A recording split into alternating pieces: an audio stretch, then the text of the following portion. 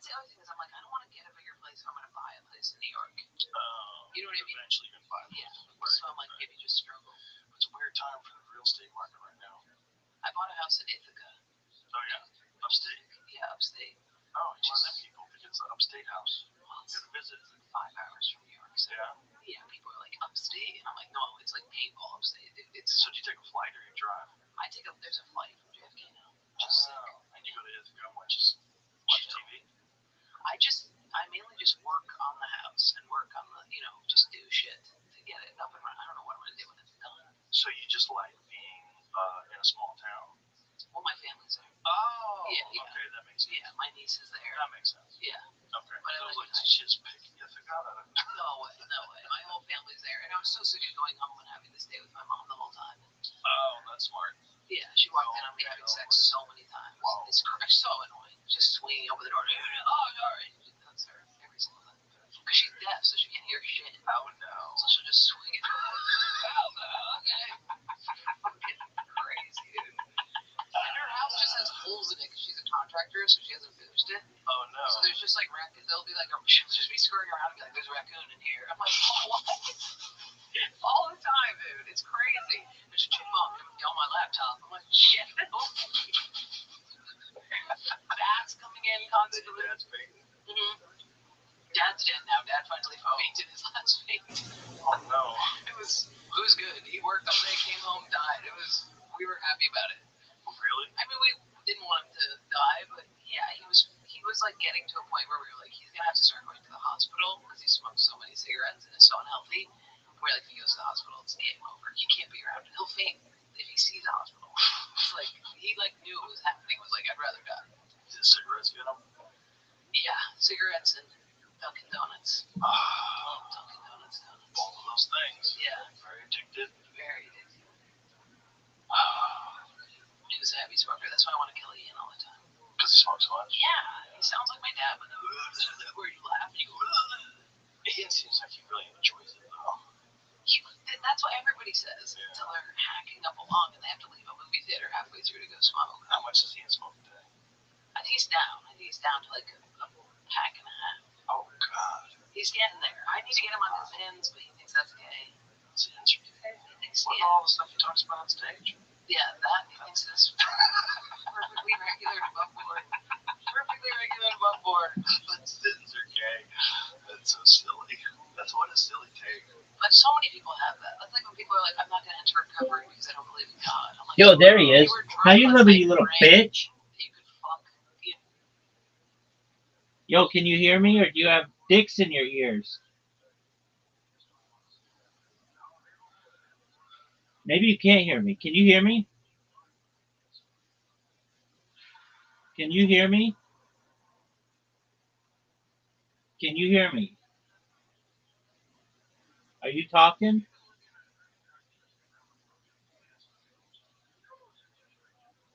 Yo. Yo.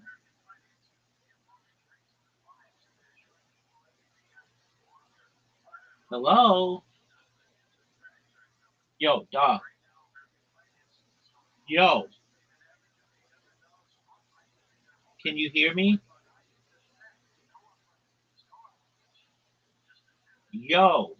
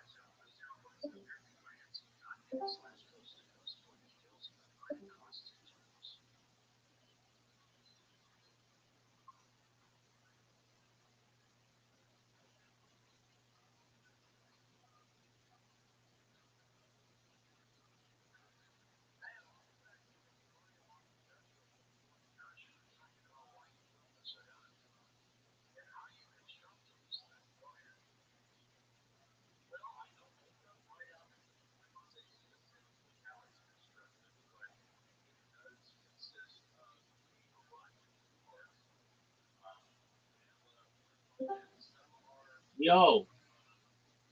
Can you hear me?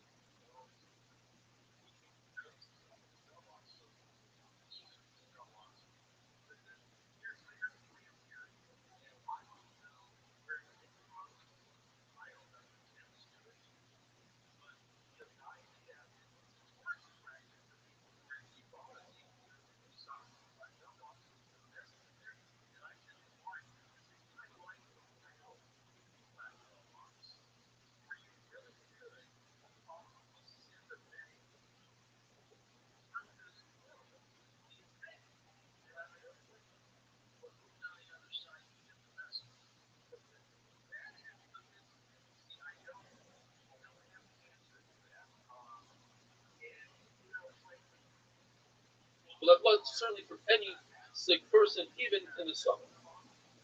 Gemara tells us that Shmuel, Rabbi Yehuda and Rabbi all burned their expensive furniture in order to make a fire after they let blood. And the concept of al-tashkis doesn't apply here because al-tashkis of your body, not to ruin your body, is more important than not to be mashkis your furniture. We know that if somebody walks barefoot, in other words, he can't afford shoes, that's a tremendous embarrassment. So the halacha is you should sell even the things in your house to buy shoes. Yet when it comes to bloodletting, if you have nothing else but a pair of shoes, sell your shoes so you can have a meal after you let blood, because it's very dangerous if you don't. So Rabbi used to tell his students, tell your wife that I'm coming for a meal. And like this, they'll make a big meal and you'll have a lot more to eat. If a person cannot afford wine, the Gemara says this is one case where you're allowed to do trickery. You go into a wine store and say, I'd like to purchase wine, give me a taste. And then you give them a coin that's rubbed out and they say, well, we don't accept that coin. So you go to the next one, do it 7 times until you drink the whole reviews. If you don't even have that, then you can eat 7 black dates, smear a little oil on your temple, lay in the sun. The Gemara tells us Shmuel laid in the sun, and Abdul said, what are you doing? Sun rays are bad for your health. So he said, oh no, but I let blood. But what really was going on was the Kufa of Tammuz. There's one day in the year that the sun is really beneficial throughout the entire day. If a person is not careful about the suudah that he's supposed to eat after bloodletting, HaKadosh Baruch Hu won't ever him and won't give him parnassus. What is the suudah?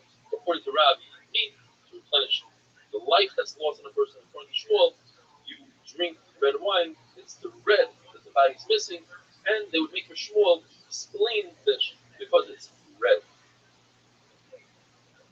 The Gemara tells us that after bloodletting should be done in a room that there's no wind.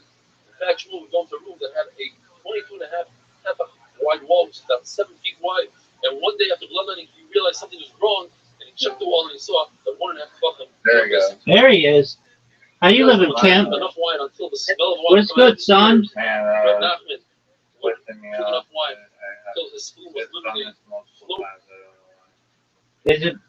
Do you think it has anything to do with you being the number 2 William Montgomery fan in this call? Absolutely not. Did you watch the William Montgomery? None of that is true. I'm asking you a question. Did you watch the William Montgomery show this week? I've seen more William Montgomery show while shitting on the toilet than you've seen in your entire life. Well, that's because you spend a lot of time shitting on the toilet. That didn't answer my question, son. My question was this. Did you watch the William Montgomery show from this week? You mean like the one that was uploaded like 6 hours ago? Yeah, dog. I've watched it perhaps twice. No, I didn't Well, watch it. Saving it. well, I'm gonna give you an overview, and then I'm gonna whip your ass at carom, and perhaps archery, and perhaps all kinds of other shit. So let me give you a breakdown as I adjust my devices. The William Montgomery show differed this week than it has in its previous weeks, in that Casey Rocket, the once co-host of the show, was no longer the announcer. His name was not mentioned. His name was removed from the description of the William Montgomery show, and its about page. So it seems that Casey Rocket is no longer with the show. I just want to make you aware that. And then also, there was no mention of the lovely Erica. So William Montgomery might be a single man.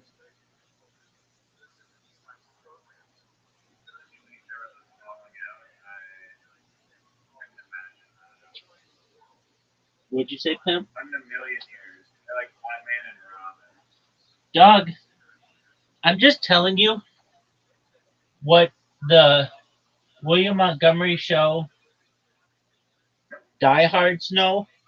Those of us who have read all of the comments on the William Montgomery show. I quote, you and I quote, told me on several occasions, it's in the stream, embedded into history, that the William Montgomery Show podcast sucks. You've said that multiple times. Yeah, no, it does. There's no doubt about that. So why do you listen to it? Are you just trying to accumulate facts to try and like make yourself the number 1 fan for this reason? Precisely. Why? Because I want to ensure that you remain number 2. So it's like this like really irrational competitive edge that is forcing you to watch the William Montgomery show even though you don't like it. Exactly.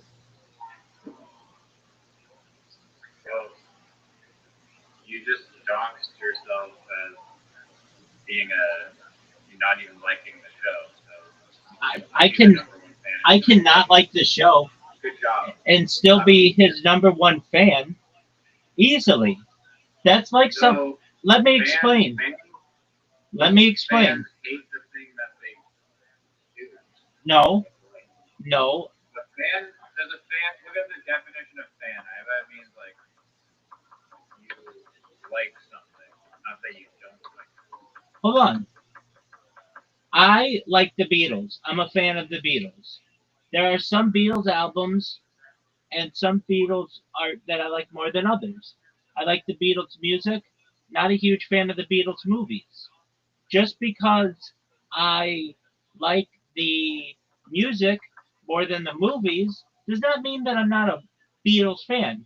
In the same way that I like William Montgomery and I like William Montgomery's stand up, I find that his show is rather boring.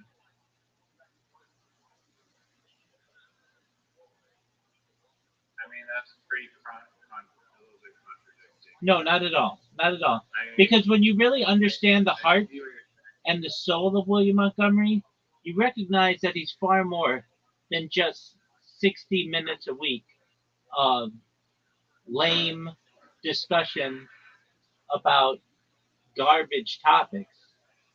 You understand that he's a man, that he has emotions, that he has a heart. You understand that he went to the University of Tennessee. You understand that he drives a Volvo, that he loves Costco, that he's a giant fan of his dog Gator, and many other aspects of him. What's Gator's Instagram handle? Oh, you don't know it. What a surprise. How do you know Probably that? didn't even know that his dog had an How do you know that I don't know that? Instagram. That's why I said probably. Well, hold on. It's something like I I do remember this. Just let me think. It's something like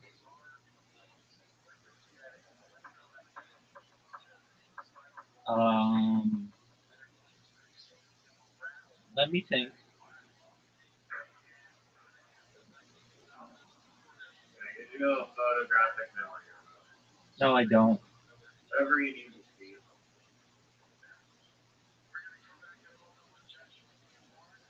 Okay, I'm thinking, and You don't know it. I guarantee you don't know it. well, yeah, because I don't memorize Guarantee people's. I'll bet. I don't necessarily You're not a memorize. true fan. Just say the words, I'm not a true fan. Get access. How about this? How about this? What is? Yeah. How about this? Before you answer that question, what's William Montgomery's Instagram? Literally, his name is like William Montgomery Warren. No, it's not, asshole. No, it's not. That is. My friend, it's different than that, and you would know. So it's not. It's William F. Montgomery 1. It's actually William F. Montgomery 1. Any true William Montgomery fan would know that. That's literally what I said. You didn't know his middle name was the middle initial was F though. What's his middle name? Tell me his middle name. In the next 3 seconds, or you don't know. You don't know it. I knew it was. 3, 2, I knew it started with F. you don't know it. Not that you do either. That's not the point. The point is that you don't know it. How do you know that I don't know it, according to you? Because you didn't tell me in 3 seconds. Well, let me think about it. I think I know it, but I may be wrong, and I don't want to take a risk. Oh, it's Francis. Wait, is it? No, that's his mom's name. Um, Wait, whose name is Francis? his mom's name? That's incorrect. No, it's not. His dad's name is Larry, and his mom's name is Francis. I'm kidding. No, how? Wait, you're not kidding. You think you know this? I am kidding. I was just messing with you. You think you know all about William Montgomery, and you don't. No, that's you. That's you. You didn't even. You don't know his dog's Instagram handle. You didn't know his Instagram handle. I did know it. No, you I didn't. said I'm like it's William, like his name, William Montgomery. I even got the one. Okay. That's fine, but you didn't know the F. You didn't know the F. Yet you had to ask me about it, and frankly, You asked me about it. No, I was asking you about the dog, and then you asked me what his handle was, and then I told you. wait, no, you said it incorrectly. You said it's William Montgomery 1, which is not his Instagram handle. If you were a die-hard fan, you would know that his Instagram handle is William.f.Montgomery1. That's what a true fan would say.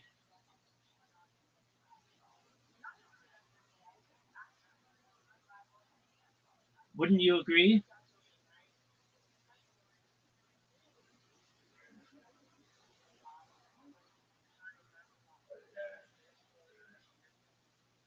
There you go. So what are your thoughts on Casey Rocket?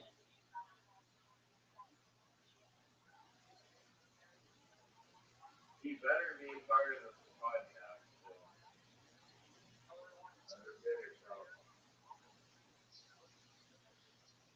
podcast. If you read the comments, he's gone. He's no longer in the about. Is he gone like Jimmy Kimmel? Yeah. Well, Jimmy Kimmel might not be gone. Oh, he's gone. He's gone. No, they said indefinitely.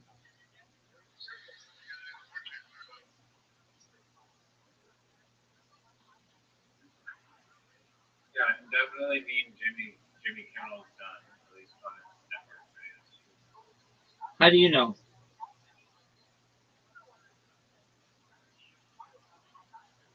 William Montgomery's dog Instagram.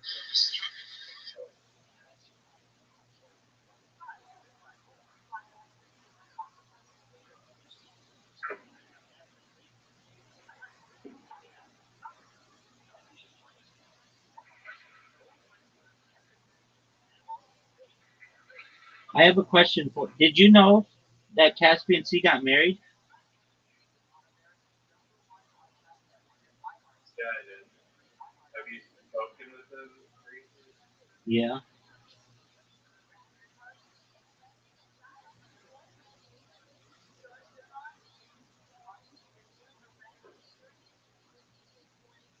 I spoke with him earlier this week.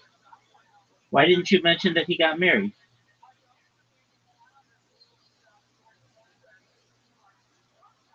Why didn't I mention that? Yeah, that's an important thing to mention.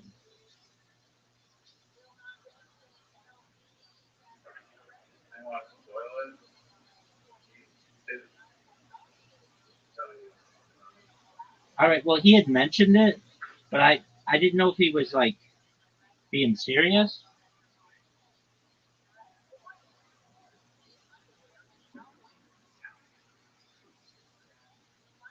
What do you think Gator the dog's Instagram handle is? Yo, dog. What do you think Gator the dog's Instagram handle is? That's not, no, you can't.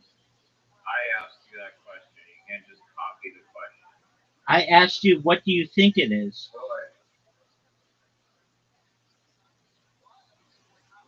I just told you, you can't just copy my question. You're going to have to come up with your own. Are you sure that Gator the dog has an Instagram handle? I'm positive I'm following it. Of course you are. I know what it is. I'm just not going to tell you. Dog. Dog. I'm gonna let this fact torment you all day and night. You're not gonna be able to sleep the next week. Dog. That you don't know because you're such a man. Dog. You say that, but you don't even know. You didn't even know what his Instagram handle was. So maybe you're a bigger Gator the dog fan. I'm not conceding that. I'm just saying maybe. Or more likely, you are just making up facts, which is not allowed. Telling the truth is Dog Gator has an Instagram handle. I follow it, and you do not follow it. Yeah, that I'm not following William F. Montgomery one, but I have sent him a manifesto, which you've never done.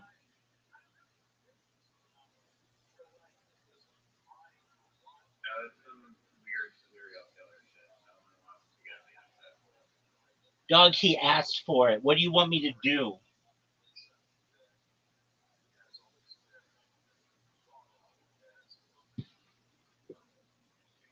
Let's Dog, talk about, we're not, no more William discussion. hold on. You don't even like Hold on. What do you think of Jimmy Kimmel being kicked up there? Is it a violation of free speech? I think it's just an excuse for them to take him off the air because nobody thinks he's funny anymore.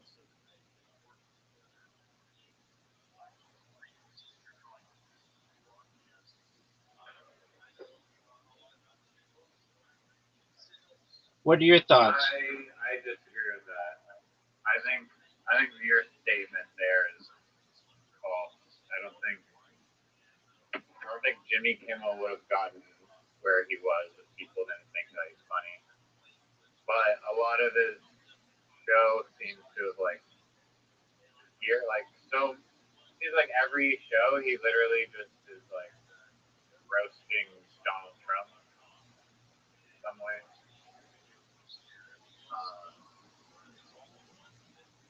yeah, I didn't know that freaking his show, like his network, was like the Facebook fact checkers of COVID that are like no misinformation allowed on our platform. Just it was funny what he was pointing out. Besides the one little fact that was maybe a little bit incorrect, but like I don't know, it's his show apparently, but apparently it's not.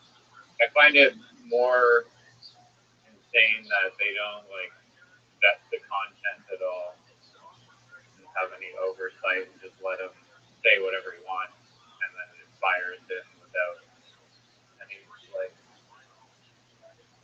just because they don't like one thing that he says. Yeah, I'm with you on that. That's why I think that it didn't really have to do with that. That's why I think it didn't have to do with that joke too much. I have a question for you. His ratings just weren't high enough before that, so allowed they told him to say that to fire him, or I have a question for you. Gator the dog's Instagram. Are you sure that it's still live? Can you confirm that for me, please? what? Can you please confirm that Gator the dog's Instagram account wasn't taken down?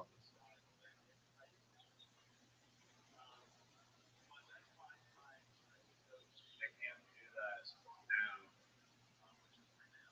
Like, why would it be taken down?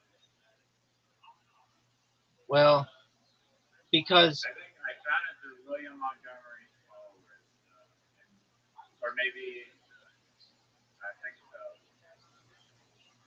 well, what I'm It saying could be false. is that William Montgomery is maybe with, like, maybe he broke up with his girlfriend and he lost the dog. Just one moment. I think it's Gator Montgomery 1. Gator dot Montgomery 1. But that's the one that I've been following. I'm not sure if that's the one that you're referencing, but Gator dot Montgomery 1, that's the one that I would say is the Instagram handle of Gator the dog. What are your thoughts on that? Number two.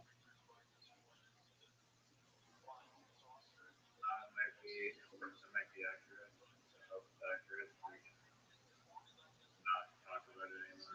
Oh, okay. What did you think about that robot that fell and got right back up?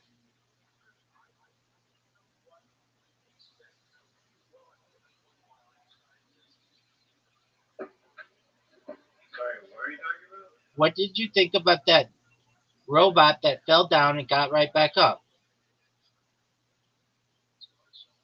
Oh, I mean, is that supposed to be like? I didn't actually watch the full video. Should I go and watch it right now? Yes, would you please?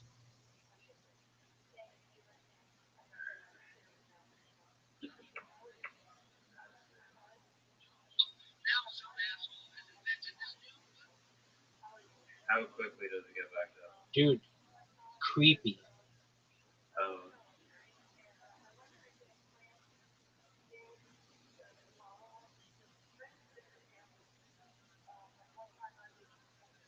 I'm looking forward to the Robot Olympics.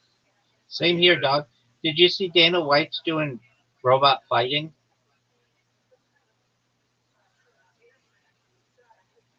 Yeah, that would be interesting to watch for sure. If that on. But what are your thoughts on how quickly the robot gets up?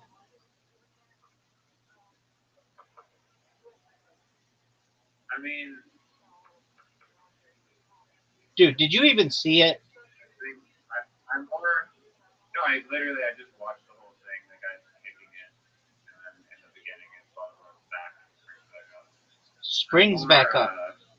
Like freaky fast. just flabbergasted at the what? Freaky fast. Freaky, What'd you say? Knee pad? freaky fast. Oh, no, that doesn't scare me as much as just like the overall like fact that they're already walking around in China places in the U.S. Whatever. Are you Like, ready to probably play? buy them for like.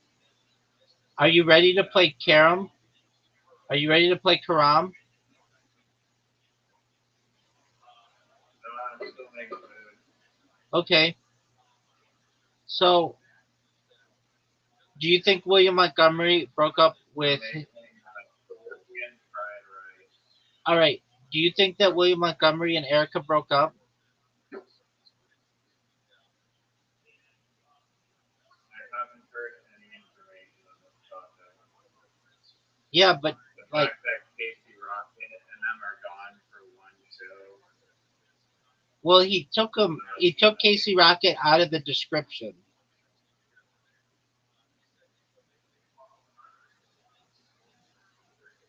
What are your thoughts on that? He took Casey Rocket out of the description. Of every episode or just the most recent one? Just the most recent one, but he's no longer in there where he normally was previously. Is he in the other episodes where he's not actually in the episode? Yes. Any William Montgomery fan would know that. That's obvious. I don't read the descriptions because I actually care about what William has to say. Because you're number two.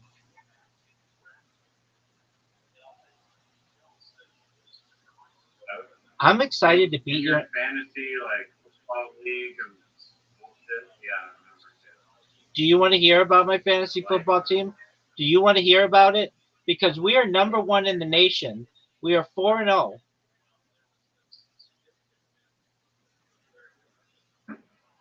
Oh shit, that's pretty good. Yeah, I'm worried though. This week I've got to play Yo-Yo, and Yo-Yo is the commissioner of the league, and he's like, he has a really good team.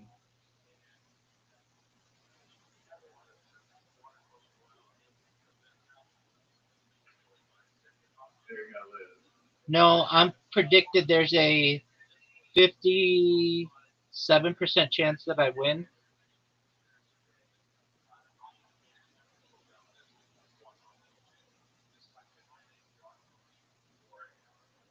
What are your thoughts on that?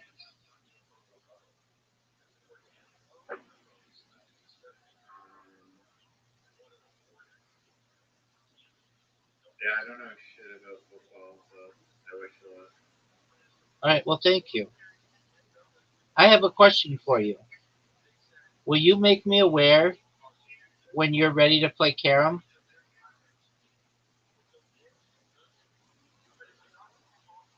Yeah, Okay, what did you think of those? healing What? fucking Oh, sure. dog, no I one don't know cares. Absolutely no one cares. Dog, I have a question for you. Are you ready for my the whole question? world cares. Here's my question. Ginger is a very delicious thing to eat. Did you know that? Yeah, dog. Ask any Asian. All right, are you ready for my question? My question is this, and I feel it's a very, very good question. Maybe one of the greatest questions on earth. What did you think of that Okay. video with those glasses?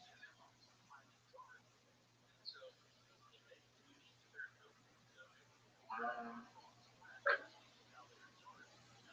I don't know. I didn't listen to it with audio. Did the thing like Dog, do dog, that in dog, dog, real dog, time? dog, dog, dog, dog, dog. Just watch it. I'll wait. I'll wait. I'll be patient, and I won't be mean. Just watch it.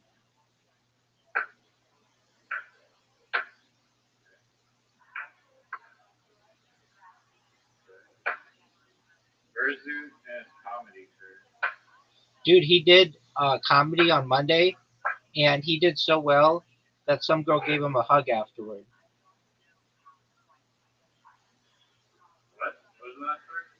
Some girl gave him a hug afterward. Oh, that's good. I told him that he should be a comedian on a cruise ship because you get to travel around for free, you get to eat for free.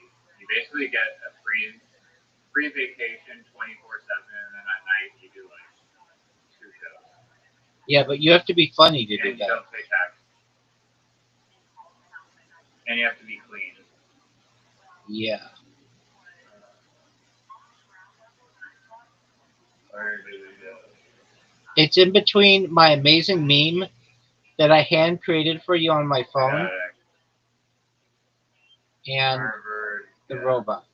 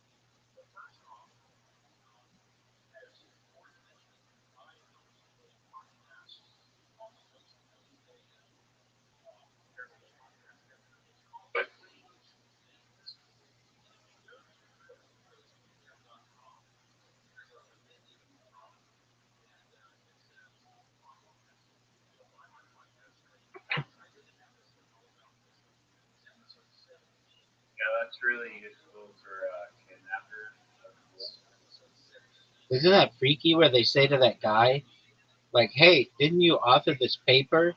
And he's like, yeah. How did you know that? I mean, the address is more concerning, kind of. Oh, yeah, all that shit is concerning as fuck. And they know that person's parents' names and shit.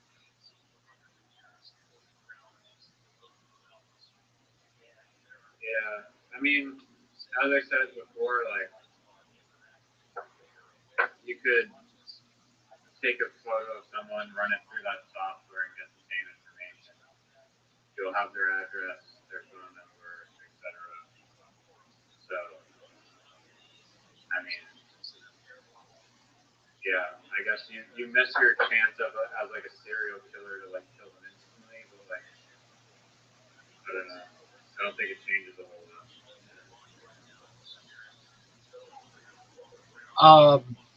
You know what I'm saying? I mean, Because what do you do with like that real time information other than announce it to the person and get them to think that you're extremely weird? I mean, let's think about it. You could be like, aren't you? Or I mean, I think it'd be really good. You could go up to hot chicks and be like, "Hey, aren't you Sarah Goldsmith?" And I know exactly where you live. well, no. And she'd be like, "Yeah," and you'd be like, "Oh, uh, you may not remember me, but we've met before." And she'd be like, huh? What?" And you'd be like, "Yeah, we met at a party when you went to Columbia." And she'd be like, "Oh, yeah, like this person does know me because I did go to Columbia." And you'd be like, "Yeah, I just saying hello. How are things going?" And she'd be like, "Well, what's your name?" And you'd be like, "Oh, I'm Rabbi Rothschild. I've got a huge dick." But no, then you'd be like, "Oh, cool." And then you have an in with them. Oh wow, what are those weird glasses on your face? I mean, people wear glasses. Like spy glasses. People wear glasses, and then you could just be like, "Oh, I have meta glasses on." And then she'd be like, "Oh, that's cool. Can I wear them?" And you would just be like, "Actually, they're prescription, and I would rather you not." But anyway, I see your friend here, Lindsay. How's Lindsay doing? And Lindsay'd be like, First and last name. "No, you wouldn't say that." But no, you could use it. You could use it like for good. I mean, No, I think it would be great for being a magician. that would be true. That would be true. So you could be. That would be amazing.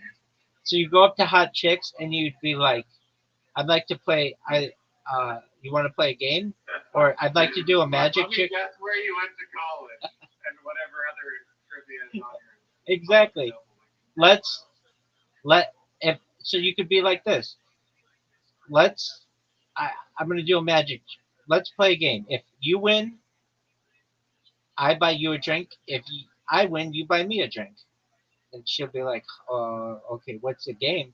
And you'd be like, all I have to do is guess the first letter of your name. And she'll be like, okay. And you're like, S. She's like, yeah, that's right. How did you know that? And you'd be like, you just look like somebody who had like a name like started with an S. And then you'd be like, all right, well,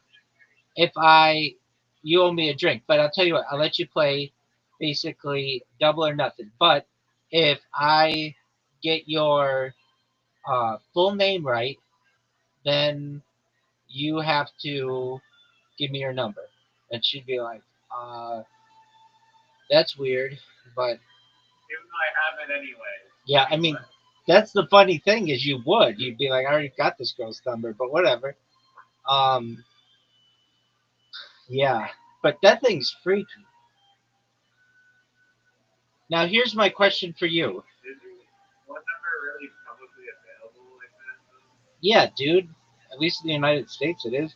We used to have things called telephone books, dog. I know that is a phone, not an individual cell phone. Right, but still, it's available on, like I think there are a bunch of websites that have that data. Really? Yeah, one of them's called. Available phone data tied to your name. Yeah, one of them's called like Telio or something. Like it's not Twilio, that's different. But yeah, There, it's available, dude. Okay, I have a new strategy. Well, let me first say I really appreciate you trying to give me strategies to go viral. It shows that you care and that you're always thinking, and I mean that not in a snarky way. I mean that in a heartfelt way. So thank you. I don't like using Facebook or Meta because I mean I use Meta all the time. I use Instagram all the time, but I don't like using Facebook because it's so easy to ban your account. And once they ban your account, it's really hard to get into your other accounts. And so, um, Same I, with Reddit. I have my Reddit account banned and I can't. It's done. exactly, All I did was make a comment in some group. Done. exactly. So that's why you were like, well, why don't you just spam these live streams? And it's like I would, but then it's really easy for them to ban me, and then it's like then it's got like my MAC address of my device and like all kinds of other shit, and it's really hard for me to just create another account, and also to create a bunch of accounts quickly on Facebook is somewhat tedious. Not saying it's impossible or anything like that, but it's tedious.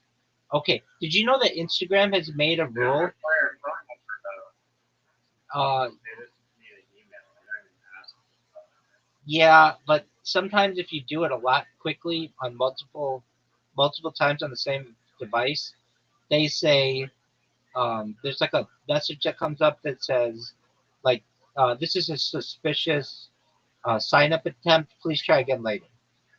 Um, I learned that through Instagram. Okay, so did you know that Instagram changed its policy and you can no longer just live stream? You have to have 1,000 followers to live stream. Damn, really? Yeah, dude, and That's pretty sweet.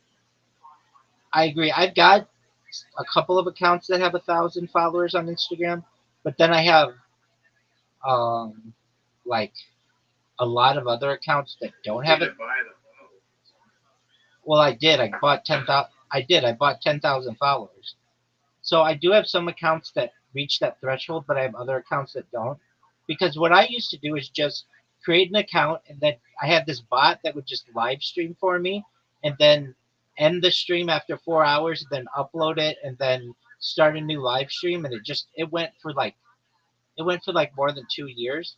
The reason why I still didn't do it is because this was so stupid.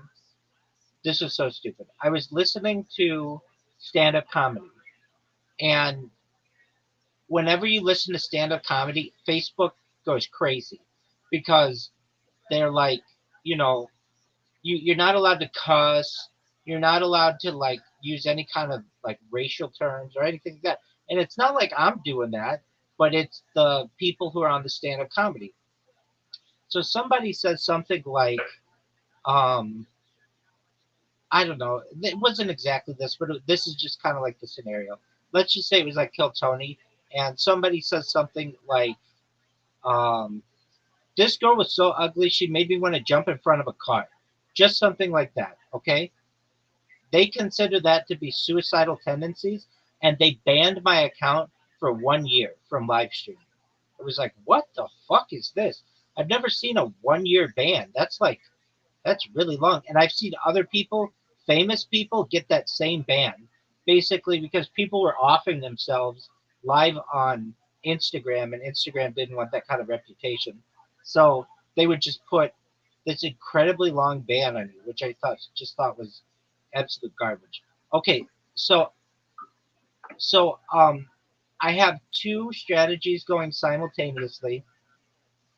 Okay, so one of them is it's an account that I make on uh, on Twitch, and it just follows people.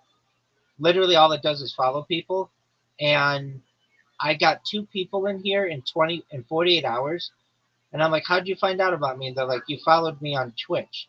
I was like, "Okay, great." That worked really well, but it hasn't worked in the last like 96 hours or so, so that's fine.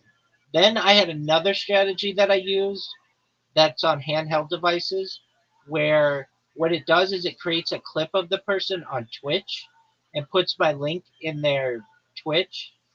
And I got one person in here from that. Okay. But then there's this other strategy that I'm using that is, I think, going to be the thing. I always say this, Riser. People will go back on the stream and be like, this is when Rabbi thought he was going to go viral, and this is when Rabbi thought he was going to go viral, and he thought he was going to go viral this way, this way, this way, this way, this way, and here's the newest one. So I did this thing on Twitter, um, where so Twitter was, well, better than any of my friends how to create multiple Twitter accounts. But you know what happens is the Arcos challenge, right? Yeah, that shit's fucking bullshit. Yeah, but the Arcos challenge system is either down or X has shut it off because I haven't seen it, and um, I created multiple accounts. Normally, I'd get that Arcos challenge when I first signed up, and then immediately when I had any interaction with a user, and then I would do like three more things, and then it would ban my account. It was like really strict. But I just have been doing this all evening. Do you have your phone? I'm chopping garlic. All right, you're quite the chef, aren't you?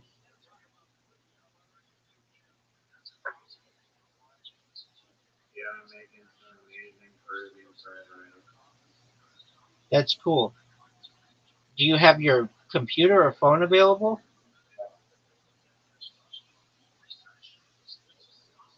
I'm talking through my computer, but I'm just chopping stuff for my rice. Okay. So you can tell me about your Twitter. Okay. So what I did, if you just just like people a lot, there's eventually something that comes up that says you're not allowed to like any more people. We think this is automated. But it wasn't forcing me to do an Arcos challenge, which is super great because that Arcos challenge just is such a pain in the ass. Um, and so I'm like, okay, fine. I can't like people all that much. Then if I would post stuff underneath someone's tweet or whatever, it wouldn't show up. Nothing. I mean, it's not even like it says show spam or show unrecommended results. It just doesn't show anything. It just straight up shadow bans me. However, if I repost something that someone has done, it it doesn't notify them. All of my notifications are being silenced. However, it does you if you click on it and you look at the interaction, it does show my profile, which is all I really need because I just do stuff so much that eventually people will see it and be like, what the fuck is this? So you click it, and then you can see my profile and how I have like the most built out profile you'll ever see. So basically, right now, if you type the word Jew into Twitter, everybody for the last like 4 hours has gotten a repost by me, and it's just the most heinous shit. It's just, it's Jews fighting anti-Semites and anti-Semites fighting Jews, and it's just this back and forth war, and then you just see me upvoting everything, like whether it's posted by an anti-Semite or posted by a Jew or someone in the middle. Everything has just gotten reposted by me. Now, this would be a really wonderful tactic if it. Dog, I want anybody who Like in the William Lunkin. I want anybody who will pay attention to me.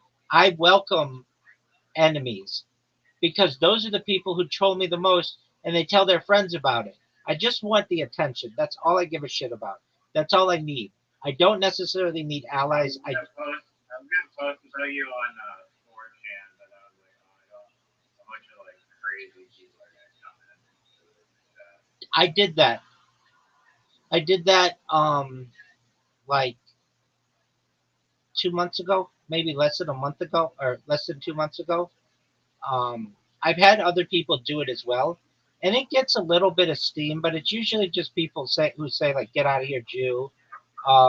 No one gives a shit about you, Jew. Just like stuff like that, and I've got That's what I would happen. it gets like maybe like 5 comments or so, and then it like runs out of momentum, and then it gets on the second page or the third page, and then nobody pays attention to it anymore. But that's fine. You can keep bumping it, but it's not it. Oh, I did not know you can keep bumping it. How do you bump it? Yeah, you can create like a fake discussion basically and keep it short. If you get like a bunch of replies on like poll or like whatever board, we'll I've gotcha. Um, it's not like Reddit. I mean, I don't know. Probably your thread will get banned probably for just downright shilling yourself, but you have to make it like some excuse for a reason, I suppose. right. Political board is anything political. Science board is like everything science and math. So you could literally, I don't know. I've gotcha. Like you go into some math and you're like, yo, this crazy live streamer guy knows so much about mind uploading technology. And William Montgomery, So of he's course. willing to debate anyone that's partly hurt in his Discord or something.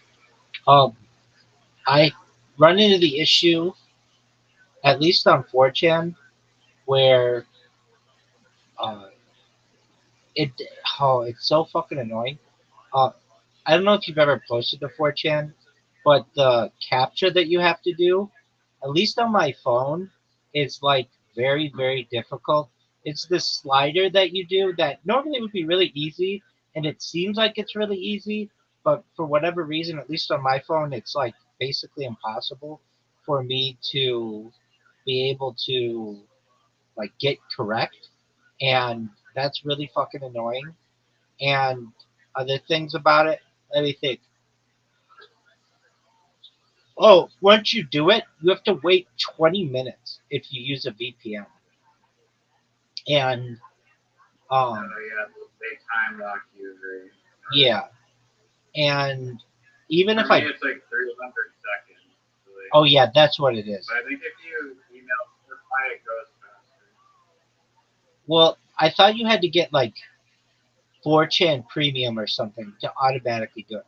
You're right. It's 300 seconds. It's not 20 minutes. So that's like what 5 minutes, and but it's annoying as fuck because I'll wait the 5 minutes and then post, and it'll be like error, and I'll have to do that like 3 or 4 or 5 times. That's why I say it takes me like 20 minutes because sometimes I have to do it. Yeah, no, it's always a five for some reason. Like it's never the letter F. It's always a five. Okay, yeah. So there's that. There's like that issue, and there are issues where it's like a one or an I or an L or whatever it is. It's a pain in the ass. So I've just been turned off by that. But this the strategy that I have with the reposting. So here's how you have to see it, or here's how if someone's gonna understand how this is done best, in my opinion, is like if you do anything on the internet for a long enough period of time, it'll eventually get attention. What do I mean? Like if you were able to just post and post and post and post and post, someday, some maybe 60 years from now or 150 years from now, if that platform's still going, it'll get attention. The difficult thing, though, is to just consistently do it because normally people get burned out after like an hour of doing it manually, or maybe there's some kind of bot trigger that prevents them from doing it for more than a day or whatever. But I just find, at least with my strategies, that if I figure out a way how to do something consistently for a long period of time, it gets me a lot of attention. Like Kick, but here's what I found, at least with Kick. Kick is not a big enough platform that I'm going viral there. But Twitter could be. Twitter's much larger, and um, Twitch could be. Twitch is much larger. Twitch is 10 times as big as Kick, and Twitter. Are you still doing your Twitter space live? Yeah, Twitter? dog. Yeah, I'm live in it right now. I've been live in it 24/7 since. Why don't people join the Twitter thing? Dude, I'd want to say it's because I'm shadow banned. Um, I've been live 24/7 in there. Well, I restart it at least twice a day, but so it's like in 12-hour increments. Um, I've been live in there since February 14th, which is a lot. That's like 6 months. Nobody does a Twitter space that long. And I can tell you in total, I've had less than 100 people join it. And that tells me that it's shadow ban. I mean, I know it's shadow ban. When you go and do the big search, it doesn't show up. And the only way that people find it is if they put in a search term that is in my title.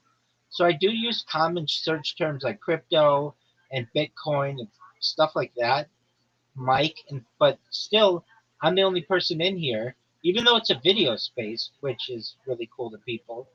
Um, it's basically a shadow ban thing, and I hate to just use that as an excuse, but I don't know what else to tell you. I'm telling you, I've been in here for 6 months, and Is it possible to sue social media companies if they ban you for not good reasons and it like ruins your livelihood? yeah, it should be, and there's an argument to be. It's not banned for no reason. There, it should be, and there's an argument that it is an antitrust issue, and it should be fought with the Securities and Exchange Commission. The state of Florida was they had passed it through their legislature that the practice of shadow banning was going to be made illegal, but their governor uh, vetoed it, and it's never gotten any traction in any other state. So, like, shout out to the state of Florida. They tried. They they legitimately tried to make this an illegal practice. So, um, basically, we're at the point now where it is a legal practice, and they just don't call it shadow banning on the back end of their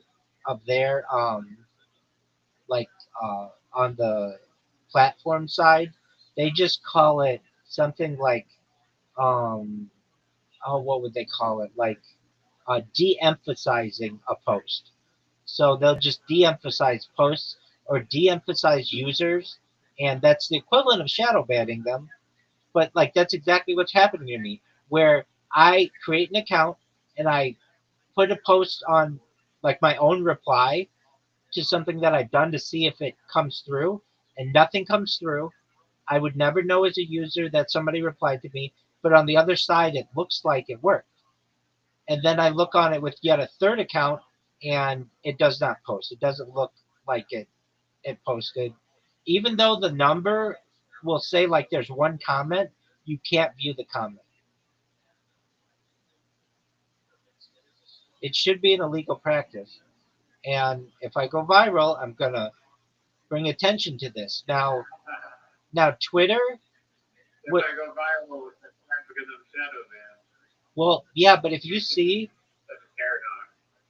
it is. But if you see what I'm doing on Twitter, I think this is gonna work because I know I say it, but I've been. Let me check this again. Yeah, dude. I've been checking this. Um, it's been going with very little human interaction for maybe like 4 hours now. and um,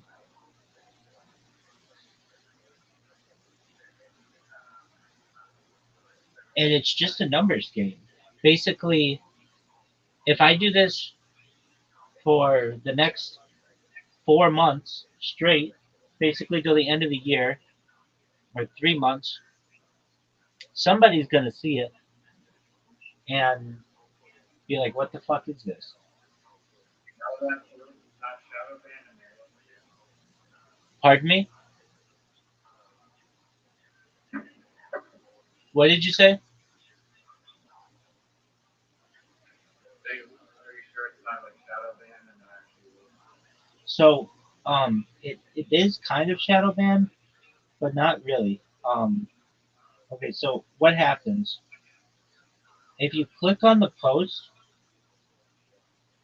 It will show that somebody upvoted it, and if you click on the interactions, it puts my name in there. That's all I need, because then somebody will click on my name and they see I have this huge profile with all this information in it, and it's very easy for them to find out more information about me. Like, that's all I need.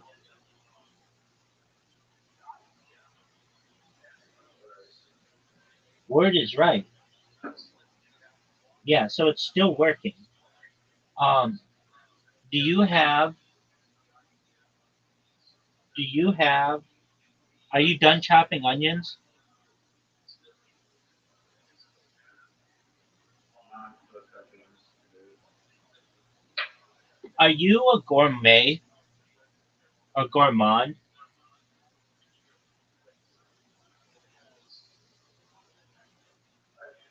Are you a gourmand?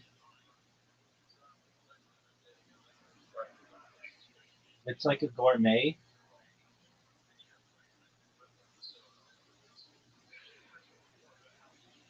Am I gourmet? I hope so. Oh, I'm. Hold on. Hold on. No, I meant gourmet. Gourmand means a gluttonous person. Not what I meant. Hold on. Gourmet.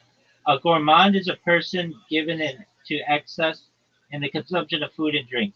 A greedy or ravenous eater. No, it is. It is a person who appreciates good food. Yeah, exactly. Okay, so I guess, are you a gourmet? Do you like? Well, there's gourmet and gourmand. So I guess gourmet is somebody who makes the food, and gourmand is somebody who eats it. Are you a gourmet? Do you like to cook?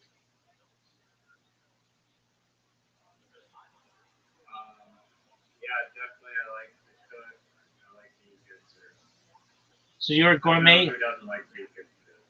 Yeah, I would say I am more a gourmand than a gourmet. Though I like to, when I have time and the right ingredients, I guess I like to be a gourmet. That's cool. Um, but yeah, eating it is a lot more fun a lot of times than making it. Making it can be a lot of work. I actually like stuff that's really easy. Um, but yeah, okay. So I have this strategy that anybody who mentions the word Jew or Good me- food is fun. okay, good. So anyone who mentions the word Jew on one computer, or the word Jewish on another computer, they get their shit reposted. Now, I wish it reposted them to the point where they got a notification, but that's shadow ban or whatever you want to call it. I guess, what do they call it? They call it um, notification silencing. Notification silencing. So, like, they use these terms that are basically the equivalent, shadow banning and notification silencing, but one one works, or one is the preferred nomenclature to the other. Anyway, but What I can tell you is that this strategy does get some people to view my shit, which is cool. And more than anything, Riser, it the account's not getting banned. You know, like when you did this, it was really easy When when you the hell did they turn off the fucking capture? dog, I don't know. But I have not gotten it.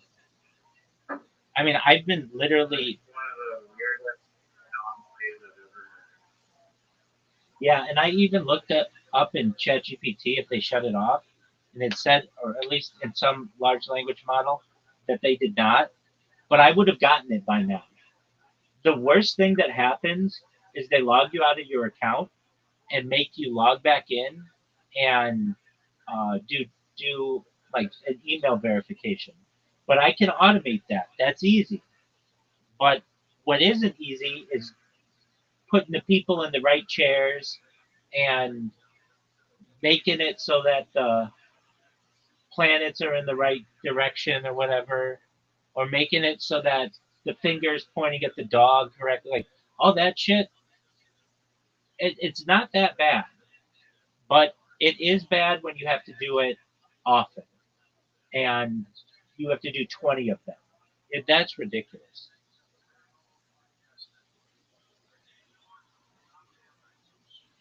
So I can tell you that, Elon Musk is good for Twitter. yeah, I do. Twitter was a bad platform before he bought it. It's still a bad platform, but at least there's seemingly more accountability in it now. The code is public. They don't hire people who are, I mean, I guess they ban people. Like, they still ban me. I get that. But they don't ban alternative voices as much. I've noticed, like, people say some really horrendous shit on Twitter, especially the interactions that I see. Like, you can't say this shit on Instagram. You can't post some of these memes on, like, Instagram or Facebook. The freedom of speech is there. It's not curated, Exactly. which is, I think, like, Now, do I think that? and it may set the stage for other freaking places like Instagram to realize that they shouldn't ban people for bullying or whatever. Just stupid shit. Um, I yeah, I can't stand it. Like, there's this thing, this term. Do you know what a TERF is? TERF. It's a trans. It's a trans. It's a uh, it's a trans exclusionary radical feminist. This used to be just known as a woman who was proud to be a woman. But this is basically like any woman specifically, who doesn't think that a man can be a woman. So this is like somebody who thinks like um, women by birth, and that's the only way you can be a woman is basically uh, a hate term or something like that. Like when I was a kid, like the National Organization of Women was like a really powerful entity in the United States, and they have been basically silenced during the um, trans movement because those women who were once fighting for rights and equality and all the other things basically got subdued or um, not subdued. Subdued's not the right word. They got undercut by the trans movement.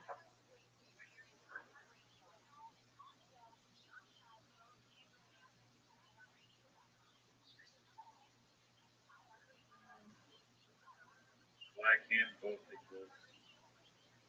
Well, you've got one group. They seem like they should be on the same team of fighting for rights. Like the trans movement, sorry for the water noise. The trans rights movement didn't eliminate people pushing for black people's rights. Or gay rights, probably. In a lot of ways, gay people felt that way. There are a lot of gay people who don't want to be associated with the trans movement. They see it as totally different, and I do too. I think that there's gay rights, gay and lesbian, and trans is a different thing because you get trans people like I am who are like straight up lesbians who to some people mock the entire system and to other people have a very interesting take on it from a transhumanist standpoint. Basically, I'm a transhumanist and I feel that transgenderism is perhaps a step in that direction. Now, other people would say you're just full of shit, but that could be said about the whole movement.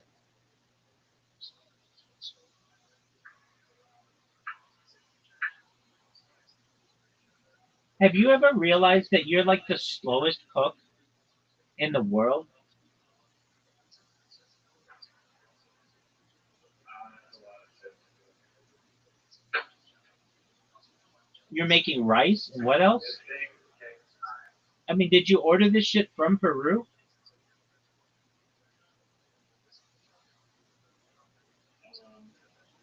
No, but I cook the rice, and I cook the eggs, and I cook the chicken. I've chopped the garlic. I've chopped the ginger. I've peeled the red peppers.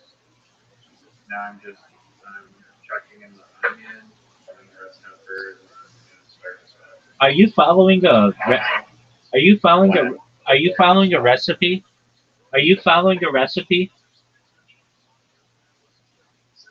I've made it before, but I'm just kind of making sure I don't mess anything up. Okay. The green onion is freaking. I don't ever eat green onions. I don't know if you even know what they are, but they're like Yeah, I know what green onions are. green things. Yeah, they're like And almost like leeks. They just tie everything together. Are they almost like leeks? Yeah, I mean, I don't think I've ever cooked anything with a leek, but they're very similar.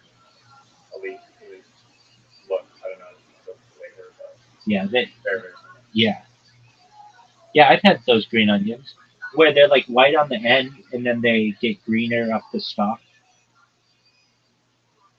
Yeah, Yeah, kind they're of like the garnish of the rice. yeah, they're good. Yeah.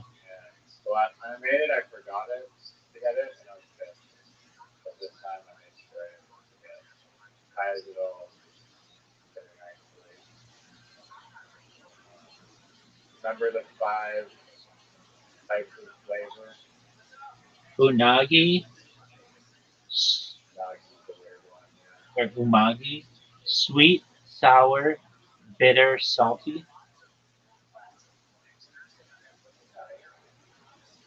Yeah, baby. Yeah. What's your favorite exotic fruit, vegetable, food? There's something called the miracle fruit that is, I feel, not just an amazing fruit, but it's like a game changer of taste for the world. I don't know if you've ever heard of this, but they it has a berry. It's called the miracle berry. It's only found in like this one area of Asia, but you eat it, and when you eat it for the next 30 minutes, you can eat a, a lemon, which is usually very bitter, and it tastes like an orange. And cheese tastes sweet. It makes everything taste sweet, and it adds no sugar to it. So basically, it's like a almost like a magic potion. that wears off after 30 minutes. But um, anything that you eat tastes very sweet. And so you literally take a lemon and eat it like an orange. You take a lime and eat it like, yeah, multiple times. Yeah. I tried it um, for the first time. I'm maybe like 10 years ago. I'm really like I know a lot about the ketogenic diet and like well I don't like at one time in my life I was very strict to it, but just doing the streaming that I do, it's difficult for me to because it's very expensive. But I would stay away from sugar as much as possible at one point in my life and lost a lot of weight doing it. And I was looking for like sugar replacements and I found these berries that you can order on Amazon and they ship them in and they come in like a packet and then it's almost like doing a drug. Like you eat them and then um, like cheese tastes really good. Not that it doesn't normally, but it tastes sweet, like almost like ice cream. And the big one that's crazy is that lemons and limes taste like oranges, like really really sweet. And then I told my friends about it. Like that's not like 20 minutes after you eat the thing, it'll taste like shit. No, immediately after eating it, for the next 20 minutes. Or it's really Yeah, the yeah. So like, or like 20 to 30 minutes after you consume it, yes, it has the effect. That's weird. yeah.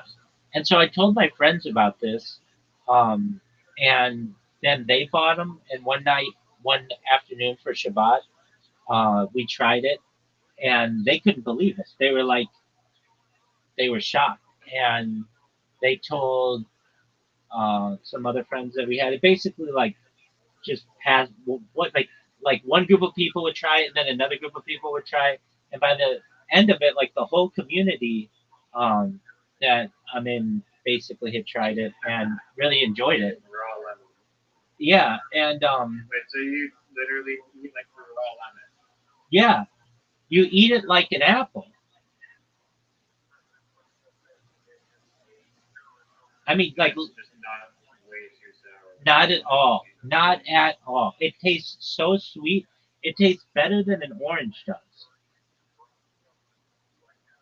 Like you could eat it with the rind. Is that bad for your stomach at all? It's very acidic. No, that's how animals eat it. Okay, That's how a monkey would eat it.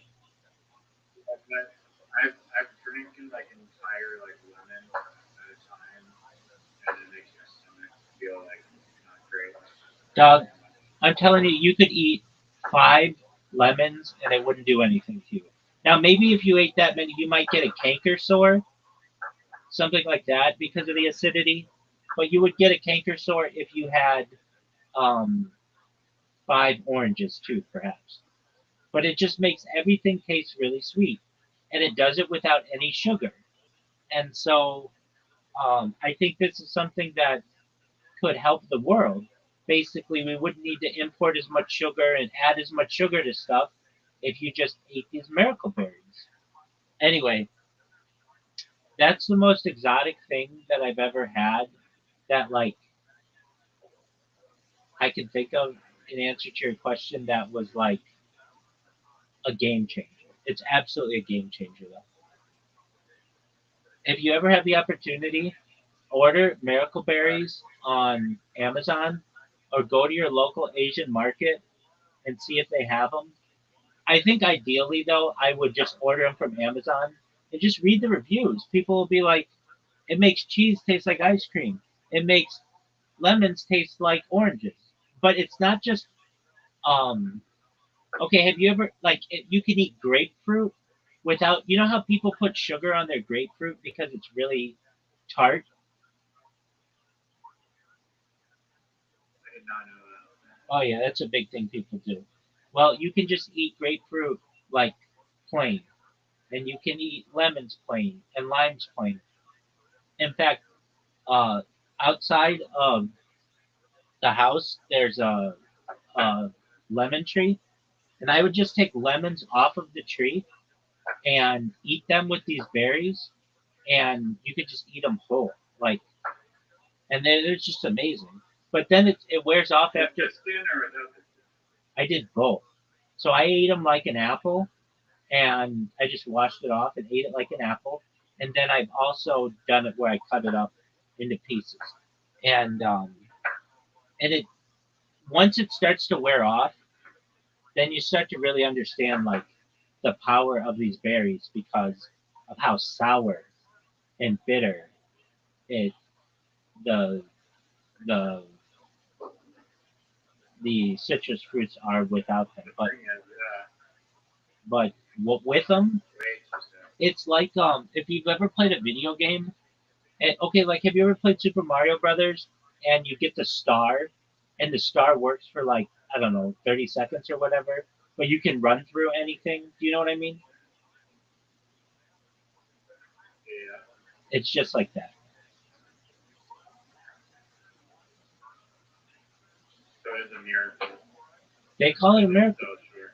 They call it miracle berries. And I had never heard of them, but I read about them, and then no one I'd known knew about them. But then I like introduced it to my whole community, and they really liked it. Okay, so it's called miracle fruit, berry, miraculous berry, sweet berry. It's West Africa, not Asia. Anyway, um, so it's in tropical Africa. So you can't get this at your Asian store, but you can get them online. And it causes sour fruits such as lemons and limes subsequently consumed to taste sweet.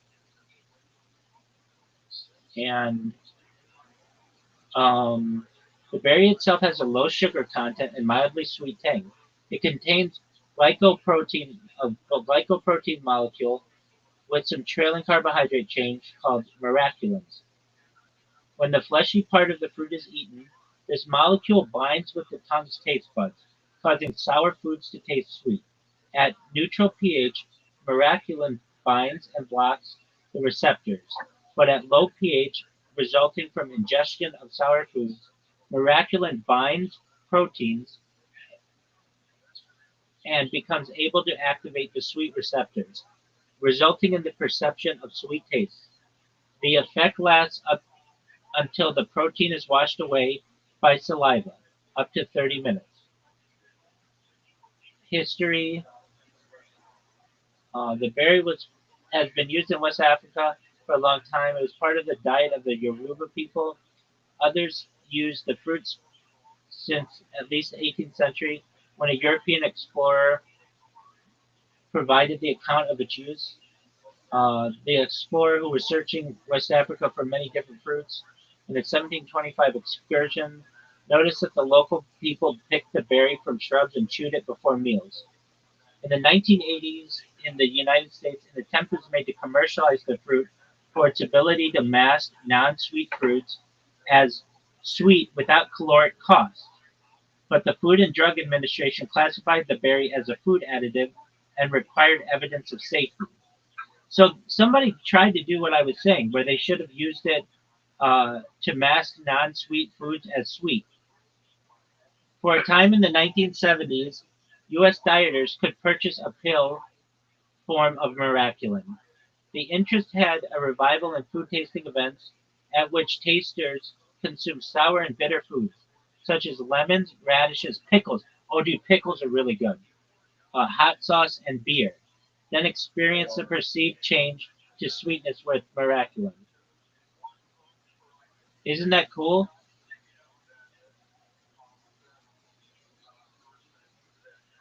It is. It is cool. I'm not a fan of it. Um, so it is in What's age. the best meal you've ever had? It's a good question. The best meal I've ever had. Onion in my eye. Um, okay, so there's this restaurant I really like in the Pico Robertson area of Los Angeles that it's called Pat's, and I like steak, and they have like amazing steak, and it's kosher, and it's like Is it Wagyu? they have that. Is it Wagyu? They have that. Um, I like to go there for steak, and then they have this thing afterward, this non-dairy um, like brownie that is very good, and that's like my favorite meat meal, and my favorite mythic. Steak. What makes their steak so good? Just like, is it It's expensive? it's kosher, so $40. like you can't. No, it's more expensive than that. It's it's hard to find kosher restaurants. I mean, there are 31 of them in Los Angeles. Last I checked, but they're they're not all like that. They're like there's some differentiation, but when keeping kosher, you just can't go to a McDonald's. Well, you can if it's a kosher McDonald's, but those are rare and only in other countries. But like, you can't go to like, um, like I don't know. There are some places that you just can't go, especially like the really fine dining restaurants in Los Angeles. But this is a fine dining place, and it has wonderful meals. And then also, maybe my favorite dairy restaurant in the world is called the Milky Way. It's owned by Steven Spielberg. Actually, his mom started it, and I love going there with my family. And I really like their lasagna. They have dairy lasagna there. They do have like an Impossible Burger there as well, that they make really well, and then they have wonderful cheesecake there. And those are like two of my favorite places to go. But frankly, if you're just like, what do you? If I can get like one thing, my local butcher, it's called OC Kosher. I'm friends with the owners, and I would Do they get, have pastrami there? yeah, I would like them. You like pastrami? Yeah. I would order a like 10 pounds every week of steak and just have them cube it for me. And I would just eat that throughout the week with horseradish sauce. And I fucking love that. Oh no no no. Maybe my also from OC Kosher, they have this they have um hold on. Um breaded um um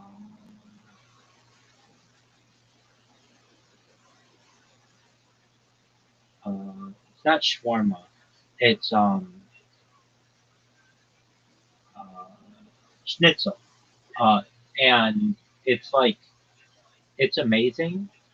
I would get their breaded schnitzel like um, quite often, and then um, they have a duck sauce that I really like, and I would just eat that, especially on Sundays, until I fucking passed out. What the fuck is this show again? Yeah, good question. It's just like, Is that German? yeah, German? it's German. Yeah. Yeah. I mean, it's a Jewish delicacy as well. Um, and so what it is just like, Amalgamation of different types of meat.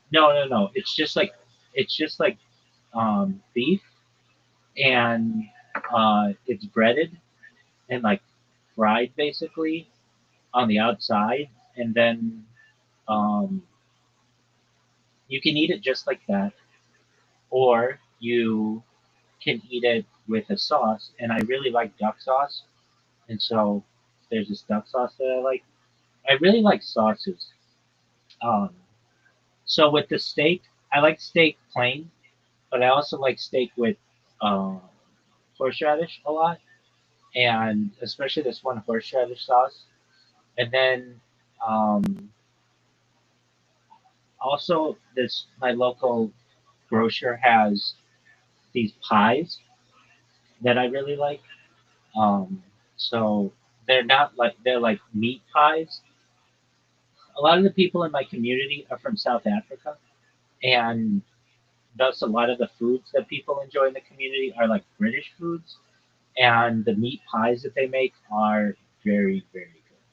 Usually people don't think of like British food. make my own meat pies, but they're like I guess like Syrian or Lebanese inspired, but with the more instead of like hand making the dough, I just use pizza dough and then load in the beef, like ground beef, salt, like yogurt and onions together, mashed up. And then chuck that in pizza dough and then put pine nuts in it and then sprinkle the salt in there. Excellent. I really like chicken pot pies, turkey pot pies, shepherd's pie.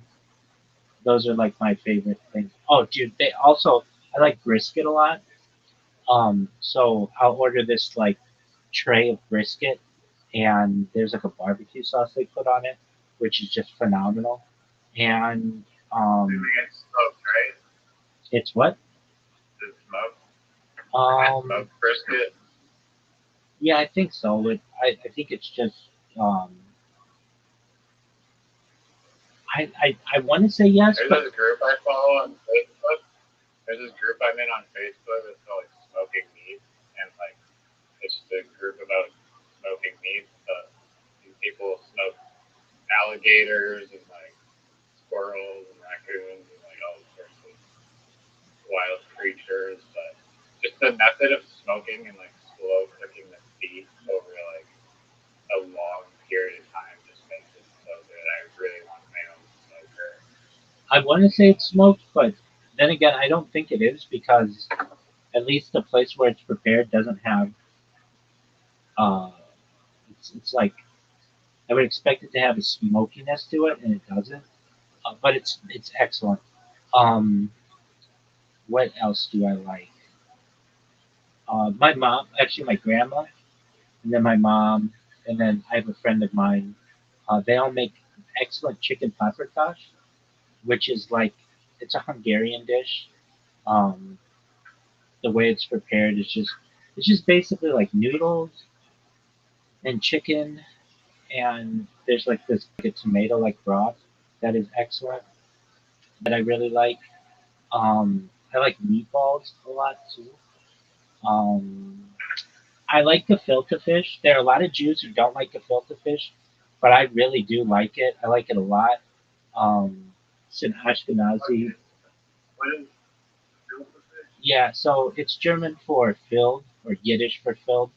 Um, it's essentially a fish that's chopped up and put in with a breading, and then there's like a mold of it that is made, and then you cut it up into slices. And some people really don't like it, but I, especially with horseradish, I fucking love it. And traditionally, we have it on Friday nights before we start the main meal. It's like it's almost like an appetizer in a lot of homes. And then there's I really like borscht, which is like a Russian cuisine that has made it into Jewish diets. That is basically like beets, liquid beets. But I very much like that. There's this story though. You say it's weird. I love beets, so um, I love They're good for you, though. yeah. Um, So I love those things. I love um what else?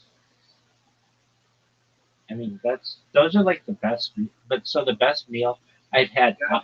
You have Uber Eats in your area? You ever get Uber Eats? It's expensive, so I avoid it. And um, there isn't a lot of there aren't a lot of kosher options on it. The one that we do have is Postmates, that they will go to the kosher deli for me. Um, I when I order, a lot of times I can get like 60 to 70% of what I need from Walmart just by ordering that. And then Costco.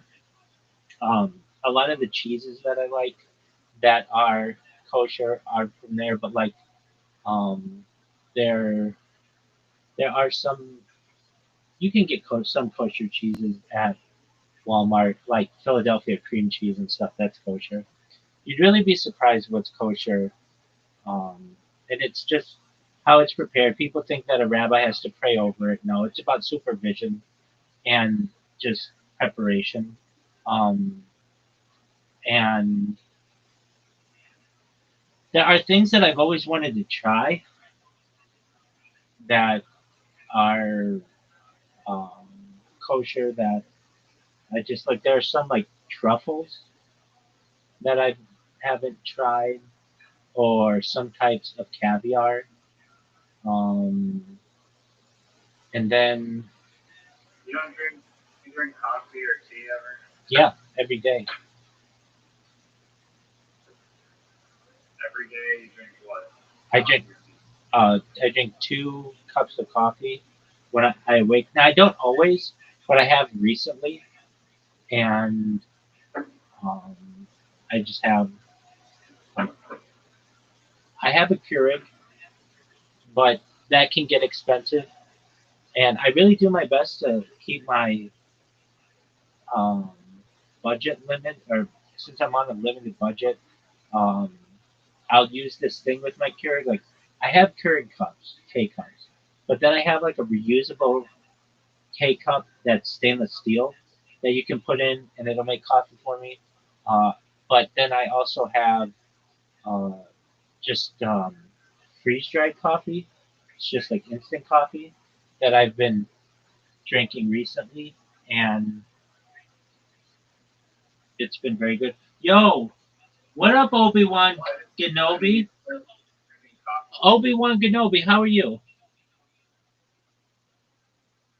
Obi Wan, can you hear me? Yeah, just one moment. It might be on my end. How'd you find out about me, Obi Wan? You just reposted one of my tweets on my Obi Wan, I fucking love you, my man. You made my fucking day, dude. I love you. Thank you so much for being here. Do you mind if I tell you about myself? Yeah, go ahead. Excellent. Well, firstly, I'm Rabbi Rothschild. I stream at like 24 hours a day, 7 days a week, 365 days a year for world peace. I've been doing so for more than 3.5 years. My streams go back to the pandemic. We've seen the death of a queen, the birth of AI, the coronation of a king, and everything in between. If I don't know if you've ever seen the movie Obi Wan. Have you ever seen the movie The Truman Show or the television show Big Brother? Yeah, both. Okay, excellent. Well, that's my life. If you didn't know this, The Economist magazine stated in 2018 that data was Earth's #1 resource, more valuable than food, water, gold, air, everything. And I have more data archived on the internet than any person ever, which may make me an influential person someday. And if that happens, I want to make you, your friends, your family, all independently wealthy if you're not already. I want to make sure that you have generational wealth if you don't already. And I want to make sure that you're able to start charities and philanthropic organizations of your own. How does that sound to you, Obi-Wan?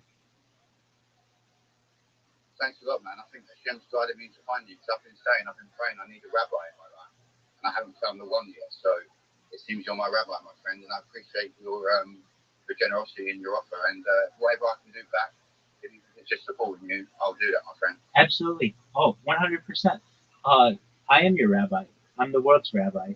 And you should know if you ever have any halakhic questions, Jewish law questions, you want assistance with them, or just really if you need someone with whom to talk, I'm here for you. I'm here to be someone who lends support, to be a positive person in your life. I'm here to have an optimistic view on the future. And most of all, I just want to give people hope. If there's anything you ever need from me, Obi-Wan, I'm here for you. Okay, great, man. I really appreciate that. Excellent. Excellent. You made my day. You made my day. By the way, I'm Samael Israel Phoenix on X. Wonderful, my friend. Well, I want you to know. Do you mind if I tell you about the other things I do? No, go ahead. Excellent. So I talk about ending world hunger through the use of technology, such as agricultural drones, floating greenhouses, saltwater greenhouses, things like vertical farming, and hydroponics and cloud seeding. I talk about ending world thirst. I'm sponsored by a cryptocurrency. It's worth about $100 million. And one of the things that we do is we build wells in developing nations like Nigeria. I want to continue with those types of projects. Additionally, I'm an advocate for the LifeStar program and most importantly, desalination technology, where we pump Earth's seawater onto land to make it drinkable. How do those plans sound to you, Obi-Wan? They sound really benevolent and optimistic, mate. As you can tell from my accent, I'm British, so I'm supporting you from the United Kingdom, from England, Kent, the Garden of England. Absolutely. Wonderful. I talk about other things that I feel are going to change the world when people hear my message. Things like anti-gravity, antimatter, faster than light travel, faster than light communication. Things like Santa Claus machines, invisibility cloaks, artificial narrow intelligence, artificial general intelligence, artificial super intelligence. Things like perhaps de-extinction. People don't know this, but the first successful de-extinction took place in the year 2003 with the Pyrenean ibex, which was a goat located in northern Spain, southern France. Fast forward to the year 2021, a company out of Dallas, Texas is founded, known as Colossal Bioscientific. They've made it their goal that within the next 3 years to reintroduce the woolly mammoth into the Arctic Circle using Asian elephant surrogates, which I just think is a really exciting prospect. Following the reintroduction of the woolly mammoth, they want to reintroduce the Tasmanian tiger, followed by the dodo bird, which I think is just a really exciting opportunity. I talk about other things that may be That's pretty amazing. 100%, my friend. I'm about the future and about world peace. One thing for you, you should know, if you want, this is all with your consent. I'm very much about consent, and you should know if you want, you may be able to take advantage, and I may be able to help you someday with life extension technology. When you were born, Obi-Wan, the average life expectancy for you was probably about age 80. I want to increase that to age 100, 120 if you want, through the use of technology such as oxygen therapy, stem cells, cryonics, cryogenics, human growth hormone, testosterone replacement therapy, things like cold shock therapies, ambrosia therapies, red light therapies, perhaps nootropics, but eventually you may get to be 120 years old. You may say, Rabbi, you know what? Back in 2025, all those things that you talked about came true, and you were able to make me happier than I would have ever imagined. But my body's starting to break down. What's the next plan? And this is if you want, Obi-Wan, you may be able to take advantage of a type of technology known as mind uploading technology. This is this is all with your consent. But if you want, we may be able in the future to scan your brain into a computer, like a CAT scan or an MRI, knowing where every atom is in your central nervous system and your peripheral nervous system, for later download. As an android, an avatar, a cyborg, a cybernetic being, a clone of yourself, a robot, an ethereal being, whatever you want to be. But essentially, what I'm saying to you, Obi-Wan, is that you may be able to experience in the future a digital immortality. What are your thoughts? That's funny you should say that. I was just talking about the clones and the downloading of consciousness to my father the other day. So I've been having these conversations. So I'm ready to speak more on it. Absolutely, my friend. Well, it's very serendipitous. I'm not going to take up any more of your time. You should know that you're always welcome here. And it is just, I think, a beautiful thing that you had the courage to come in here and learn about me. And come back whenever you have time, and we'll discuss all of those things and more, okay? Okay, I'll pop back in because I've got to sort some things out today, so I'm a bit busy. But I'll pop back later and check on you. Absolutely. To support your stream. Excellent. Thank you so much, Obi-Wan. Shout out to Ken. Shout out to your family. Many blessings. Thank you very much. Speak to you soon. Peace. Riser. Riser. Riser. Riser. Did you hear that? Riser. Oh, motherfucker. This motherfucker's not here. Riser. Riser. No way. This fucking thing worked. Yes. Yes. Okay. Dude, I've just been spamming people for like 4 hours, and I already got somebody in here. Do you know that I spammed people on Blue Sky for 6 months, and I only got 2 people in here? I mean, everyone on Blue Sky loves you. Yeah, but I didn't get people in here. And where I change lives is in here. That's true. So I just do the math, basically. And if I got one person in here in 4 hours, that's a game changer. I've never gotten anyone in here as quickly as that using this type of strategy without getting the account banned immediately. You have no idea how big this is to me, and I don't think I could really communicate it, but I'm going to go viral because of this bot. I will sit here and just use this strategy from now until I go viral, and I don't think it's going to take that long. I mean, if anyone deserves a spot to make them viral, it's definitely seems like. What is it? How many more options are there? Well, it's kind of what I said earlier. Is like if you continue to do something long enough on the internet, eventually somebody will find out about it. And like, so what am I saying? Like, imagine somebody had been streaming on the internet 24/7 for the last 30 years. That would probably be very famous, and people would, go back in your streams and find out all about it and learn about what you did. What I've done, I'm closing out on my 4-year anniversary, and that is at least for live streaming. Again, I have a lot of data though backed up on hard drives before then. Um, and so, but you're saying, what are the other options? Well, if I continue to do this Twitch thing, if I did this Twitch thing for the next year, I would get some momentum from that. Would I go viral? I don't know. But again, it took me like 24 hours to get anyone in here from Twitch. And this is the middle of the night where we are. You know that. It's 2:38 in the morning. And so even all the people who I'm like retweeting their stuff, at least like they're not American. Many of them are not. And that's big. But the you said like you had a dream of how to do that, like you got that idea to do the socializer stock market thing. I know that's not what it was, but like the podcast monetization. And I've told you before that I had a dream before I ever started this that like I was going to be the most famous person in the world and wealthiest, and all of these things were going to come true, and like all this stuff about the future, all those things that I've told you about previously. And the person who makes me famous is, I could be wrong, but they, I believe, are going to be from Australia.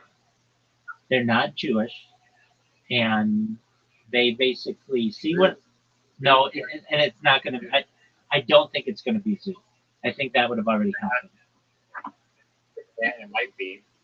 It might be. Might be Bonnie Blue or Zoo. No, it's somebody who has a big Twitter account, and they go through they.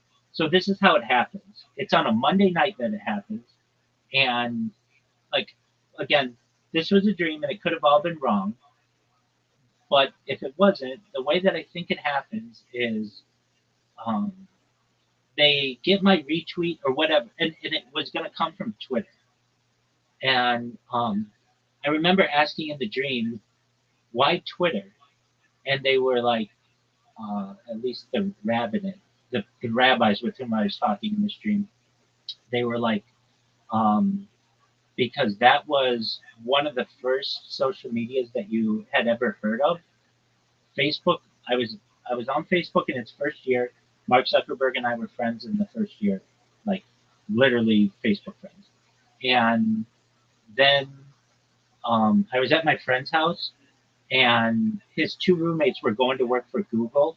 And back then, to work for Google, Google was like a brand new company, and they were like two really like it, Zoot, just who we're talking about. What up, baby? How are you? Oh, you know what's funny? You, Yeah, you know what else is funny? me. The comment sections of R. Kelly's Ignition on YouTube. Oh, dude, that's a great song. Dude, But the comment, it is a fucking masterpiece. But the comment section, despite what it did, all right, separate out from artist, all right. But the comic section, right? all right. Here from Charlie Kirk and Candace Owens video, all right. That one's not funny. That was just like, I missed the song. This is part of my childhood. Now that one's funny. Yeah, that is funny. Okay, so I'm going to it right now, and who's it hosted by? By R. Kelly? Rapwell. Oh, Rat World. Okay, so that one's different. Okay, do you know what is a banger song? Zoo is the remix to Ignition. Yeah, that's the one I'm listening to. Well, you said Ignition. At no point did you ever say the remix to Ignition. That's a different song.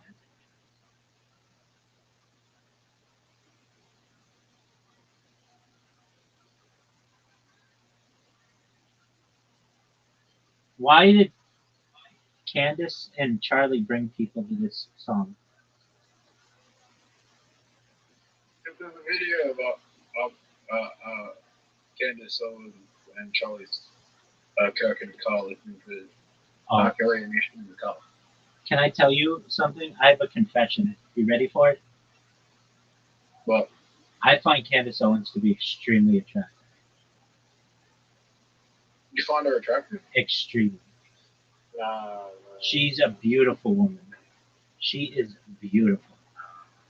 Big time. She's exceptionally pretty. You know, that's it. There you go. Zoot knows what I'm talking about. She's a gorgeous woman. Rage bait. Please tell me that's rage bait. No. It's not rage bait at all. She's very symmetric. She has a beautiful smile. She has beautiful eyes, beautiful skin, an amazing nose. She's a hottie. I may not I may not agree with her politically, but physically, she can get it.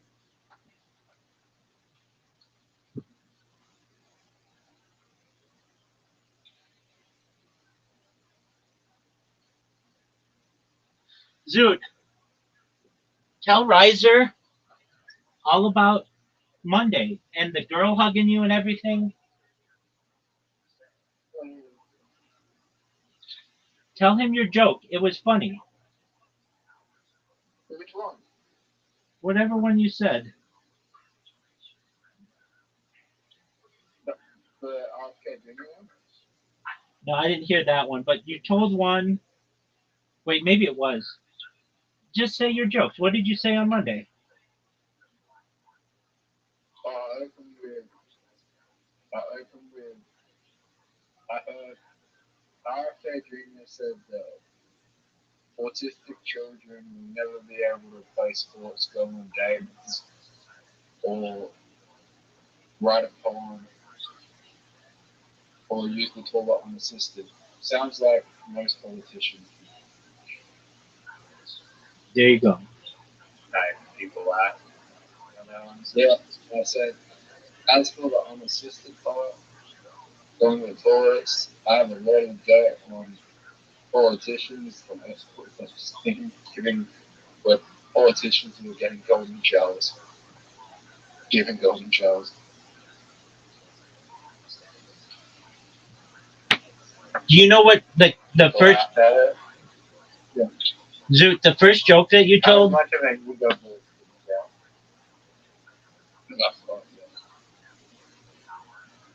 Tell him about the girl afterward. Oh yeah, go after the me. How high was she? On a scale of 1, 0 to Candace Owens. I don't, Frank, I don't find it disrespectful to Frank women on the attractive list. Hey, Riser, I already asked this question exactly. I said 10.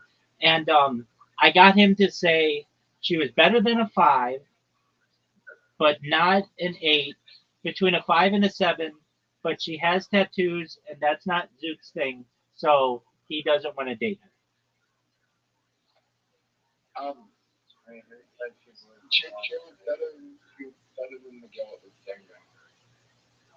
Right, but I mean, I'm better than the girl at the gangbang. Let's be honest. But shout out to the girl at the gangbang. But she gave him her Instagram. What the fuck? What the fuck? Riser, Riser. He got her Instagram. Riser, can you hear us? Yeah,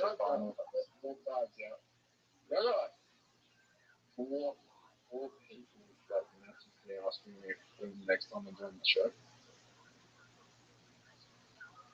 Wow, so you talked to people afterwards? It went that well? What fucking was weird. Yeah. I thought of something really funny yesterday and then I forgot. Same here. I had this amazing clean joke, but it's gone now. I have to wait for another one. Zoot, I think that your joke about RFK Jr. that is one you could use in January, I think. Zoot, do you know what kind of joke that's called? Do you know what kind of joke that's called? What? It's called a misdirect. It's where you set up the audience that you're going one way, and then you take them the other way. So you set them up to think like, well, what are these people going to be able to do? And then you bring in the politician, and that's very funny. And I also wrote Let's hear your poem, Zoot. RFK Jr. said I'd never be able to run a poem, so I wrote one. I'm autistic. RFK Jr. is a dipshit. I also think if his family weren't rich, he'd be sucking dick because he's also autistic. Okay, not your strongest material, but I'm glad that you had the creative juices flowing. How funny would it be? How funny would it be? Plot twist that RFK Jr. goes after like what's causing autism, and it turns out he actually has it himself. But Zoot, you're not autistic. That's not what my doctor said. Yeah, but even you said that your doctor's full of shit, and then have only talked to me for the last month about how you don't have that. Y'all have trace amounts of this somewhere. Yeah, I mean, sure, because it's like it's a We discussed this before, Rabbi. everything is a spectrum. Everything's just a label. They don't fucking exist unless you want to use them as excuses.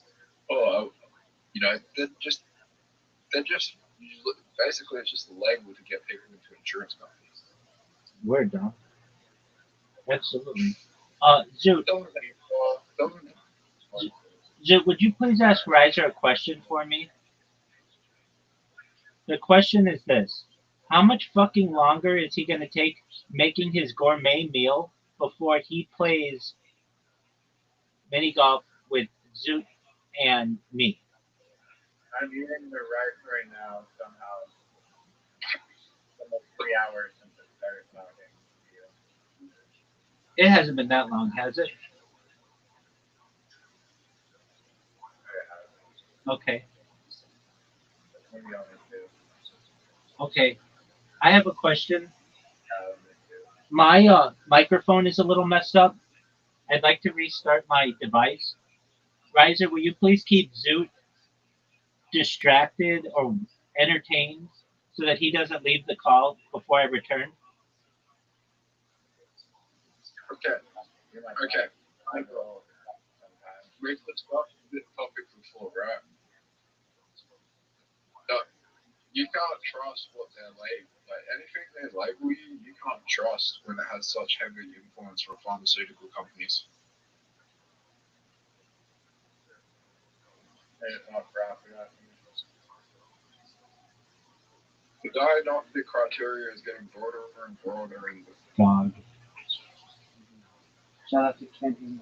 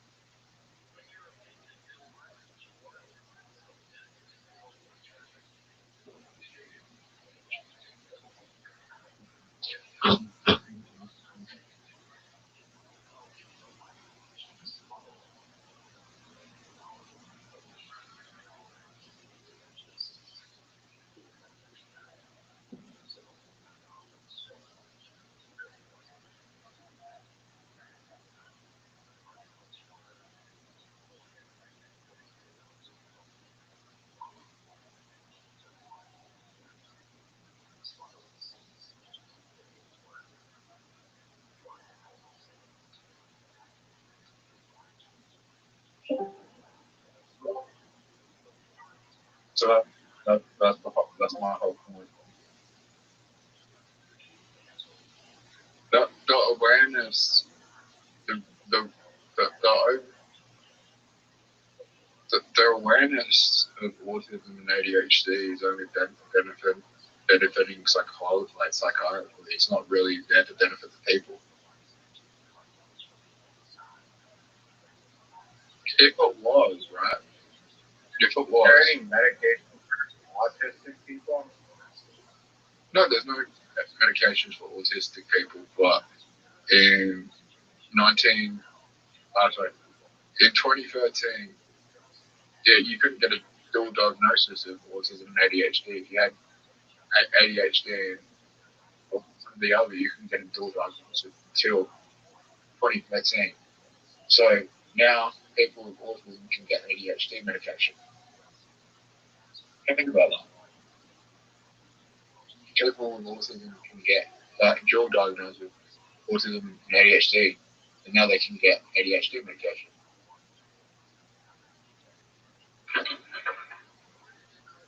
Rabbi.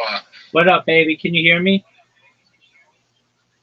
Yeah, I think the things I'm talking about on this stream are extremely dangerous to talk about and might get me killed one day. All right. Or Well, put in jail. I'll take the bullet for you, baby. I don't want to get assassinated, but Yeah, nobody wants that for you. We only want good things for you, Zoo. Yo. I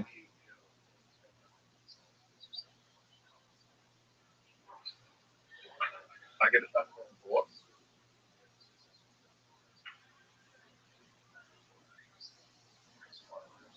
You're gonna say something offensive on stage and then Rabbi, Yo, baby. do you trust psychiatry? Do you trust psychiatry? Some things of it. Just a moment. I'm gonna refresh.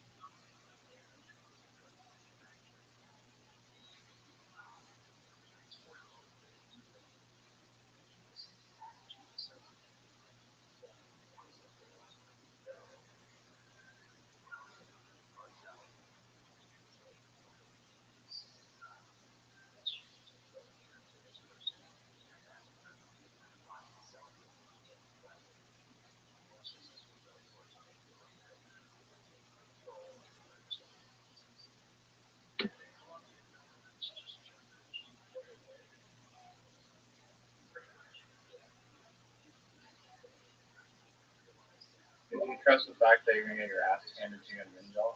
Are you ready? Are you ready?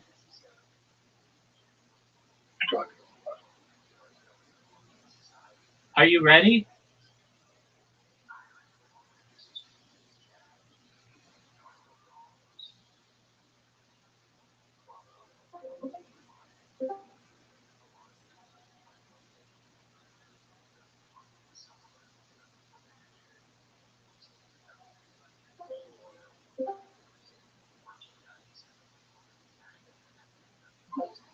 Yo, baby, are you ready? Doesn't everyone die, basically?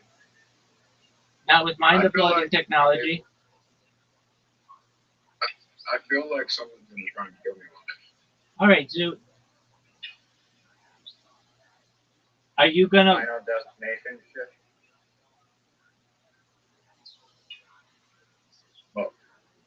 Are you ready for an invitation for mini golf, Riser?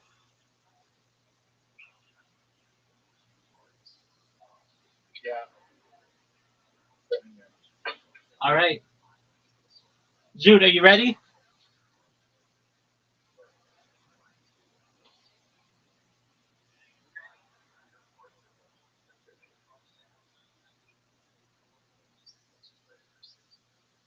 Dude, just don't openly talk shit about pharmaceutical companies and then you might not get killed. Not really that hard. I mean, how many people are getting killed by pharmaceutical companies every year, though? Kobe. By assassination or medication? Or medication? Probably that. Can you guys hear me? That doesn't mean that it's a pharmaceutical company.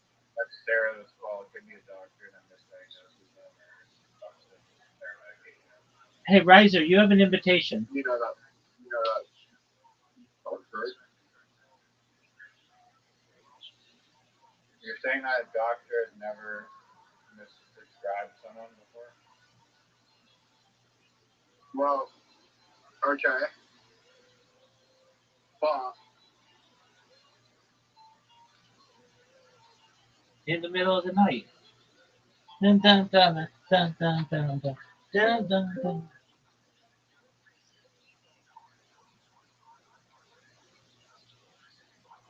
Shout out to Kent England. Shout out to Kent England.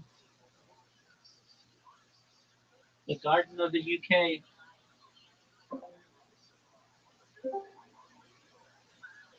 take medication. Can you hear me? Yeah. Okay. Riser, do you remember that time I was like, hey, do you want an invitation to mini golf? And you were like, yeah. And then you didn't accept it? I was waiting for Zeus to accept it. Zoot's perfect, baby. We're waiting on yo ass.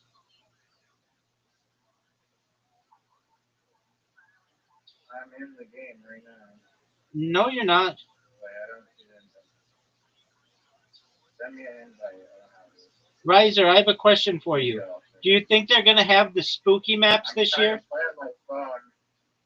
I'm asking I'm trying you. to play on my phone and holy fuck, the balls are so tiny on your phone. Oh, yeah. Welcome to the world, real world, baby. Big disadvantage here. Big disadvantage here. No iPad bullshit.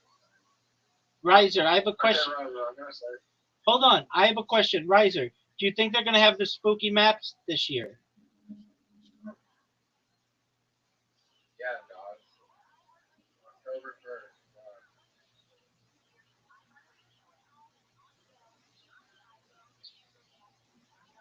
Watch, Riser, you play and you actually suck dick at this game, and Zoot's better than you are.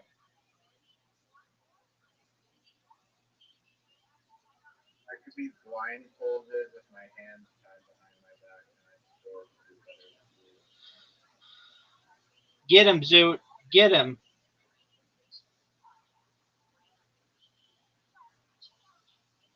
You guys suck at this game. Want to see how it's really done, folks? Yeah, baby.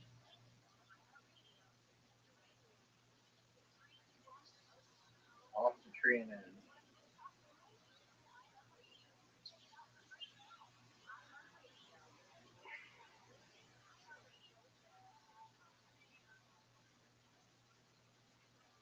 Riser, you know what game I'm really interested in seeing you play? Is archery. On my phone, that might be harder as well, probably. Yeah, for sure, dog. Okay. Rabbi. Yo, big dog. Fan base of the South Coast. What'd you say, baby? Big bit of B&B's at $1,000. Yep. What the fuck is B&B? finance coin.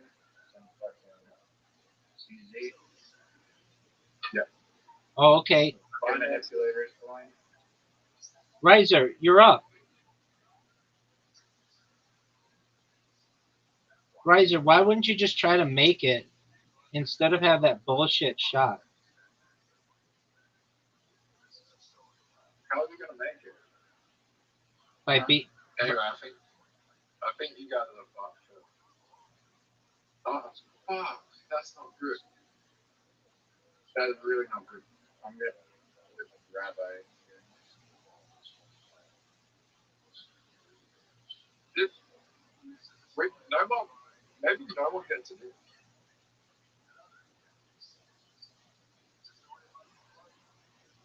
This is the random from you. Oh, fuck.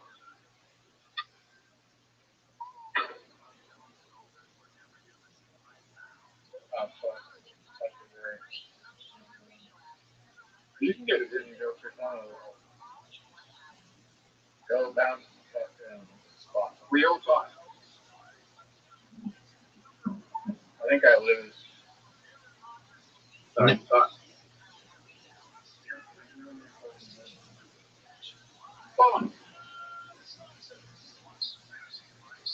Rabbi, have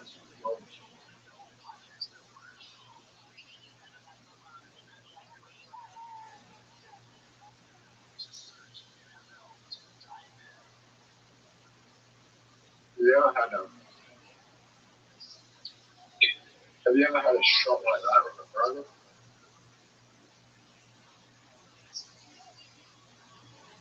Where's your ball? It's not getting in. He's talking about have you ever had a shot like mine? Yeah, I have. But it's possible.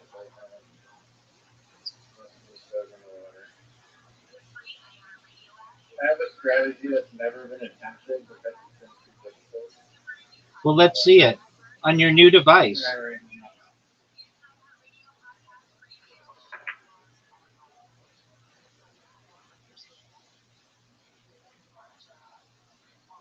This has water written all.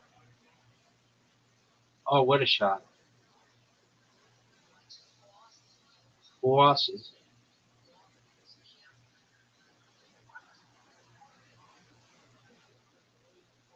Riser, what'd you think of my shot? The first one was good because you memorized how to get in the perfect spot. After that, the one where you at the angle. Zoot could have the best shot ever here. Oh, almost. He could bounce it off the bottom and make it in the hole. Fuck you. Zoot, I've had a really good day. I love it. So have I, Zoot. Oh, and he made that shot. Bravo, Zoot. You have to make it, Robert. Riser, how's your new phone? I shouldn't have listened to you to bank it up. I don't know. Robot, you have a.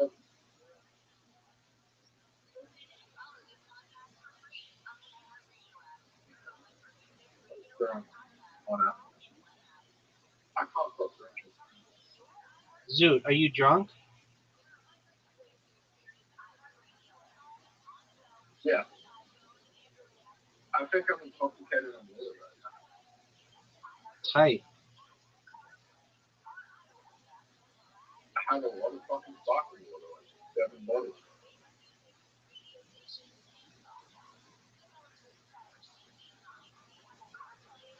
A lot of fucking sparkling water.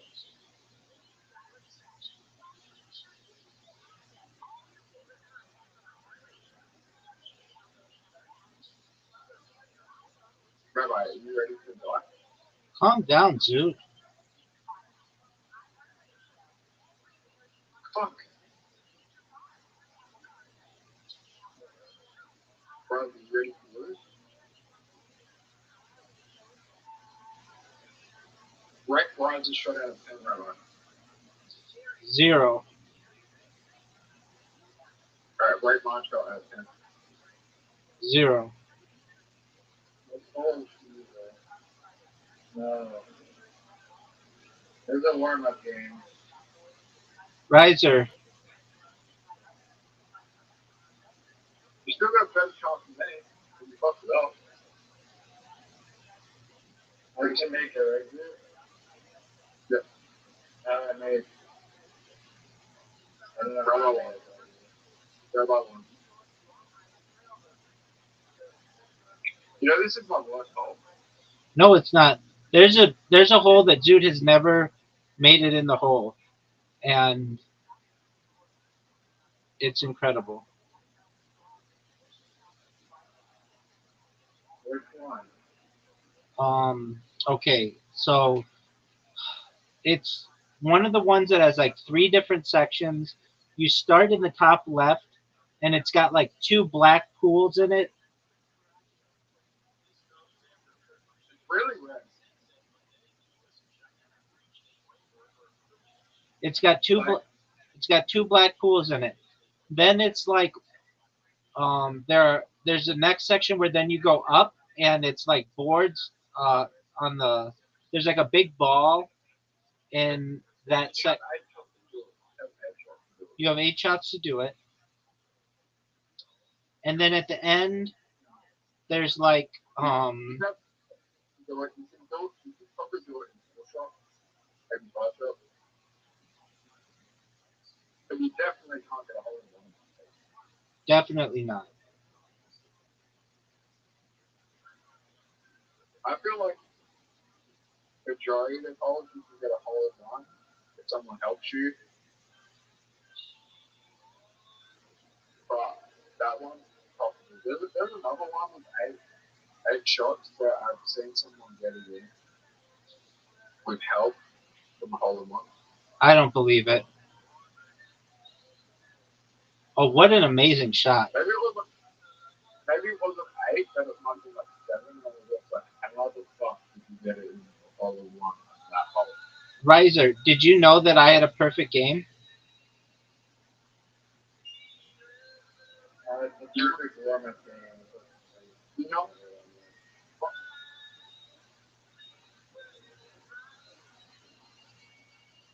this phone is really debilitating. Is it an iPhone? Yeah.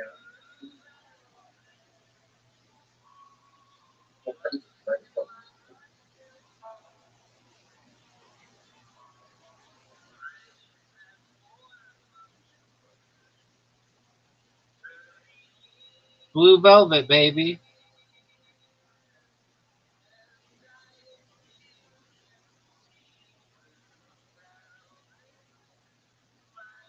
Riser just fucked up. No way this is good. That's a bad shot. He's gonna have, there you go.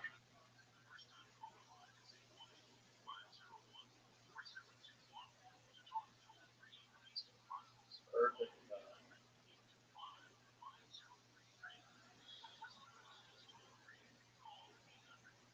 That's 10 rejected. Do it, Zoot. Rabbi, when you go to Do it, Zoot. when's Rabbi going to go? When's Rabbi what? Going to go. On Joe Rogan, we're gonna do a 24-hour episode. It's gonna be a sleepover. I'm gonna be there. Joe Rogan's gonna be there. Joey Diaz is gonna be there. Bert Kreischer's gonna be there. Tom Segura's gonna be there. Shane Gillis is gonna be there, and that other guy who does Flagrant One. What's his name? Um,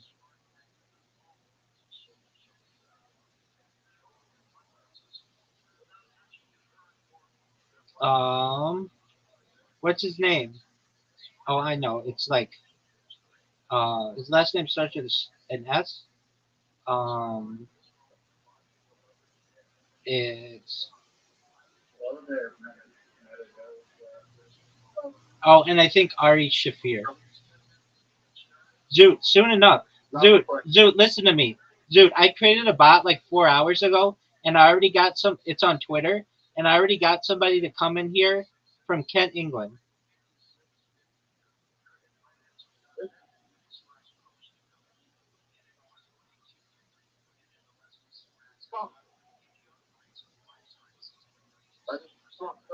Yeah, you did. That was a terrible shot, Zoot. Andrew Schultz, thank you.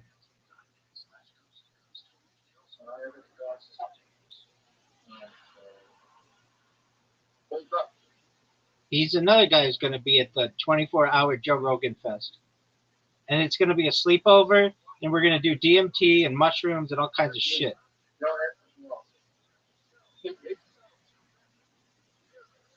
Riser, why are you so bad?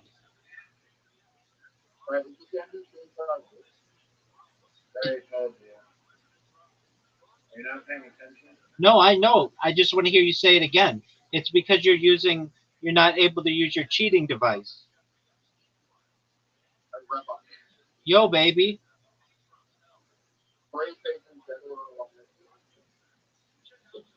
Three people dead or alive. What? I'd want to have sex with? Riser, can you hear him? No.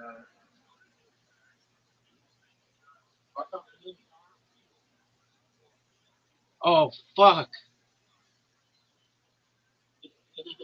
Yeah, what did you say? I hear three people dead or alive, and then you break up. That I'd want to have in what? Hang on. Wait, you sound great now.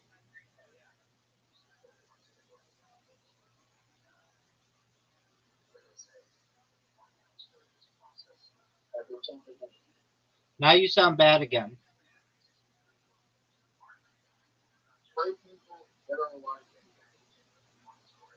Riser, what is he saying? Zoot, are you blocking your microphone?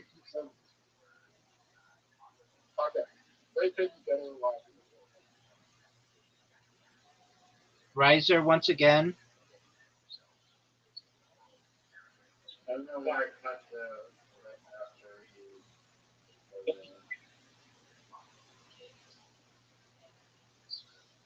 Three people dead or alive. What, Zoot?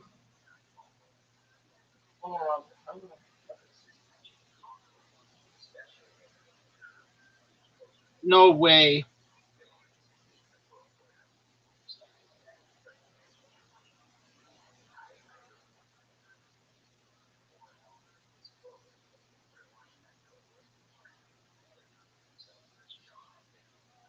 I am loving that Riser has to play with a phone now and doesn't get all these advantages. What the fuck happened to Zoot? Zoot, go. It's your turn, Zoot. Hurry. Can you hear me now? Yes, go. Hurry. Sorry, I have to disconnect from the TV.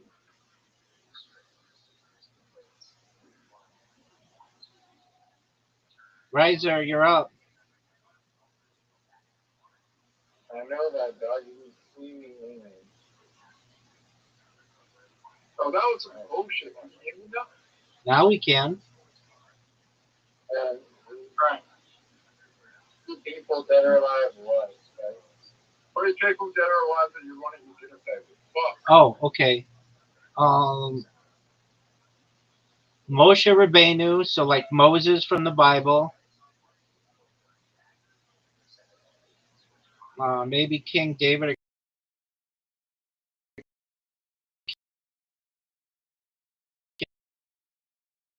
King.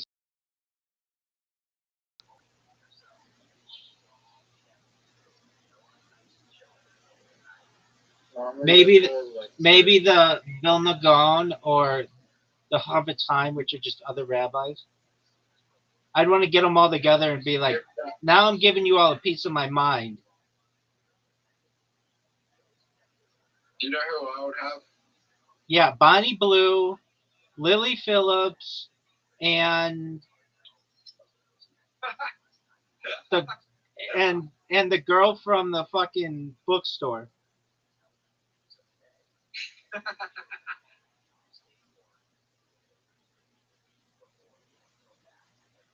No. Hit me out. I'm Hit me listening. out. I'm listening, baby.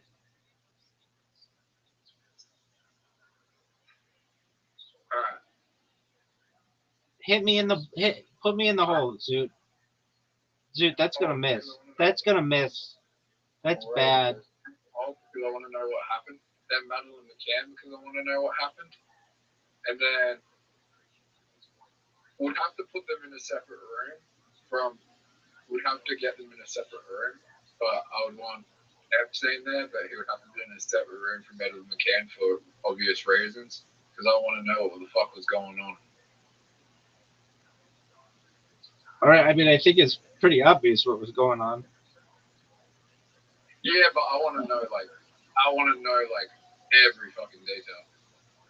You want to know about having sex with children? You don't need the girl there, dude. Or you want to hear both sides of the story. I want to know, who was involved, who wasn't, exactly what they were doing and what they weren't doing. You can have a clear picture of jerking off. That's disgusting. Jerking yourself off. Maybe. This would be one of the greatest shots in the history of this game. Do you know how powerful that information is? Well, power enough to get you killed, actually. But having that information could get you into so much power if you used it the right way. Are you serious, Riser? What? Riser, put people dead or alive that you want to see dinner table. Marilyn Manson. One. Michael Jackson. Marilyn Manson.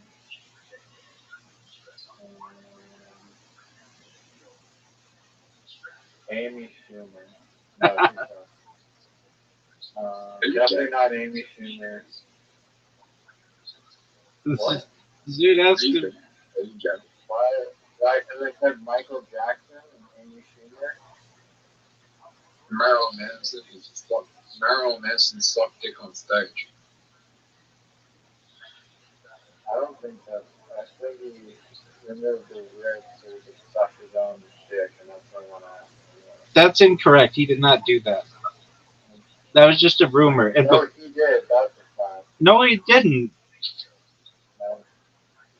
That's, are you kidding me? That's not real. No, it's not. Before Marilyn Manson, listen. Before Marilyn Manson, in the 80s, that was a rumor about David Bowie, and then in the 70s, it was a rumor about Rod Stewart.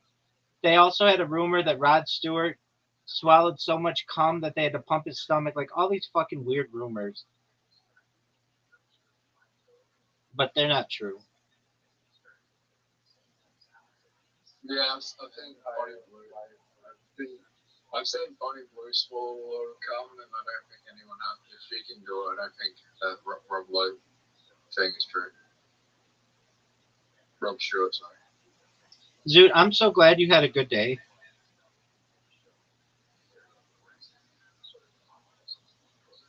I just ran into a lot of people from my past. Right.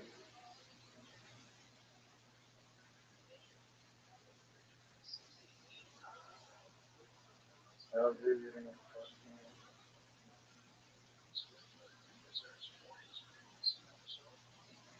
Yep.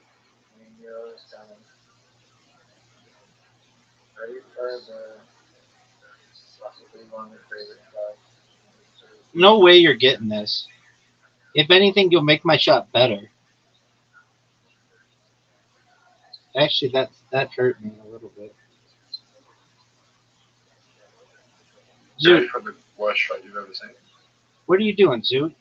Why? Zoot, play to win. You could still win. Fuck you. There's no reason why I would do that shot. Why would I put his ball in the water when he Why would I put your fucking race creating me this? Fuck you. I thought, like, why would I put Rabbi? Why would I water bump him when he's at the start? It doesn't change anything, Catch. It just helps him. Excellent point. Impeccable. Riser, you know what I'm going to do to you? Water bumping. Why would you water bump him? Why not? Because he can just water bump you back. Now you're absolutely fucked. Just helped him. Grab a present. You know what I'm going to do to you? Help you. You know what? I'm not going to help you. I'm not going to help you. Don't water on me again. What is this pussy shit? Okay, now you're getting water bumped. Now you fucked up. Now you so I didn't know.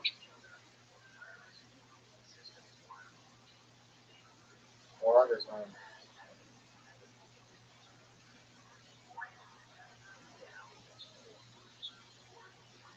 Showing in the water.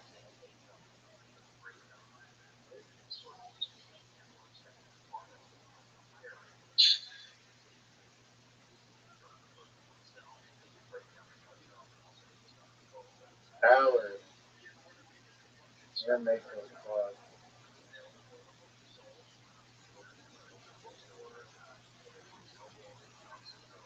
No Yeah. way.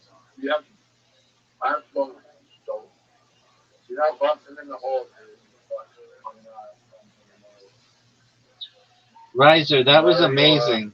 Riser, you just came back. Zoot, Riser, you just came back. I know. You're bullshit backwards.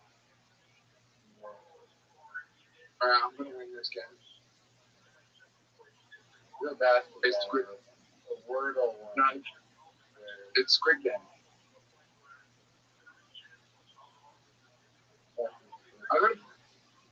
I got a game that's 3 players. Don't say Dungeon Tales. Monopoly. Really? Riser hates Monopoly. Monopoly. Okay.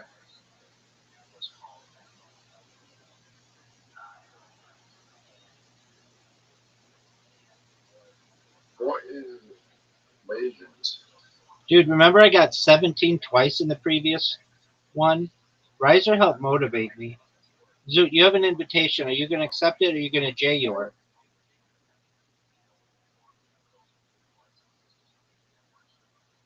Zoot. Oh, I found something that's Zoot. players. Zoot, I'm just going to be honest with you. No one cares right now. Everyone cares about you accepting the basketball invitation. There you go, big man. Game will start in 2, 1. Riser, are you ready, baby? I think I have an advantage. Rabbi, you think very well. Good. Look at this motherfucker. I can turn your volume down. Okay, well, why don't you do that then? 9. Good job, Riser. That's only 8 less than my record of 17. Zoot. I don't know how you get 17. That's like there's at least 8 switches and 1 non-switch.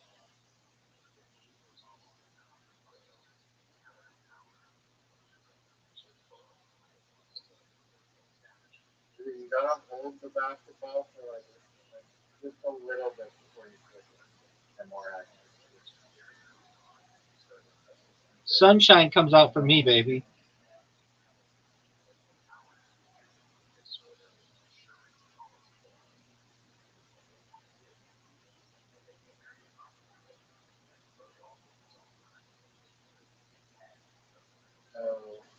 I'm nice, nothing but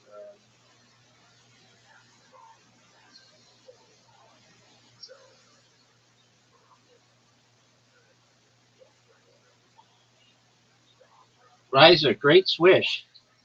2 swishes, 3. Oh, Riser's on fucking fire. Dude, he's going to get 17. He hasn't missed at all. what are you gonna do about that? 13, dog. I suck at that one. Dude, you haven't missed a single. I don't think you've missed a single shot. I missed one. That's amazing. Dude, bravo. That was a really great round. I quadrupled this score. No, you're not. Let's have a contest to see who can get the biggest small score. That's just who gets the highest score. That's what we play every time. 2, 3, 15. That's 1. Oh, wicked. Okay. Oh shit, you turned on the fucking the bullshit button. Steam device activated. Present. You missed it. Nice swish, big dog. Dude, it's over. Riser's really good with the phone. Damn, that's pretty good. 33, that's your record. Riser, that's your record.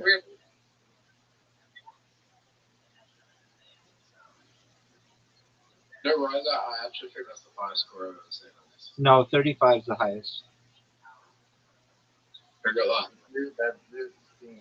I've gotten it twice, I think. That's 15. Okay. If I get 17 here. Yeah, full pump thing. They changed the ball mid round or something.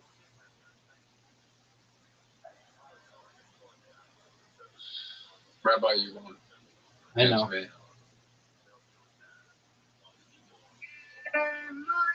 Good morning, Miss Aquarius. How are you? Good. How are you? I'm lovely. I have my friends here alongside with you, and we're playing games and having a good time. How'd you sleep, darling? I slept good. Excellent. That's wonderful to hear. Are you ready to take on the day? Yeah. All right, go hit it hard. Oh, by the way, Cardi B, her significant other Saquon, is Stefan Diggs. You said that, Okay. but I thought it was somebody else. No, I said the wrong one. Okay. I said, what's nice? You Stefan Curry. Yeah, exactly. But that's all right. It's Stefan Diggs. That's easy. Easy Yeah, mistake to make. Hit it hard, girl, and I will see you tonight, God willing. All right, see you tonight. Take care. Good morning, Susan Riser. Morning. Morning. Zoot, you have an invitation. Did you know that?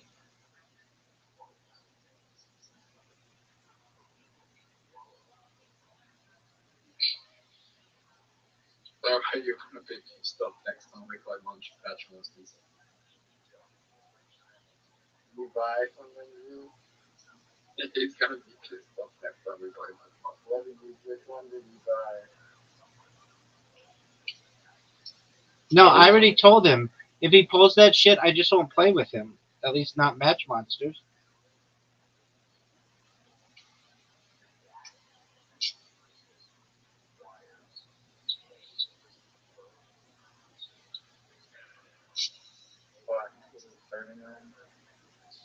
Riser's up. That's 2. That's 4. That's 5. That's 7. That's 8. That's 9. That's 10. That was really good. That was better than you had last time. I mean, what do you want me to do? Riser, what do you want me to do about it?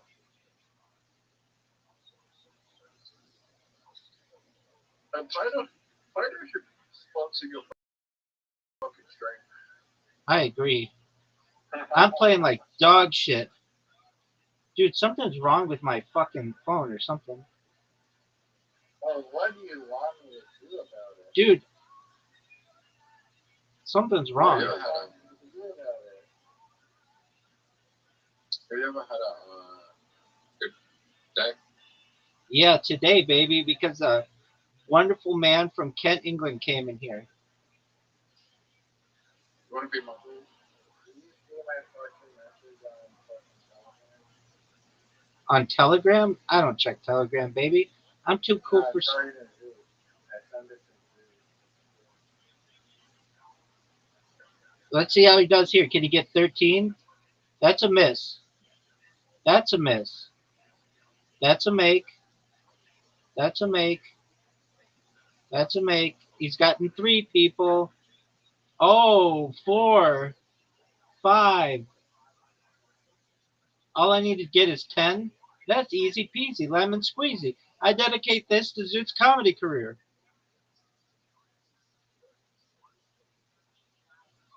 So it doesn't have a comedy career. That's not what that tattooed chick who was like a 6 said. I don't rank people. Yeah, you do. Everyone does.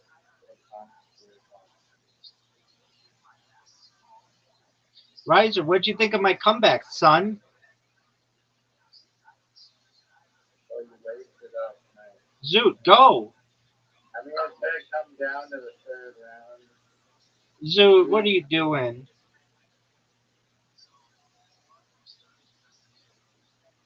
Anyway, anyone who's a fan of mine is a 10. So she was a 10. Anyone who's interested in you is a 10? So she's a 10? Yeah. So that chick at the library, she's like a 5? She didn't come to my comedy show. She's a fucking 2. Did you invite her?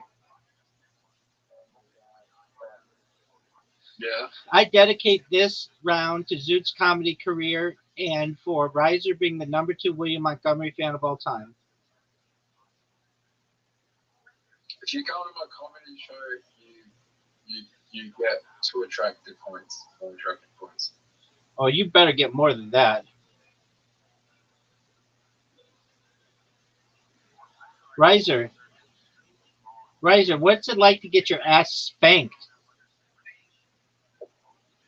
That was a rough round. Nowhere near my best performance.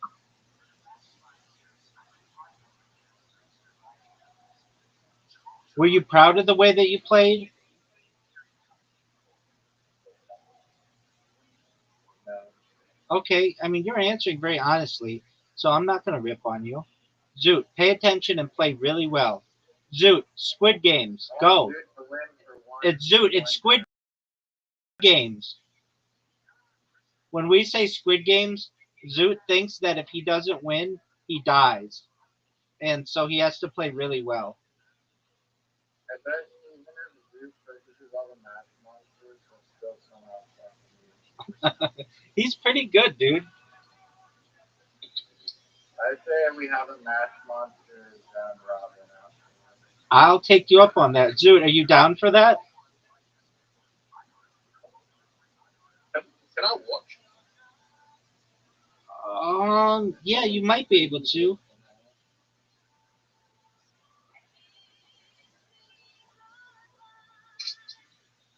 Riser, are you proud of that round?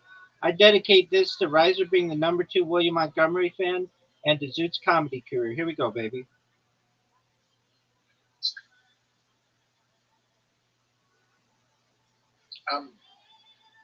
Rabbi, will Bill Cosby the other day having to do stand up again?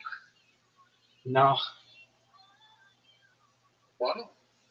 He'd have like feminists and people outside his show, like picketing.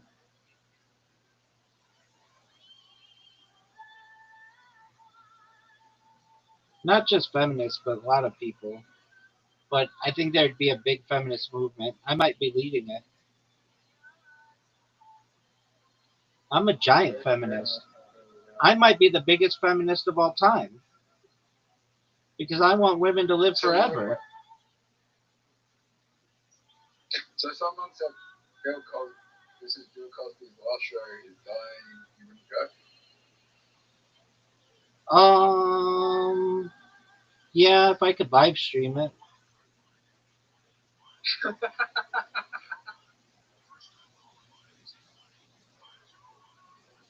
Riser, that was pretty good. Riser, are you proud of that? I dedicate this to Bill Cosby's comedy career. Do you think R. Kelly will ever do a performance again? Yeah, I think he'll be very popular in the future. He'll say he's sorry.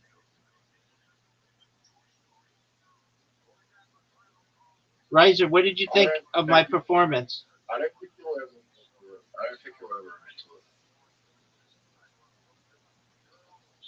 it. If I were him, I would just show the Dave Chappelle skit about it, and I would be like, "That's what happened."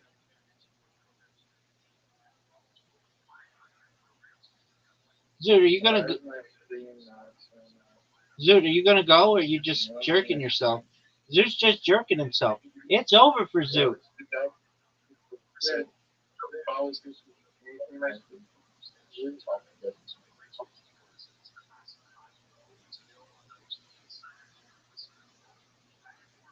what?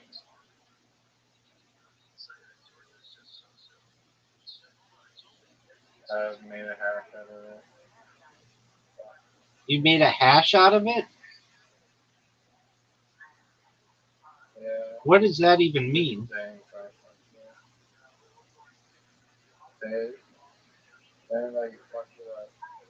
You say you made a hash out of it? The Discord app. It says when I'm sharing my screen. It doesn't let me see my screen. Hey, I got 15 points. I got 15 points, son. So can you see my screen? No. No. Dude, are you there? Dude, are you there? Yeah.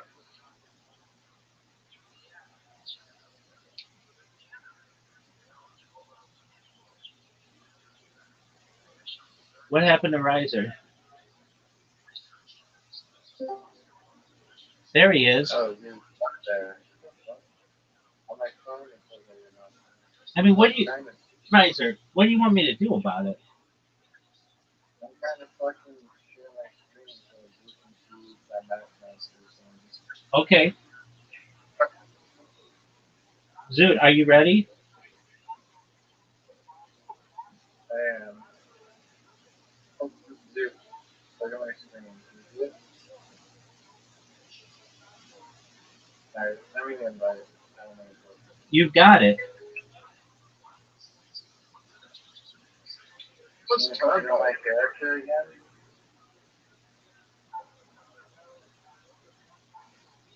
Right. What? Oh, this is.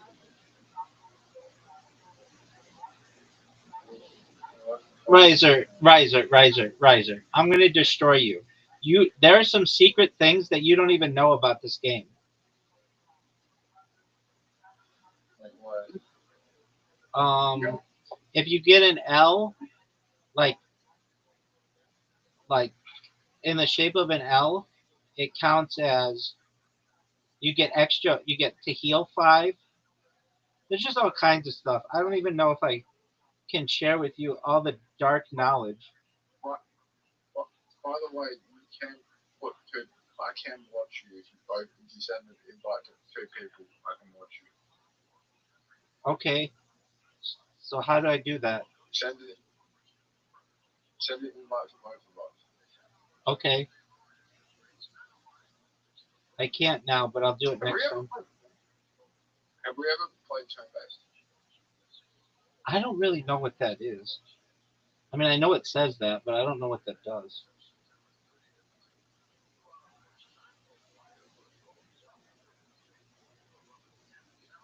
Wait. That's where you are.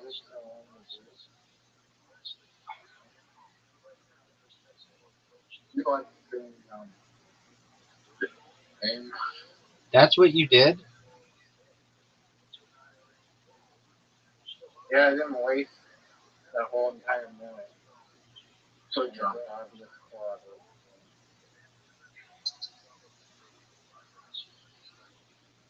The 3 red does something. Yeah, it hurt you by.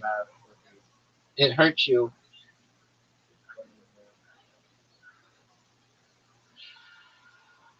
So you have a home field advantage on this map. You probably selected the map. No, I did. It's random.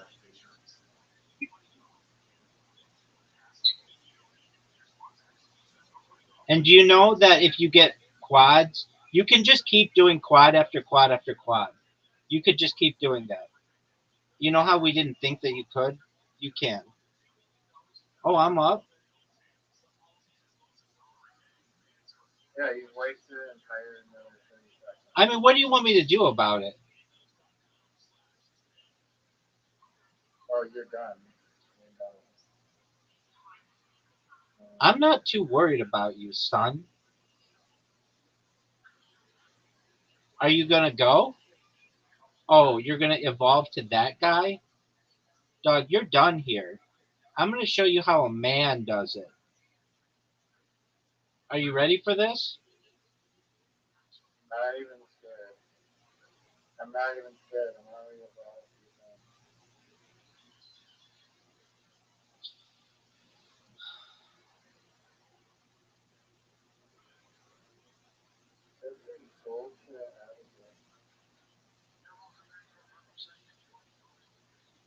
Dog, look at the score. It's 80 to 35.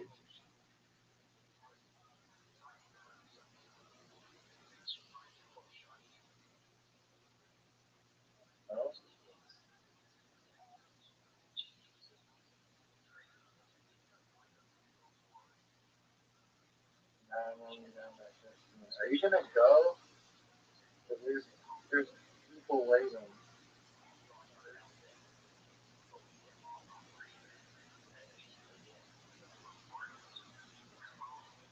There's people waiting. Oh yeah. I mean, what do you want me to do about it?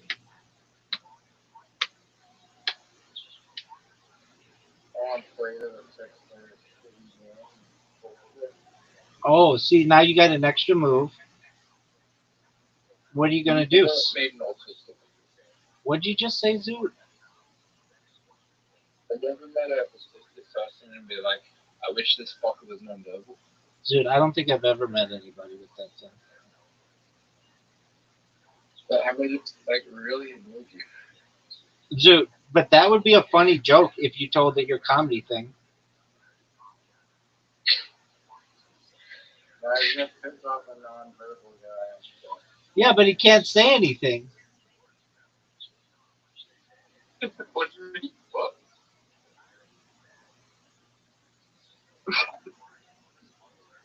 Psycho bite.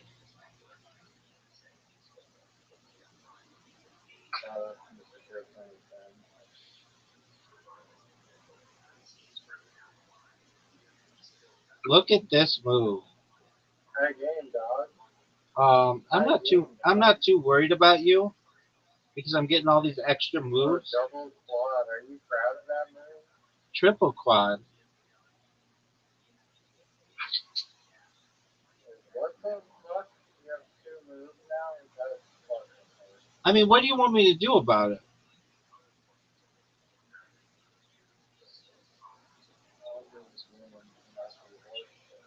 Dog. Look at the score, son. Look at the score, son.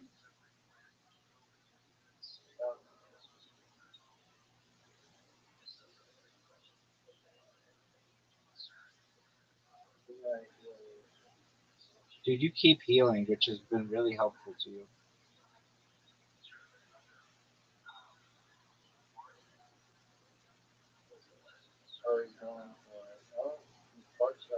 No, because it's a 5 heal plus an extra. You don't even know how this game works.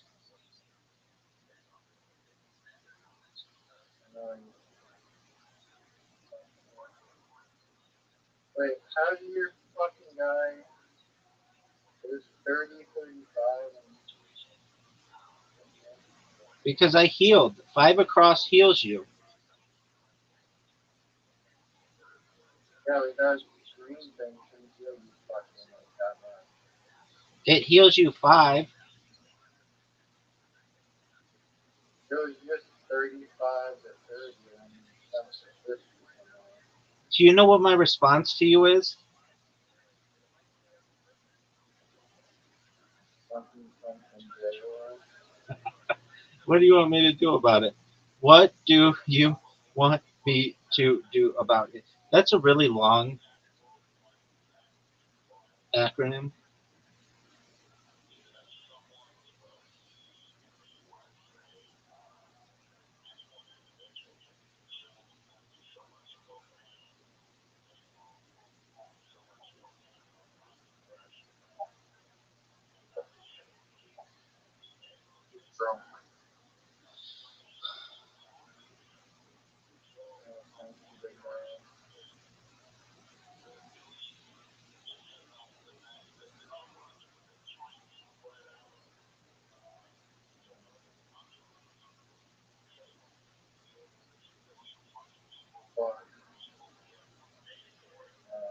If you didn't make that move, you would have lost.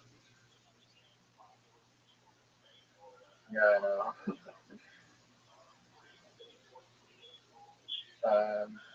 On the verge of death. I don't worry.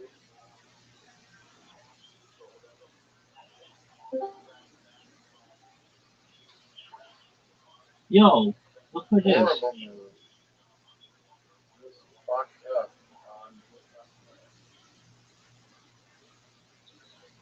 What the fuck? No. Okay, good. I thought you. What did you think? What did you think? I thought you somehow like activated your like whatever the fuck. I won. This is a 30 damage. I won. You're done, son. You're done. You are done. It's over for you. It's over for you. What the fuck? Baby, what do you want me to do about it?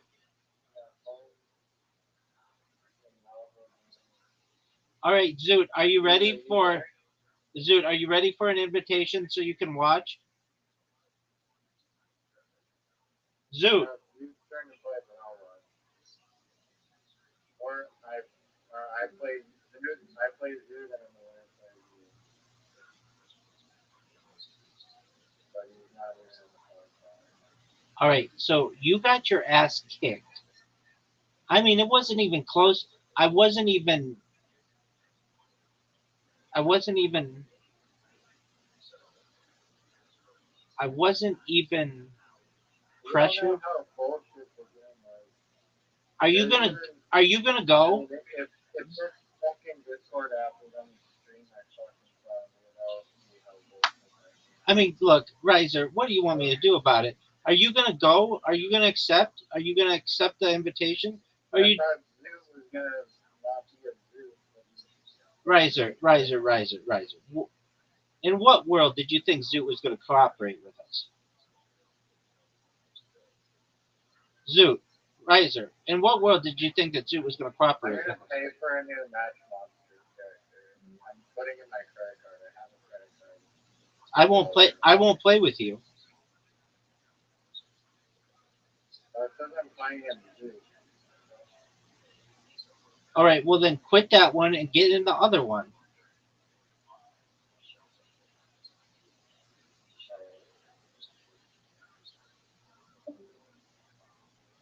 Riser, Riser, Riser, Riser, Riser.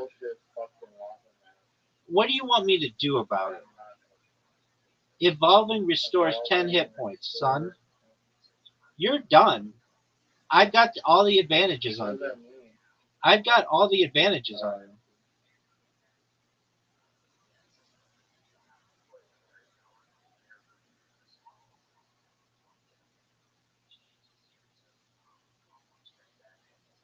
Why don't you purchase some fucking like little Smash Monster guys for like $1? I consider that cheating. Not cheating.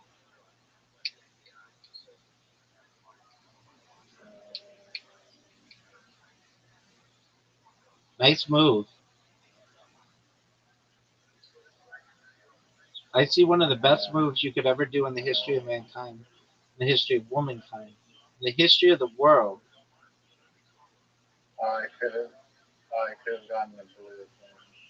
I mean, oh baby, baby, baby, baby, baby. No, I fucked up. No. Big dog. I'm already at max health.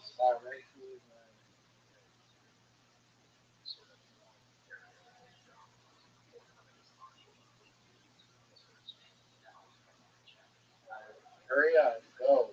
I mean, what do you want me to do? Go, I want you to go. There aren't any good moves. Wait, what happens if you can just leave it? I thought you had to go. Alright, that's fucking cheating. How is that cheating? You can't just not move. That's called cheating. No, it's not.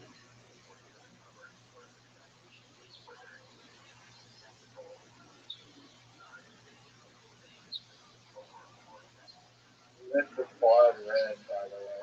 Good job. No, I didn't. You did. You could have made a quad red. Nope. Impossible. This is not enough. Oh, for sure. Are you gonna go? Are you gonna go? I don't see a good move. Okay. What? So if you wait, if you want to do that, then just press the yellow next to the yellow, and then it'll just switch it without changing anything. There you go. That's how you do it. Good job.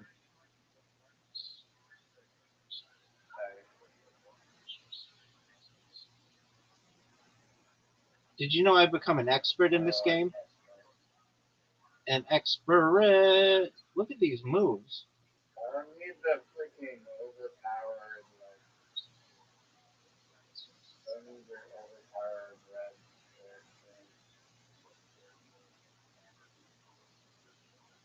Street quad. Oh, you can, you should get more points for getting like 5 in a row.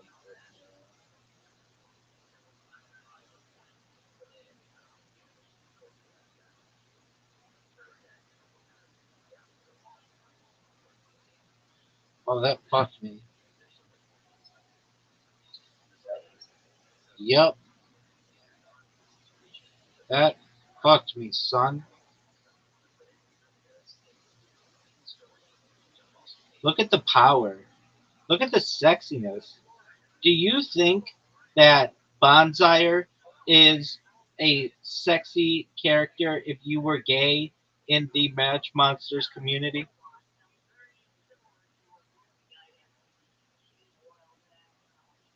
I don't know, is it female or male? It's definitely male. It might be a chick, who knows? Maybe they'd just be whatever they want to be. Oh, fuck you. Dude, you got a heal? You got a heal and an extra point? Dog, look at you got 10 heal? Destroyed you. I just destroyed you. Dude, fuck you. Fuck you. That was a game changer. Dog, shut the fuck up. I'm gonna dominate you.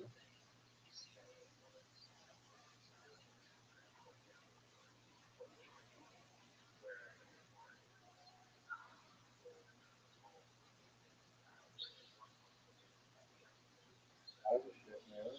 Okay, that's a cool opinion.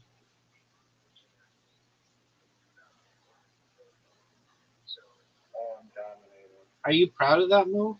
I'm just straight up dominating right now. There's no other word to describe how hard I'm Dog. Extra move.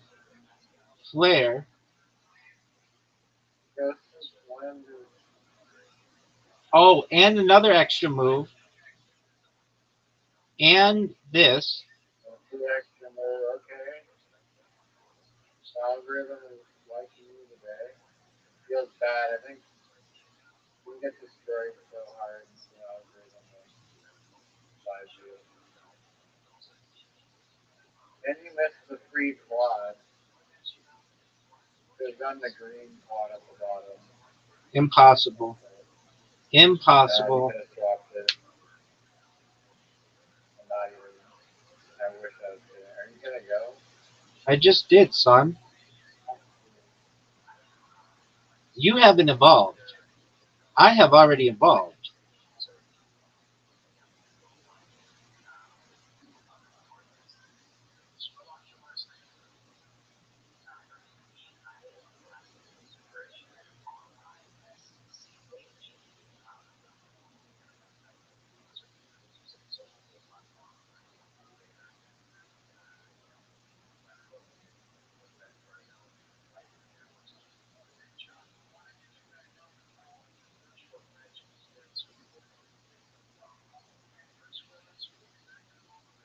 Did you know that I'm winning 60 to 40? 60 to 50? That guy looks scary. Stefanix can suck these nuts.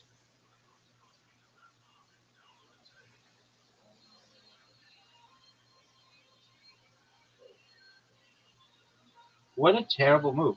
Okay, so I'm going to get extra points here. I'm going to get the heal and an extra move. So thank you. If you like three across and three up, make a whatever.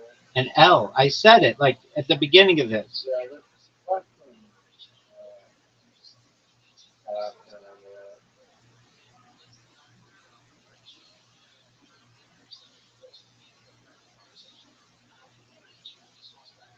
Look at this move, son. Look at this move, son. Look at this move, son. Look at this move, son. Oh, 5. So you get to heal. If you got 5 in a row, it heals you. Dude, I've been telling you this. That's why I said I know all the secret knowledge.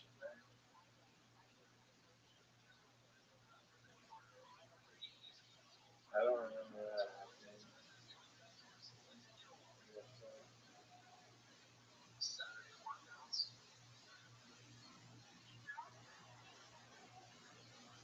Yo, this is fucking infuriating. It keeps. Oh my god, this game. Okay, good. That one.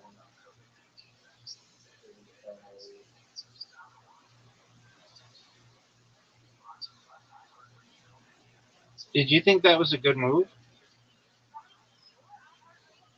I don't need to think about it right now.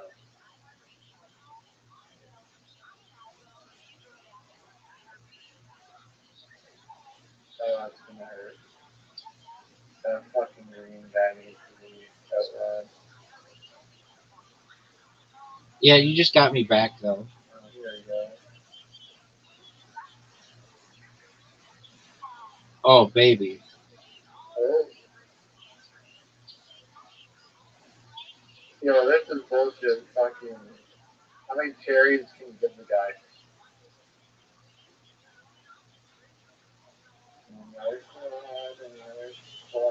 And I get to heal because I'm a pimp. I'm going to show you how this is done. I'm going to show you how this is done, son. I'm going to show you how this is done, son. I'm going to show you how this is done, son. Oh, you fucked up.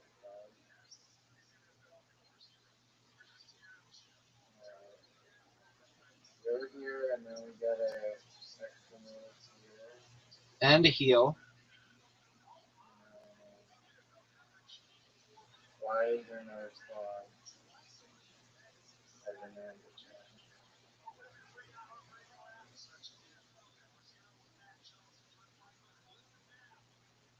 Here's a quint, baby.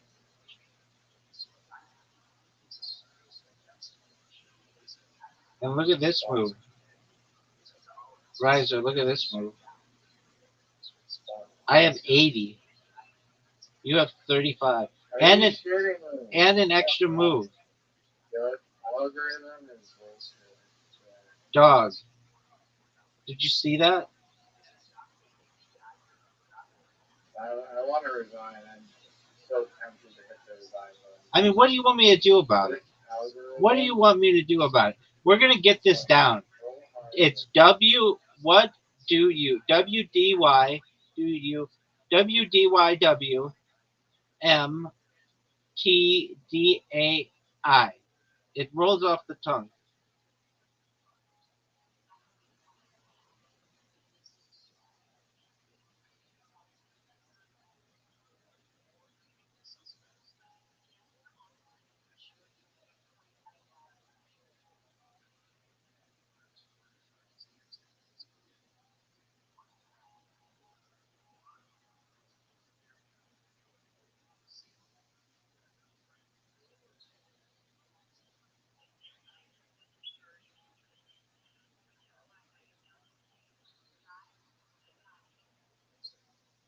Are you gonna go? Yeah. Are you gonna go? I'm looking. There isn't anything. I already looked. I already looked. There's a quad somewhere. Riser, I'm gonna go viral soon. I'm gonna make all your dreams come true.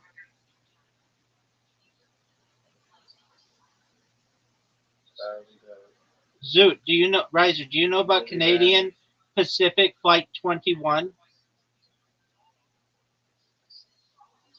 It's the largest unsolved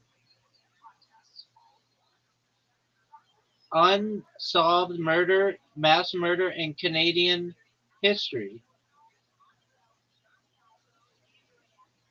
Riser,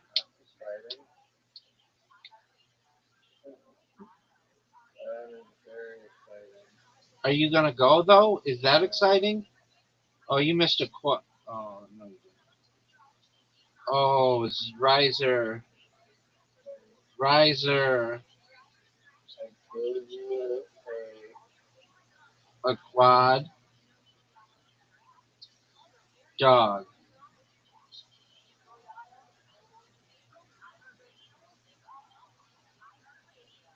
What is like the definition of JR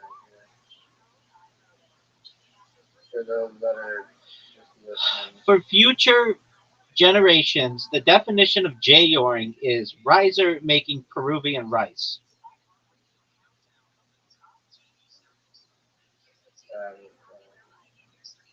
That was a good move.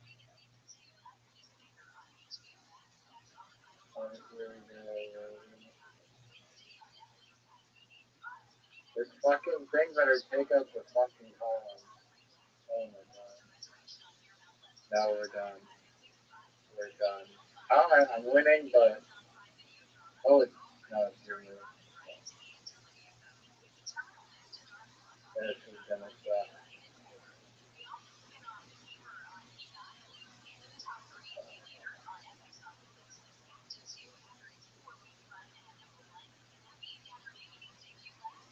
Oh yeah.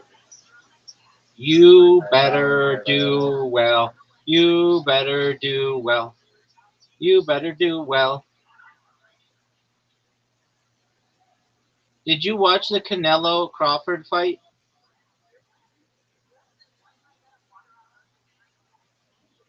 I don't know what that is. It was a big boxing match that happened this weekend.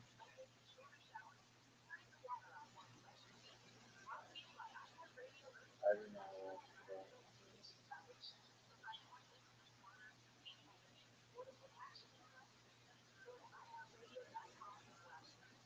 Why don't you boost? I'm giving you advice. You should boost. You should boost the green guy because I'm about to. Terrible advice. I don't need your terrible advice.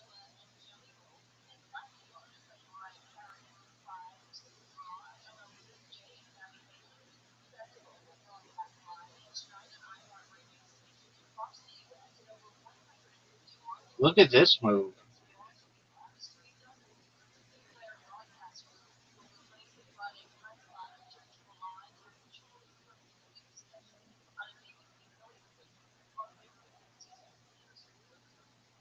Yeah, there's people waiting. You gotta go. I just did, dog. You gotta go, dog. There's people waiting. Dog, you are one move away from losing. Did you know that?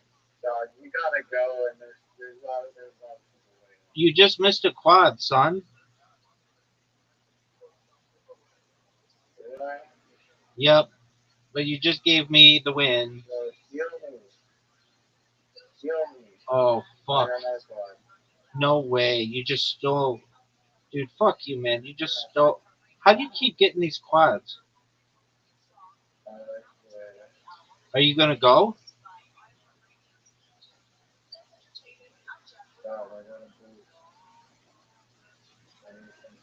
Dude, you just made a huge comeback.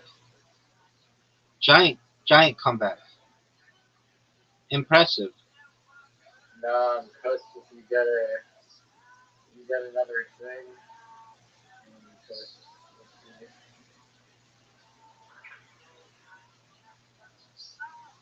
What are you gonna do? There's an easy quad right there. Where? Get the quad, dude. It's right there. That's not a quad. Where's the quad?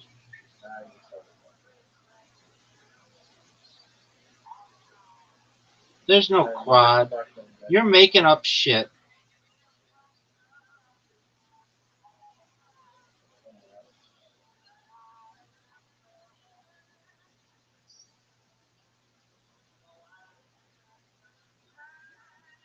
Are you gonna go? Are you gonna go? Are you gonna go? Were you proud of that move? I'm proud of it. It's an excellent move.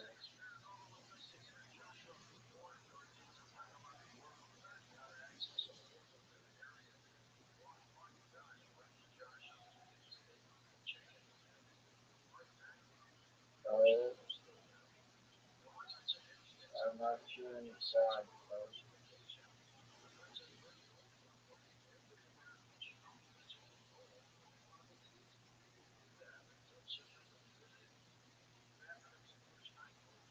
Oh, that does 20 damage? I was not aware of that.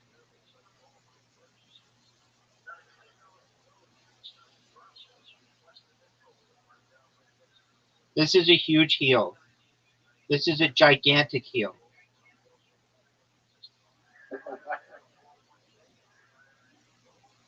Oh, this is a big quad right here. Yes, it is. Oh, you took away my power. Should I take the other quad? Or should I just leave it? This is a risky move, but we're Why would you do that?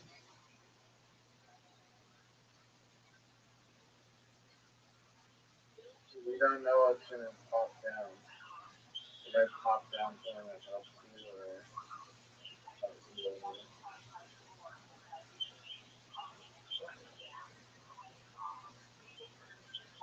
It's over for you, son. It's over for the riser, over for the riser. His bluebird ain't singing no more. His bluebird ain't singing no more. His bluebird ain't singing no more. more later? What were you? Are you ready to play me? Are you ready to play me at a real man sport like archery? Sure. Yeah, you better fucking be ready. Literati. Oh, baby, it's on. Literati. I will smoke You and what dictionary? After Do you want? Do you want standard or quick draw, son? always been quick draw. No one plays No one knows what standard is. Standard doesn't have a home.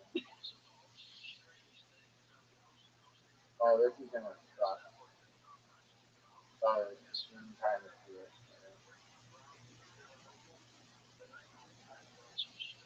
Way too slow. Way too slow.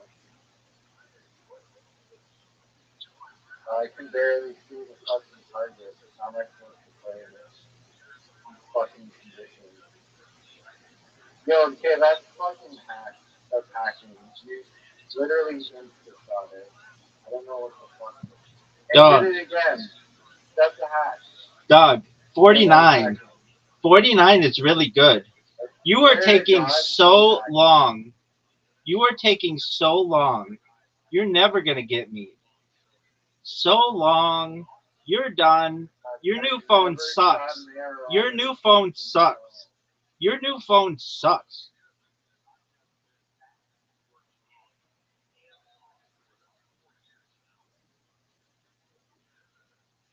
No way.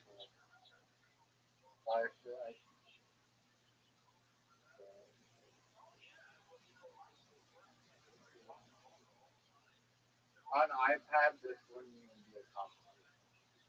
We all know that. I have to downgrade to a shitty, unusable piece of tech. And even then, with Rabbi getting instant shots off, that shouldn't even exist. So he's fucking up his last shot really good. That was a bad round. That was a really bad round.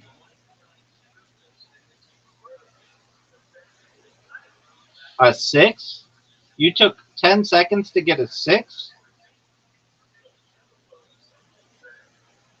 Oh, there's a bullseye. Look at this comeback. 8. Take the lead with a 6. A 4.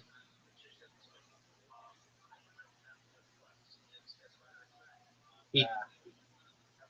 Could have been much better. The 4 really fucked you. He had some really terrible shots that round. They're so bad. They're probably, not to sound like Donald Trump, some of the worst shots I've ever seen in my entire life. Terrible, terrible shots. They need to be fired and deported. Oh, this is, oh, the ending here in the bullseye. Baby, you're done. You're taking too long. That's gonna have to produce more GDP than Baby, you're done. This game is over. You need 29. He just got a 9, folks. He needs 2 bullseyes. Oh, he's got it. He's got it. He got it. This phone isn't letting me drag the thing as fast. Like I'm not even making up a excuse. And I still won because even with a piece of shit phone, no, literally no. I already smoked you and you're done. You've already determined that you're just smoked. Mancala. Do I get smoked in Mancala? Yeah. Okay. Riser, you have no idea. You have no idea how happy that man from Kent made me.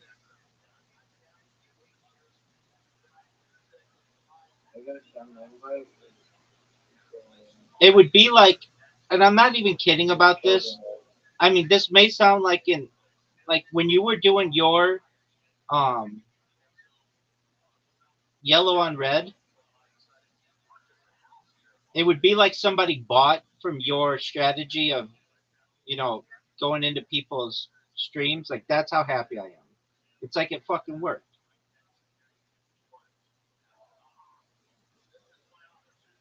Yeah, I mean, hopefully it'll keep going like that.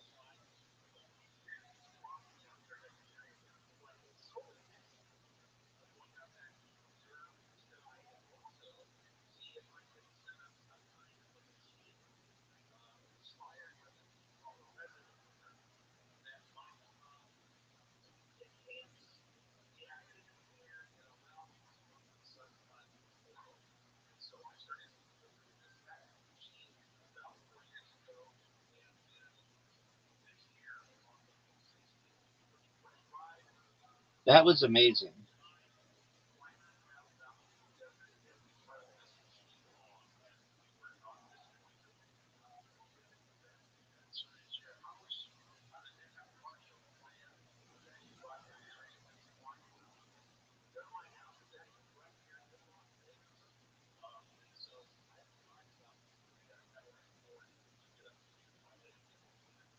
What are you gonna do? Oh, you fucking.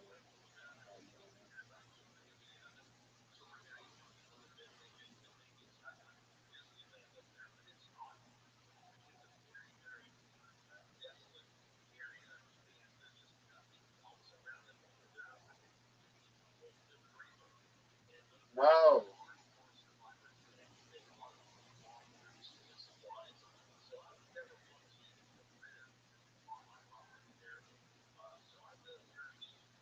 Man, it's fucked up.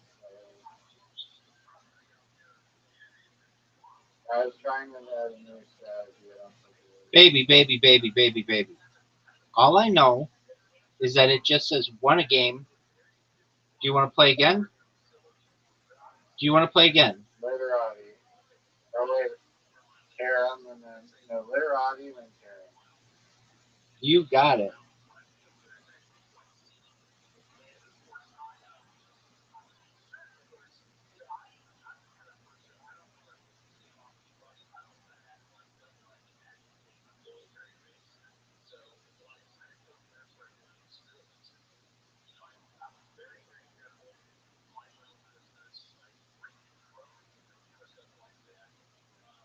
There was a plane crash that happened in New York. And the plane crashed in like a residential area and just took out like 4 people's houses. And killed like everyone. That's sad. That's just like crazy luck that your house got blown up by it. Word, dog.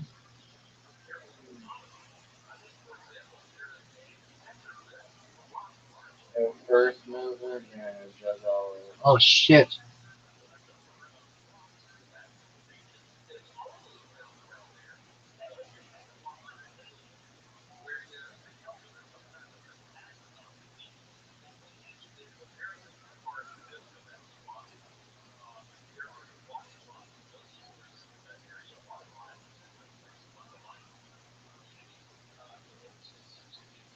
Bro, what is this bullshit?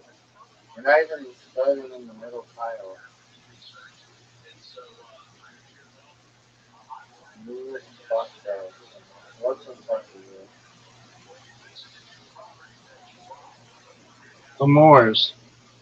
They're like a people who were related to Muslims in southern Spain.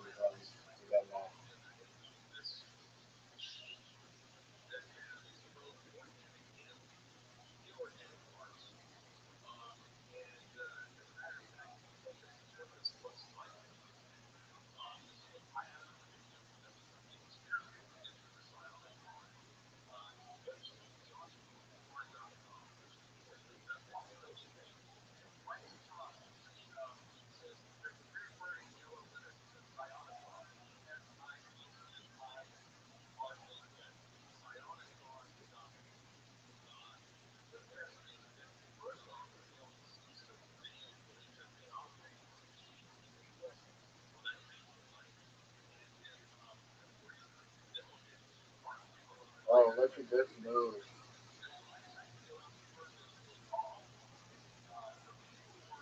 Did you see that move? He's hard and turning.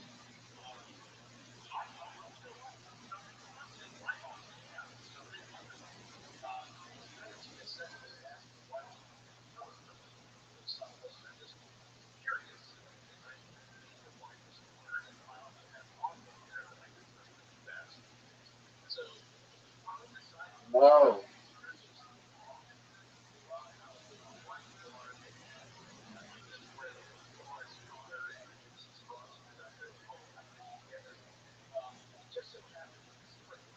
And this is bullshit.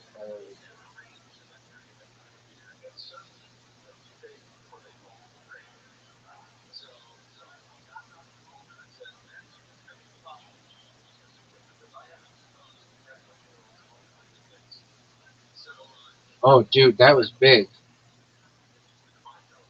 Haha. Haha. AI. AI is not really a word.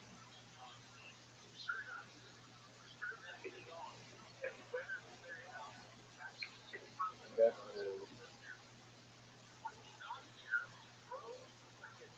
Apparently, artificial intelligence is a word. No, it's not. It's just the sound.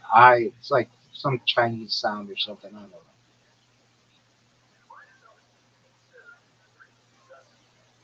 How are you winning so much? Because I'm amazing. I mean, whenever you have a question like this, you should just say to yourself, "Oh, it's because Rabbi's amazing."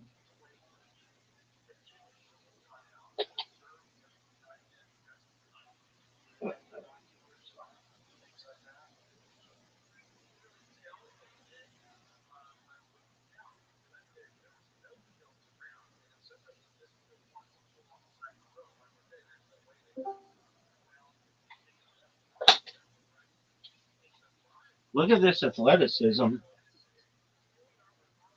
some moves right now.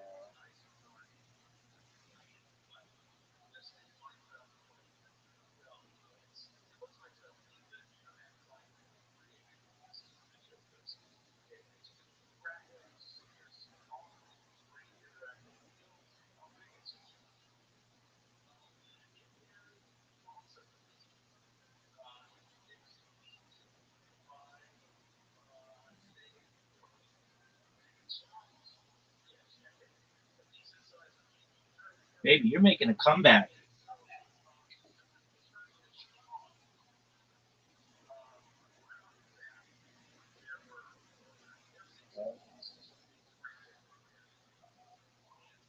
I don't know what bullshit you're doing up there, but that's not it. Making moves.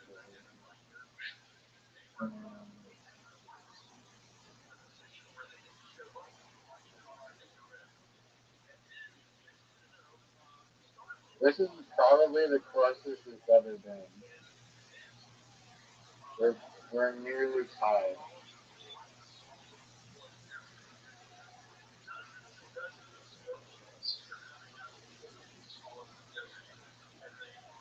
Did you know you're up, big dog? I have no vowels. Fuck me. What do you want me to do about it? You can't make fucking words without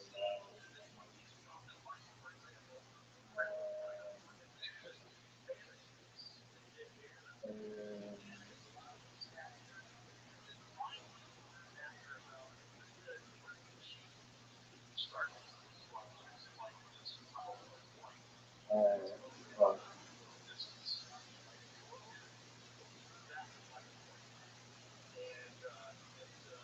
It still gives me no vowels. Come on. Fuck.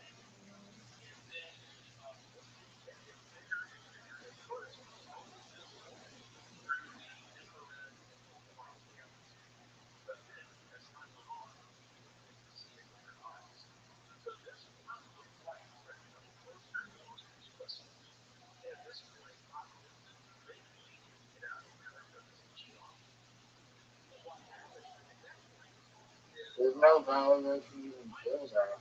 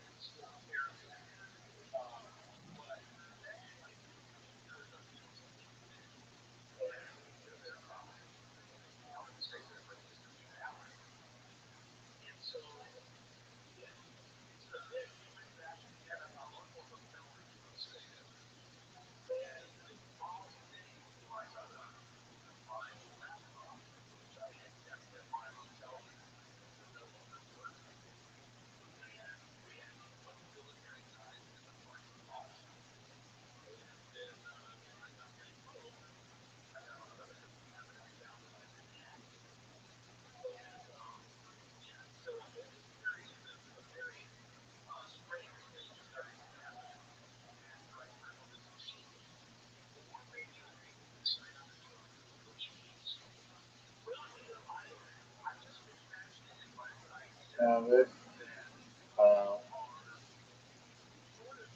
unbelievable.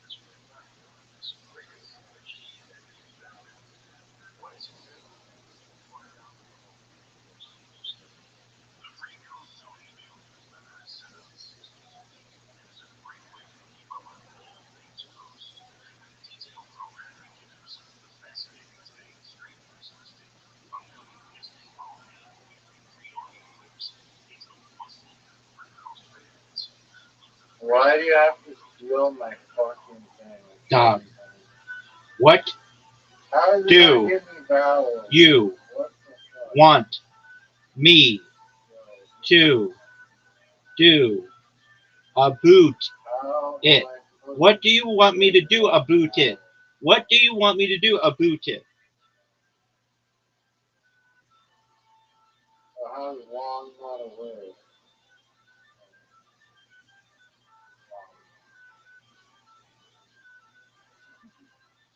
Long,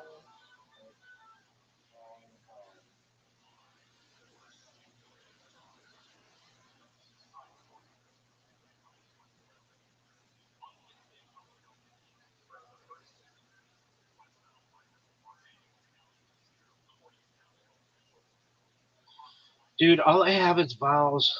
All I have are vowels.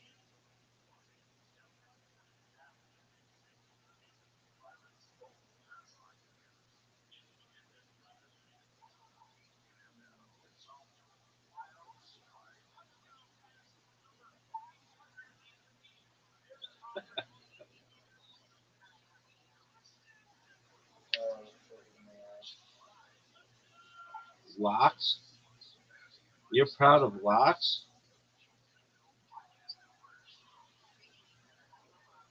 you know what the word lock means? Yeah, dude. It's I love locks. It's salmon.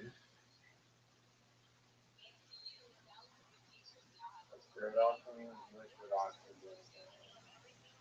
Yeah. No one thinks it means liquid oxygen. It's salmon that you smear on bagels, or you can just eat it plain.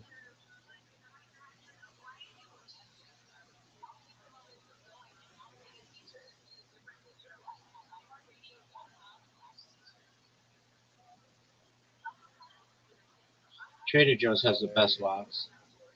I just had to say that. It's amazing. That was an amazing. That was good. That was great. Are you proud of that? Are you proud of that? Z's, yeah, it means it's like a type of Chinese like chi. It's like your spirit in Chinese.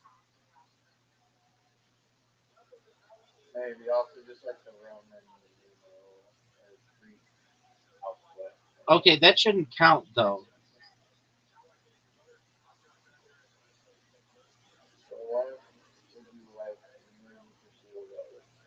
Just win, baby.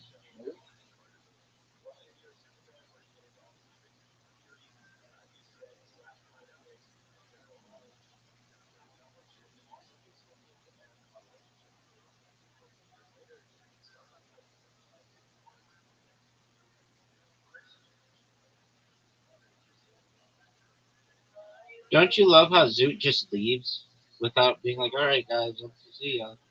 Even though it's like in the middle, it's like early. It's like,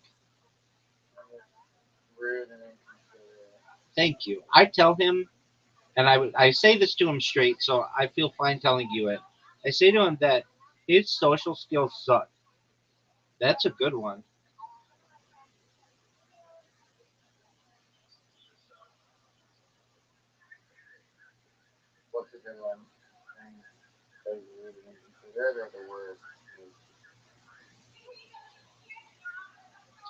Fuck you.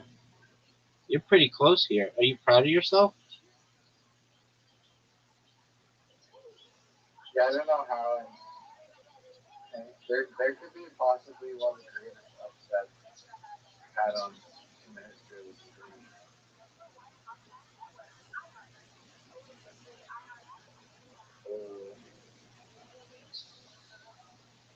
No way.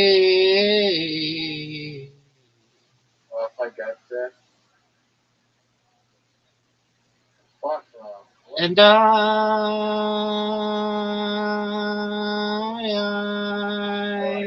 will always love you. Always loved you.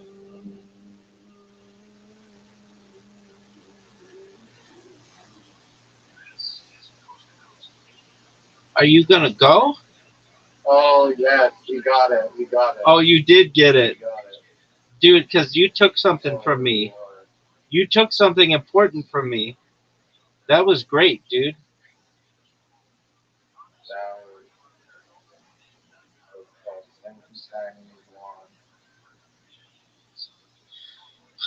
That was really good.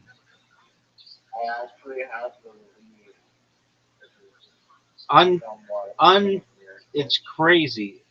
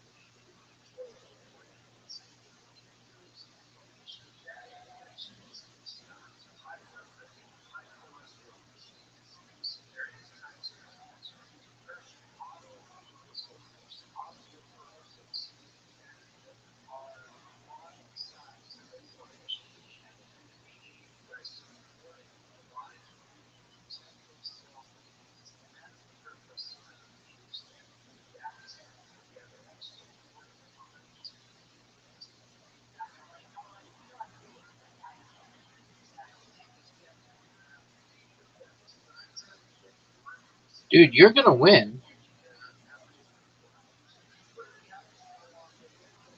I don't know. We'll see how badly the vowels.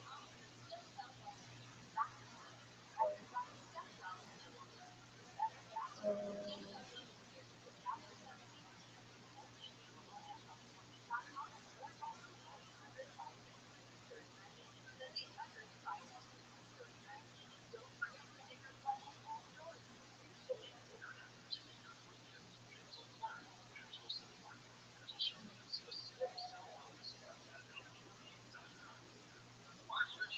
You are going to win.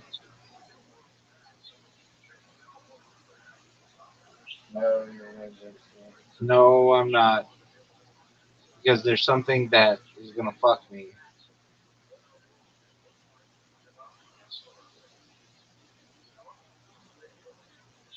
It's better to not get vowels. So you were put in a good position. You just didn't realize it.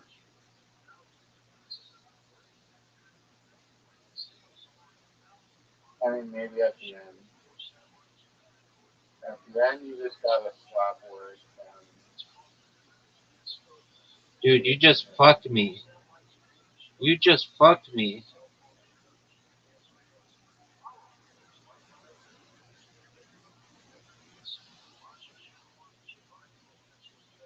Dog.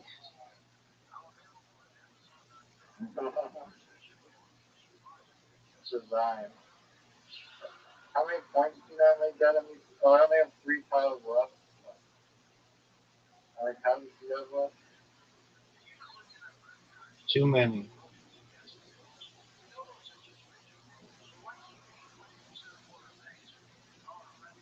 Yeah, you have to get a real serious. Oh no.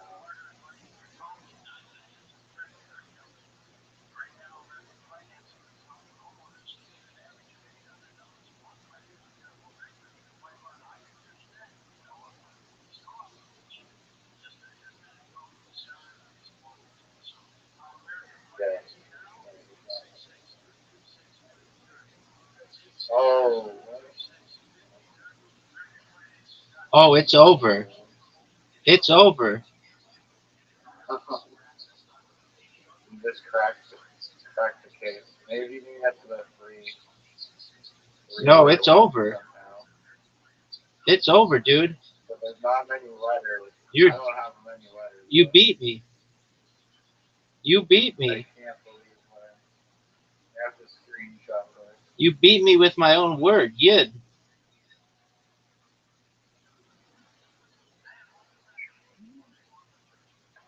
It's over.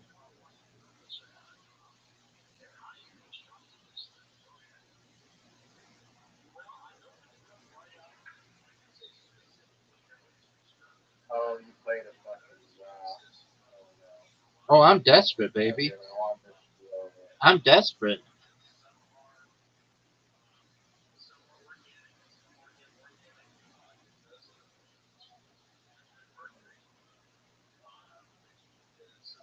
I spend my time celebrating. Dude, you can celebrate. This game is over.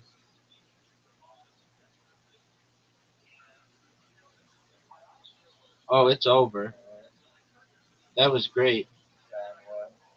Yeah, you've been. I'm fucked, son. Oh, that was a clutch. That was a clutch. That was clutch. I needed that.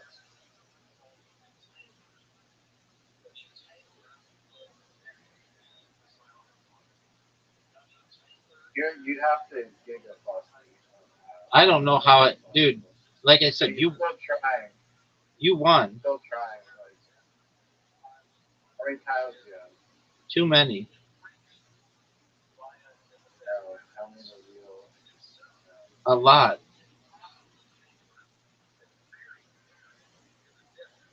Not fun. Oh no, it is. I only have 2 left. Like 2 total tiles left. How many do you have? A lot. Why would you go there?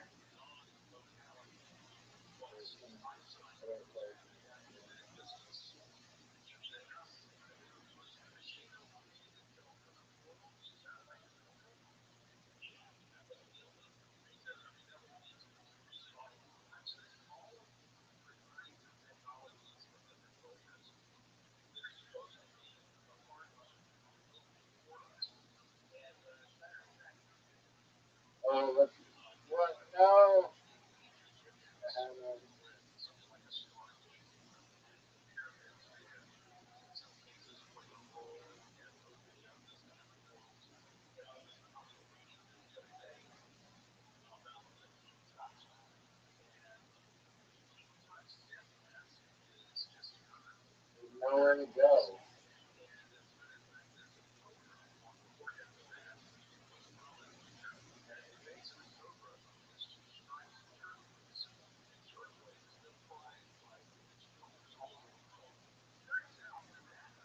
No, what? What the fuck? Are you fucking kidding me? So Ryan, bullshit.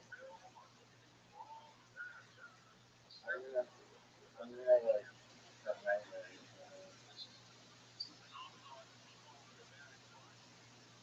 I just knew that somehow there would be some, literally nowhere else, like nowhere I can go. I could place a letter everywhere.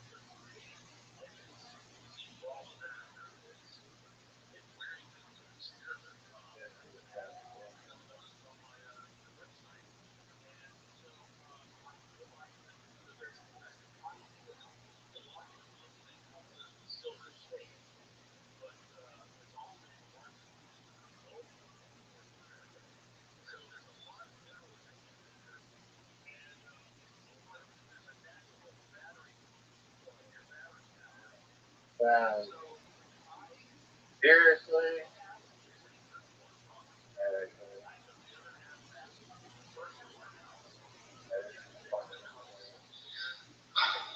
Maybe my greatest comeback ever.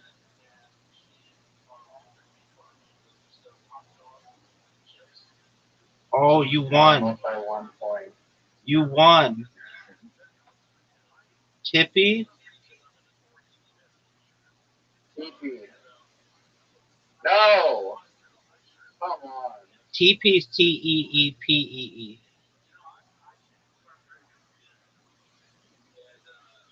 God damn it. You just fucked me over.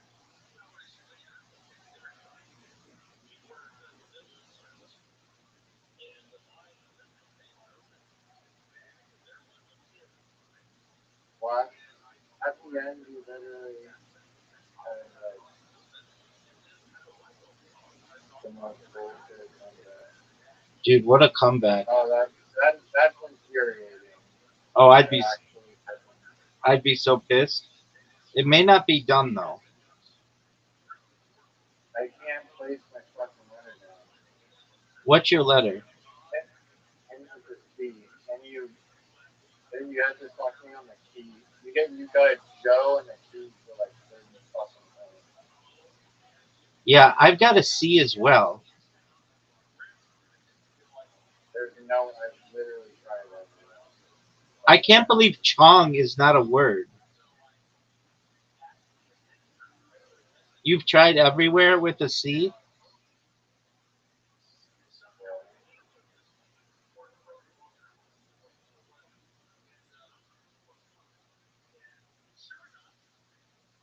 What a Certainly not getting a 10 letter word.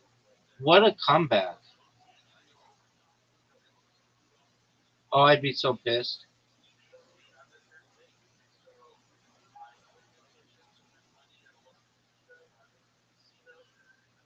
Cha. I mean, I don't think I've ever gotten anywhere this high. No, you haven't.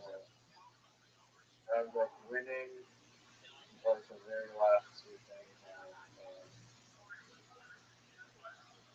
There's so much.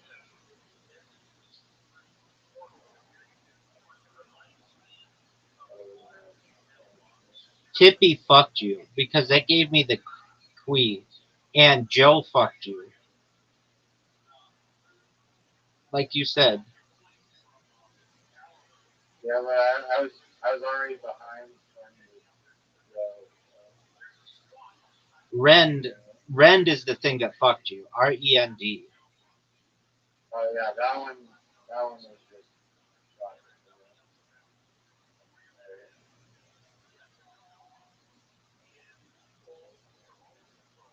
Yeah, where the fuck is Randy even mean? I think it means like when you take off your clothes. Tear something into a more free form. Exactly. Cause great emotional pain to a person in their heart. I rended you. You tell me this in order to make me. That rending is a word. I know. It's a rending. When you rend your clothing, it means you tear it. What a comeback, folks. I want everybody to know that I absolutely thought I had lost that game. This game is more rigged than match one. And did you all hear Riser already have that win counted to the point where he was ready to take a screenshot? No, I said I'm gonna screenshot it by somehow. What a comeback.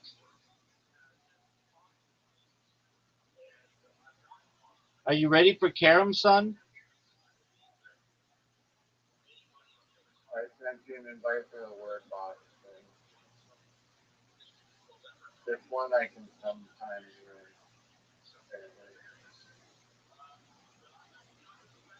Even though I'm not good at this anyway.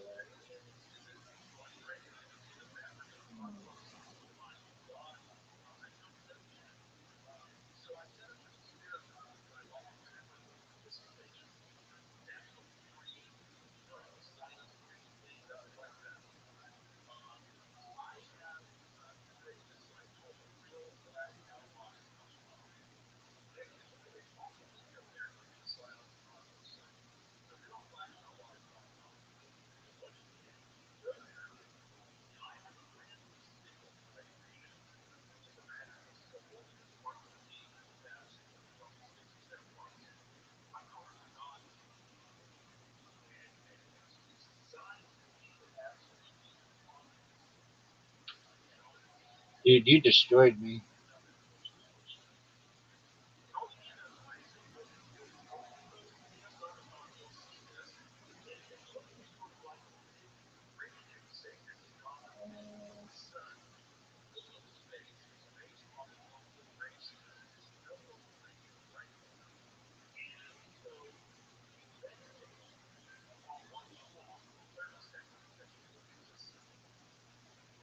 You destroyed me. What's it mean when one of them is in green?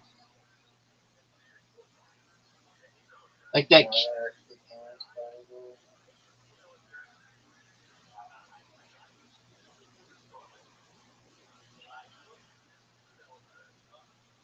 But there's no use. Quest? You got Quest? That's amazing.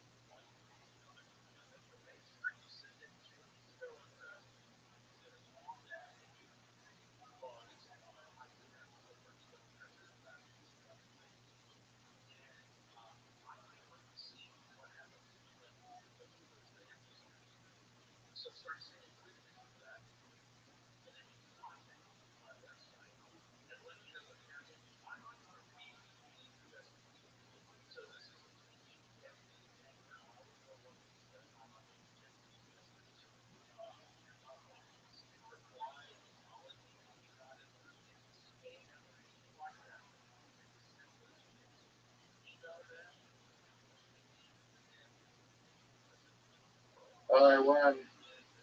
I got you. Boom. Got you. Are you ready for Karam? Yeah. I got 69 points.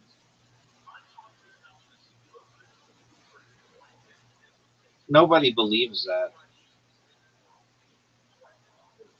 Literally in the game. Okay. Why do I have a little smiley face? How does it feel losing 2 rounds in a row? Hey, how was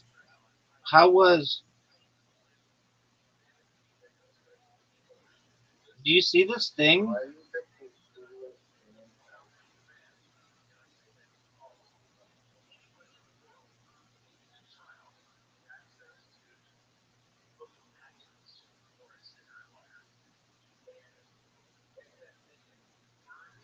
Are you proud of the way that you're playing?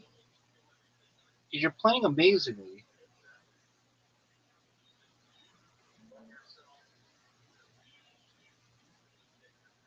Archery is I'm way better on I mean, you know what I'm going to say to you.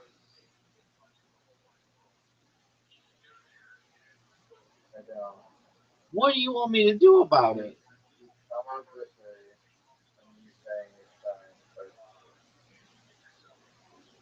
Are you going to go? Are you proud of that shot? Because you should be. That was amazing. That was amazing, and this is amazing. You're playing like a G.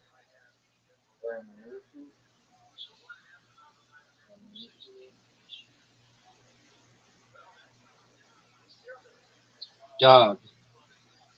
Are you proud of the way you're playing?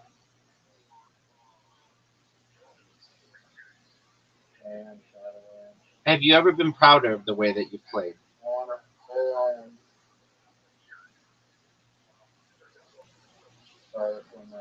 Dog. Dog. Just absolute phenomenal play. You might not get a chance to go again. Just absolute phenomenal play. Get it. I want you to get it. Get it, get it, get it, get it. No, it's you got it. It's just in the corner. Oh, still that's all right. That was an amazing round. Yeah, I had no chance of getting the next red one there. Thing is about this game, it's like I got rid of all the obstacles for you to head now, so now you have a bunch of easy stuff. I don't know if they're easy.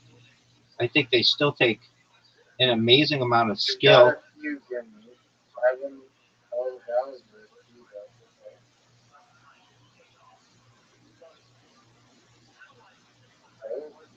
Not a good strategy, but okay.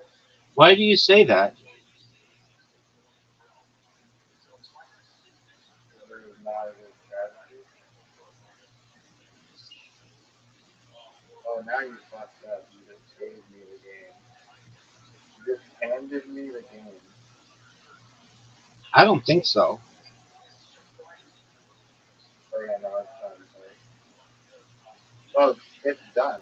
You think it's not over at all. Oh, it is done. Oh, this is a really tough shot. Doug, this is a really tough shot. This is an easy shot. You can do this blind table. Done. Fuck. You're done. Fuck you. Take a seat. Done. Take a seat. Make an attack.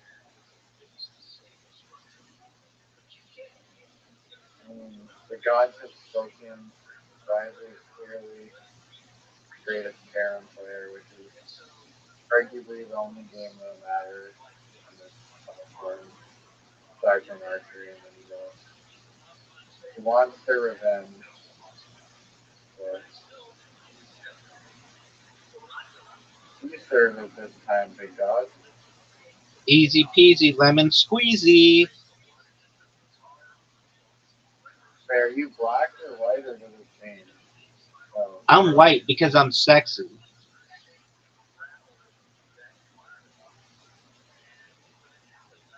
oh. Are you proud of that move? I'm just giving you the dance floor so I have a little more boogie room when I get the time for it. Dog, this is hard. What a fucking shot. That was one of the best shots I've ever had.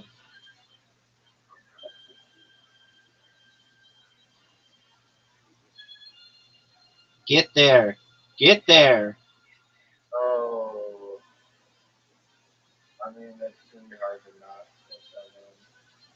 Are you gonna go? Are you gonna go? Look at all the time that this motherfucker's taken. Look at all this time. Look at all the time. There's a timer. What's the impossible shot? It's easy as fuck. No. What was that? I need my iPad. I need my iPad. Never in a million years would I make that. Look at this angle.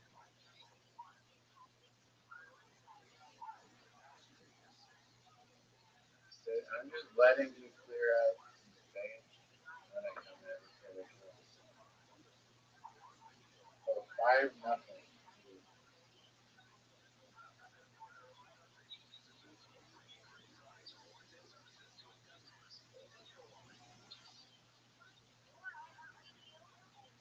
Oh, I just gave you a major advantage.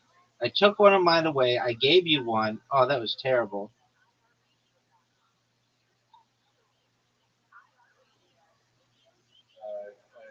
What a dog shit shot.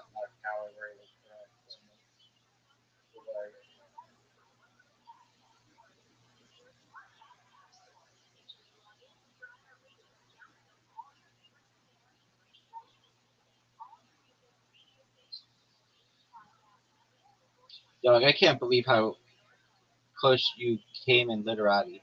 I really mean this. You played super well. You had Hong, and there were some other crazy good words.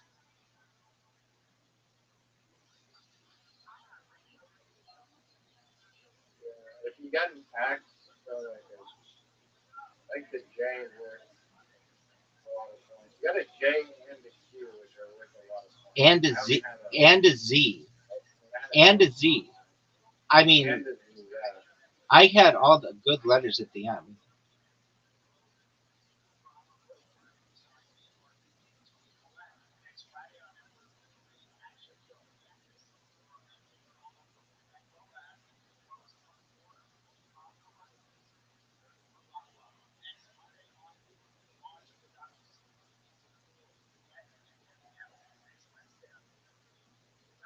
I'll go for the daily double.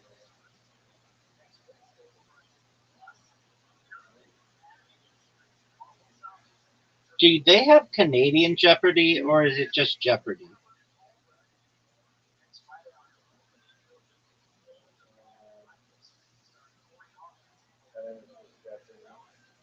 Were you a fan of Alex Trebek? Yes or no? Go. Of course. Are there people that don't like Alex Trebek? People who hate Canadians. He's a leaf? He was a what? He's a Canadian? Fuck yeah. Did you call him a leaf? Yeah, you've never heard that before? No, because I don't hang out with Canadians. Aside from you, son. Oh, what a shot. That was one of the best. That was. Did you see that? That was a 1 in 100 lifetime fucking shot.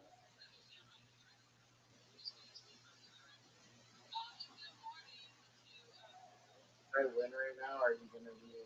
Dude, I'll quit if you win right now. I will straight up quit.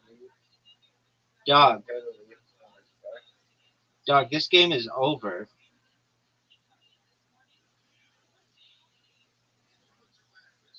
Are you gonna win?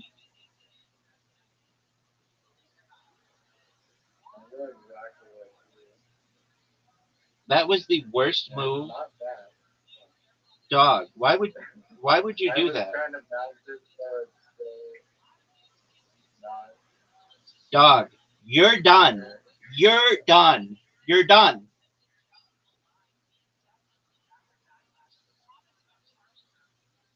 All right. I'm done. Bravo. You played very well in archery. I didn't think you would play that well. You played very well in that word game, word box or whatever. You played really well. Not that well in Match Monsters. Actually, Basketball, you did. basketball, that one game, You played. You, but most of all, you know what game you played the best?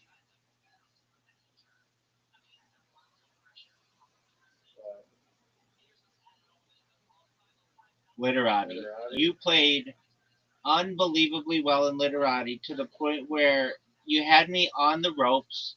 Not just on the ropes. I was down for a 10 count. And I got up and I looked you in the eye and I breathed hot air on your face and I went for 3 last-ditch efforts. I went for Joe, which I didn't even know was a fucking word without the E. I went for Rend, which I thought was a word when you tear your clothing. And that happened to be a word which gave me the lead. I was down 30 points or so, maybe 40 points, with no tiles left. And then when you put down TP, that fucked you. Because then I was able to put down a Q and I was already down from the Joe, so I had to put down a word. No, not Joe, from Ren. I didn't know. Oh yeah, one of them fucked me, and I had to put down a word. Actually, here's what happened. Here's what happened. I got Za, which was like 11 points. Then I put down Joe, which was 9 points. Then I put down Rend, which was like 10 points or something. And then I put down Key, which was 11 points. And that gave me the win. But basically, I had to put down 40 points in 4 moves or something. You played so well. And then it was so weird that we both ended on C. Isn't that weird?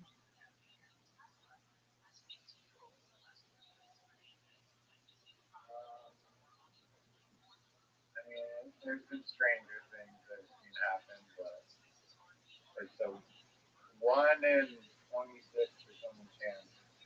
No way, it's more than that. Maybe it was more than that. 26 times 26 chance. We'll look it up.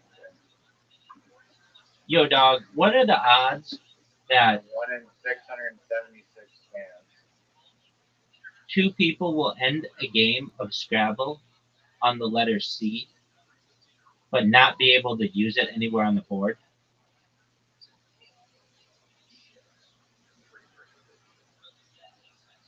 All right. There are 2 C's in the set. C is considered a harder letter to use because it usually needs a vowel. Both players have exactly 1 C each. So what are the chances? Yeah, give me odds, baby.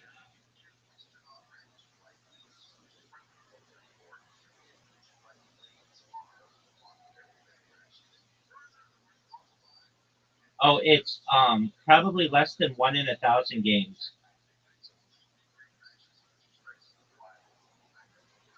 Oh, that is pretty rare then. Okay, so it's. Oh, have you seen the documentary called Oh, I was going to talk to you about this. Cocaine Cowboys? I started watching Nathan. I started watching Nathan's For You's new show called The Rehearsal. Have you seen it? Were you going to say Cocaine Cowboys? I did ask if you had seen that. Yeah. Have you seen Cocaine Cowboys 2?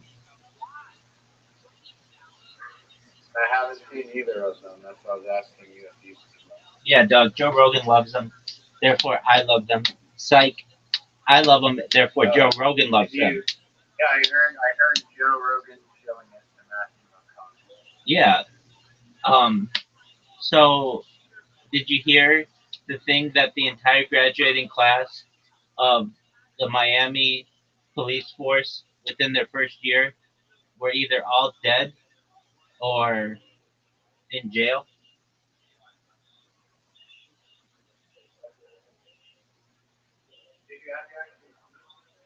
Yeah, I've seen it twice, and I've seen the second one as well. It's by Billy Corgan, I believe, or something like that. Yeah, it's really good. It's one of the best documentaries of the last decade by one of my favorite um, documentarians. Okay, Have you seen Nathan for you for rehearsal? yeah, nobody knows what that is. Is it Nathan for Use the Rehearsal? So you're not a Nathan Fielder fan, is what you're trying to say. Wait, what's the rehearsal? Explain to me what it is. Is that the thing with Emma Stone? No, that one is called The Curse.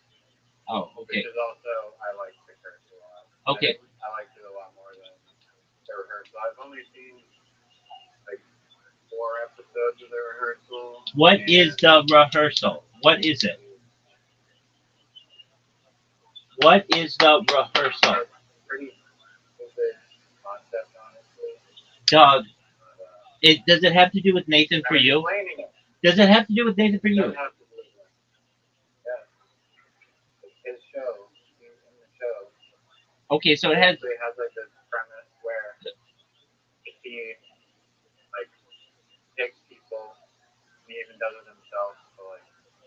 So take people and basically reconstruct, like hire an actor to play someone, and also like spend a lot of money reconstructing exactly like a T these different like sets and environments that people are in, where they're in like a situation that they need to move past, and then he'll rehearse with them in those environments and get them through those challenges. It does remind me a little bit of Nathan for You, but the premise is kind of dumber, I guess. I didn't like it. Okay. Would you please? Not anywhere near as much. Would you please open up X? I have to go to the washroom. Okay. I can be up in 5 minutes. Yeah. Okay. Wait, what'd you say? I'm going to the washroom. Okay. I'll do the same. Drain this huge cock.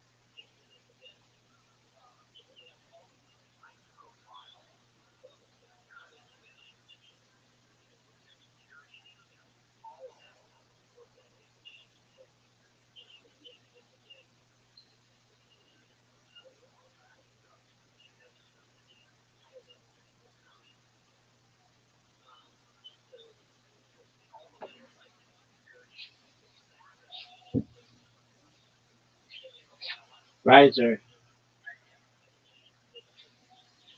Riser's still jerking himself off raw.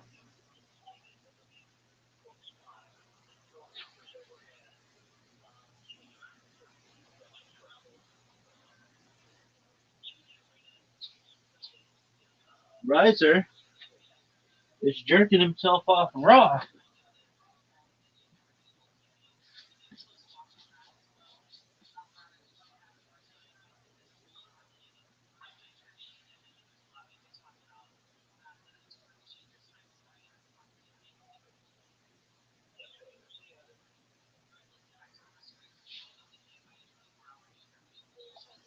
What is this bullshit?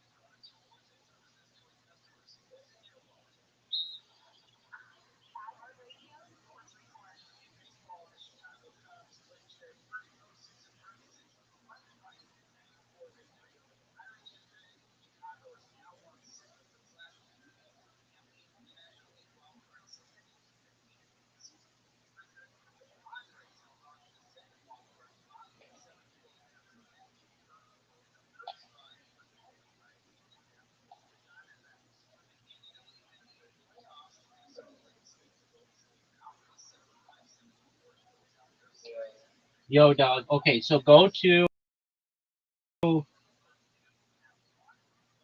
X, type in the word Jew, Jew.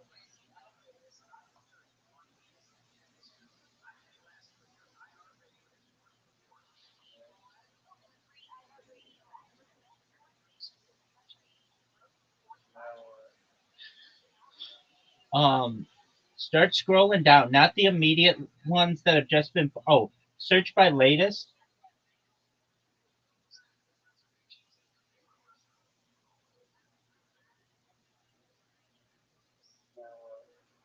Not the immediate ones that were just posted, but scroll down like, I don't know, 5 pages down and start seeing where somebody reposted like a tweet that was recent, and then click on it and click view interactions.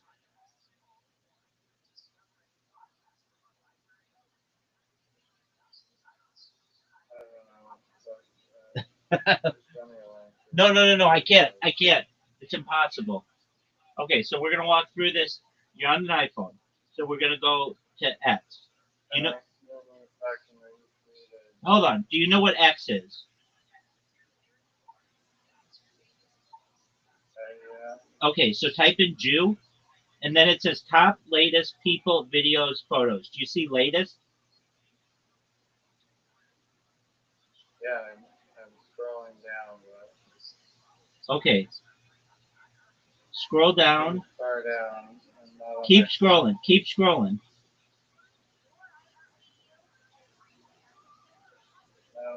To like 4 minutes ago.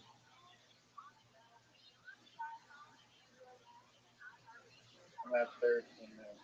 What am I looking for? Okay.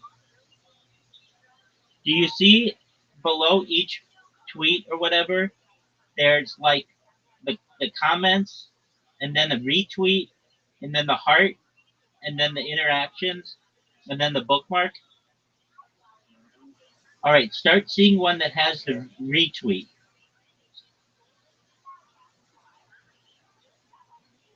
Okay. Now, once you find one that has the once you have the one that has the retweet, hold down on the retweet, and it should say no quotes yet. I'm on my computer. Oh, okay. Well, okay. So then that changes it. Okay, so then click on the post, and then in the upper right corner or on your, it should say view post interactions.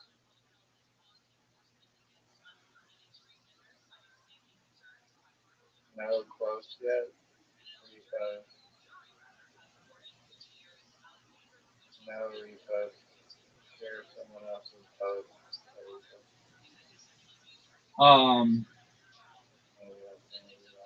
Okay, look for, just do it again. Here, I'll make it so it's easier. Okay, so. It doesn't show. I mean, I went to the engagements. It doesn't show. Hold on, it will. I got my friend from Kenton here. It'll get every other person in here. Okay, so type in the word Jew, Jew.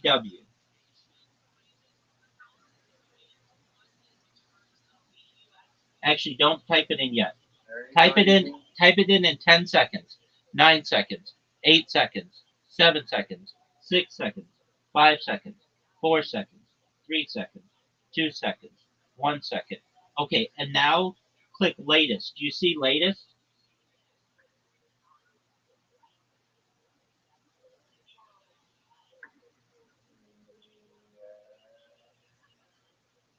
Okay, start scrolling down, like only like 1 or 2 pages.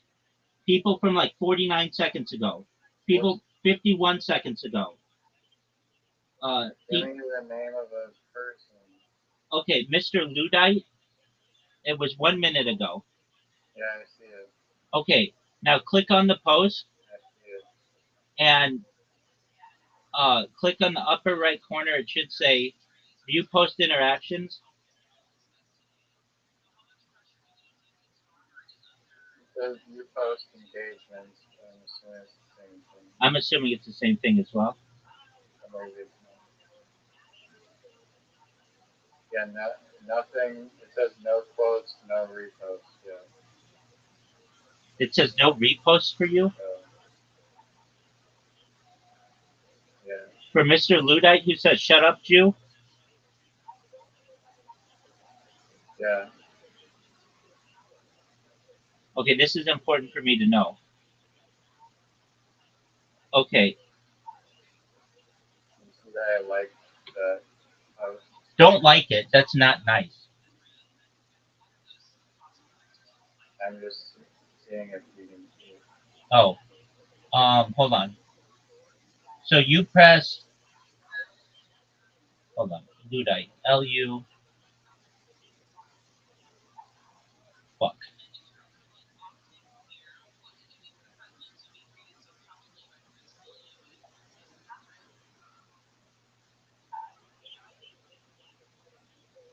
Okay.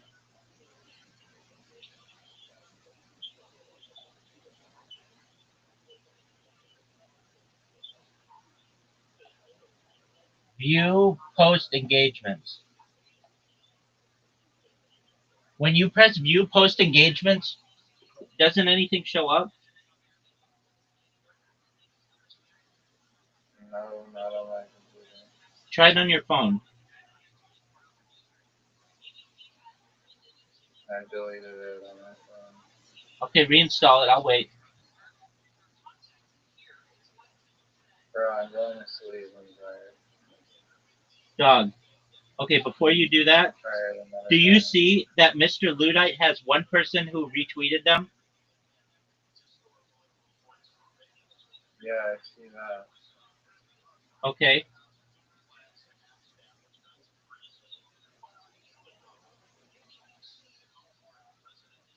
All right. Well, I want you to know how proud I am of you when you played Literati the way that you did, and you're gonna get me. And I thought today was your day, and maybe it's tomorrow. Thank you so much for coming in here, even though you didn't want to. You were making your Peruvian rice, which sounded like the most complicated fucking meal I've ever heard. Thank you so much for playing with Zoot and hearing his stories. And thank you so much for playing. You kept me up all night. And now I've got to pray. You're a fucking bastard. You better make it like your $1 trillion fucking stadium seller outer person and give you and me 51% stake in his fucking comedy career. 1000%. Absolutely. Dude, before you go, I'm going to look this up.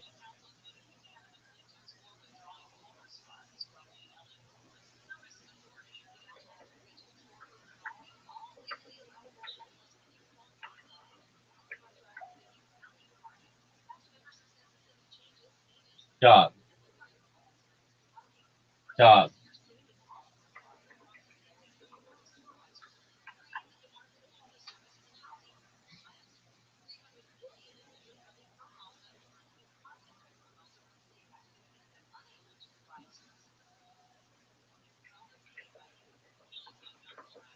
What you typing?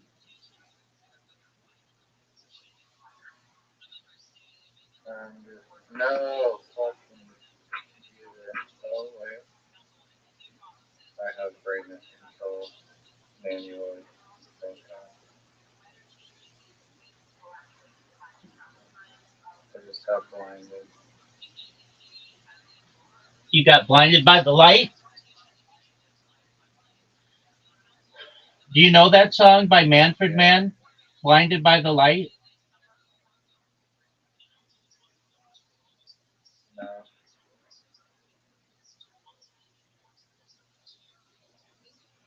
All right, you going to bed? I will whip your ass in chest one day if you ever decide to throw get some gall in you. You know I beat Zoot. You should one day, and I have Zoot playing in chest. this is maybe the only way you'll get me to play, but maybe not. So Zoot and I do this thing where we play every single game that you can play on whatever the fuck Play-Doh. We call it the Olympics. So you play chess and checkers?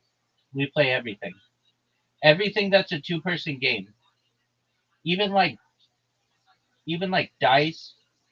Oh, dude, Have you played Zoot and chess before? Yeah. Riser, they banned my account.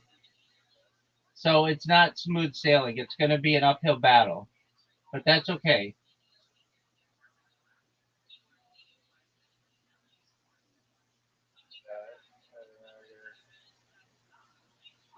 just exercise your contacts with Ben Shapiro and then just move up his fame. Yeah, easier said than done.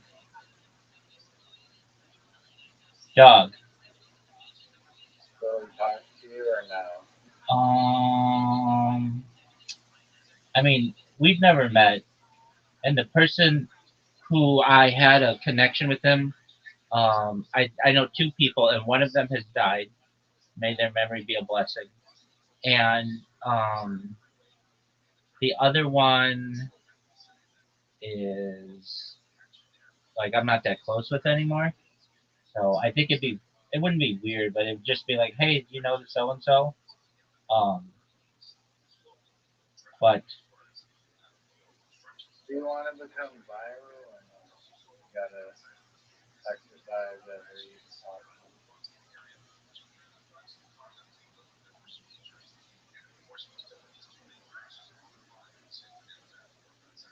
dog,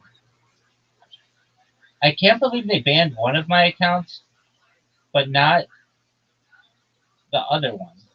I know you don't care about this. I wouldn't care about it, but I just think that's interesting. No, I don't know why you don't think I care. I listen to you talking about your accounts for like hours at a time. I know. I know. All right, big dog. If there's anyone on this earth that cares about your Twitter account, it's Barry. You're so sweet. All right. Well, with that, I'm gonna let you get your much deserved beauty rest and know how much I appreciate playing with you and your friendship. And I mean it. I wanted you to win. I mean, I don't like to lose in anything, but I wanted you to. You played really well in literati. That's all I want to say.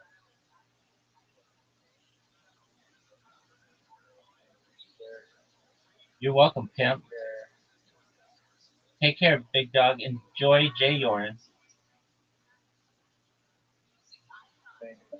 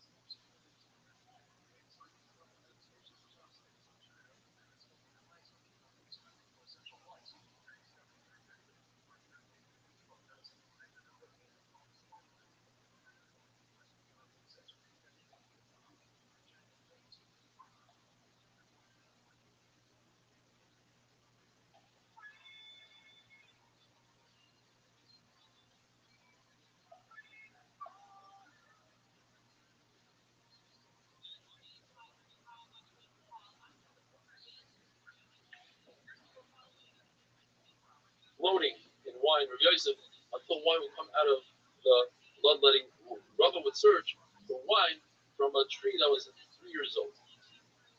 If a person doesn't eat immediately after bloodletting, it's very dangerous. If that person encounters a dead person, his face will turn green. If he encounters a murderer, he will die. If he encounters a pig, he'll get seracs. There are 5 things that bring a person closer to death than to life. And they are: if a person stands up quickly, right after he eats, drinks, sleeps, bloodlets, and kashrut.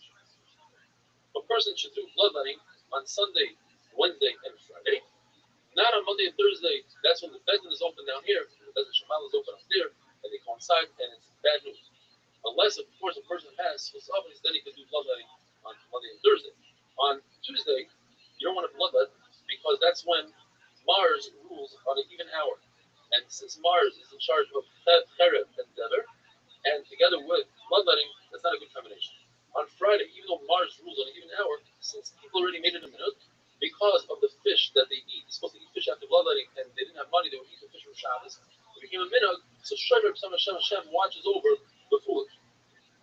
It's very dangerous to bloodlet on a Wednesday, which falls out on the 4th day of the month, the 14th day of the month, and the 24th day of the month.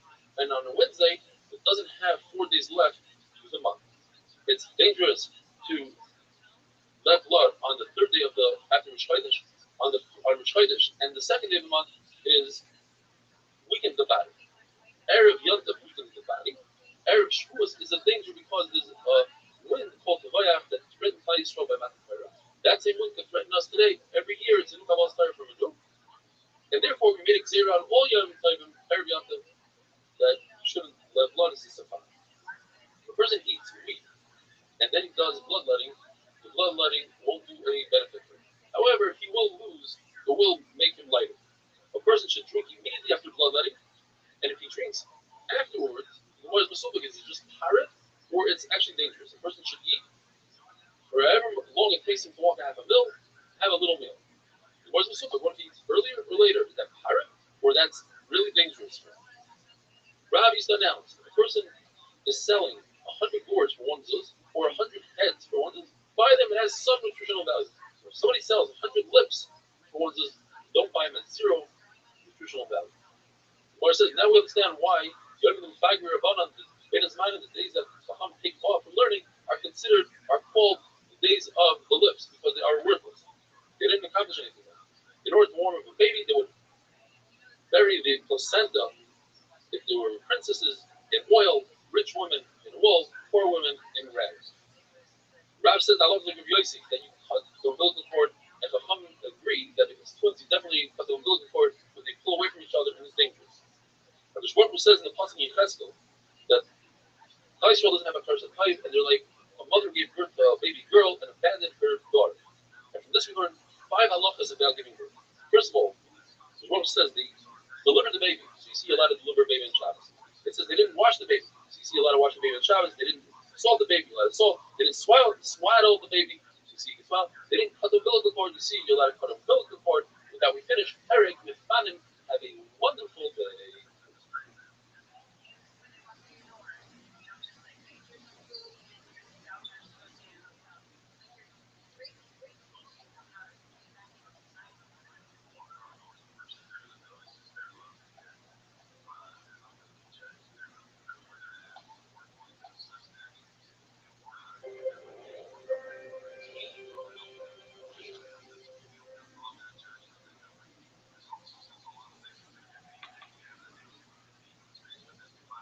Shabbos daf Lamed, today's email comes to us from Phil Rosenblatt. It's a great one.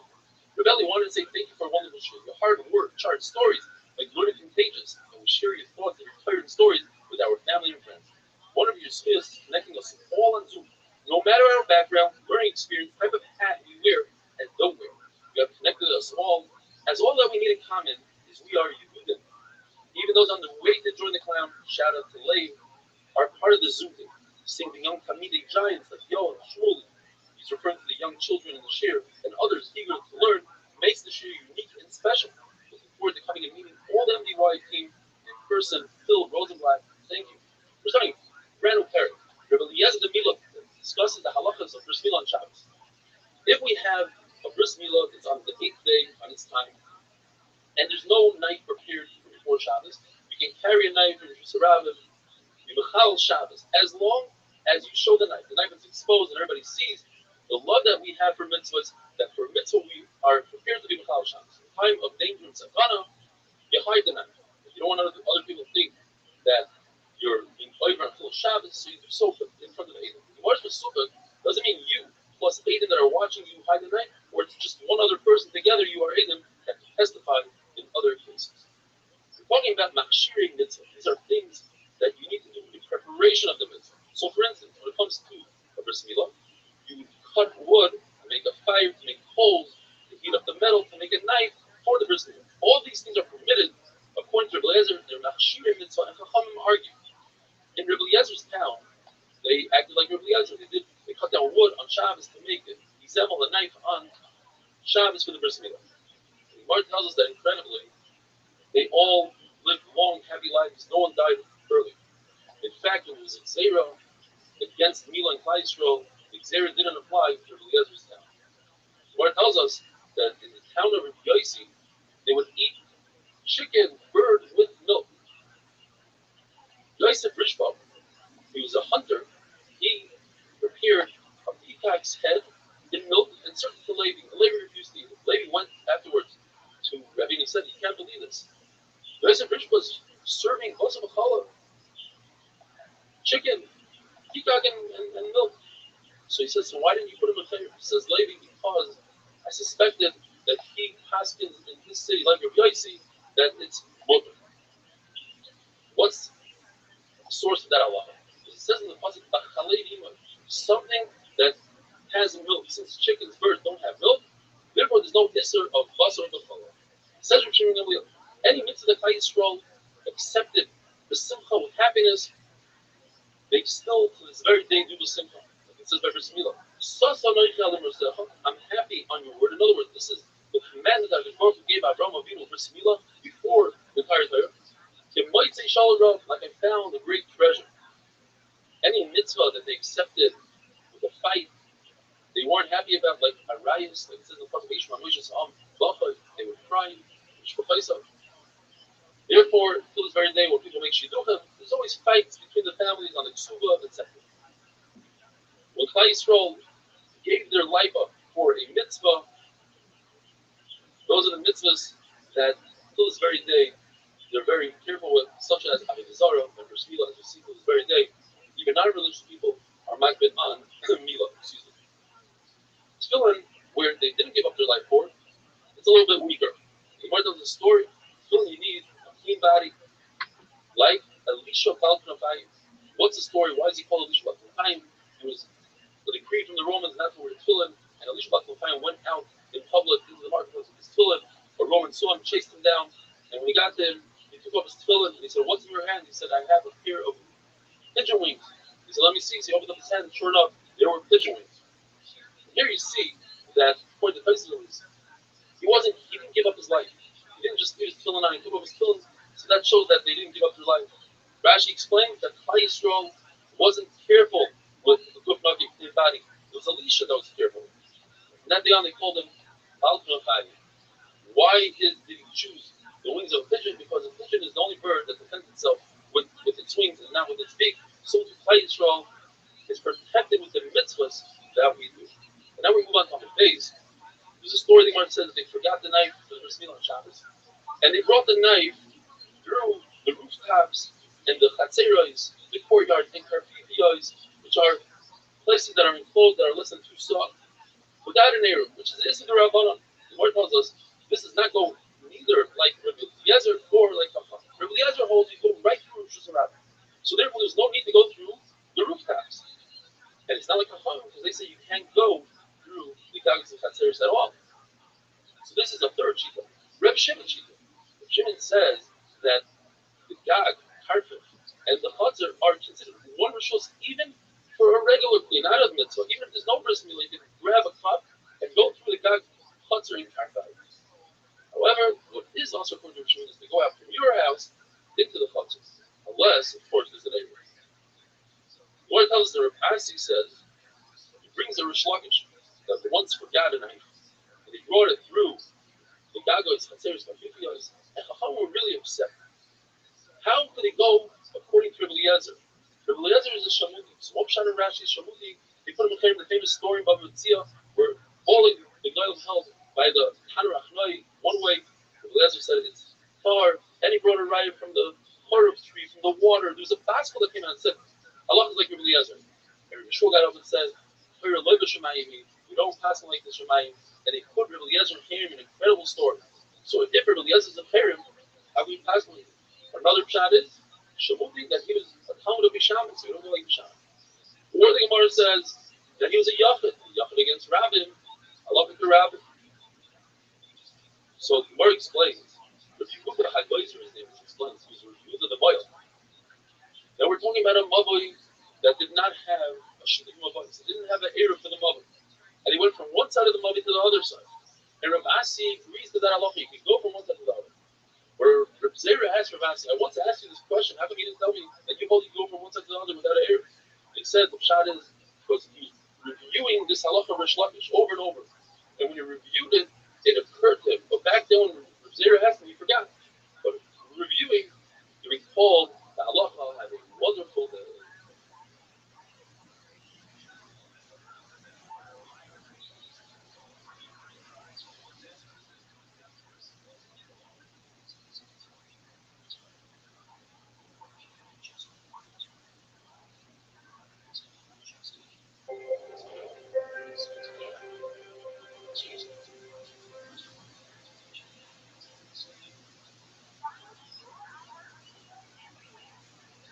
Shabbos that people come out because our school make Twitter out. I many others in my time that are inspired by your own. We always listen to your minutes down. Since like special time, 45 minutes down. You shoot or actually you're doing our college in the world, even some of the most unheard of corners of the world. Largely in the world position, getting you play out because you are with the players will happen in Twitter. More than rest, it's like the topic of hearing mobile materials. We deal with the mobile mentality. The way it works is you have houses that lead into the courtyard. The courtyard is communal with a couple of houses, courtyard, and they have the courtyards that open up into the mobile house. Rav says a number of things. First of all, he says in order to make an area for the mobile, require that you have 4 houses. That lead up to 2 cutteras, 2 houses, 1 cutter, 1 cutter, 4 houses, 2 cutteras, is 1 house. Then he says, if there's no sheet of mobile, that's the payload that allows you to carry the flush the mobile, then you can only carry 4 ounces of mobile. However, that's only if there's a payload between the house and the courtyard. If there's no payload between the house and the courtyard, then you can carry as much as you want in the mall. That sounds very interesting. How is it? If there's a payroll, can carry, or there's nowhere to be put. The part of my son explains very simply. Rabbi goes to Rothschild. It says that a gag, a rooftop, a chutzner, a carpet, but all these things are considered one roof.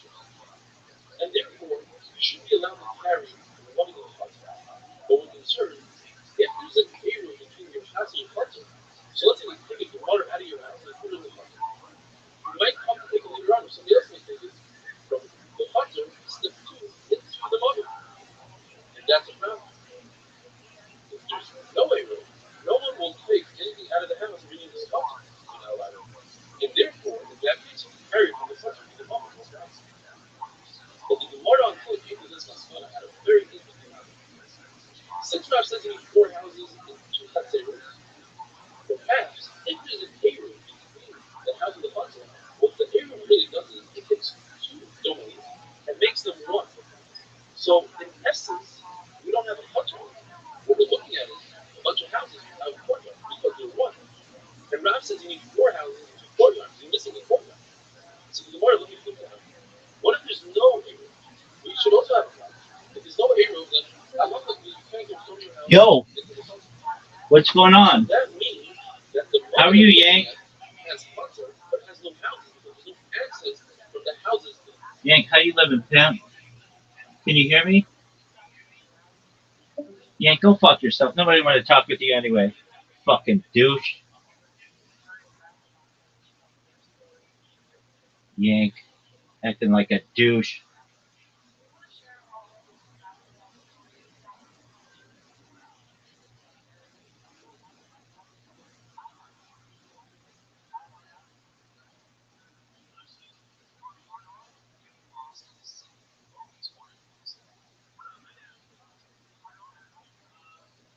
Yannick.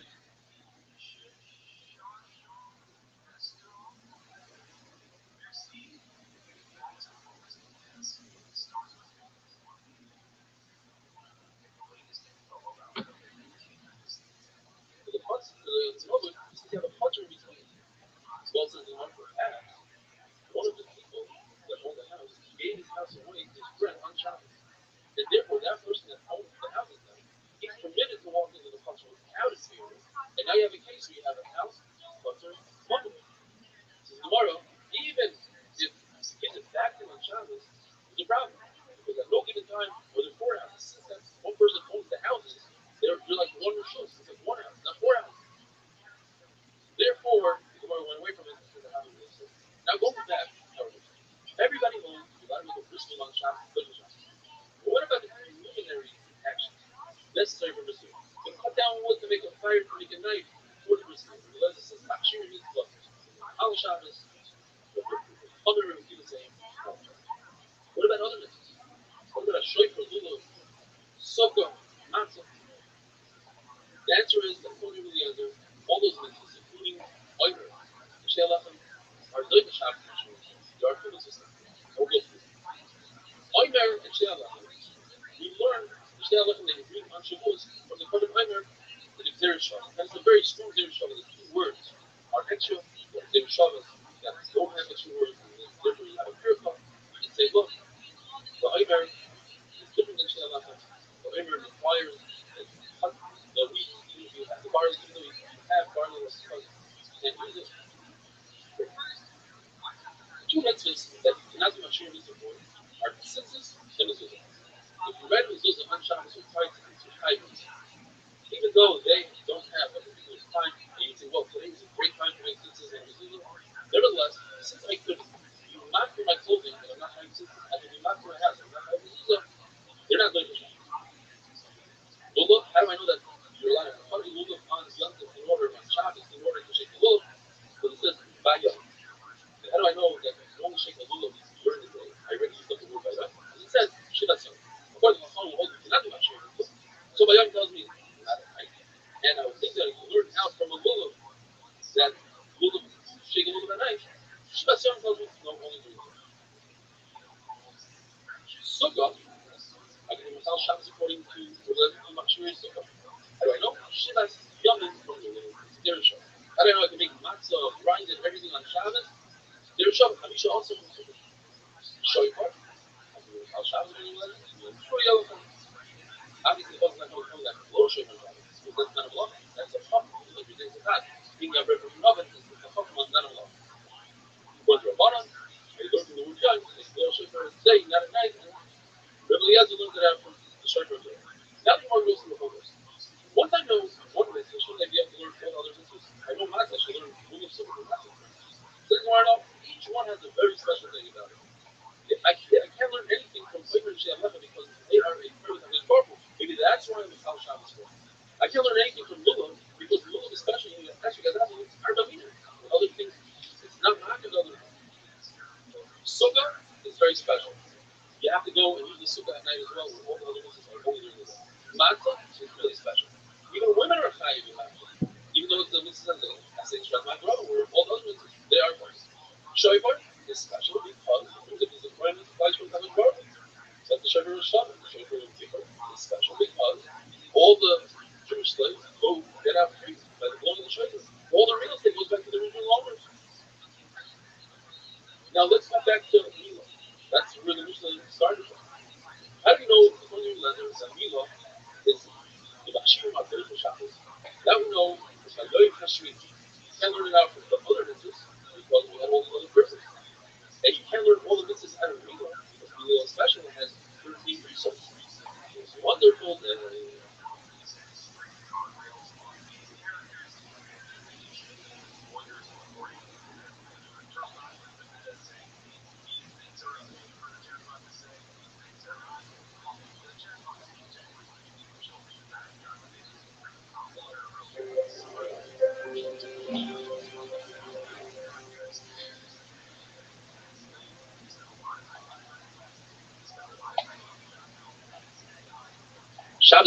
Today's email comes to us from Moshe. Dear Rabbi, thank you very much for the charts. I always knew they're good and it helps, but today you really showed how much it helps. It makes it sound so simple when you make a chart like that. Thank you for all your time and effort to put into all the charts. I'm sure 17 is good time for most people. He's referring to discussing we do a Zoom share for the Americans at 2:15 Eastern Standard Time. We're thinking about moving it in the morning, somewhere around 7 o'clock, 7:15. He says 7:15 is a good time for most people, but I have a 2-year-old and a 1-year-old, and mornings can be kind of hard. But we really try for me to listen to this year live. Sometimes we all listen together. See below. If you'd like to weigh in on this and let us know what you think a good time for most people is, please send us an email. The Gemara talks about 4 sources and opinions why it is that Bris Milah pushes off Shabbos before Bris Milah Shabbos. First one is Zula. Halacha Moshe Sinai says. Moshe Rabbeinu received this from Shemayim. That's very problematic. The Shloshes and Ramidas, a Kal Chaymer, cannot be used on Torah Shabbat. Only on Torah Shabbat. Yet, Rabbi Elizabeth is has a Kal Chaymer. If I'm a Kal Shabbos for Bris Milah, which is 1 Aver, certainly should be Kal Shabbos. If it has to do with the entire body for Pikuach. The problem is, you're using a Kal Chaymer against Halacha Moshe Sinai. That doesn't work. It's the same thing. Rabbi Kiva said a Kal Chaymer to his Rabbi, Rabbi Elazar, he says it doesn't work because Halacha Moshe Sinai. What's the Kal Chaymer? If a Nazir becomes Tamei from Tumas Meis, he has to restart his entire Nazirus. Shave his head, start the count again. Rabbi Kiva wanted to say that applies also if he touches a Revi's blood. Why? Because if a person is in an oil, a mace, of a Revi's dam, he becomes Tamei. If he is in an oil, a mace of a Kizayis, an Etzem Kisaira, a bone the size of a barley, he does not become Tamei. So you see that blood is more powerful than an Etzem. So if an Etzem restarts the Nazir, certainly blood should. He says, no, you can't make such a Chaymer because the whole idea of Etzem Kisaira is Halacha Moshe Sinai, and it doesn't work. Rabbi Yitzchak has a third shot. We learn Xer Shava, actually the second shot. Xer Shava. 3 words by Milah, 3 words by Shabbos, they're identical. Ois, Bris, Dairos. It teaches us that Milah pushes off Shabbos. Rabbi says the third shot, Vayoy. You should perform Bris Milah on that day, regardless of the day, even if it's Shabbos. And we have a Brisa that backs up Rabbi Yochanan, and the Brisa adds, how do I know that Bris Milah shouldn't be performed that night, only during the day? Because it says, Uven Shmanes Yom. But if the word by Yoim tells us that it pushes off Shabbos, so perhaps this week before Zava, concerning Yelendes, who went to the mikvah for their tumah, but still have to bring a carbon, maybe that carbon should be brought on Shabbos because it says the word by Yoim. That word by Yoim comes to teach us that you don't bring a carbon during the day, during the night, only during the day. Now, it also says by Mechutz V'Kippurim, Ubayim Tzavah. The Gemara says that Mechutz V'Kippurim, Zava, concerning Yelendes, the Torah had Rachmanas in it. The Torah said if they don't have enough money, they could bring a bird instead of an animal. So the Torah took them out of the category, and perhaps they should bring a carbon even at night. Not only that, once they're out of the category, maybe a Yisrael to perform the whole Akrava, maybe a Hainan to perform it. But the Torah says no. What the Torah says by Yod, that it must be performed during the day, that means the Torah brought it right back to where it belongs, and you can't learn anything from it, and it's not different than anybody else. Rabbi Yaakov says a fourth and final shot. It says Shmini, on the 8th day, regardless whether it's Sunday, Monday, or Shabbos, you have to perform the Bris Milah. The Gemara pushes that off. The Gemara says, I need to tell Shmini that you don't do Bris Milah early. You can't do Bris Milah on the 7th day. Or I would think that once the baby hits 8 days, then it doesn't matter when you do Bris Milah. You do it on the 9th, 10th, 11th. Mashmal Shmini, not the Shmini, it's the best to do it on the 8th day. The Gemara brings a bright song that's like a brain teaser. Very hard to understand. The Gemara has a Havamina that goes back to my school. Maybe not, but yes, Wishwash, Rav explains it beautifully. Rav explains the price of the Gemara. The price had a Havamina that Milah should overcome Shabbos because we have a Kavachim. That is, Milah is more powerful than Tzaras. Because if somebody has Tzaras and it's Bris, you still perform Bris Milah. And Tzaras is more powerful than Avodah because if all the Gaihanim have Tzaras, you don't perform that, you don't bring us from them. And Avodah is more powerful than Shabbos. In that order, 1, 2, 3, 4, you still bring Karbanis and Shabbos. So that, therefore, Milah, number 1, is certainly more powerful and should override Shabbos. But perhaps we didn't learn this right. Maybe Tzaras is not more powerful than Avodah. Maybe number 2 is not more powerful than number 3. The reason is technical. I don't tell a client to remove his Tzaras on Shabbos because anyway, you wouldn't be able to perform that Avodah on Shabbos. You have to wait until you go to the mikvah, which is the following day, that night, and then the following day you perform that Avodah. Therefore, it's special possible by Yai to teach us that Milah pushes off Shabbos like we're going to say. There's another similar price that Rabbi explains similarly. The price says Even if Sarah law saying that you should hold bris milah even if a person has tzaras, even though there's maybe not, maybe yes. So Rabbi explains it again. I have a kavacholim that milah should push off tzaras. Why? Because milah overrides Shabbos, and Shabbos overrides tzaras. So certainly milah should override tzaras. So what pushes it off? He says no. Perhaps tzaras is more hummer than Shabbos, which pushes off, as we had in the first kavacholim.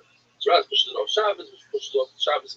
Is pushed off by abundance. Certainly, Tzaras is more hummer than Shabbos, and the Gemara says that's why I need a pasuk closer to say that Milah pushes off Tzaras. Another kind of the Gemara is the reason why Milah pushes off Tzaras is because the first Milah is a mitzvah to say it's a positive. Not to think of Tzaras is a loisasim. We always have the cloud. Esther, loisasim.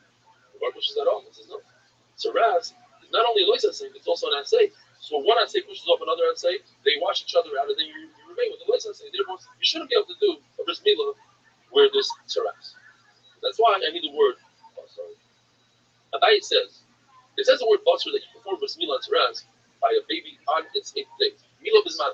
It also says a pasuk on a kid or someone that's more than 13 years old on a gadol. The Torah warns him if you don't do bris milah, you'll have karas. But how do I know a child that's from 9 days old all the way up to 13 years old? How do I know that bris milah pushes off tzaras?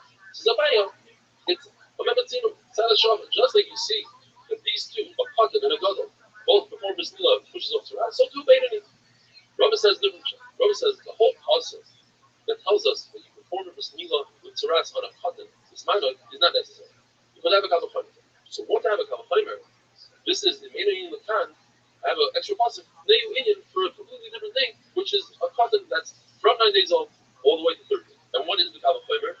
You see that Milah overrides Shabbos, and Shabbos overrides Tzaras. So certainly Milah should override Tzaras. Well, you'll tell me that Tzaras maybe is more powerful than Shabbos, because you see that Tzaras pushes off Avodah, which Avodah pushes off Shabbos. But as we said before, it's not the fact that Tzaras is more powerful than Shabbos. It's just that if you take off the Tzaras, person still has to go to the mikvah, and he can't perform that avodah anyways. Well, I have a case of the Gemara where he doesn't have to go to the mikvah. What if it's a tzaras that's tar? It's a tzaras on the entire body. So the Gemara says, this that I say pushes off a loisa says is only in a case where they happen simultaneously. Like when you do a bris milah, you take off the tzaras at the same time when you're wearing tzitzis and have shatas, wool tchelas, together with a beged that's linen. But over here, you want to take off the tzaras and only later perform the avodah. That doesn't happen. I mean, wonderful.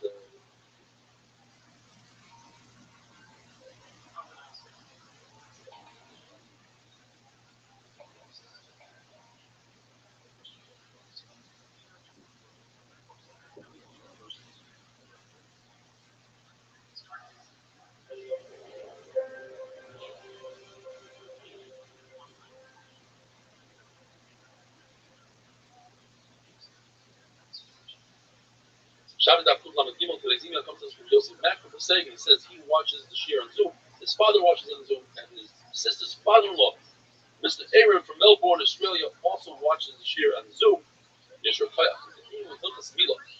So we know that to remove a tzaras from a body is Issa D'Oraisa. What if the tzaras is on the bris and you wanted to perform a milah? The milah overrides the tzaras. How do we know this? From the extra word, bisar. The issue is, by removing the tzaras, you didn't care about the tzaras. You care about the bris milah. Why did I need a pasuk? It's Dov Hashem Miskaven. I didn't have it. And here comes the famous answer. The Gemara already said 5 times in the Sefta that according to Abai and Rava, everybody agrees that it's a ratio of a chop an animal's head off. Obviously, he's going to die. If this is something that's inevitable, it's 100% also according to everybody. But Abai had a Havamina before Rava convinced him. The Rav Shimon holds that Dov Hashem, even if it's a ratio of it's mutter. According to that, what I need the word Besar. Says the Gemara amazing. I need the pasuk to tell me in a case where a person says, I am performing a bris milah, not for the mitzvah of milah, but rather to remove the tzaras, it's also mutter. Just like Shabbos, only milah on the 8th day we don't Yantiv. How do we know this? The Gemara brings 4 shittas. According, one shita is that just like a korban Pesach, which was shechted in the weekday, Erev Pesach, the weekday, the halach is you have to finish everything. And if you don't finish the entire korban, you have to burn it. But it says, I boiker twice. It tells us that you don't burn it on Yantiv morning, rather on Chol Hamoed morning. Why? For something that belongs to the weekday, Erev Pesach, you burn in the weekday. So too, if a bris milah is supposed to be the 8th day fell out on Thursday, you don't perform the bris milah on Shabbos. Rabbi says because it says Oila Shabbos b'Shabbat, you only are makriv the Oila of Shabbos on Shabbos and not the Oila of the weekday on Shabbos. So too, bris that belongs on Shabbos you perform on Shabbos. Bris that belongs Erev Shabbos is not performed on Shabbos. Rabbi says when it comes to Oichel Nefesh, you know that on Yom Tov you cook. The Torah says that you're allowed to eat Oichel Nefesh, but in that passage it says those two words, Levadik, come to teach us two things. First, only Oichel Nefesh and not the Machshir, not the preliminary. You can't create a pot to make Oichel Nefesh. And Levadik, you can cook on Yom Tov, but you cannot perform a bris milah on Yom Tov.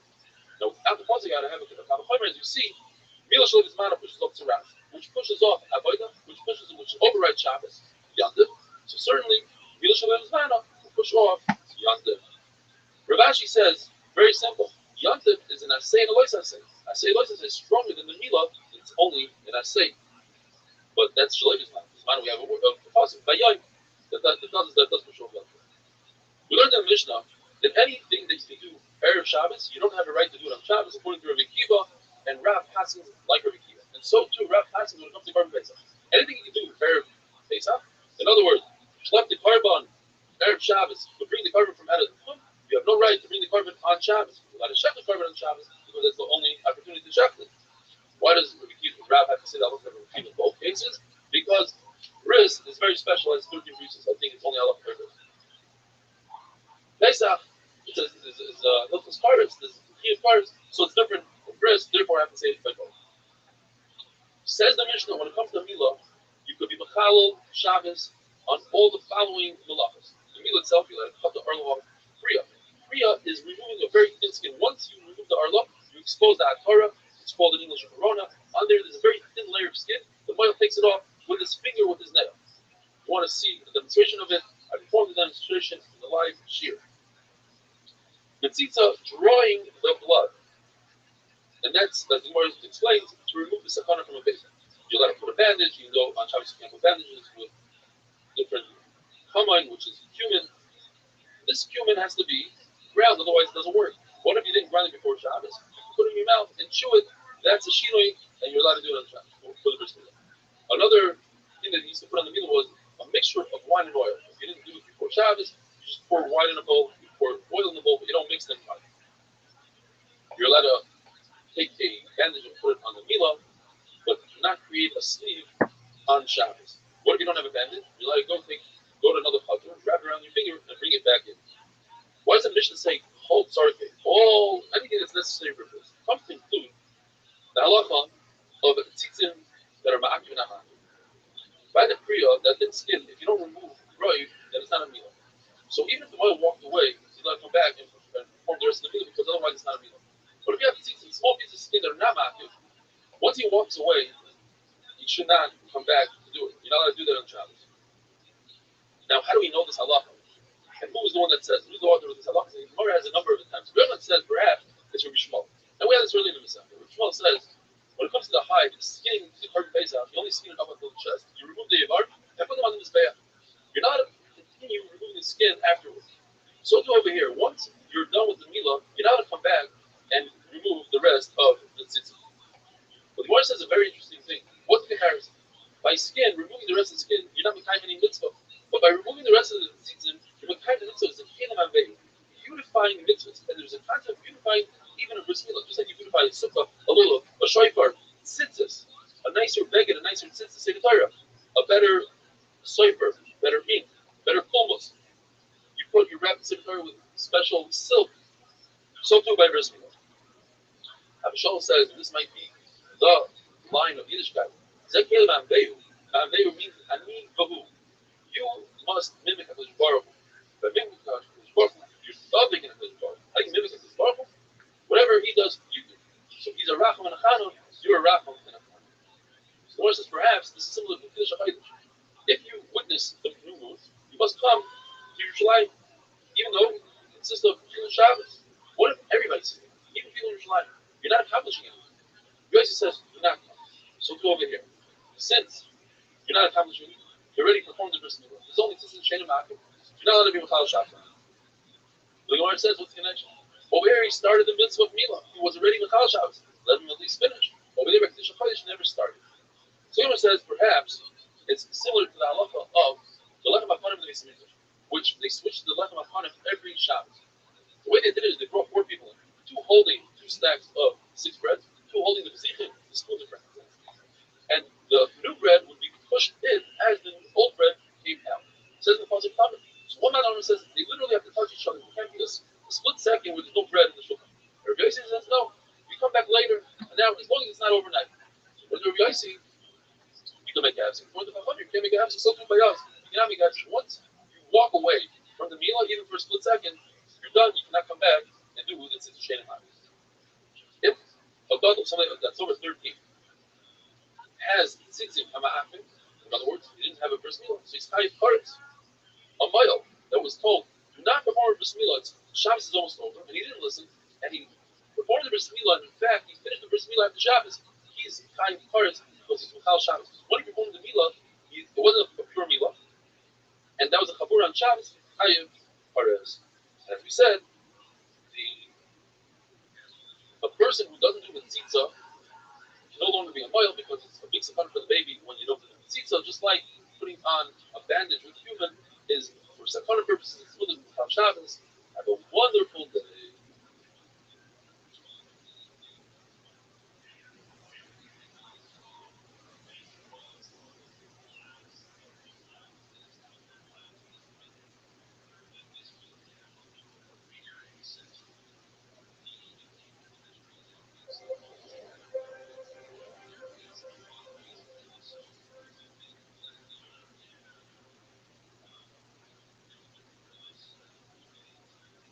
Shabbos, Daf Muhammad Dalit. Today's email comes to us from Yossi Sounders from the UK, the Jewish Weekly. Long email how we can do different things to improve MDY. One of the things he'd like to start is sponsoring emails. He'd like to be the first one to sponsor emails. So thank you for thinking about us. We have a daf, at least a full oven, full of different remedies. Many of them come from Abaya's famous stepmother. She says, a compress to heal most wounds consists of 7 parts fat, 1 part wax. Rabbi says 1 part wax, 1 part resin. In fact, he spoke about this in public, and the sons of Menumi, the doctor, were extremely sad about this. This was their source of living, and they ripped Kriya. So he says, listen, don't worry about it. I have one more trick up my sleeve. If somebody washes their face and doesn't dry their face properly, they'll grow boils, and what do? Take beet juice and you wash your face with beet juice. Even though the Mishnah tells us that you're not allowed to grind cumin on Shabbos, you're not allowed to mix really well oil and wine on Shabbos, but on Yom Tov it's allowed. Cumin you can use for food, so you use it for milah. No danger to this chayla. On Shabbos it's also to mix the wine and the oil even without beating it really well. When you're a mayor, it's mutter. The mayor himself was sick and he refused to beat to mix the wine and the oil. He said, but you hold it mutter. He says, but I don't want to go against my friend. For others, he passed it. Mutter. For himself, he was a machna. You're not to put mustard seeds through a strainer because it looks like butter. On the other hand, you're allowed to put an egg and take the egg white and put it into the mustard, through the mustard strainer. That doesn't look like butter because at the end of the day, the yolk is also going to go through the strainer. You're not allowed to sweeten up the mustard seeds by putting a wooden coal in the mustard seeds. What happens is the mustard seeds eventually extinguish the coal. That's machaber. If it's a metal coal, then it's okay even if it extinguishes because there's no ashes that are left over, whereas in the wooden coal, we have ashes that are left over. Putting meat, a barbecue, on Yom Tov, where the juices of the meat are going to extinguish the coals, is not a problem because it's considered efshar. The meat tastes a lot better when it's fresh, and that's the only way to do it. To make cheese on Yom Tov, which is boina, would be awesome because you could do it before Yom Tov. In fact, cheese that's older, aged cheese tastes better than, if you make it today, the cheese will taste okay, but not as good as it was done before. So that's considered efshar. It's possible, therefore it's awesome to do it on Yom Tov. Lisha, which is kneading the dough, is mutter to do on Yom Tov because we don't have another option. It's considered efshar. It tastes a lot better when you do it Abayi's stepmother says, when you put a sleeve over the bris milah, be careful that the hem of the sleeve, which is full of loose threads, is not on the actual wound, because if a thread gets stuck there and then you pull off the sleeve, it can cause the baby to become a kushavcha, and a kushavcha is not allowed to marry somebody with the whole from the Jewish nation.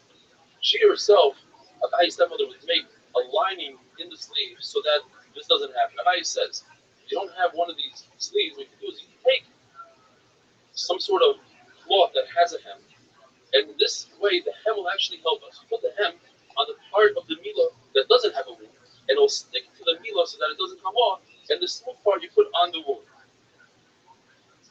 Other things that Abayi's mother said is, if you see that the baby's opening, go to the bathroom, is not there, so you rub oil there, and you put the baby to the sun, and you see where it's clear. That's where the opening is supposed to be. You take a piece of barley, which is sharp, and you cut an X, an opening. You don't use a metal object, because that can cause swelling. If a baby doesn't nurse well, you take a cup of cold, you pour it out on a flat surface, and put it by his mouth. The reason he's not nursing because his mouth is cold, you warm up the mouth.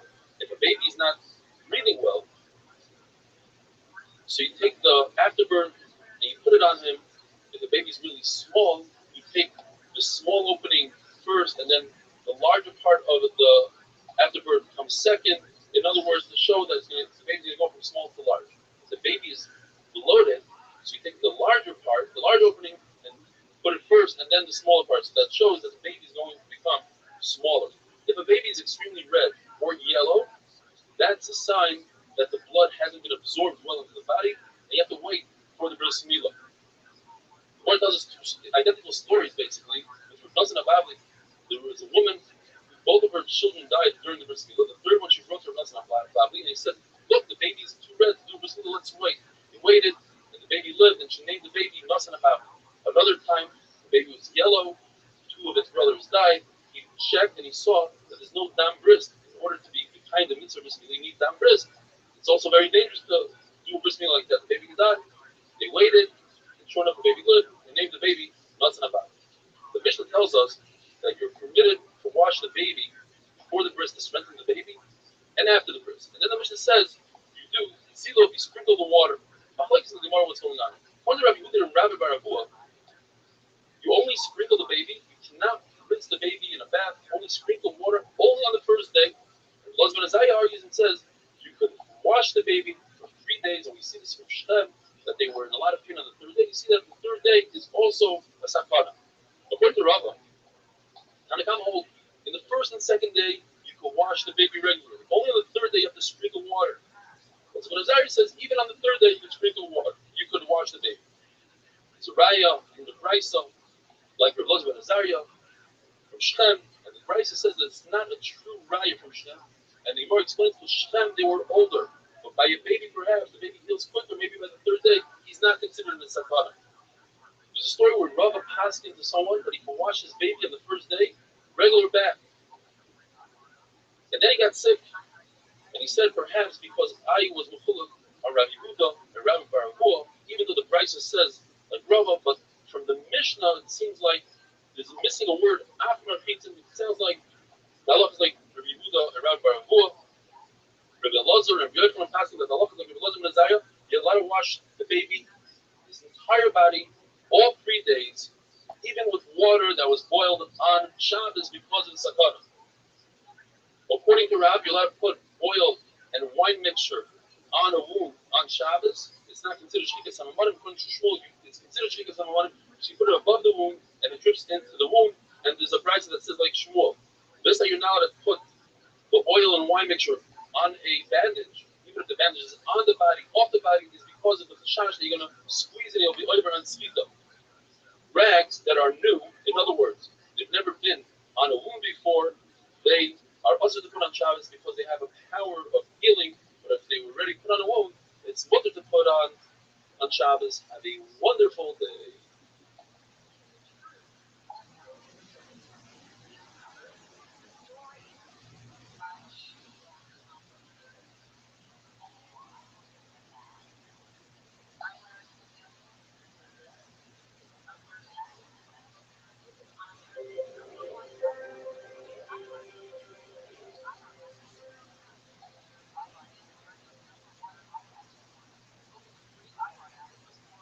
Shabbat that today's email comes to us from Kalman from the 5 He says he had a transformation with your dad being the driving force behind my transformation together with my Rabbi Lumenstein. Goes on to say, thank you, Ellie, for all you do, and also Shkoyach Tol Chapura. Israel Shem should all be back in your basement for the same as well. Regards, Kalman. Thank you, Kalman. We're discussing what kind of bris milah pushes off Shabbos. The Mishnah tells us, Safek Milah. The pasuk which tells us that you could push off Shabbos or bris milah is from the word Uvayon. But that's impossible. Although at the end says, Arla Sa. It has to be a definite Arla. So therefore, maybe it was born Bein HaShmashos, either on Friday or on Shabbos. Since it's not definite what day it is, that Shabbos is not pushed off for bris milah. If a baby was born with a bris, and we're going to go into it, that's also a suffix which doesn't push off Shabbos. Androgynos has Zachus and Archos. Suffix, it doesn't push off Shabbos. And finally, we know that Allah, that the baby in the time of the Gemara was born in the 8th month, it's not viable, it's actually looked on Shabbos, you can't even touch it. The mother can only nurse it if she's Yitzhar or she's Sakana. So if we have a suffix, whether that baby was born in the 7th month, the end of the 7th, or in the 8th month, we don't know if that baby is viable, and therefore that baby's milah doesn't push off Shabbos. Androgynos, according to Yehuda, is chayiv in a bris milah, and since it's chayiv in bris milah, it pushes off Shabbos, and if it doesn't perform a bris milah, he's chayiv kares. We have a machlokes here. What happens to the baby that was born with a bris milah? According to Tanakama, if the baby was born with a bris milah, according to Bishamai, you have to let out some blood that's part of the milah, because Bishamai is concerned perhaps there is an arla here, just it's kabush, it blends in and you don't see it. We still say we don't have to be concerned. And Rav Haskins like this Tanakam, where Shimon Elazar comes and says no. According to everybody, if a baby was born with the milah, you don't have to do Atamas Dam. Where's the machlokes? Only in a case where a ger comes to us with a ready-made bris. Does he have to do Atamas Dam according to Bishamai? Yes, according to Mitzvah, no. And this is how Shmuel Haskins. One of those is a very sad story of Adi Rahava Haskins that you have to do Atamas Dam even on Shabbos. He held that it's 100% Arla Kedusha. There's an Arla here, just it's hidden, and therefore requires a bris milah even on Shabbos. He served 13 miles and turned them down. They refused to perform a bris milah. So he was forced into doing his own milah. He performed the milah, but he injured the baby. He caused the baby to be a kushafcha. According to the Yerushalmi, eventually the baby died. Either he himself happened that he should die, or the baby died. Ravasi tells us a tremendous chiddush. The baby only has a bris milah on the 8th day if the mother becomes tummy through the childbirth. It brings from the psukim. But if, for instance, the mother does not become tummy, but she gave birth with a cesarean, or let's say a giyores gave birth and only afterwards she was tayvel, the baby must have a bris milah on the first day. Don't ask any questions from Rabbi all the way to Matan Torah, where there was no tumah, yet they performed the bris milah on the 8th day.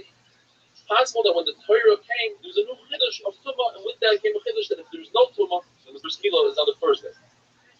There's a verse that says that a child born with cesarean, or a child that has 2 arlas, either he has double layer skin, or he has 2 milahs, machlokes, whether you machal Shabbos or not. But Shabbos and the 8th day are dependent on one another. In other words, you're not machal Shabbos only if it's a baby that was born on the 8th day. Mar tells us this is very similar on the big machlokes with Yelid Bayis and Miknas Kesef. We have 2 psukim that tell us that a slave that was either bought Miknas Kesef or a slave that was actually born in captivity by the Jewish owner, Yelid Bayis. In both cases, there's 2 possibilities. Either the bris is on the 8th day or the bris is on the 1st day. One pasuk tells us the bris must be performed on the 8th day. But then the pasuk right afterwards doesn't talk about what then, it just says therefore we learn there's one case that the milah is on the 8th day, and one case the milah is on the 1st day. We have Tanakama and Rabbi. Tanakama holds that any time this baby, this Evan, is not similar to a Yisrael, is not lochem, then the bris milah is performed on the 1st day. Rav Chama agrees to that concept, because he adds one more thing. He says anytime the mother is not tmeya because of the leda, then the bris is on the 1st day. So we have like this. According to the Tanakama, if you bought a shivcha who was already pregnant, and afterwards she gave birth, in other words, you purchased her, you purchased the blood, That's a miknas kesef, and that's a case that the baby has a meal on the 8th day. If you bought a shifra and afterwards she became pregnant, that's considered bias. She was already by you when she became pregnant. Again, the meal is on the 8th day. If you bought a shifra together with a baby, in other words, he was already born, that's miknas kesef, you bought the baby. Baby in that case has a meal on the first day. What if you bought a shifra, but only for her offspring, nothing else? That's a case of Yulid bias. She's born by you, but the meal is only on the first day because that's not similar to Lachem to Israel. According to the Mandala, it says Kinyan pairs to Kinyan Amur. That is, you can't say I'm only buying offspring because once you say offspring, that includes the mother as well, and then it is like a Yisrael. So the case is you bought a shifra on condition not to be toiler. Then it's not like Yisrael and the meal is on the first day. According to Rav Chama, if she gave birth and afterwards she was toivel, then she didn't give birth to Tumah, so the meal is on the first day. If she was toivel and then she gave birth, then she's Yulid bias. Both of these things Yulid bias, but the meal is on the 8th because then she had Tumah when she was giving birth. If you bought a shifra who was pregnant and he was toiveler and then she gave birth, that's considered miknas kesef. The meal is on the 8th day.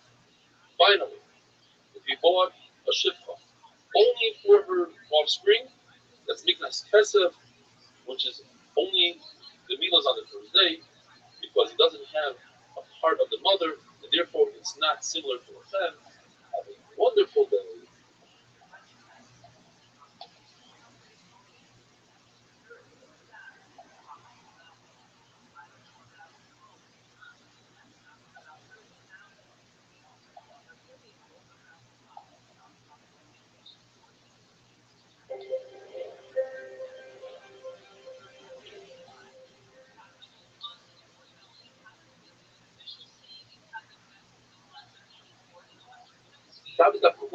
Today's emails come from Yaakov Krieger.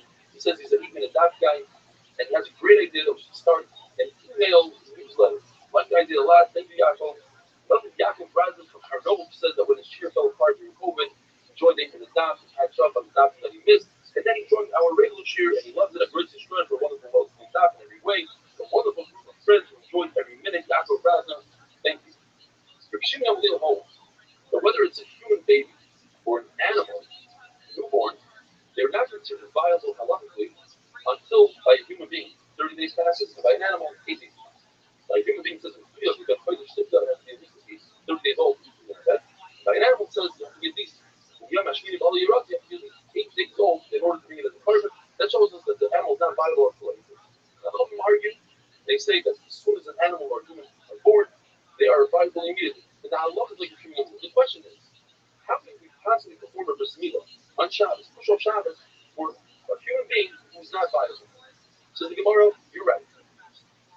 If you perform a bris milah, you're not over anything because of the Mamad Shabbos.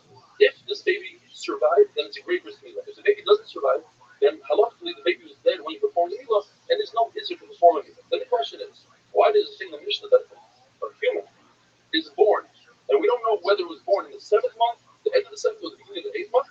You're not pushing off Shabbos for that milah. Why not? No matter Shabbos. If it's going to survive, it's great milah. If it won't survive, you didn't do it as and the answer is right.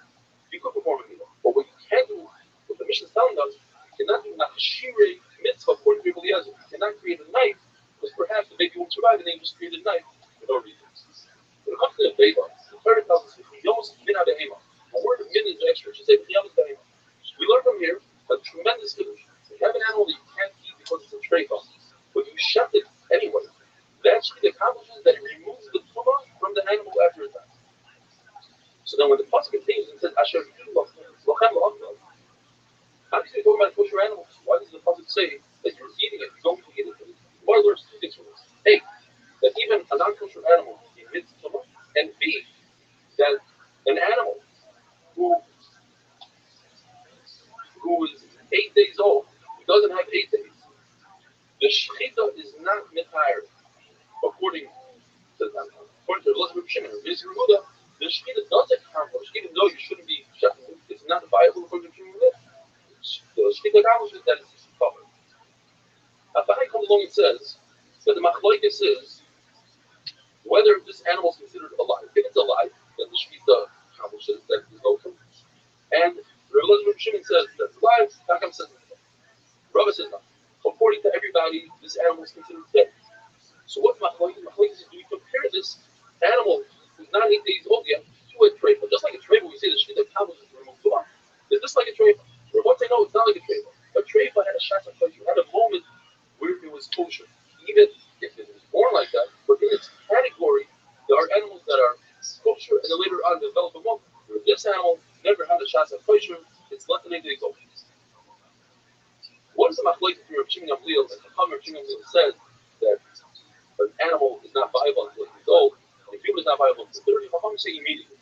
Abai says the Maskas of Gemara that if the machlokes is in a case where there's a premature death, for instance, a baby fell off the roof, it was eaten by a lion, an animal was shafted prematurely before it died. According to Rav Shimon Gamliel, they're considered dead. And according to Chachamim, they weren't dead. Look, at the end of the day, they died from different causes. But let's say if the baby or the animal yawned and died, in other words, they were extremely weak, so you see that they weren't viable, everybody would agree that they are considered dead. One of those in the story about Rabbi Ramuna were offered igla filta, that's considered the best type of meat, the third born calf. However, this calf was shafted on the 7th day. So they didn't wait till the 8th day, and they refused to eat it because they hold like Rav Shimon Gamliel, that's the halacha, that before 8 days, it's not viable and shouldn't be. We have a concept called Cholu Chadasha. If you know for certain that this animal or this baby went full term, then we don't have to wait 30 days. We don't have to wait 8 days. Therefore, when it comes to an animal that's Cholu Chadasha, and it was born on Yom Tov, so number one, this animal is not muktzah because it was already ready to eat with its mother. It was a full term baby. It just came out today. Second of all, you're allowed to eat it right away because Cholu Chadasha, you don't have to wait for 8 days. Same thing also, if a Bakar was born with a mum and Bezin witnessed the mum at the birth, you're allowed to shut it right away. Rabbi, now we're going to talk about humans in Cholu Chadasha. Rabbi told the son who lost the child within 30 days, why are you sitting Shiva? Why are you doing Saba? And he used a very strong language. He says, do you want the free food people are bringing you by Nichol available? And he tells his father, no. I know for a fact, I know when the pregnancy was a full-term baby. And since it's a full-term baby, the baby deserves a proper availance. One of those is a case where a woman's husband dies without children. She would have to be a Yavama. But in this case, there's a child who died within 30 days. And she accepted fiducian from someone. Says Gemara in the Bible. Rabbina says in the name of Rabbi that if she's engaged to a Yisrael, so the chalitza doesn't really matter much. All it does is renders her a grusha, divorcee, and Yisrael can marry the divorcee. So let her have chalitza from the Yavam, and therefore she won't have any issues here. But if she's engaged to a chayim, where the chalitza would render her a grusha, she wouldn't be able to marry the chayim. Let's say the halach in this case will be like a chum, that the baby was viable. We'll go to Kula. Rabbi in the name of Rabbi, and it says that the passage says the halach like Rav Shimon Gamliel. A newborn less than 30 days old is never viable. So it doesn't matter whether she's engaged to Yisrael or to a kohen. In both cases, she requires chalitza, and she won't be able to marry that kohen. Says Rabbi, you're right. That's what Rabbi said at night. But in the daytime, he retracted it. Says Rabbi, what's he going to allow her to marry the kohen? You're doing weird stuff. If so, you might as well go ahead and allow all the trade in the world, all the payload. Review though, we learned in the Mishnah whole People say that a that when lot. it comes to non-breaking, someone who has doctors and not What's weird is someone I found it. Did it perform a Mila unshot and good for shot. he used acid to get It's off? only on Allah by Mila that review the whole that he has, or this person has Allah called the Shachar, I requires use Mila to be says, he knows the country calls them. Both parties I use mushrooms to cure cure like a huge amount of OCD. I was like OCD I want whatever was dominated. I like couldn't touch anything. Had to wash my hands constantly. It was like, and then I tripped hard and went into a room alone for 6 hours. It was like I will, and I was tripping hard. And I was like, I'm gonna deal with this. And this room, figure out what it is. It was that I fundamentally don't trust myself to make the right decision. And I realized that none of my decisions were up to me. It was all just an amalgamation of was going to stop me from biting or hurting or doing anything. So I was like, if I tap this, that'll stop me. And when I faced it in acid, it was like, you think you're going to do bad things, but you're not, because you have chosen the right path this whole way, so you can trust yourself. You know what I mean? Like, 3-year-old Jordan was not outside killing a cat. You know what I mean? She was fucking playing, right? Like, so every step of the way, you're building this personality that you can trust. You know what I mean? Because my whole thing was like, how am I to know that I'm not horrible, that I'm not going to do something horrible? Which is a big OCD thing. Wondering when they're going to do something horrible. Well, yeah, like a lot of OCD. Like, I know a girl who, she couldn't babysit because she was like, what if I think I'm a pedophile? Because her OCD was so bad. And then she was like, oh, this is OCD, and she was treated, and she was like, it's fine. But like a lot of people will have babies, and they'll be like, what if I freaking kill this baby at all? Jesus Christ. I have that happen all the time. Whenever my friends like, hold my baby, I'm like, no baby. Oh my God, that's so crazy. So you don't do shit. It's like the ski jump thing. You're gonna. That's interesting. I never thought of it that way. It's like you're not trusting yourself. Yeah. And I also used to be super fat. Like, I was a fat kid. And I think there's a part of it, it's like, if you were able to do that, then you're able to do horrible things. You know what I mean? Yeah, like, if you were able to binge eat like that as a kid, then you're not really to be trusted. You know what I mean? And I had to face all of that in this acid trip that came out of it. It was like, was it acid or mushrooms? That was acid. Mushrooms I microdosed. Acid I don't do anymore because of how crazy that was. But that one I did a lot. And Got it. yeah.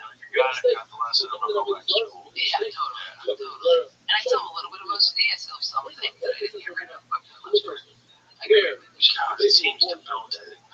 I've met people that have it. It's nuts. Some people, it gets worse. That's like their success grows, which is really crazy. Yeah, with that Power use type shit. Yeah. I love that. I love that so much. It's weird. You gotta stop it. I mean, that's the thing, is if you don't get in the way of it, it just builds neuronal grooves in your brain that becomes so, like, averse to plasticity. Like, you can't get out of them. And that's what, I remember, like, this woman being like, I want you to bring in contaminated items. And I was like, go fuck yourself, bitch. I was like, absolutely not. I was like, then we'd have to burn my mother's car. Like, there's no way. But you do, every time something's contaminated, in a little bit, you have to, like, force yourself to do it, to touch it, or whatever you're thinking.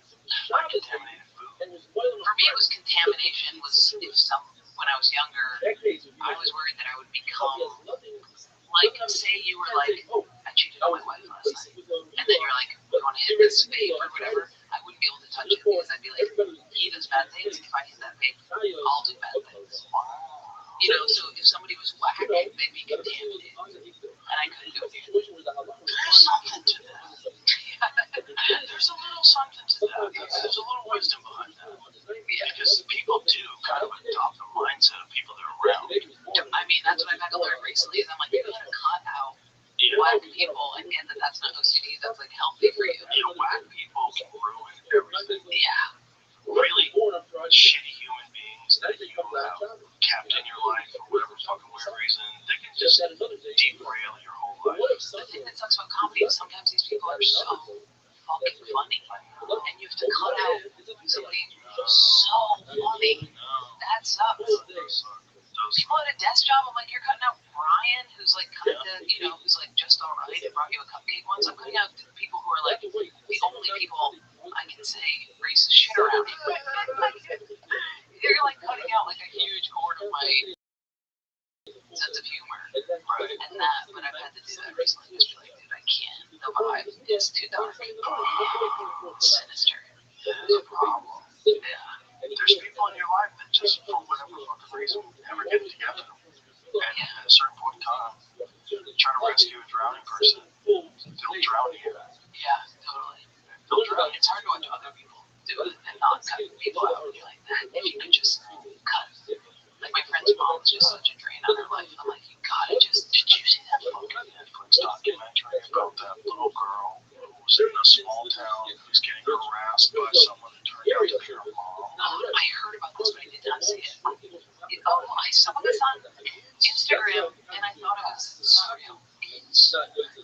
She was getting bullied by her mom, like cyberbullying. Yeah, but a job. The father thought the mom had a job. The mom was just all day trolling fucking with her daughter for years. And you know what the girl said at one point? She's like, I miss my mom. Because her mom was there to protect her from the bad world. But really, the only bad world was her mom, pretending to be someone else. Wait, she said I miss my mom. Because she thought her mom was a sweet person. She found her mom was a fucking monster. Oh, and so later after she found out she was I miss my mom. Yes. Oh, that's brutal. That's like when somebody breaks up with you and you're like, I just want to talk to them. Well, that's that thing that some crazy people do. It's Munchausen's by proxy. So she was, is that Munchausen? Munchausen, I think, is like, You hurt them. You hurt them so that you can help them. oh, she was doing that. She was doing that. She was the one who was trolling her own daughter. She was someone else online attacking her own daughter, calling her a whore, calling her horrible things. Saying like, yes, your mom's a babe. Saying, your mom's really hot. You should go talk to her. Yeah, I noticed your mom's an enigma. I think you noticed that too. So when I saw you, I noticed it. That's crazy. Crazy. It's so sad. I don't know. I didn't get that far. I can't. But stuff like that, when people are beating their kids, like, I can't do this. I love that shit. I don't love it, but I fucking fall asleep. It's hard. It's hard if you love your kids. I love my kids. I can't see something being that. It's not just, it's fucking evil beyond belief. How old are your kids? Towards that, I have a 28-year-old daughter. I have a 17 and 15. Wait, if you were 28-year-old, you were. Well, it's not my biological. Oh, okay. So, did you have any kids? Were all your kids had after you were financially good? Yes. Really? Yes. See, that's the move. I don't know. There's something to be said for growing up poor. Yeah. You know, I grew up poor. I think it's good. I think I understand hard work. You know, I understand what it's like to have a job to get stuff. Like, you know, you want to buy a new pair of pants, you need to get a fucking job. You know, you need to get a car, you have to save up. All those things are just training you. Growing up poor for me is like growing up watching your parents fight over who is going to pay the child support. You know what I mean? I think you can grow up fine and still work. Well, my parents didn't fight. My stepmom and my stepdad and my mom have been together for a long time, and they have a very good relationship. So I mean, that like modeled for me when I was a kid. My parents got split up. My biological dad and my mom when I was 5. And my mom married my stepdad when I was like 7. What's your dad think? We don't talk. Oh, I don't know. But my stepdad's a great guy. so you have good parents. They modeled a good relationship when I was a kid. People that don't yell at each other, don't fight, and That's nice. get along. That's They how have you just be disagreements and in stuff. a relationship. Yeah, they have disagreements, but they're nice to each other, kind to each other. And, you know, if you see that when you're a kid, you go, oh, this is possible. But if you see, like, chaos all the time, and everyone's fighting and screaming and yelling at each other, you're like, keep me the fuck away from whatever this is. Yeah.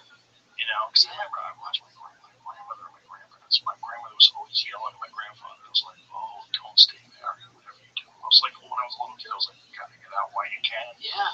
I think that's why there's so many avoidant men right now. It's because I think there's so many of those like lazy boy dads who are like dissociated looking at a TV that isn't on. And every time they try to like, you know, every time they're like, hey Jim, how's it going? Their like wife flies in and like, don't talk to him.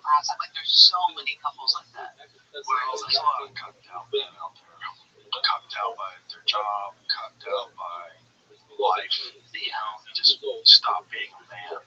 And then you stop getting any respect from people that know you because they know you're kind of a bitch. You know, they really know you, and your wife and your kids really know you. Like, oh, Harry's a fucking bitch. Yeah, there's so many rumors like that. There's so many where it's the dad is so quiet, so distant, and the mom is just so upset about that. Thoreau wrote about that. Like, whenever he wrote this, he said most men live lives of quiet desperation. That's fucked. Yeah, that's fucked, but that's real. But why does it happen? Well, there's a whole bunch of reasons. Because you stop challenging yourself, or you never did. You stop growing, and you don't have any character. You don't exhibit a strong will. You don't have discipline, and then you're emotionally disconnected. There he is. Chosen, and then you have a job where you have to pretend to be someone you're not. Where you living, Tim? Work for a boss who's a piece of shit. There you go, big man. What do you think? There you go. Yeah. It's just like, a lot of people, they don't know what to do. They didn't get good advice when they were young. They didn't get No, I'm just working on a project. How about you? find something that they can focus their energy on. Realize, like, oh, if I focus my energy on something, whatever it is, I can get better at stuff. I'll start There you out go. sucky, but keep working at it, and eventually you get, some people never learn that. Well, it'd be nice if they could also focus on being a parent. Like, I feel like the women stay loud because they're like, I'm a mother, I'm a bear. So I'm like, it'd be nice if the dad could get off the lazy boy and be like, I'm going to help raise my kids. It's just, some people are just being, they wanted to be smart. They wanted to be cool. They wanted to have a good life. And life just fucking cracked them in the dick every time they made a move. They get their car repossessed. Oh, Jesus. Credit card. There's got to be something biological that makes a man not. Like, you have the pride. We're Kreischer. I just talked about it. Like, you guys have the pride in your children. Hardcore. Like, as soon as I met you, showed me a photo of your daughter. You know what I mean? Like, but I do feel like there are a lot of men who are like, that's not my responsibility. Oh, that's great. That's great. Well, maybe it's the way they were raised, But maybe if you had lost your job, you were in comedy, you were tired, and didn't have your passion, maybe you wouldn't be as gung ho about being a dad, or maybe you feel like a failed dad. Maybe that's what it is. Maybe you feel like a failed dad. Perhaps. I don't know. I would figure it out. I I just don't believe that. If I lost my job doing something, I would find another job. I would figure it out.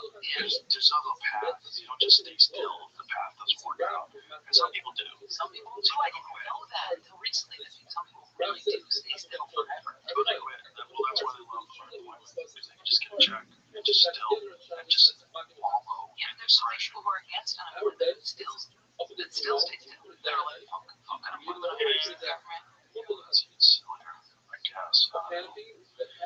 People are weird. Just. If I quit comedy right now, there'd be like 3 jobs that I would be almost just as stoked about. I would love to be a full-time contractor out in the sticks. I would be a philosophy professor or a therapist. Really? Yeah, all of those sound sick. Which one sounds the most sick? Philosophy professor. Because you kind of become a therapist when you are a professor. You know what I mean? You have those kids that are fucked up, so they're reading philosophy and they're like me. I was waiting there being like, or the guys that are trying to get laid. Yeah. It's a lot of dorks. It's like I was the only girl major in my class, and the rest were Dorky guys. dorks who wore ties to class, yes. Well, philosophy itself is a strange thing because you're just thinking about a structure, how you interface with the world. Yeah, it was the only thing I could study well. Everything else, I was like, why would I study something that's already been known? It's crazy.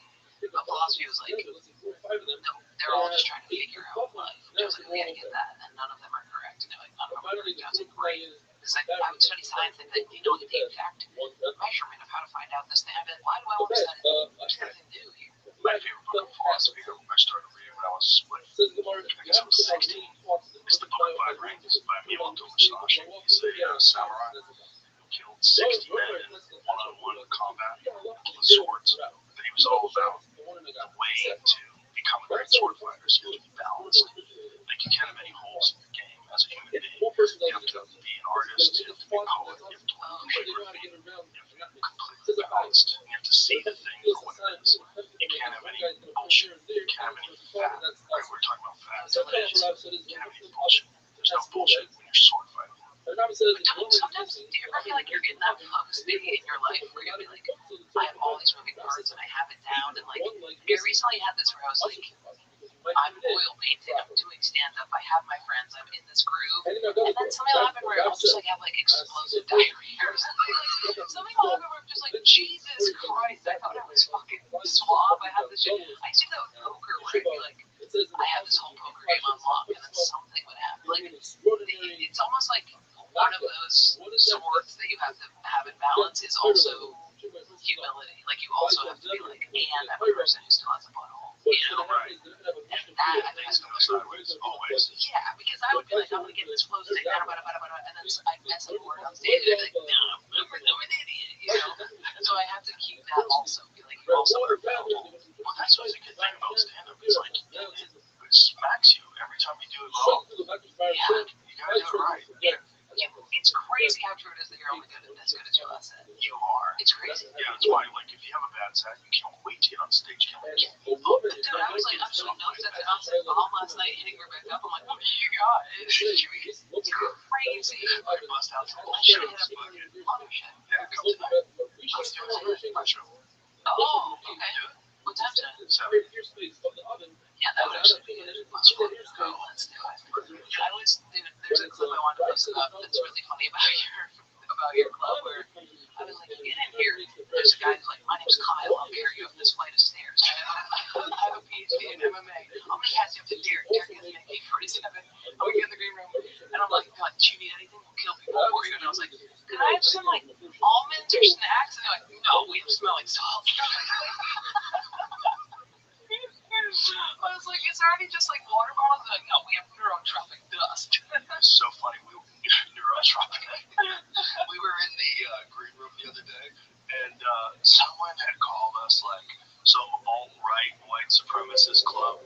I was in the room with Brian Simpson, who's black, Derek Poston, who's black, Hassan Ahmad, who's Muslim. It was Tony Hinchcliffe, Ron White, and me. I'm like, this is a pre-diverse lineup. Like, what are we talking? This is so silly. You're looking at comments. See, it's hard. It's hard to not look at it wasn't. It was a video. It wasn't a comment. It was a video of someone that one of the guys was playing. It was like, look how fucking stupid this is. The idea that this, like, that you had to be, like, I'm not even a Republican. Like, I voted for Trump because I thought we were going in a terrifying direction where there was not really a president. For 4 years, the same people are now going to be running the government. Like, Were you like a Bernie bro? yes! So I've only voted Republican once in my life. The idea that you have to be a Republican to get into that club is so ridiculous.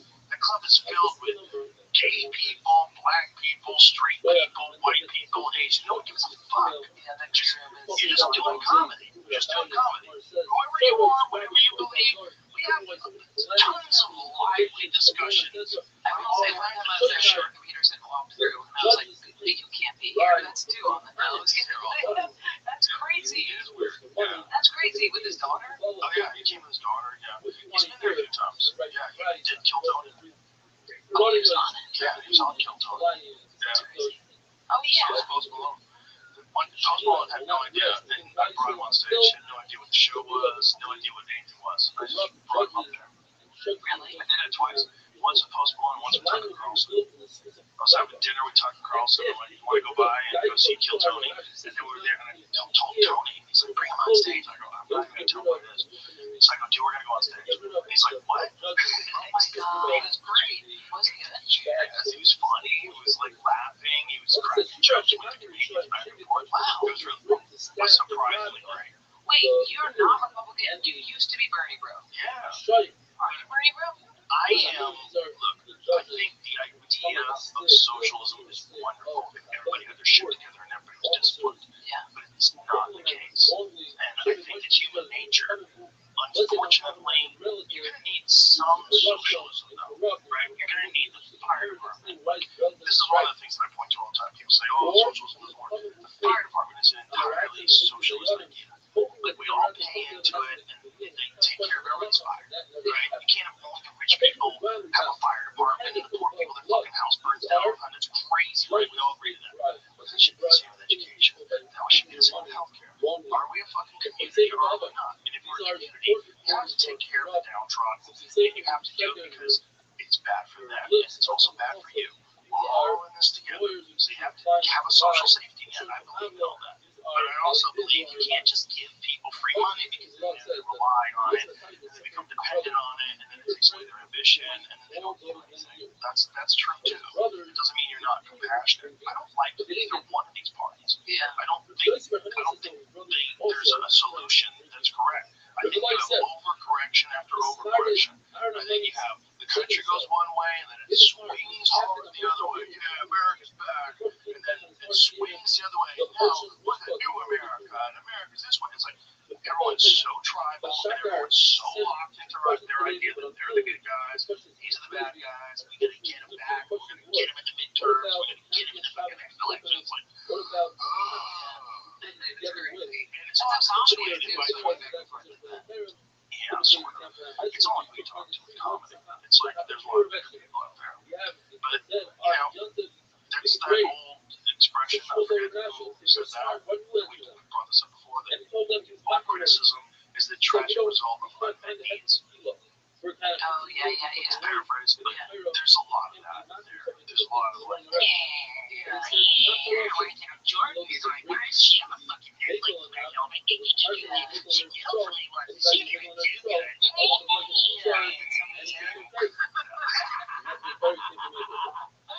He was just somebody who, I mean, I'll date a libertarian and become a fucking libertarian. Somebody will talk about Israel. I'll listen to fucking one Sam Harris episode. Now all of a sudden I'm fucking Zionist. I talked to John Marco the other day. Now I'm fucking all pro-Palestine. Like whatever it is, I switch back and forth, and then I do podcasts, and people are like, "You Lord," I'm like, "I'll tell you what I am. I'm an idiot, dude. I will switch. I will move. Like, but I do think that's what makes a comedian. Some people have to try on so many different perspectives, and it is hard that people are looking at. commentary politician. You're not an idiot because both sides have points. That's why you can be swayed one way or the other. Yeah, I mean, doubling down is just going down the rabbit hole of whatever that ideology believes, because like they probably have a really good pitch, you know. And then if you talk to the socialists, they probably have a real good pitch. Yeah.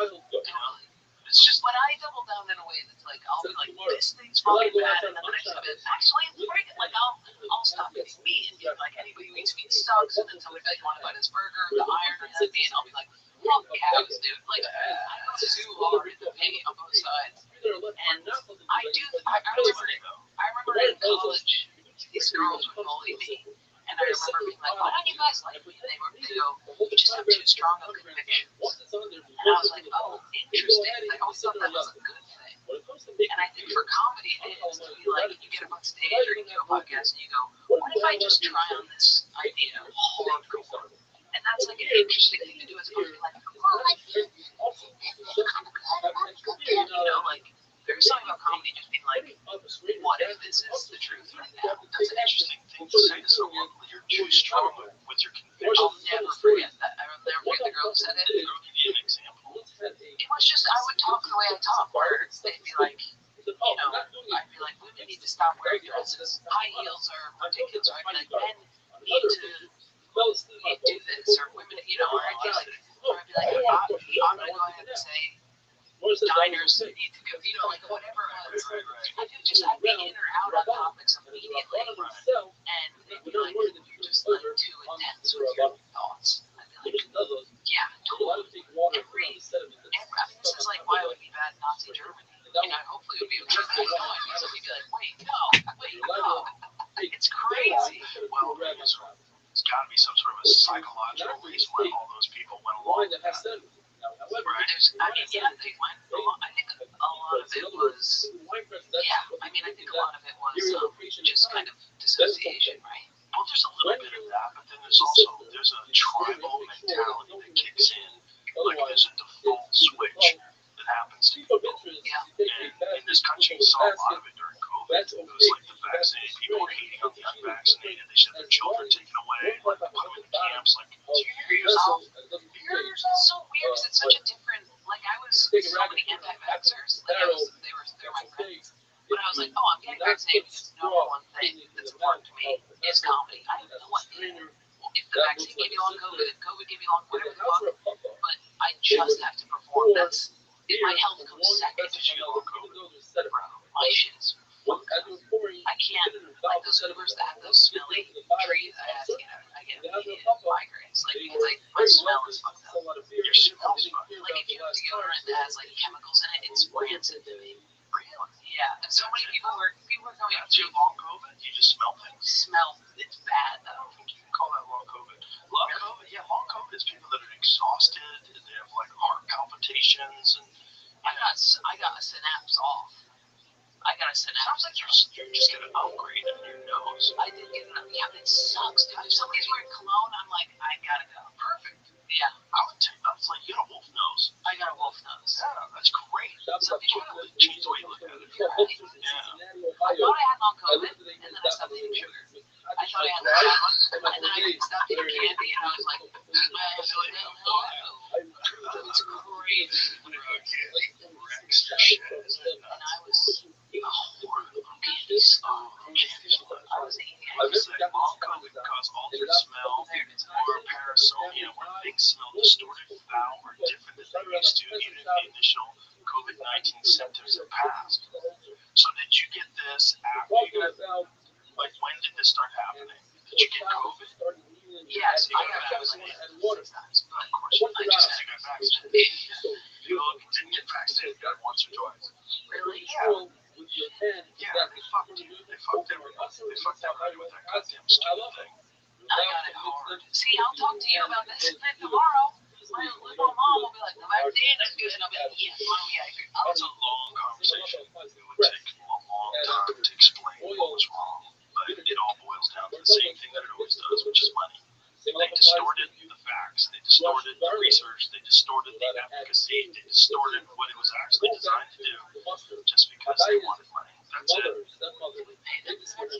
fuck yeah. They made a shit ton of money. Would have been free for you. I like the idea of money, but isn't your campaign on, like, control, mind control? Not mind control, but knowing where we are, like, anti-vax people. I think this next person. Where are you? No, give yourself a label. No.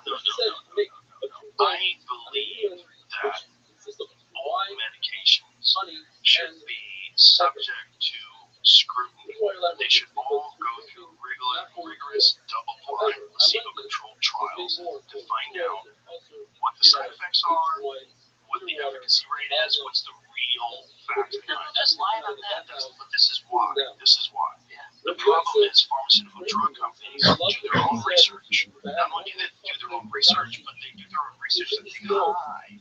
So they'll do multiple studies that show no efficacy.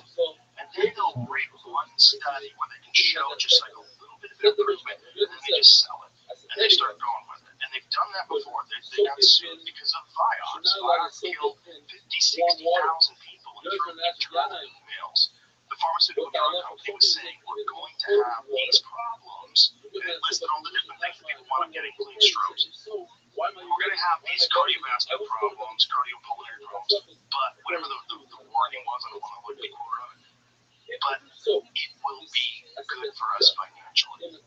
We'll do well with this. In the email, we'll do well with this. They killed 50,000 to 60,000 people. A friend of mine got a stroke. Got on Vioxx because he had knee problems. It was an anti-inflammatory medication. Sometimes there's fishy shit like that. Like sometimes I'll take Prozac from one place and from a new place, very different thing. Yeah, because it's from Mexico. Yeah, weird things going on. Yeah. Speaking about Ozempic. We talked about that the other day with a guy who runs a pharmacy. The problem with it is that when they're dosing it out to people, they're giving everyone the same dose, and it should be dependent upon like how much weight are you trying to lose, what is your body weight. There's a bunch of different factors. Well, it doesn't seem to be good for it. If things are sitting in your body, food stays in your body a little longer, and the food digests slower, and it kills your appetite. But if you're morbidly obese, then you might die from that. This is probably a good solution. So it's not. It's like don't throw the baby with the bathwater. I don't want it. I don't need it. But if I did, if I was 600 pounds and I was in this, and someone said, "Look, I can give you this thing, it'll kill your appetite," like fucking please, please, Totally. So it's beneficial for that, and then there's a problem with muscle loss and bone density loss. But my friend Brigham, who was on the other day, that episode's on now, he was saying that the issue is that they're giving him too much of a dose, and if you mix it with other peptides, you can actually eliminate those problems. So there's a way to dose it out for people that are, and you would just lose nothing but fat. It is possible to do. It just has to be done correctly. Sorry, it's explained. And right now it's willy-nilly. Well, right now everyone's just getting on it. Instead of just going to the gym, there's people that have like me lose 20 pounds. They're getting on Ozempic. That's crazy. You can lose 20 pounds in a couple of months. The thing that's frustrating is because I used to be so fat, I used to have type 2 diabetes, and I got rid of it, which is crazy. And like, it's much more still eating all that sugar. Dude, well, that's the thing. It's I can eat sugar exclusively, lose weight if I only eat the candy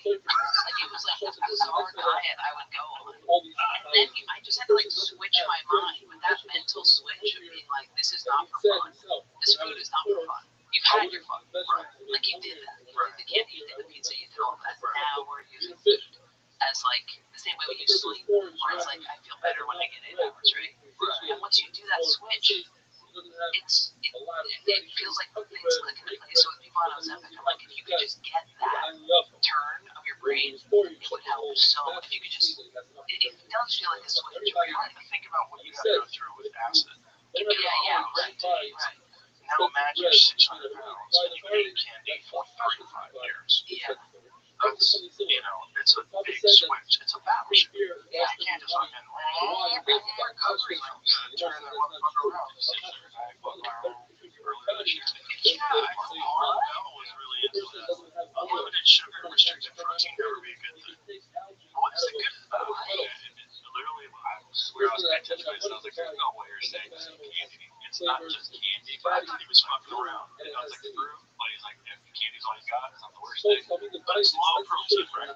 Yeah, it's like a certain amount of protein. There's a video of him explaining it.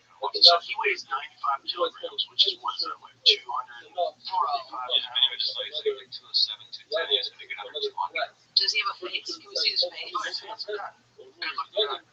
But it doesn't work with him because he's really fit and he's been doing a bunch of different stuff his whole life. I think he was carnivore diet for a long time. It's not. No, dude. Get a deep sunken line. That's sugar. 50 years old. No, this is the big thing. Like, he was always like this. This is what he looked like forever. And he used to be gigantic. You know what, Mr. Down, this whole moment we'd be like, that's ignorance. Because when I told people I was only eating sugar, they were like, that's ignorance. Hold on, show what it looks like. Go to his Instagram and wait and see how fit this guy is. Like, this guy is in tremendous shape. Now protein, it's good, man. Well, he's always had those. But that's my point. Like, click on that one on the right hand side. Like, that's what we're talking about. He's a big, jack dude. So for him to do this diet and say, look, I've got this body. Little bitch, you always have that body. I don't know. No, I mean, I've gotten very skinny off the whole sugar diet, but it has effects. Yeast infection all the time. Deep, dark circles from sugar. Fucks up your sleep. Why did you stop with the sugar? Like 2 months ago? Oh. But I'm having ice cream today because my sister's came out. We've been planning. We've been planning. We're going to Amy's ice cream. We're going to have It's a great spot. Yeah, but I've been off sugar. It just helps a lot. I've just been doing fats and like stuff like that, which is great. And I can eat as much as it used to be. Like I had to, everything I ate, I had to do a tiny amount, and now it's like I can eat as many eggs and avocado. Isn't that nuts? It doesn't even seem like it's real. I know. Oh, if you just ate nothing but steak, you would lose weight. And everyone's like, no way. Like, yeah, because your body would regulate correctly. When you're done, you're done. Like, if you sit down and you have a 16-ounce steak, if you really only need 12 ounces, after 12 ounces, you'll stop eating. Yeah. That's all you're eating. But if you have mashed potatoes there, and then pasta, and then ice cream, yeah.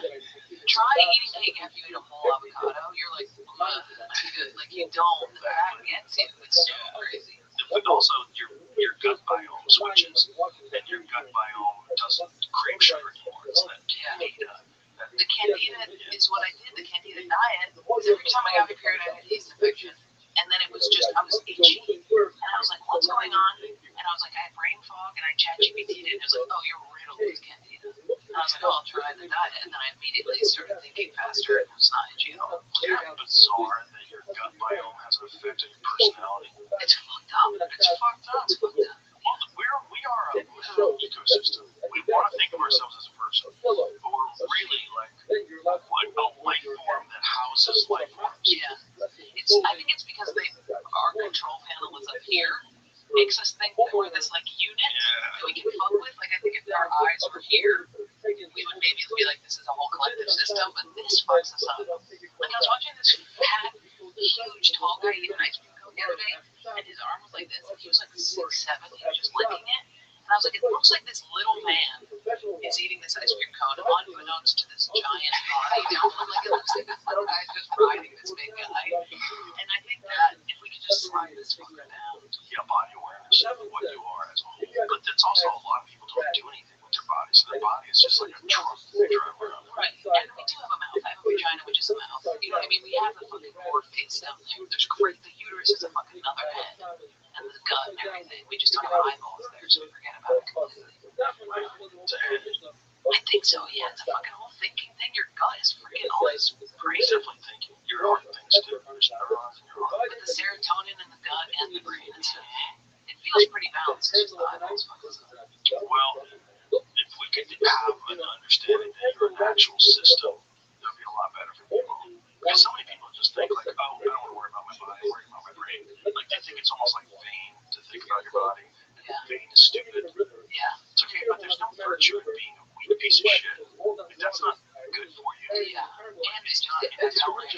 not talented to not take care of your body. So do it. Yeah, it's crazy.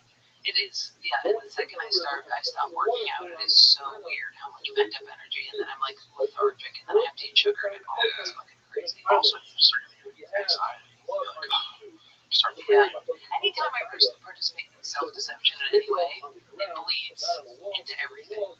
Like anytime I'm neglecting some part of my life, you can like smell it on me. The second I walk in, I'm like, hey, sorry, I shouldn't be, I have this whole air, and it's like I just needed to do my dishes. And then fine, that's me all the massage. oh, that's what it's for. Like literally, that's his book. You have to be balanced. You have to balance everything. That's good. But yeah, sometimes don't you go sicko mode? You go, fuck it. Yeah, kind of, but not for long periods of time. Do you drink? Yeah, but I don't. I haven't drank in a long time, but I will. Yeah. Like, I'll have a glass of wine. But it's been like, there was many months before I had anything, and then I had like a margarita. Oh, okay. Well, No, I mean, I didn't do it because I was an alcoholic. I did it because it's bad for you. I was like, why am I doing this? Because I drink at my club. I have a couple drinks at the club, a couple nights a week, and then I'll go out with my wife, have a drink or two, and then maybe I'll do a podcast with someone once, have a drink, so we'll have like a little whiskey, clink glasses, and we're talking, get a little tipsy. After a while, you're like, you're poisoning yourself. You're drinking 7, 10, 15 drinks in a week. yeah. That's not good. And then I was like, oh, I feel so much better. And I felt stupid. I felt stupid for not doing it.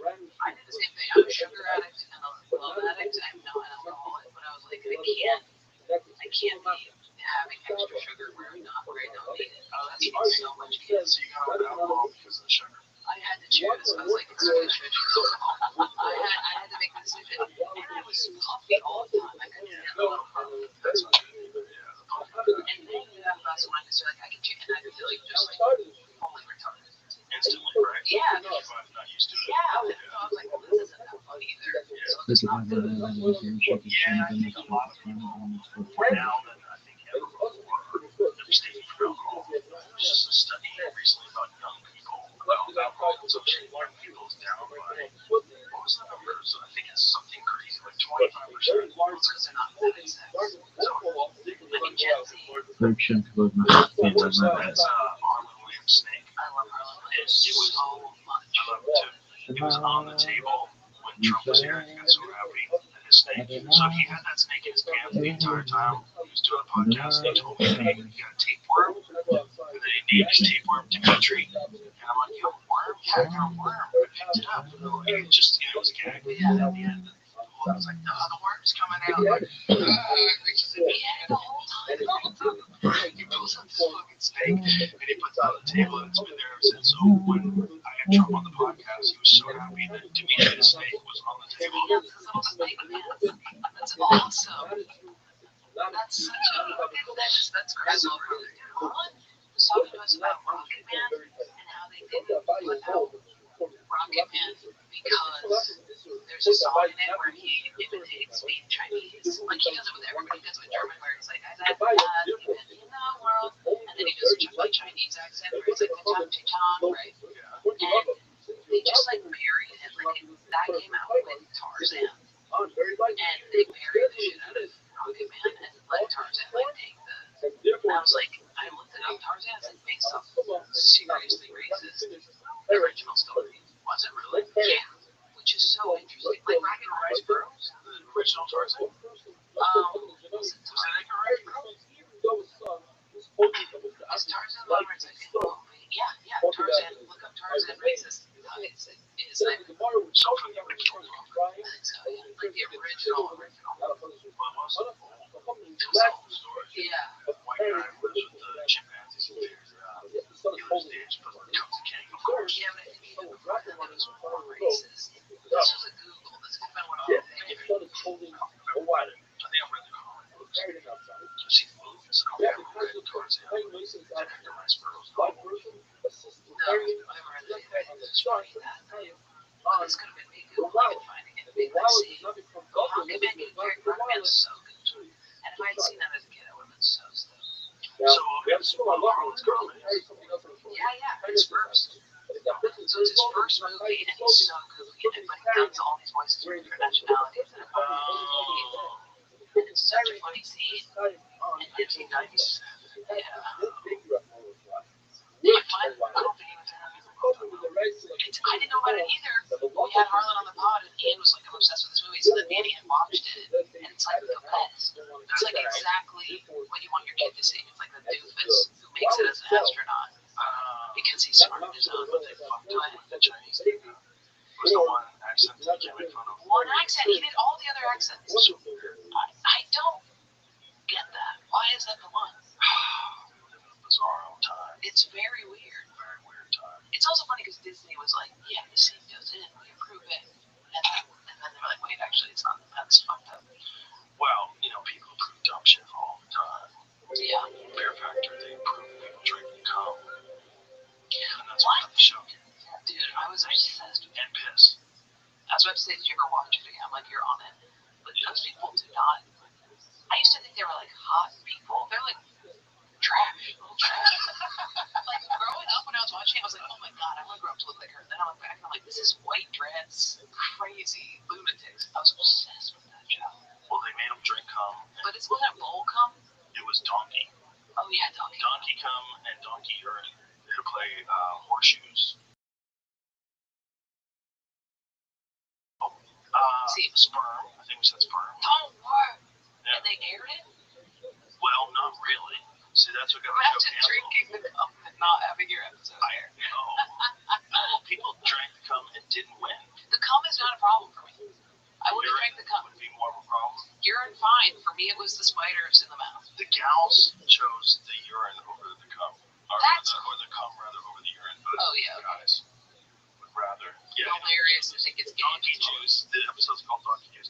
But I don't know if that's really what it's called. See, the thing is, it never aired. I think Donkey Juice was like the internal name for the episode, or the stunt. But, so it did air in other countries, though. That's why you can still watch it on YouTube. Because it aired in, I think it aired in Denmark or some shit. They had to just jerk off a bunch of donkeys. No. How did they get the cum? I used to have a bit about it in my act. But they take the rod and they shove it up the donkey's ass. And they shock their prostate. Yeah. Oh, yeah. Everything sounds bust. I love that shit. Yeah. That is donkey rape. It's more than that. Yeah. It's kind of.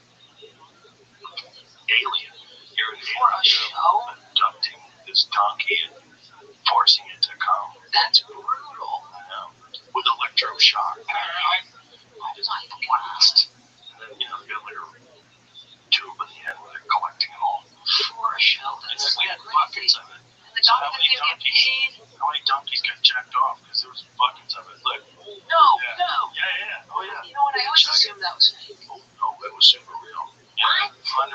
Yeah. That's crazy. There's laws. Like, there's laws, which is really good because, like, people say, how do I get on Fear Factor? Like, if you've ever met me, you can't get on the show, so you can't talk to me about it. If you want to get on the show, you can't talk to me right now. Yeah. And it will get me out of a conversation. That's good. Yeah, nice. That's really good. Yeah, because I can't help anybody get on the show. But there's laws, like, you can't say it's Donkey Kong when it's not Donkey Kong. It is cum. You're drinking cum. Yeah, otherwise your show's not a game show anymore. I mean, get all that stuff, all the worms. So many worms. Farms.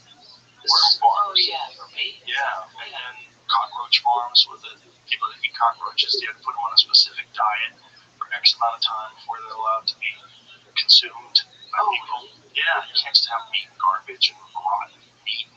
Yeah, and the spiders in the mouth where they were climbing out, that was the one that me and my sister would watch to torture ourselves. Where they couldn't get the spider in the mouth because it was climbing out. Yeah, it's brutal. Ridiculous show. I literally signed up for it because I thought it was going to be canceled immediately and I'd have a lot of material. Were you able to tell jokes on it? No. I mean, if I said something that they thought was controversial, most of the time they would edit it out. Did Jackass come? Jackass was after. No, I think it was before. Was it? Okay. I was obsessed. The first one was Survivor. Survivor was the first one on TV, which is still on the air, which is crazy. I thought the Osbournes. That was a reality show.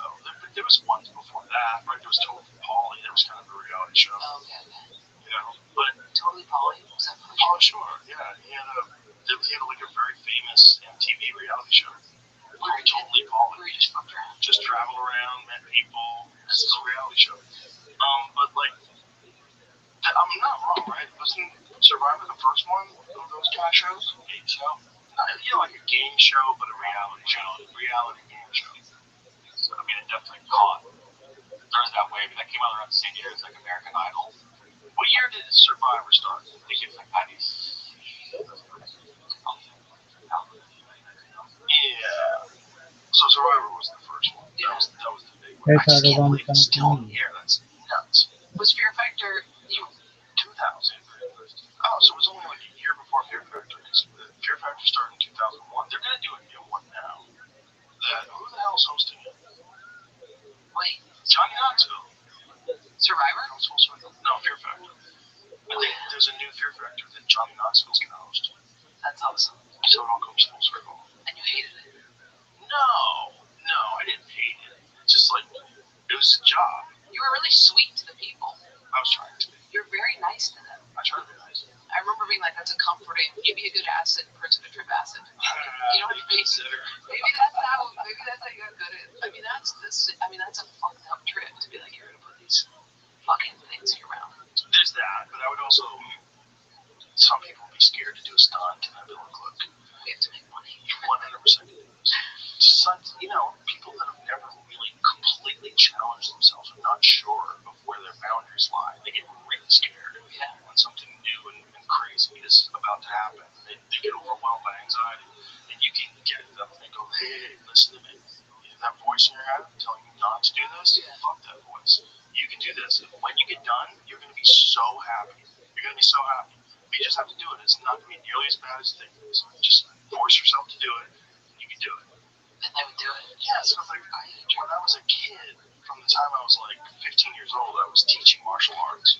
So I am used to coaching people. I would bring people to tournaments and people that were scared and they were going to have to fight and compete, and I would coach them. In the corner? Oh, yeah. Yeah. I just went to the Serrano. Katie Taylor. Did you really? It's a great fight.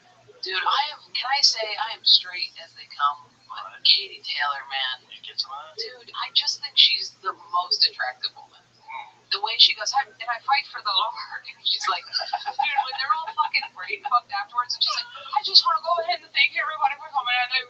Number one fight. And you're like, nobody knows what you're saying. The brain damage, though, is crazy. I box, and I'm not. I still box? Yeah, I box, but I don't. I mean, I when my trainer is in town. Hilarious. Even sparring, I'm like, we gotta do this occasionally, because I'm fucking fucked up afterwards. Yeah, I have friends that still spar. I'm like, stop doing that. Yeah, last time I sparring at all, they just fight. Well, that's rare. Most fighters spar. There's a few don't. Like Max Holloway for a while wasn't sparring because he was trying to preserve himself for fights, but then when he had to fight Justin Gaethje, with Justin Gaethje, he's like, I gotta start sparring again because I'm gonna fight someone that's really dangerous. You can't have any. It's just so when I started boxing, I was like, I'm never gonna spar. That's crazy. And then like a month in, I was like, so addicted, and it was so much fun. I felt like you were training so that you could spar. It is fun to do. And then I would do a podcast and be like, buy this information. And I'd be like, I can't do that. I can't do that. And you listen to Serrano and Katie when they're like fighting in those like press conferences, and it sounds like two drunk kids. Like they're like, no, she fucking said that we were gonna. And you're like, I cannot be doing that. Well, the real rough ones, you talk to guys that are in like their 50s, and they've retired for years, and they're slurring their words, you barely understand what they're saying. Yeah. Like, fuck. Yeah, and they have so much money, but what do they? Well, some of them don't even have the money anymore. Usually, they go through a few divorces because they're crazy. Yeah. No one can stay with them. They're out of their fucking mind. Yeah. You know, and they're probably alcoholics because their brain's completely shattered. Yeah. Do men get more aggressive when they get brain damage? Yeah. They definitely can. It depends entirely on the individual. Do women get CD? Oh yeah, 100%. Yeah, they get aggressive too. Really? They get real impulsive. Men and women that have brain damage, they get impulsive. They can't control their instincts, their impulses rather. They have addiction problems because they feel off, right? So they want to drink alcohol to calm down or do cocaine. A lot of them wind up doing coke. To feel up because they're fried. You're fried. Brain's cooked. Your endocrine system's all fucked up. Your pituitary gland's been bouncing around inside your fucking skull. Is your brain fucked? Probably a little bit. Yeah. When did you stop? Well, I stopped fighting when I was 22, I think was my last fight, and I stopped sparring when I was like 27 or 28. Oh, good. So you had to tell me. I did a little bit of sparring later when I was in my 30s. Do you do jiu-jitsu? Yeah. Do you grapple with it? But the brain damage you get from that is rare. It's not. Maybe I should do that. My mom always tells me that. Kim Condon does it. Ask her about it. Okay. The boxing, the hitting. Yeah, don't do that. But even just training with minutes. I have such a rage issue that beating the shit out of something feels. Even when I go to the gym and just beat the shit out of the bag. It's super good for you. There's nothing better to like relieve stress than hit the bag. Yeah. It's the best. Don't stop doing that. You definitely keep hitting pads, but don't get any brain damage. You know what I'm worried about jiu-jitsu? What? The fainting.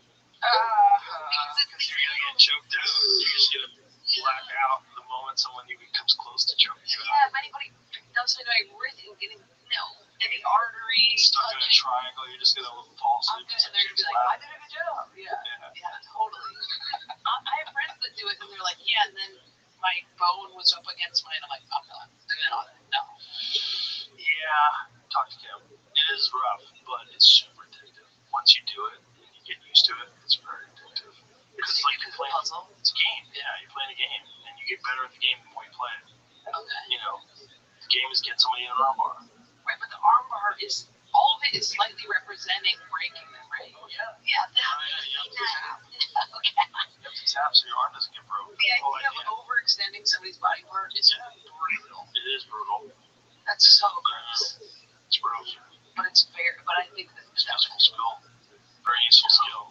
But the boxing is just bam. You know, it's useful too. Breaking somebody's nose I can do, but you can break their arm. I could not know the idea of like bone coming through. Or just choke them, put them to sleep. Yeah. You put a lot of people to sleep. Not a lot of people. It's a good feeling to put to sleep. I don't know. You ever put to sleep? No, I never been put to sleep. No. Really? No. Are you scared to be put to sleep? No. No, I just tap. I know. Right. Your body probably taps. No, you tap. I know, but you probably your instinct, like even if you're like, put me to sleep, you'd still probably do it. No, actually, no. No, you gotta know like when you're going, right? So like if you're getting choked, if like someone's got my back and they're gonna choke in, there's a point in time where I know I'm not getting out of this. So you just tap. It's smart. Yeah. It's stupid to fight it off because you get injured, and then you wind up being really fucked up. I love watching MMA. Do you? Yeah, when they jump on their backs like that, when they go full monkey style, it's yes, dude. Have you ever been to it live? No, just that fight. It was a big deal. I went on Netflix. I think they get it. Oh yeah, but that's boxing. You should go to the UFC live. It's bananas. Really? Yeah, it's bananas. Yeah. I loved going to the Serrano. Have you this weekend? No, I'm at Rochester. Oh, cool. There's a UFC. I was gonna say there's a UFC in San Antonio on Saturday night. I'll go in New York for sure. Whenever. When it's in New York, okay. I'll get you tickets. It's gonna be in Madison Square Garden in November. I'll go. If you're gonna be around, okay. That'd be so sick. Oh my god, I love everywhere for it. Yeah, you'll love it. It's what seeing it in the garden is kind of special. Yeah, where was it? Oh, they were in the garden in Toronto. No, yes. Was it? Were they? Yeah. It was a big room and a small room. Big. They sold it out. Wow. Toronto made 14 mil or something. I mean, they made. I know. That's great. Isn't that great? That's awesome. Yeah. And the card was incredible watching them. Madison Square Garden's got a lot of energy in that room too. There's something crazy about that room. Yeah. It's just like the amount of concerts, fights, and events that have taken place that you feel in the building when you walk in. You're like, whoa, Yeah. this place is alive. It's awesome. Yeah, like when you go to a new arena and they're brand new and you walk in the door and it's empty and you're wandering around like, wow, cool place. But you walk in the garden, you're like, yo, this place is alive. It's got memories Yeah. here. The other ones are like racquetball. Like you could, you know what I mean? Like you could hit a racquetball around it. It's like they're the stage. Because I've done arenas with Tom with Scora, and you can definitely feel the ones that have like been there versus the ones that they put up recently. Yeah, they have history. I'm so bad at buildings. I'm so bad at rotating. Oh, it's weird. It's the best way though, because it's the only way you can do an arena where it's intimate. So what we're talking about is a stage that's round. Oh yeah, in the round. Yeah. And Tom was like, just say a joke, then pivot. Just every time I get up there, and I'd be like, here's my joke. I'm gonna turn to these people now, and I would turn every single time. That's funny though. Yeah, it was totally great, but I couldn't do the like natural rotation. The good thing about it is though, it makes the show intimate, even though there's 16,000 people there. Yeah. Because there's people on this side facing people on the other side, so everybody realizes they're all in it together. And the jumbotron. I mean, that special is shot. I was like, wherever your camera is, shove it the fuck up my nose. Like, I'm so sick of seeing specials where I'm watching their whole body the whole time. Like, show my face because my facial movements are like half of my joke. Right. And in the arena, you get that. Like, I remember watching Louis in the Hulu theater, and it was just the fucking jumbotron, so you saw every little movement he was making. And I was like, that's so sick because it's so in a club you see that. Right. You know, and that's what you want to see, especially if you're looking at it on the screen, which is weird. Yeah, and then sometimes you watch somebody and you're like, I should just have gone home and watched because then I would see their face. Right. The jumbotron fucking nails you, and it's so sick. Yeah, well, that's the good thing about the round too. You can have your back to them, and they totally can still see your face. No, but I'm always worried about my blood. Oh, like a trench coat or something. Wear a trench coat, like what Kinnison used to do. Oh yeah, Kinnison used to wear a trench coat. I can go Trinity or Matrix. Yeah, there you go. Wow, yeah. Did you ever hear that lady that claims that she wrote The Matrix and they stole the idea from her? Dude, anime wrote that fucking shit. That shit is like ancient as hell. Right, she said she wrote both of them. Is there any credibility to what she says? We don't know. I had a joke about The Matrix that people were upset about, where I was upset that the Wachowski sisters were on the top 10 female directors. Oh, no, are they really?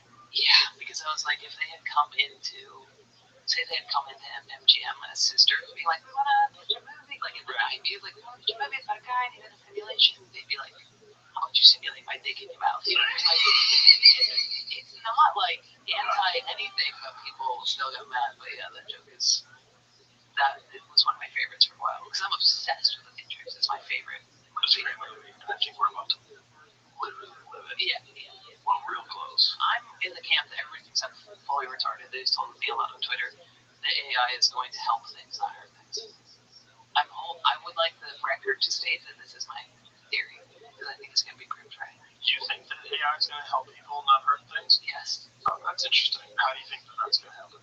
I just think that the whole catastrophic, this is going to be an entity that ends all of us.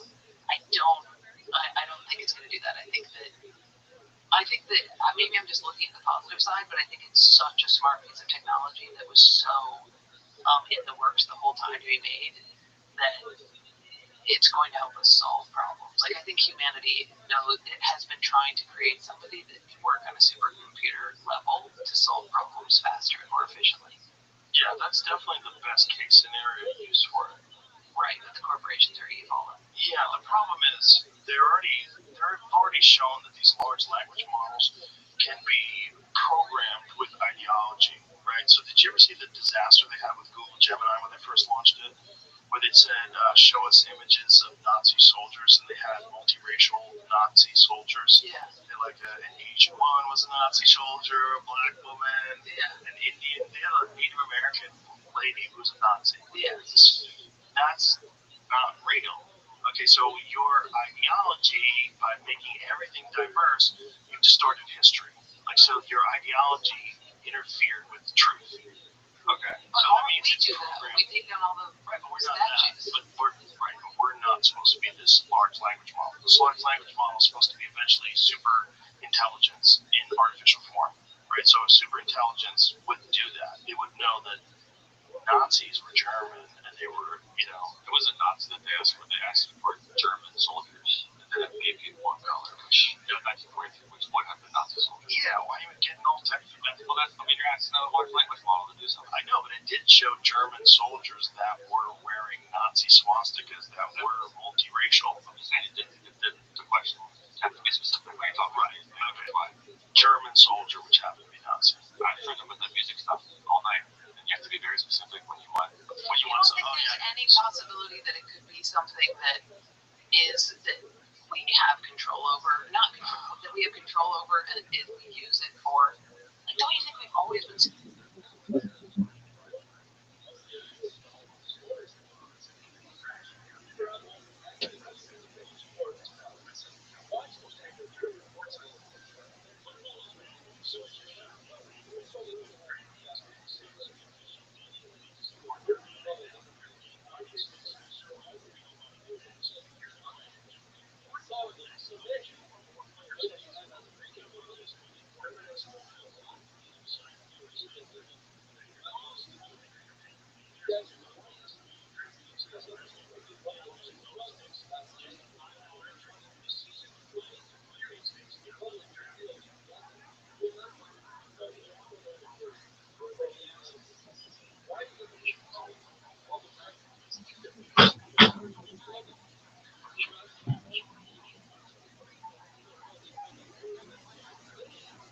Scared about everything, about science, about microscopes, about social media. Yeah.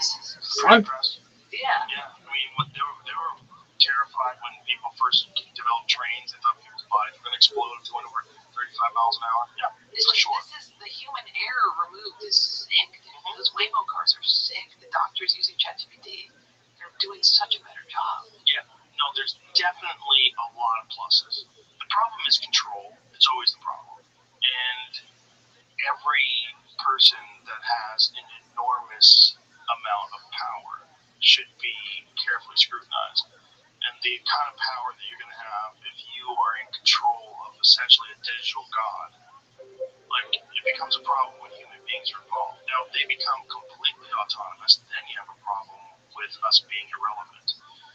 But that's what I'm talking about, that situation where they become autonomous. That's what I'm referring to. So say we have an autonomous entity. Why would it kill us? Why would we don't go? You know what I mean? I'm not saying it would. I don't think it would kill us, but it would probably give us incentive to not breed, which I think if I was an intelligent life force, I would kind of do it exactly the way our society is already going. Yeah, we're doing right now. We're doing it to ourselves, but that might be by design. It might be that in order to not alarm us, that this artificial intelligence has engineered our diet and our environment to kill our reproductive system.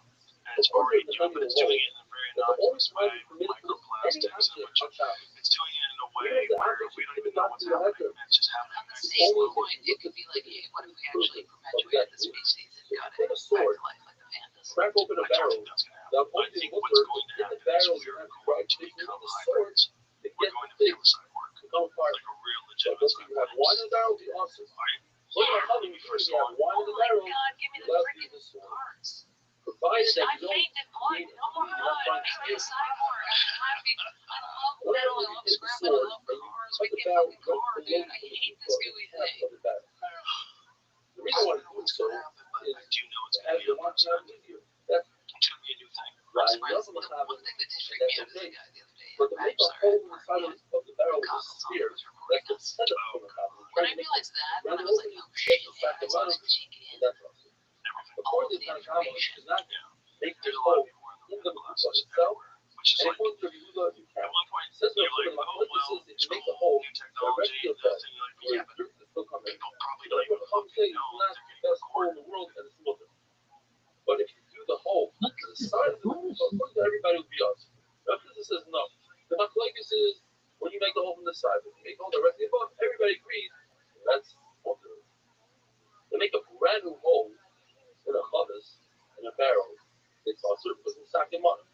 To add to the hole, let's say you have a hole that's 1 inch wide and you want to make it 2 inch circumference. That's a machlokes. Because the isser to make a hole on Shabbos is if it goes both directions. It's a two-way street. One direction is going to the right. The reason why they said it's possible to make a one-way hole, where let's say a hole in the barrel is one way for the wine to go out, is because of a chicken coop. Chicken coop people confuse and they thought it's only a one-directional hole. In fact, the chicken coop is to let the bad odor out and to let new air come in. Now, typically with a chicken coop, you can say that people make one hole and they don't try to enlarge it. There's no reason to be geyser because animals will come through that hole. Or on the other hand, this is how we pass it. People sometimes make a mistake; they don't measure correctly, and they realize only later on they can enlarge the hole without allowing animals in, and therefore have to be good. According to Shmuel, if you plug the barrel in order to trap the great aroma of the wine, so that's not a really strong plug, and therefore if you remove that plug, that's okay. But if you remove a plug that's holding the barrel together, not allowing the wine to escape, that's considered as if you're opening up a random hole. Now, what exactly is considered trapping the aroma, and what's considered holding the wine? According to Pizza, trapping the aroma is above the wine level, and Makaze, the wine is at the wine level. According to Rabbi, trapping the aroma is at the wine level, and trapping the wine is below the wine. In other words, following the bottom where the center. Now, we have a very similar machlokes by a house. The halacha is, if you're dividing the yard in front of the house, there's two houses. Depending on how many entryways to the house, that's how many 4 amas you get. Each entryway gets 4 amas, times the amount of entryways you have. And then you divide the rest of the house. What if you have a doorway that's completely closed off with brick? So depending, if it has a frame, simon, then it's considered a doorway. And if it doesn't have a frame, then it's a complete closure, and we don't count it. So it's very similar to our halacha over here. It's complete closure, then it's not considered an opening. If you open it, it's as if you created a brand new opening. Same halacha applies. If you have a dead person in the house, you close off the door. If it's completely closed off and you remove the frame, then everything around the house, 4 amas, is a kalakoma. If the frame's still there, then you don't have those 4 amas. According to everybody, if the spigot, the straw that comes out of the barrel, falls out, you can put it back in. According to everybody, if you don't have a spigot, you cannot create a new one. So like it says, if you already have the spigot cut the size, which doesn't fit perfectly, are you allowed to fit it in perfectly? Are we lazy that perhaps you cut a brand new one? Or not? Congealed oil. Mishnah says you're not allowed to smooth that wax. What about congealed oil? According to Rothschild'S officer, you might have to make a stereo that you can use in wax. According to Shmuel, it's water. And Rav Shmuel says to Rav Yosef, the Rebbe, you yourself told us when you were helping and you remembered all that you learned, you said that Rav told that it's felt. Like when you make a black cat from felt, if it's very stiff, and according to everybody, you can't walk with it outside on Shabbos, it's a massive. It's very fine and flexible. That's like a baguette, you couldn't walk out with. The machlokes is it's in between semi-stiff. So the halacha is, according to Rav, it's usher, and Shmuel says it's mutter. You want to learn from the nicer shahai with Rav. Rav was in a place. He's getting a drush and he realized there's not enough room in his marriage. So he took everybody outside to the carnivals and they brought him to felt and refused to sit on it. So he thought that perhaps he holds that the medium type of felt, which that was, is also according to him. In fact, it could be. So the reason why he didn't want to sit on it was Rav Kahana and Rav Atzi were there. Although they were Talmidim, they'll come in Chaveris. They were already his level, they were his friends, and he insisted that they should also have fell the Sirah. Says the Mishnah that you can take a pot and put it into a pit that doesn't have any water, and we're not concerned that it's going to be mashed with it's going to make the bottom of the pit flat. You're allowed to take water, drinking water, put it in water that's not drinkable. In order to keep it cool, you have to take water, put it out in the sun. There's no cooking in the sun, so you got to warm it up in the sun. And we're not concerned that you might take that same water and put it into bowls.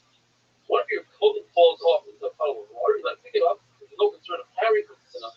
Right, you might bring it home. We're not concerned that you're going to bring it out if you ever see them. And we get home, make sure nobody's looking, hang it up to dry. This was one in my law that says that Marasign, if nobody's watching, you can do this a lot. But other malachim that say, even though nobody's watching, it's still far sight. You have to be concerned with other people. People when nobody's watching, the Chadarim have a wonderful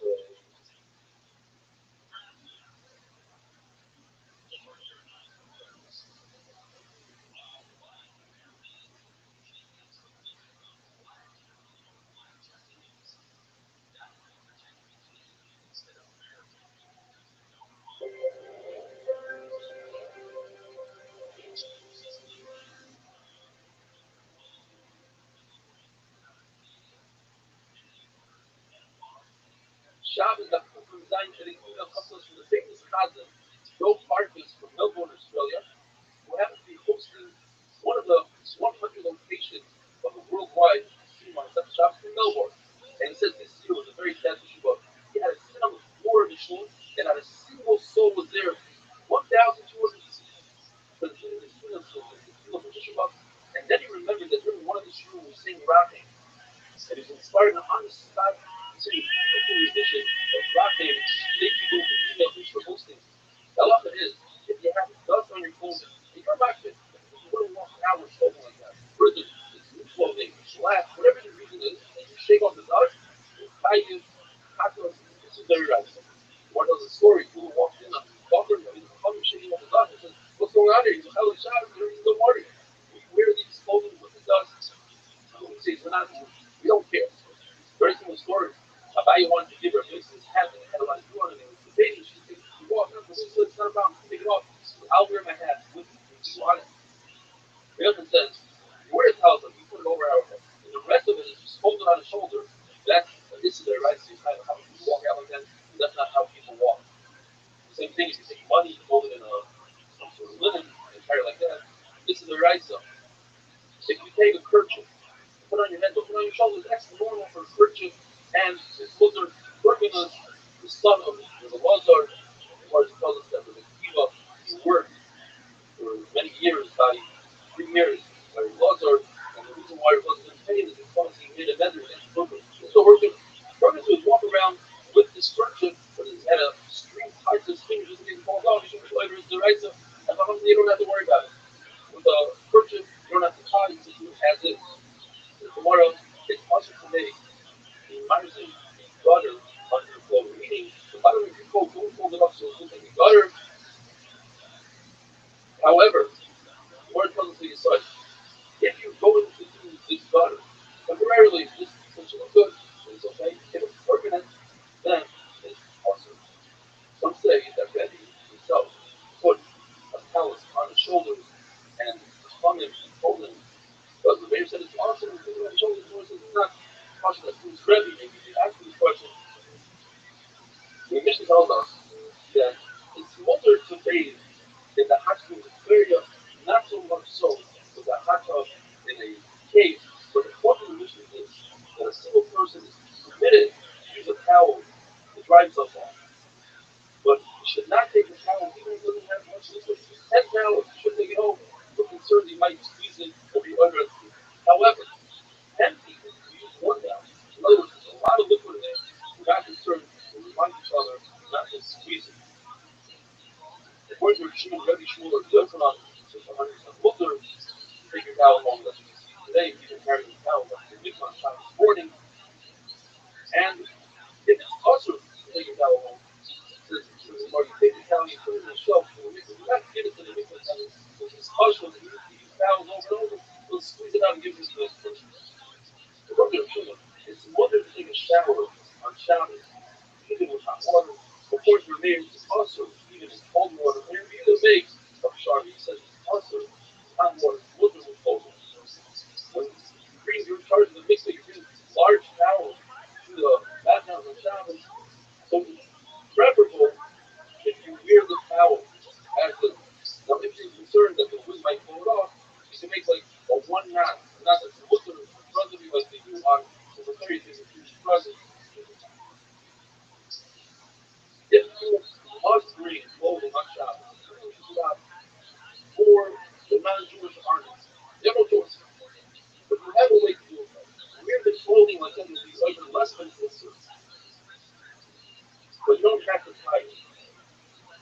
Mishnah, if you want to use some massage and oil, do it differently than you do it during the weekday. First, put on the oil, then you give yourself a massage. Rabbi says the way to do it for the shoe is to massage, do the massage roots and organs at the same time. Don't give yourself a vigorous massage. Don't stand on the bottom of the river called Musa's because this Musa's has the ability to keep your body up and heal your body. But it only has that ability 21 days out of the year. What are the students that start on steroids or end on steroids? Water is very interesting. That's a very good wine. That's proven. And this natural water of juices is what caused that surface fuzzling later to disappear. They indulge in materialism. That's what caused these devices. And what it does is that there wasn't been a rock. Was the greatest hunger of fish and that guy indulged in this water, waiting for his friends to join him. Instead, he got involved in water and he got on his fire up and he started reading instead of saying, I'm going to shut the he said, I'm Spanish, I'm going to go. And Chacham realized that he got to carry this out for him. So Gideon says, better don't ask your friends, but better than have a better than rather than wait for them to see them be greater than them.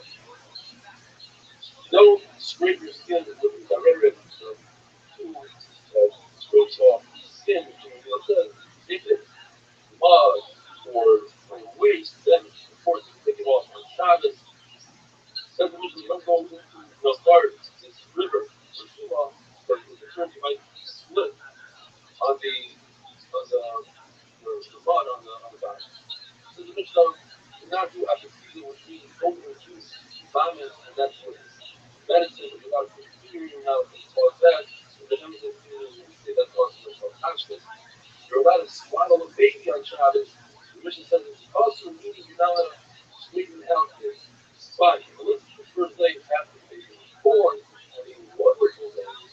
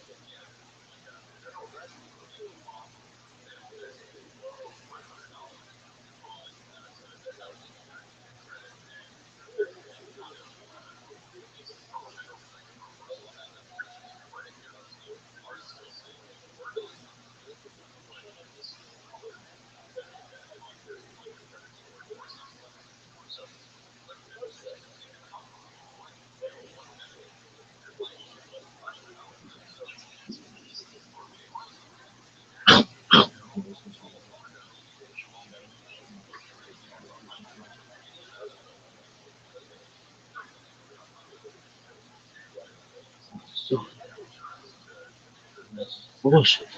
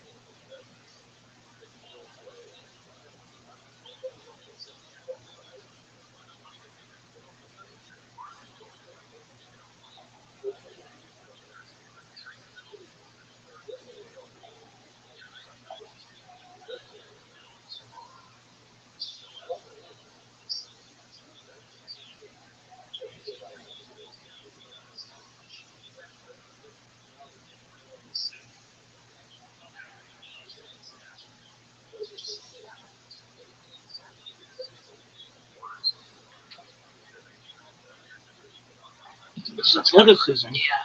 it's kind of Well, weird. also, I don't like the idea of all these digital images of things. Like, if it could be printed out into matter and you can look at it, but the idea of, like, your entire life, like, even us with the fucking iPhones, all these photos stress me the fuck out, dude. Because it's so much, because there's something about it, because when you have a photo, you're in the present with a past photo, right? Like, I'm sitting here in this reality with a past reality that I can hold. The weird giant vortex of memory is almost like my vortex of memory. You know what I mean? Like, neither of them have matter. My memory in my brain and this brain here, I don't like that. I think that I want the memory to be contained in matter or in my memory. I don't like this being a brain. And I don't like it holding pictures of all of my past. Well, I think when you say I want to be a cyborg, you're gonna hold all of it, and you're gonna have a hard drive. So instead of having a memory where it's followable right now, like your memory is like weird, like when did we do that? Was that November? Oh my god, that was November. You'll have an actual memory, just like you have on your phone, where you can go back to like like it suggests you on this day, and you go to like 2017, like oh my god, oh my god, they're so young, oh my god, look. That would feel less disembodied than this fucking weird unit that we're all addicted to. You know what I mean? It's already a part of us. It's so weird that just man and unit. But the unit you can just put down. You think it'll be? You can put the unit You down. think we're gonna be cyborgs? Like it's gonna be? Yeah. Like human beings will have a chip in their brain that anytime I'm like, what year was that? It might not even be a chip. It might be a wearable. They might be able to have something that you put on the top of your head, with electrodes that touch your temples, and it just sends signals into your brain and it works from there. I mean, who knows? It's so cutting edge. And then once AI gets into the picture, right, and AI, if you get sentient AI, and you get AI that understands like how human neurotransmitters work and what to stimulate, what not to stimulate, it might devise ideas that we never even anticipated in terms of like how to implement this technology, and it'll probably figure out how to make it better, and then it'll be off to the races. I was so scared today because I texted my friend suicidal. Like she texted me about something and I wrote like tongue in cheek, I'm suicidal, right? Like I'm not actually, but I wrote it. And I was like, shit, my phone is now going to send me so many fucking don't kill yourself stuff. Does it do that? Yeah, dude, every time I text some shit like that, I'll go on Instagram and it'll be like, don't do this, seek help, blah, blah, blah. Or that's what's creepy is that your fucking Instagram knows what you're texting to your friends. Yeah, I've had 2 people recently be like, dude, I'm thinking like, sometimes I'll think a thought and an ad will come up. That's like, good. And 2 people in 1 week said that to me. Yeah, but doesn't that just mean it's a coincidence? That means you're relying on the coincidence. Watch this thing I said yesterday. It didn't. What is it? All right, so this got announced yesterday that you got this. Oh yeah, I did. I forgot. Yeah, go ahead. It allows telepathic communication in some way with the headset. They're clearly connected to something, and they don't show that. But these 2 guys start talking. Those guys are real. What's this music? Oh.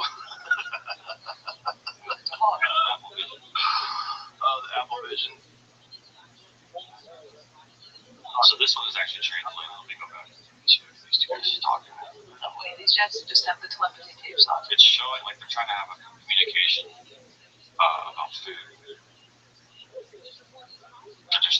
not speak. It's really hard to like hear this. That's crazy. You can describe that you could be at a party and both have the headset on and think words.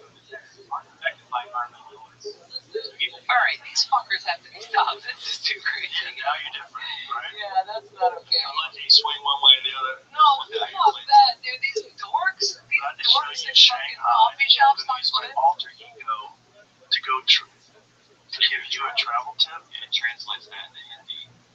So it starts off in English, which is in the Hindi. Whoa.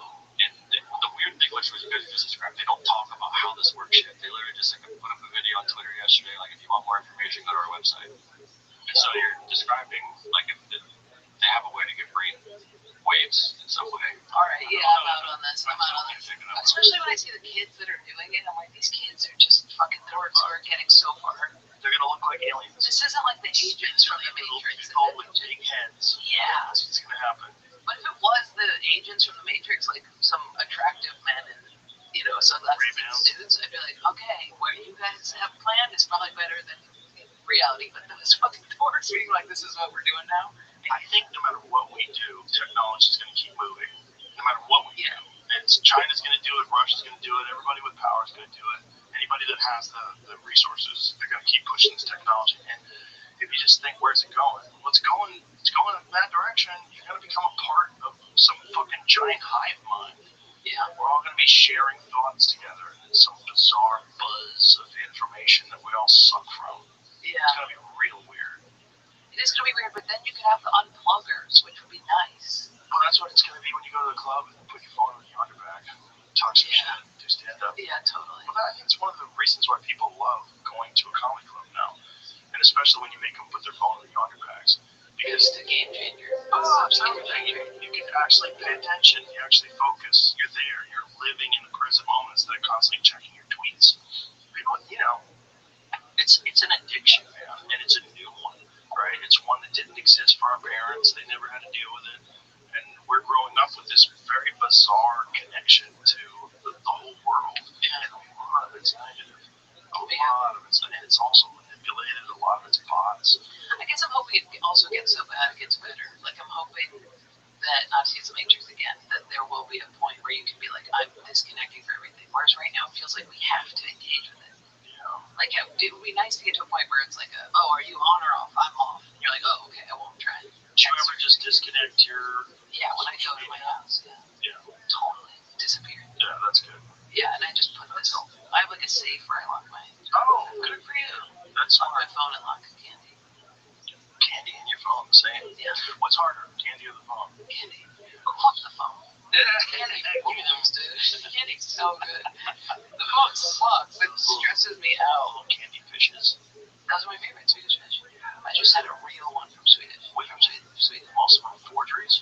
The fake, the red ones? It's fake Swedish fish. Yeah, those are American. Oh, the Swedish fish are black. From Sweden? Real interesting. Probably doesn't have our nasty chemicals for the dyes. Yeah, the red 40. Yeah. Is RFK against red 40? I think so. Right. It's so funny watching RFK go through the lesbian moms that I have. Like, you know, because they're so liberal, so like, fuck RFK. And then at one point he's like, I want to bring back raw milk. And I said to watch my entire town of it could be like, wow, we do love raw milk. Oh, we actually like that quite a bit. Because they're like, right now, siphoning raw milk illegally off of farms. It's so silly that raw milk is illegal and you can buy whiskey at Costco. It's so weird. So dumb. Raw milk is so good. It's really good. Francis Ellis all about the raw cheese and milk. Yeah, it's good for it. Yeah. And for a lot of people that have lactose intolerance. No, not Francis Ellis. Jason Ellis. Francis Ellis is a different comedian. Oh, Jason Ellis, the comedian. Yeah. Francis Ellis is a comedian, but he's way more street chicken. Yeah, it's really good for you. Yeah. It's just don't get it bad. Don't get it where it's And then what happens? You just have a bug or fucking rancid diarrhea. Yeah, but whatever. Better than a fucking cancer. Yeah. Well, I think your body, when it's homogenized and pasteurized, it's like, what is this? Yeah. No enzymes. What is this water protein you're making me drink that I'm going to fart out? Yeah. I bet we could drink endless raw milk. I bet we could really go ham on raw milk and cheese. Swedish fish is a taste supposed to be called Lingonberry. Lingonberry. But the black stuff is a different kind. It's called salt. Yeah. Black salted licorice. That shit is good. And like that? Is that your shit? Yeah. Ammonium chloride? Ammonium chloride?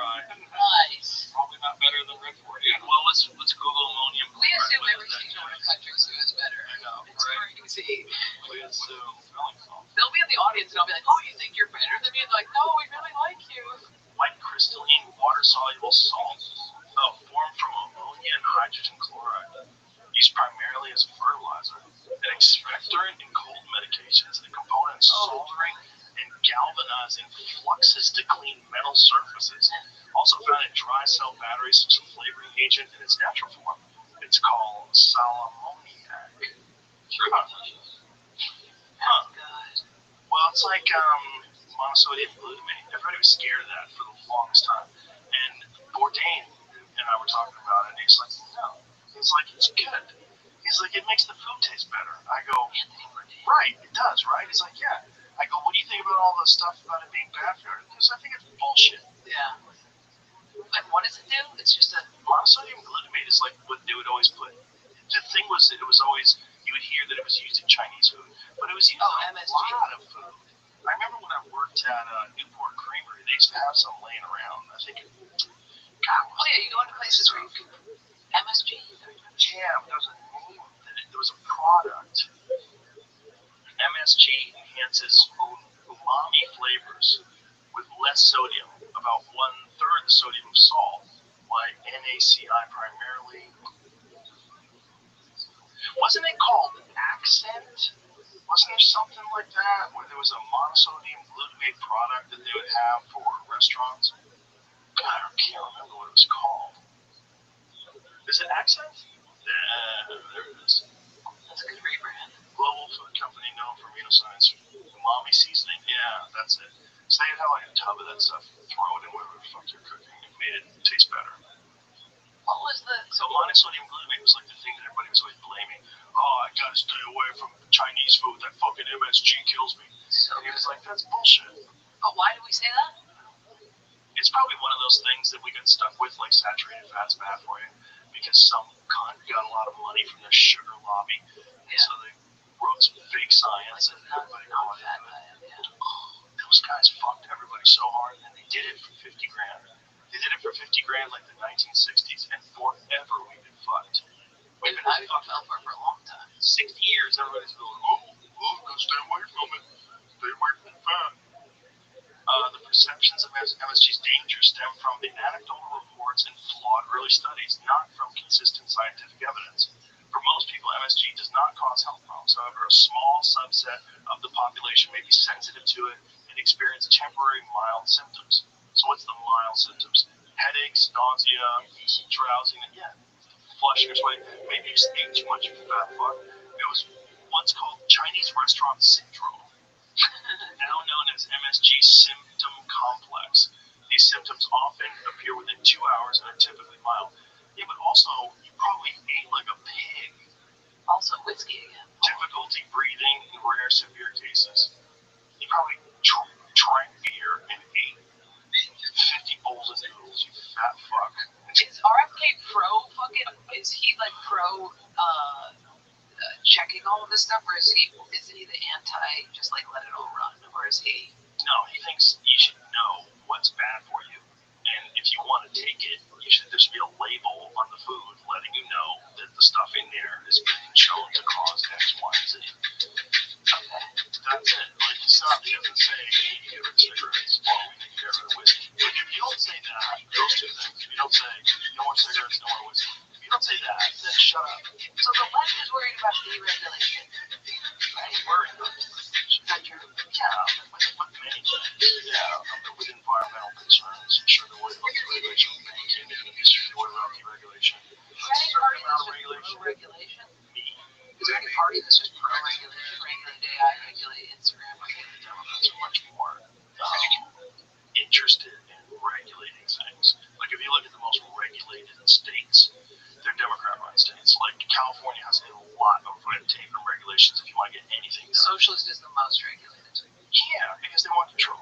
They want more control from the government. They have a bigger, bloated government, and the way to keep that functioning is you got to go through hoops and ladders to get through anything. Anything. I just feel like it's all or nothing. I feel like you have to regulate everything or regulate nothing. No, some regulation is good. Like your parents are contractors, right? There's a good example. You need too much regulation there. Too much regulation, but you need inspectors. Fuck the inspectors. They suck. Okay.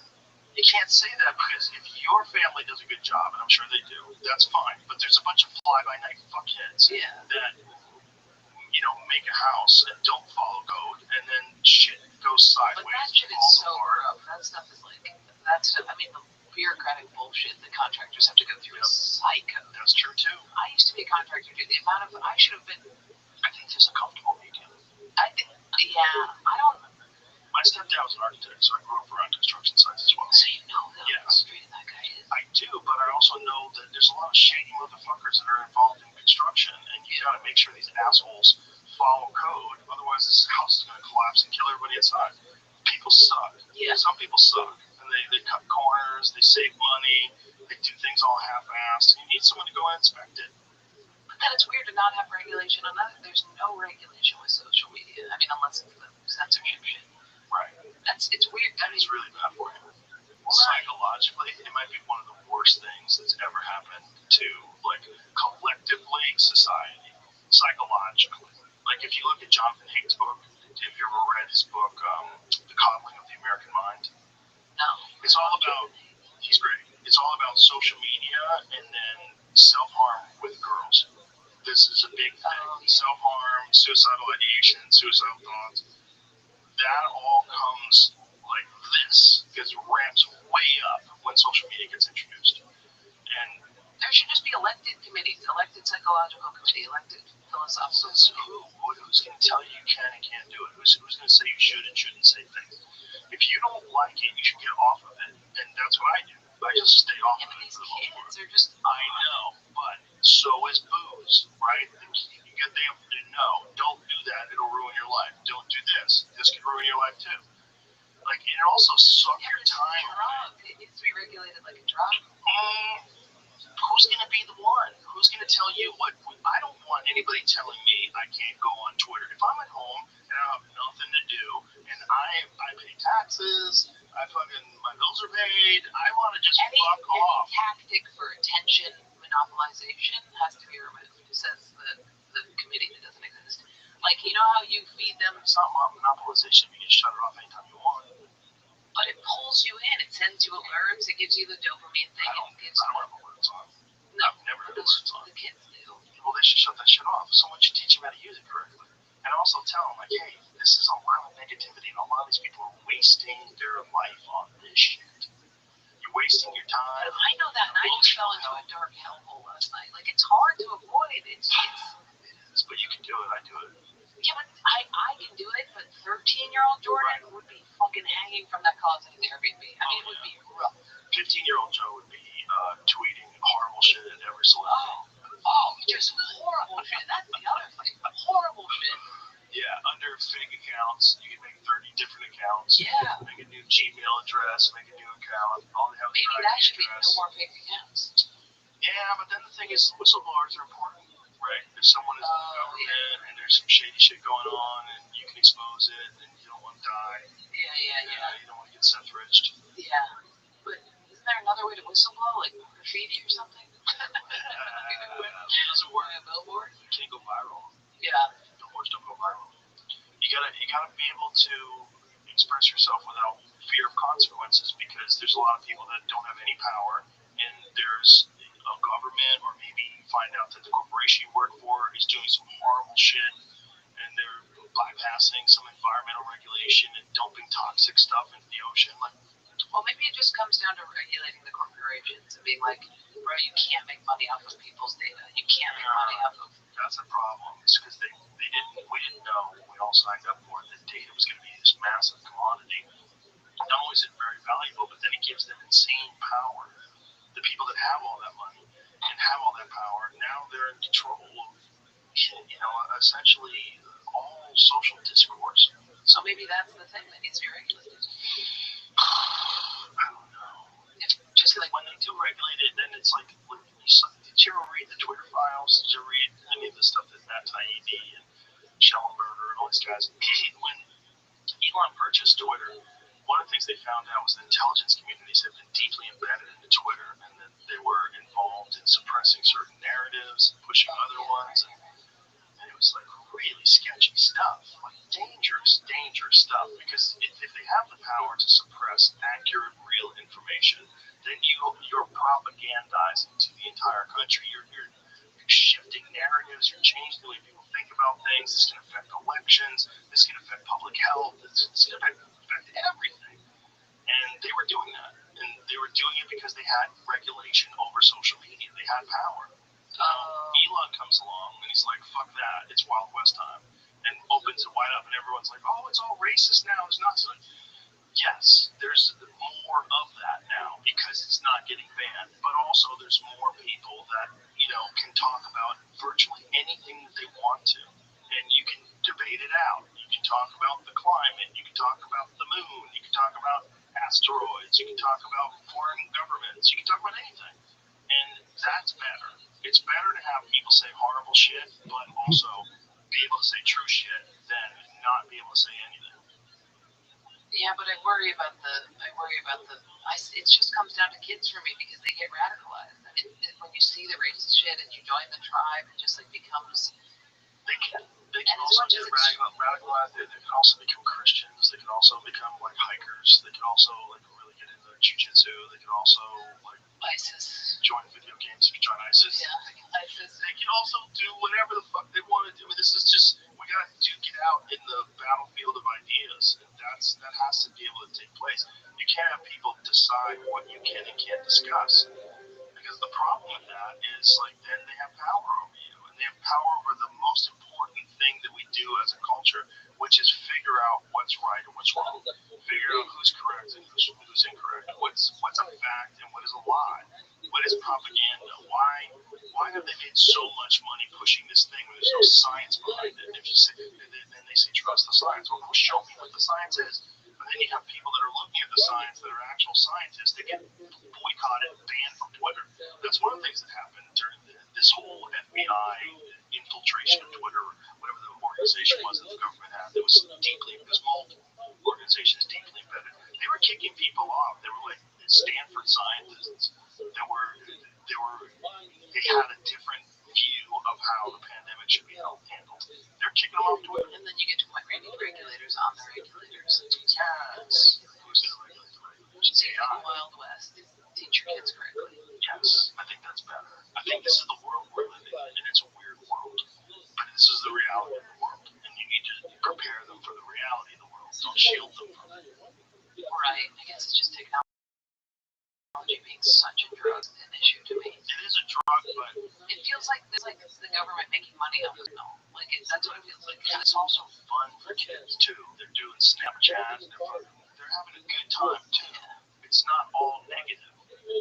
It's just it can be negative. And the pile-ons, when people that lady, what she did to her daughter, which is the most evil fucking thing ever. But there's groups of kids and pile on them and attack them anonymously. And, kids kill themselves over things like that. It freaks them out.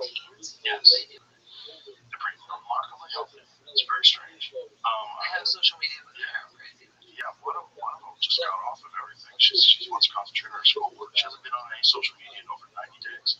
It's very impressive. That's an addiction. 90 days clean. Yeah, but it's also, she can do it. Yeah. It's not an addiction oh my God, if you ever get on social media again, you're going to be homeless and snorting social media. No, it's a thing that's not necessarily good for you. Just like cake. Don't eat cake all day. Yeah. But if you want to have a birthday cake, or you want to occasionally have a piece of cake, you have dinner, nice dinner, let's get some dessert. Fuck it. Yeah, but what about the cake? What if every time I went to go eat cake, there was 90 other dudes in the cake shop that were being like, we should kill this group of people? And you'd be like, fuck, I really want to eat cake, but these people keep saying that. Maybe I believe them because I read so much. At some point, somebody should walk into the cake shop and be like, dude, you guys can't be here. There are laws, right? So, there's free speech, but if you threaten someone, there's laws against that. And yes, yeah, if you say, I want to kill all the Greeks in America, someone will come get you. Nobody wants them. But if you just said something like that, someone would visit you from the FBI. If you make threats against people, but we have existing laws that already protect people from that. Okay. I just think most people should say the fuck off with it because most of the people that are doing it are wasting their life. It's crazy how I just last night was sucked into this vortex and then I just put my phone away and my dog was sitting right there. And I was like, oh, hey, real life thing that loves me. Also, I had no idea that this was going on with you. I had no idea. Yeah, I know, it's ridiculous. It sucks so bad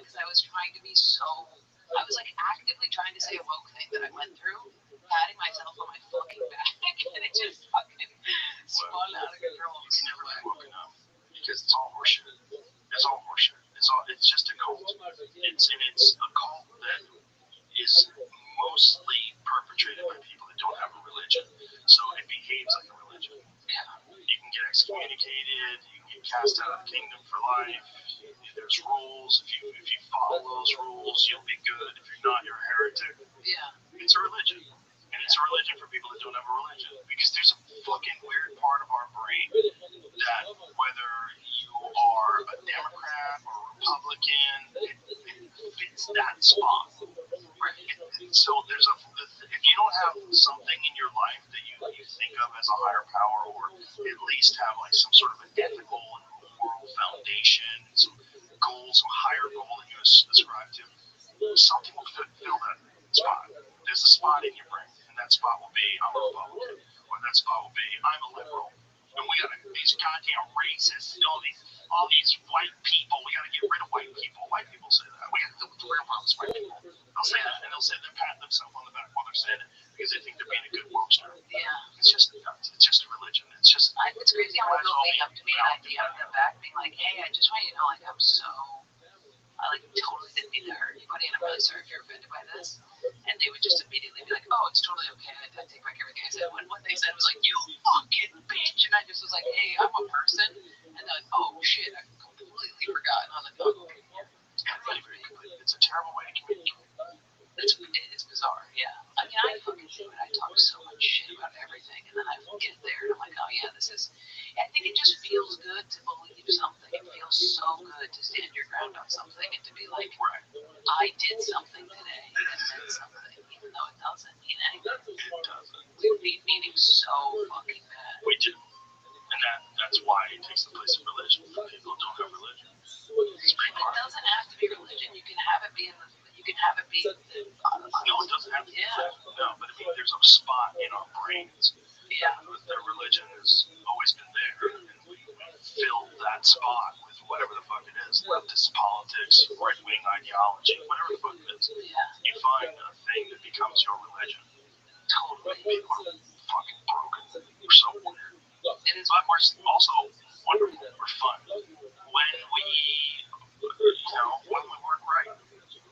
When we're face to face. Yeah, I mean, online it's not, crazy, but then you run into the person who talks shit about you, and you're like, "Oh, hey, what's up?" Yeah, you were just playing the video game. Yep. Of hatred. Yep. Yeah. And that's what most people are doing on Instagram and on Twitter, because it's just such an easy thing to do, and especially if your life sucks. It's a great distraction. You can pay attention to other people and tell fucking joke, fucking cut, and just say horrible shit, and it distracts you from whatever is wrong with your life. The video game of like health and body perfection, like getting jacked, is like the religion that many comics are in. Me too, and it does take that role a lot. Like a lot of times when people are just hatred, I'm like, just target lower belly fat. If you want to be fucking activated about something, get fucking pissed at that. You know what I mean? What the fuck is this shit? No, this fucking YouTube algorithm is such garbage. What if you just spent the whole day thinking Dog.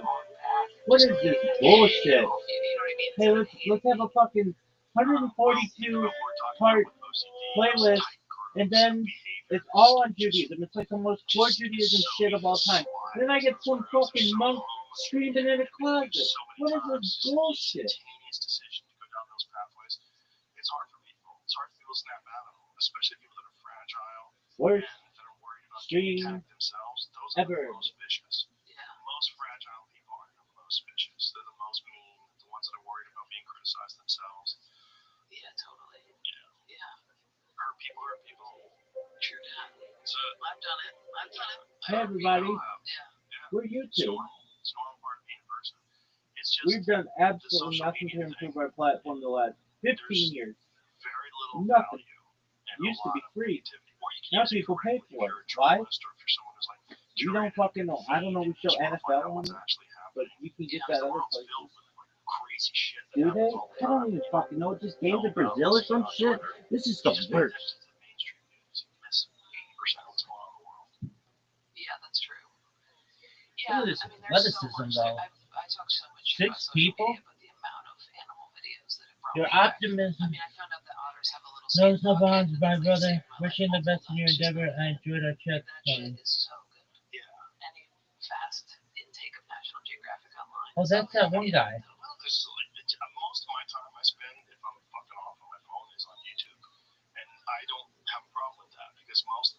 time I also know. getting educated. Yeah, I would not have been able to be a contractor. This is without you. interesting.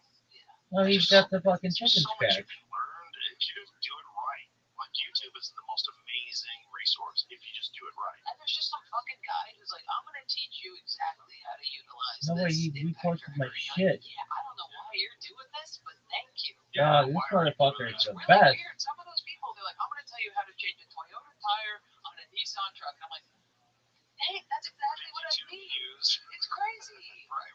Yeah, those guys rule. Oh, there's so much good how-to stuff that's available online. But or you can get on Twitter and start yelling about the Jews. Or Yeah. figure out saying whatever it is. Yeah. Fucking climate. Do you understand what's happening? We won't have an Earth for our children. People go crazy. Are you worried about your kids' future? Of course. Yeah, of course. I'm worried about everybody's future. I'm worried about their future. I don't want anything bad to happen to them. So I don't want anything bad to happen to anybody. That's why I can't. I don't think you can have kids. But when people say that, I was like, I wouldn't want to have kids today. I'm like, yeah, why would you with all the books and medicine and shit? People had kids before they figured out doors. When they say I don't want to bring a kid into this world, like I sometimes don't want a kid just because the idea of letting my dog outside without me scares me. But like, and I'm neurotic. But when they say that, I'm like, you're talking about the absence of consciousness being superior to consciousness. Yeah. That's a paradox. You can't say one is better than the other. There is no better until you're born. Not only that, there's a lot of people in my life that I love. I have a lot of good friends. I have a lot of people that I love. The only way you make people is they have to be babies. Right. They grow up to be people that you love. Yeah. That's the game. Yeah. That's life. You have to, if you love people, you probably love kids. Yeah. You just don't know it. And you probably are, terrified of responsibility, which is real. Yeah. But you can have kids. It's not bad. Do you think everybody should do it? No.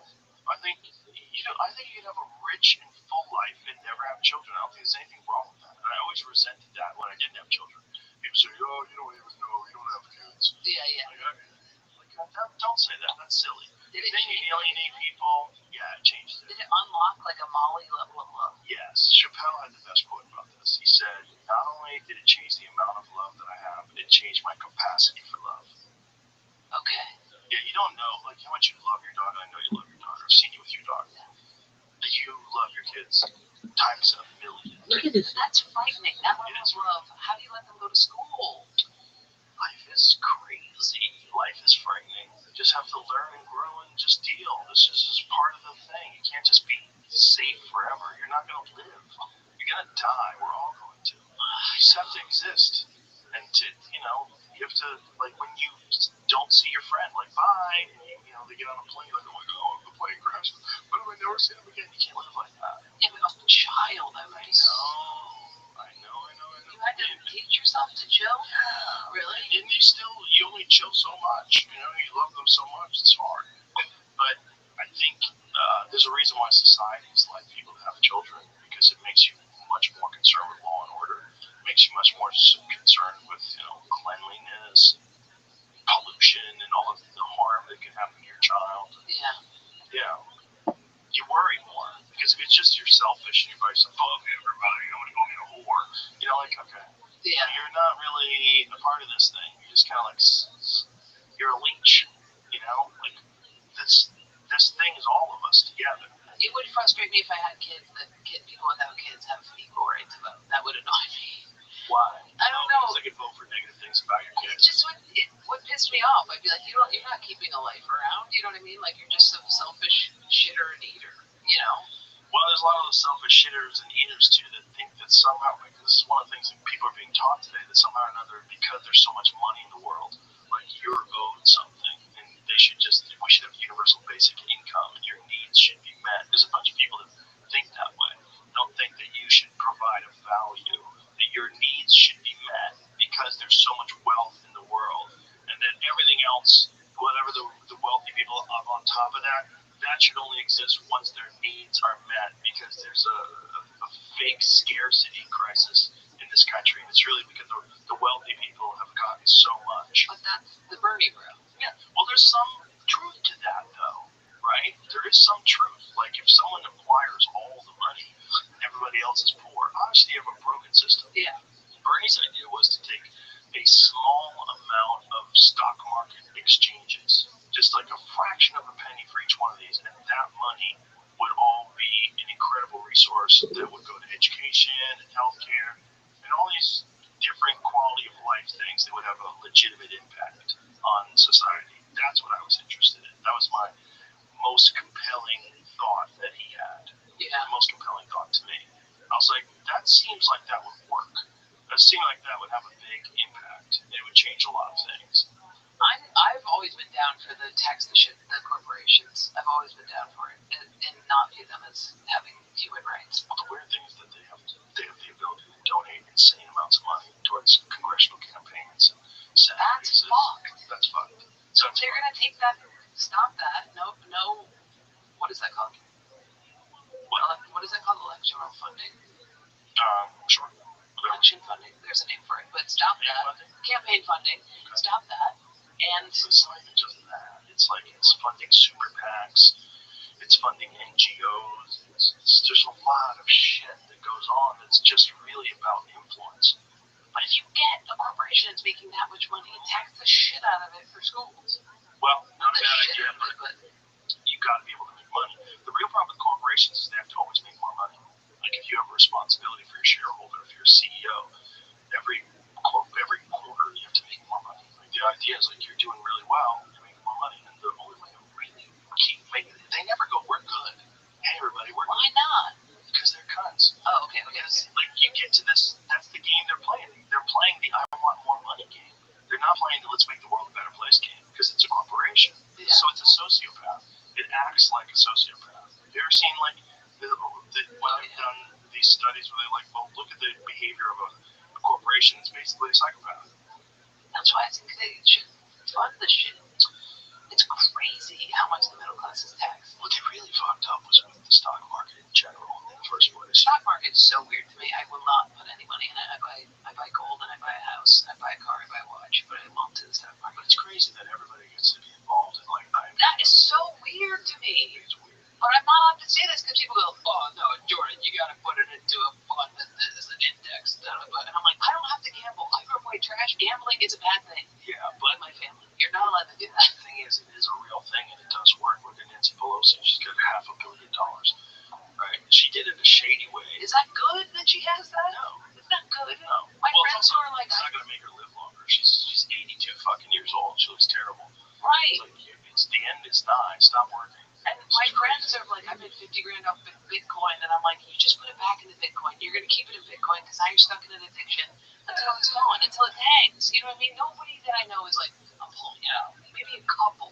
Some people have. They made a lot of money. That's great. Yeah, I have one friend who did that. Very proud of him. But typically, it keeps you in it. It's like the same people that stay off social media. They're rare. They're rare, but they utilize the system. Yeah. When I was microdosing, I could do that. I could post and be like, why to stop microdosing? Because I was in and out of a relationship that when I would microdose, my brain would be like, bro, you gotta do this thing. And I'd go, okay, just go microdose. When it shows you truth that you cannot handle, I would take the mushrooms and be like, man, come on, dude, that means you're a cool chick. And I'd be like, shut up, I'm not cool. I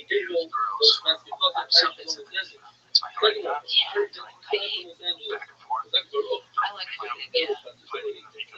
I just like somebody who's very honest and is like, that's a stupid thing you did, that's a good thing you did. It's very intact. Yeah, totally. Yeah, you gotta be able to do it with someone calm down and say it rationally. Yeah. You gotta say you love them first. You gotta say nice things first. Yeah, that was the problem. Yeah, totally. But the mushrooms would be like, it would become, I would immediately be losing. Be like, you can love a person and not be miserable. Those two things can happen. You can love somebody and not be in a relationship with them. So I was like, okay, we're not going to microdose. Yeah, I'm on the fence about microdosing, but I think for some people it seems to be a giant quality of life enhancer. It just tells you when to stop. You can't do it that long. You can do it for 2 minutes. Microdosing? Yeah, then it doesn't. You have to stop. Well, that's probably good too. It's probably like most things. Yeah, you shouldn't drink every day. If you want to go on vacation, 2 weeks you can get hammered. Yeah. It's good. But the mushrooms will be like, I mean, they'll just be like, it's never gets addicted. But I did it a lot during the pandemic. I know some people that got addicted to the idea of like spiritual awakening. Oh, the ayahuasca people. Oh yeah, some of those people get cooked. Yeah. They get overcooked and they start reading poetry on Instagram. Oh my God, when I get the text messages like, hey, I love you so much, like, damn, we did ayahuasca. No, that's cool though. Someone just saying they love you is nice. That's nice. Ari sent me an I love you message the other day. So what we want.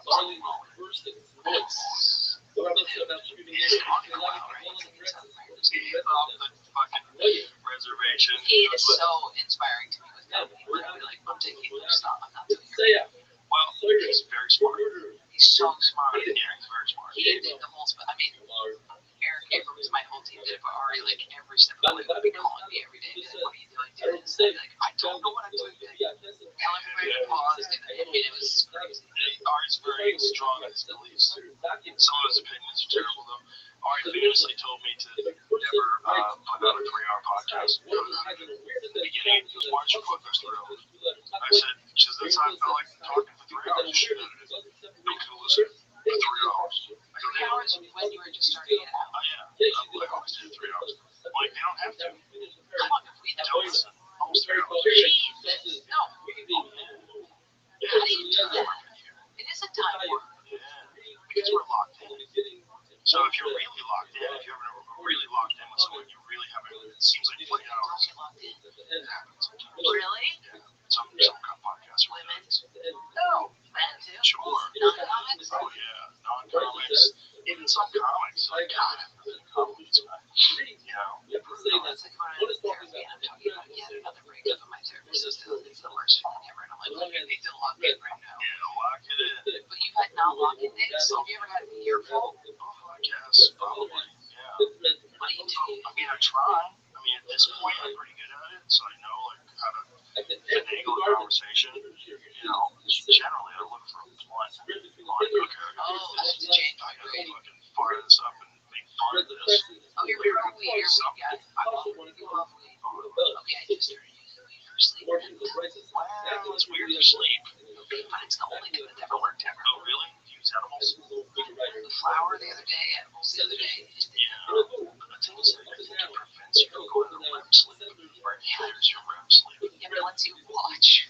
It lets you watch yourself enter sleep, which rules. Like being like, and goodbye, sleep. Every morning you wake up and you go, I don't remember when it's like on weed. You're like, this is it. Here it is. Which is nothing. Yeah, that's No, I know a lot of people use it for sleep. I know a lot of people that always hated weed and used to, like, when I would smoke, they were like, weed makes you lazy. I'm like, it doesn't. I'm telling you it doesn't. You're lazy. Weed's not make you lazy. That's me. I always thought weed makes you lazy, but I'm using it for sleep. Yeah, I thought it too. Until it was covered. I met my friend Eddie. My friend Eddie Bravo was the one who got me high for the first time when I was like 30 years old. I had gotten high since I think I got high like maybe a small handful of times when I was a comedian. When I first started doing comedy, and even before I was a comedian, like maybe my whole life, maybe 7, 8 times ever being high, never. Which I was good. No, I just didn't like not being in control.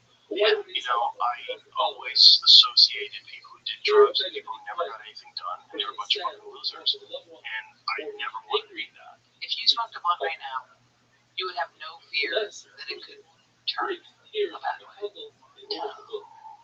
Well, you don't have any of the, like, my heart's gonna stop, I can hear my blood in my ears. Like, you don't have any of that. No. Have you ever? Sure, I've gotten paranoid before. Yeah, I just I have to figure out why. And generally, it's like there's something bothering me in life. There's something. So the real thing about it is like it exposes something that's bothering you. You should go probably fix that. Yeah, but what's the thing that's bothering you is that you can't deal with the fact that you have skin. You know, that's what happens to me when I smoke weed. It's I'm like, this shit is gonna go. It's crazy. Yeah, oh, a different mind. My That's something I wouldn't recommend it for everybody. I know people can't smoke. They don't like being paranoid. I like it. I like that. Yeah, some of those smokers love that shit. I like being a little Because scared. then after the panic, you're like, Yeah, but also it's good to know, like, maybe you have blinders on and there's some real vulnerabilities in the world.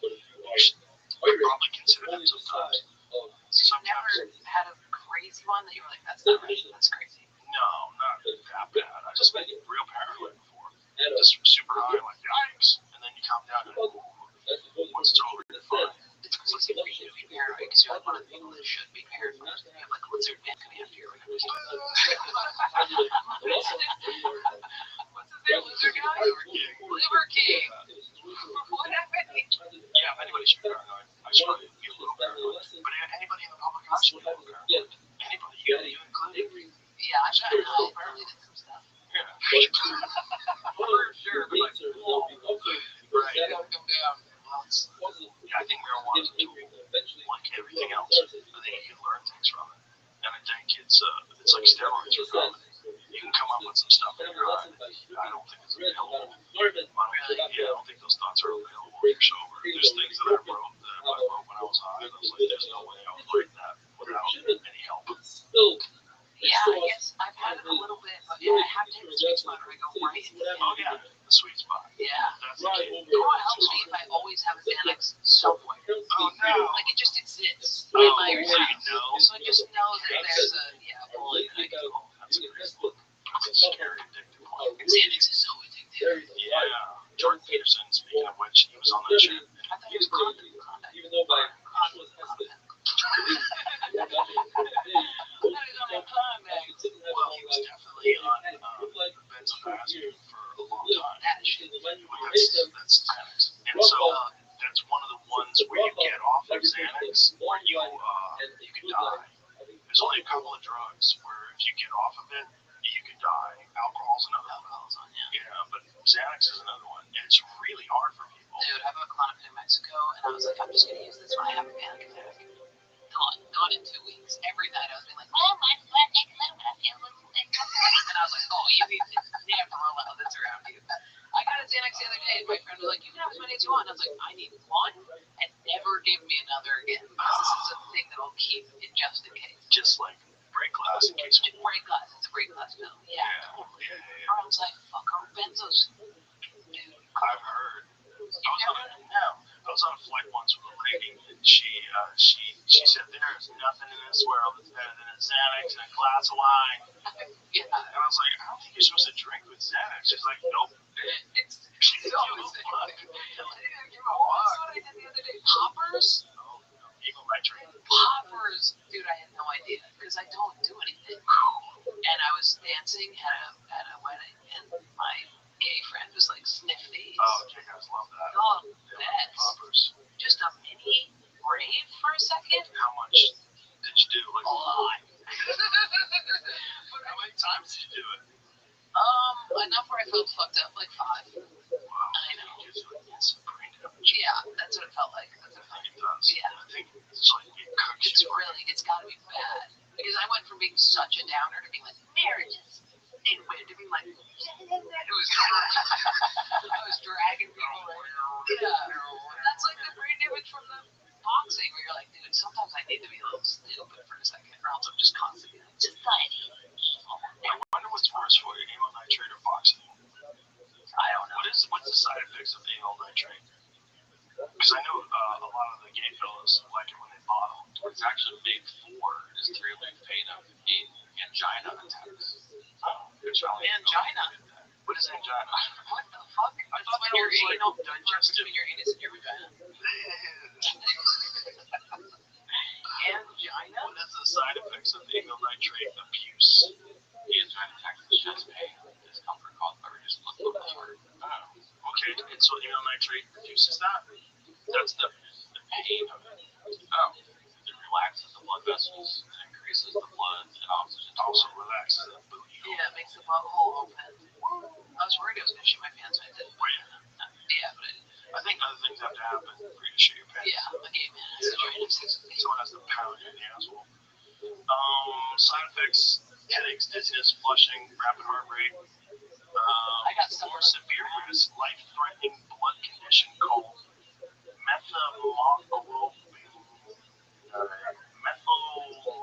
say that. LBL. Methemoglobinemia. It dangerous drops in blood pressure, especially when combined with other drugs. Does it cause brain damage? Google does amyl nitrate brain brain Dude, you damage. better say that it does, or else I'm doing that right now. Oh, fuck. Let's see.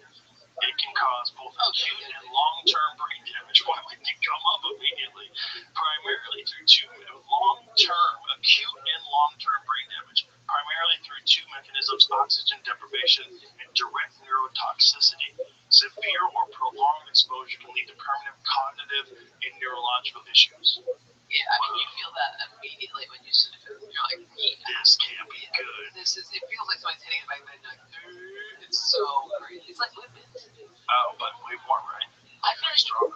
yeah, it lasts way longer. I did whippets at our gravy places that I worked at because we had like real whippets. We had like a giant whipped cream canister, like a huge one. That's sick. Like the real things where you make the whipped cream, where you have to pour the sugar and pour the cream and then mix it.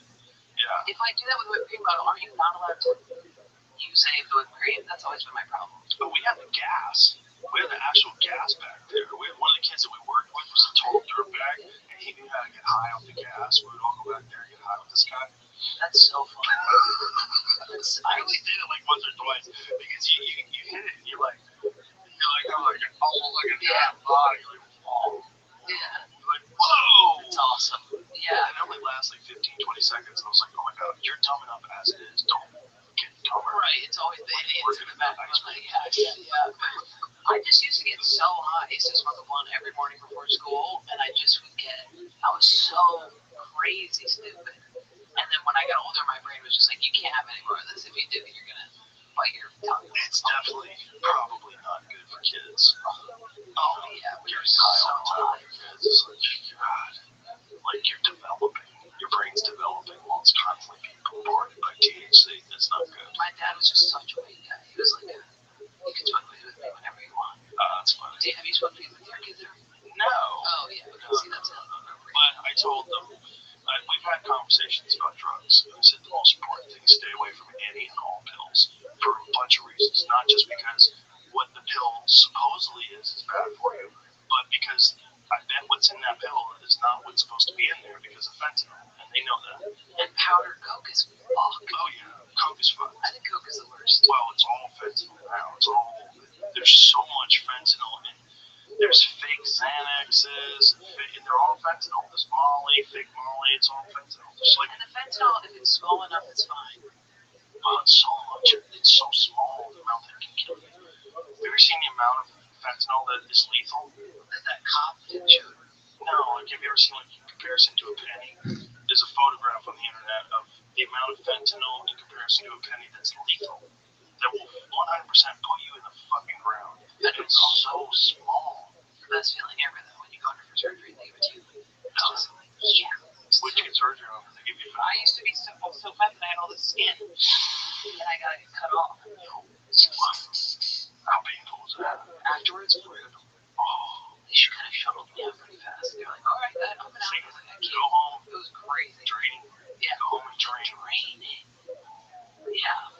Yeah, it had to go though. It was in the way. You must be happy now, right? That you did it? Yeah, totally. It was stuck in my, it was getting my zipper. Oh, yeah. I was having to tuck it. Yeah, look at that. It was awful. Ouch. I wouldn't commented my zipper 2 or 3 times in my life. It's pretty not fun. How do you stitch it? Why is your dick up that high? Oh, I see baggy pants. But it's just not paying attention. Like, don't raw dog. It's weird that you guys have a whole external package down there. You just have balls on the outside. The balls on the outside is the dumbest fucking invention. I'm sorry about that. The itchiness and the wetness. That's not the problem. The problem is getting kicked there. Oh, yeah. That's the problem. Yeah. But that evolution had to give you that. You had to have something. Yes. Yeah. Yes. We have so many problems. It's just to keep her from overheating.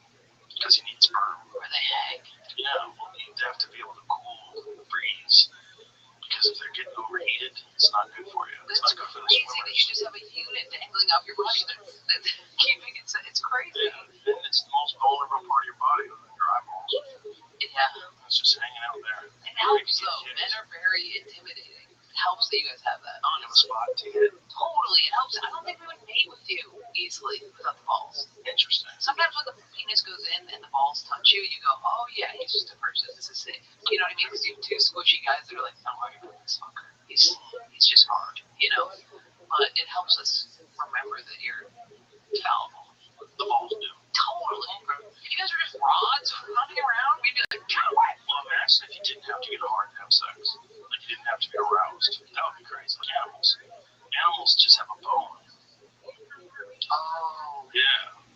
How do they? They don't have to get hard. Dogs get the red rocket. But they have a bone, though. Ew. There's a bone in there. In there? Yeah. You can bring your dog's dick. What is that bone called? We have one out there. A giant fossilized walrus bone. Baculum, that's right. It's a bone. Yeah. I think all animals have it except human beings. Monkeys can have it. Do monkeys have a baculum? Probably not. They're always jacking off. They're always jacking off. Always. You have to cover the children's eyes. Chimps, gorillas, monkeys. Oh, and it's like it's designed to be jacked off. It's right there where your hand drops. That's some species. but not like a little fuzzy one. I don't like deer have it, right? I'm pretty sure deer do. Matter of fact, I know they do. And so do like moose and elk and what mammals don't. Primates, it's present in some species within the orders of primates, rodents, and carnivora. That is, bears, dogs, and horses all have a bone. Because, like, you don't have time to get on it, okay? You're out there in the wild. Shit's crazy. Like, you slide it in? Just ram it in there. Yeah. Snake are gonna be really flat. That's where the tip is. You lack a backbone. I don't think so. Our primate ancestors did have one, suggesting it was lost through evolution. That's kind of weird. Probably lost when the aliens came down and manipulated us. When was that lost? When Cats don't really? Wow. But cats have like a hook tip where they get stuck. a farm? Yeah, have you ever heard cats when they're stuck together? They're fucking ass to ass and they can't get loose. They're fucking kicking each other. Not present humans. Present opinions of some primates, gorillas, and chimpanzees have backbones. Wow. Chimpanzees have them? Yeah. Wow. Rodents, When did we lose it? What evolutionary step did we think it was? aliens came. I think it's probably when women started being like, that guy, I want that guy's genes and not that guy's. Right? Because if you're getting loads blown at me by betas, Right. it doesn't serve our population. Right. I have to be like, that alpha male's sick. Right. So I'm going to rub my monkey butt. Like, Yeah. Whereas other species, it's like free for all. yeah. Well, other species also. I bet we probably got rid of it as soon as we figured out habitation. So as soon as we figured out homes and doors and we can structure, like keep people out. Yeah. So it'd be like that. Like bone just went away. Yeah. Her theory is along with I think Richard Dawkins' theory, sort of. Look at this. Proposed honest advertising is evolutionary explanation for the loss of the vacuum. The hypothesis states that if erection failure is a sensitive early warning of ill health, physical or mental, females could have gauged the health of a potential mate based on his ability to achieve erection without the support of a vacuum. Everybody I date has penis problems. Every comic needs a blue chew, so I shouldn't be letting any of their vacuums in my vacuum. Dude, Are you only dating comics? I'm not anymore, I'm done, but that's what I've done forever. And musicians, which is the same thing. Basically. Yeah, so a constant blue chew.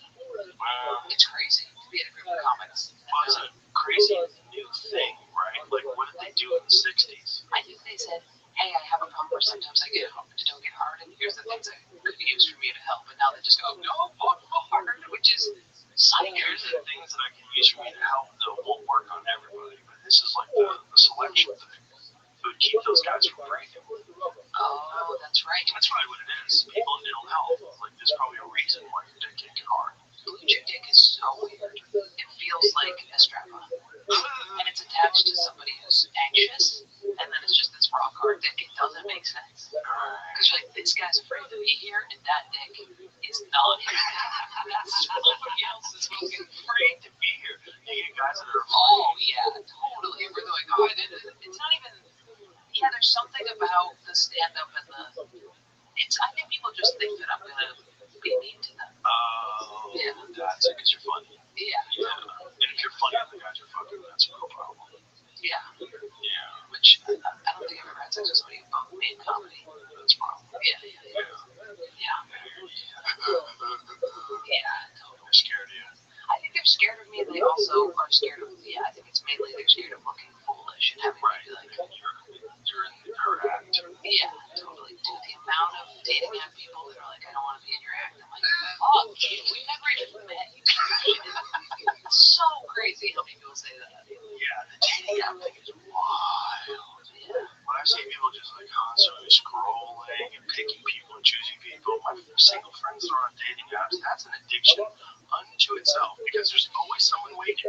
Yeah. There's always some new, this is not, I don't like the way she smiles. Fuck this, I'm out of here. And next thing you know, you got 3 or 4 more dates lined up. And, well, it's ruined dating because everybody has a queue of people they can date. So they go on a date. I know so many people who are like, I walked out after 5 minutes. I'm like, you don't know that person. And also, it'd probably benefit you to have an hour-long conversation with somebody. Like, that's supposed to be like, sorry, we're not compatible. Right, but I think women are worried about guys getting fixated on them and then not leaving them alone. And texting them and fucking with them and then being mean when they get rejected. Dude, that's the DMs I have that are like, just please love it. I love you so much. And then, and I'm like, what? I've never ever responded once. It's crazy. They do get fixated for sure. But then have to, then it teaches you to set boundaries, which is good. To be like, hey man, I'm not going to text with you anymore. You got to chill. All that's going to go away when you put on this. I know. We all lock in. And the cyborg timeline, we even read their minds too. You know, that's because they're total sociopath. He doesn't give a fuck about anybody but himself. Everything he's saying is a lie. It's so fucked up. For people like those of you who are like, what if I kill that cat? And they just get. No. You'll probably be able to see why they think that way. Like, oh, no, you're okay. Like, you're just freaking out. And maybe you won't think that way when you're embraced by this hive mind. Maybe you'll abandon all of it. Maybe that'll be like one of the great side effects of it. It would be good for people, like my best friend was paralyzed from the C2 down, and it would be good to read her mind and be like, what is actually the pain coming from? Because she was like, I don't know, there's pain. Right. You know? Well, we had the guy on who had the very first Neuralink, and he's paralyzed. He's paralyzed like a diving accident. And he uses his head now to control his computer. Like, he can play video games with just the chip, so he can't move his arms. He's good at playing video games. He says, like, I have an aimbot, because I can point to what I want to shoot and, like, immediately shoot at it. Eye movement? His brain moves the cursor around. That's awesome. How? Like, he just moves it around. Somehow or another, the way the computer interfaces with the neurochip, so the brain interfaces with the chip, which interfaces with the computer, and somehow or another you can control movement. And they're getting better and better at it. That's crazy. Which is a problem for the people that got the first one. Okay, you're going to be able to pull that out and give me a new one? Yeah. Or is this the one? I asked him about that. I was like, is this like it? And he's like, I think this is the only one that I can get. I mean, maybe as technology advances, they'll be able to take this one out and put a new one in. But at one point in time, like, the wires were coming out and it wasn't working anymore. So they had to like re-inject them back in. That's crazy. I mean, we started doing that with back pain, right? People stick it in to fix the nerves in your back. Yeah. Oh, God. Well, that's the ultimate goal of Neuralink, is to restore movement. It's going to be able to replace your entire spinal system. You'll be able to, this thing will tell your muscles and your brain to fire. So if you're breaking your spinal cord, it'll be able to bridge that, and you'll be able to use your body like you normally would. This is like the whole. That's going to piss me off if this comes out after, because my paralyzed friend passed away. I hate that when this stuff comes out. I'm like, God, you motherfucker. It's always going to happen that way. She was getting into stuff, though. She was getting into ear touch. If you touch her ears, she get pumped. Yeah, that was the thing. She was getting into all that shit. She had like a servant that would make art for her. That was awesome. So she kind of had it. She kind of had her own little Neuralink of girls that she paid. We're probably about 5 years away from an unrecognizable world. Do you think 5 years? Yeah. What about structures? I mean, it'll be recognizable in terms of buildings, but I think like the way the world interfaces, the way we interface with the world is going to be very different. You think it's like walk into a space and be like, welcome to Jensen? Yeah. Yeah, probably weirder than that, because there probably won't be people working there. Bro, the Waymo is sick. You like it? I thought I was so against it. I got in it, not having to talk to some fucker, being able to fart at will. Right. Just But here's what I'm wondering: why don't people go take me to an hour place away?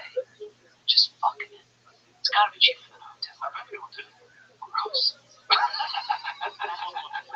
People are definitely doing all that stuff. Really? They're probably fucking. There's gotta be cameras filming people fucking here.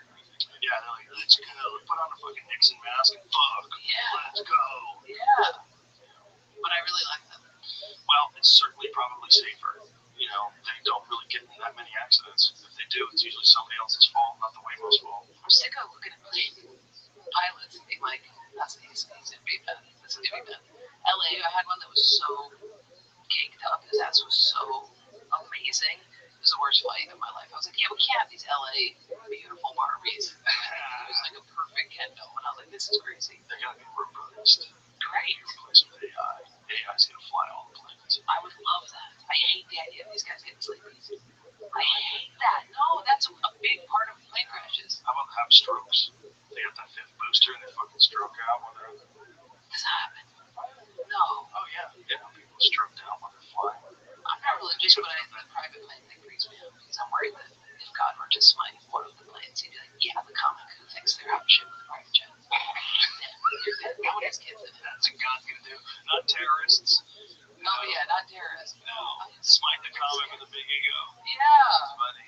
The people that take the photos in front of the private jet, they're the ones gonna get smitten. Yeah. You post it right before you get on the plane. I worry about that.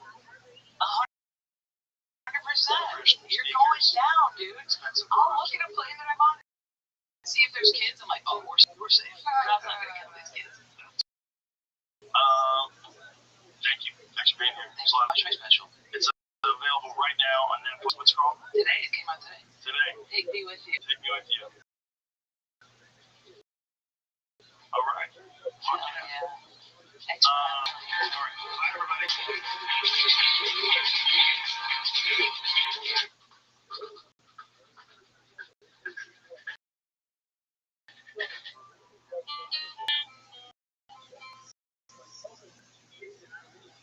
Your season, your shot. The NFL season is rolling, and every touchdown can bring you closer to a payout with King Sportsbook, an official sports betting partner of the NFL. Every game is another chance to cash in. Just watch the action. Win with it. DraftKings Sportsbook to the NFL right to your fingertips. From the first touchdown score, TD props, or the thrill of live in-game betting, every snap is loaded with opportunity. New customers, this one is for you. Bet just $5 and get $200 in bonus bets instantly. Plus, score over $200 off NFL Sunday Ticket from YouTube and YouTube TV. Your season is heating up. Download the DraftKings Sportsbook app and use the code ROGAN. That's code ROGAN to get $200 in bonus bets instantly when you place your first $5 bet. Plus, over $200 off NFL Sunday Ticket from YouTube and YouTube TV. In partnership with DraftKings, the crown is yours. Gambling problem? Call 1-800-GAMBLER. In New York, call 877-8-OPEN-Y or text OPEN-Y 467-369. In Connecticut, help is available for problem gambling. Call 888-789-7777 or visit ccpg.org. Please play responsibly. On behalf of Boot Hill Casino and Resort in Kansas, fees may apply in Illinois. 21 and over. Age and eligibility varies by jurisdiction. Void in Ontario. Bonus bets expire 7 days after issuance. See sportsbook.draftkings.com/promos. NFL Sunday Ticket offer for new subscribers only and auto renews until canceled. Digital games and commercial use excluded. Restrictions apply. Additional NFL Sunday Ticket terms at youtube.com/go/NFL Sunday Ticket/terms. Limited time offer.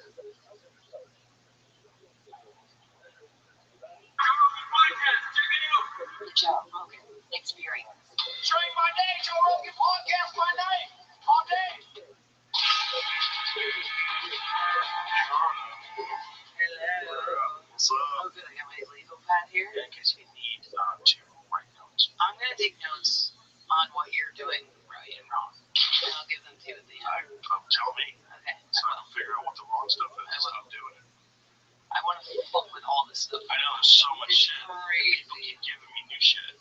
I know. I brought a little tiny figurine of the little thing on stage one time, and every single meet and greet, people give me these little tiny items, and I have this giant collection of them. And I'm like, I don't like these that much. That's the problem. Is like everybody knows that I desk so people give me shit to put on this desk, and now it's getting kind of crazy, like where I'm gonna have to have a shelf. I had to get a shelf. I got one of those old typewriter keyboard things. Like I have like mammoth teeth. This is a piece of art.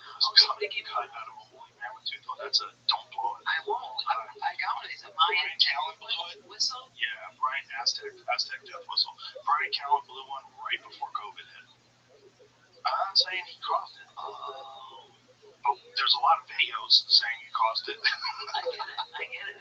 That would be a death whistle. I think it was technically, I think when he blew it, it had already like caught on in China.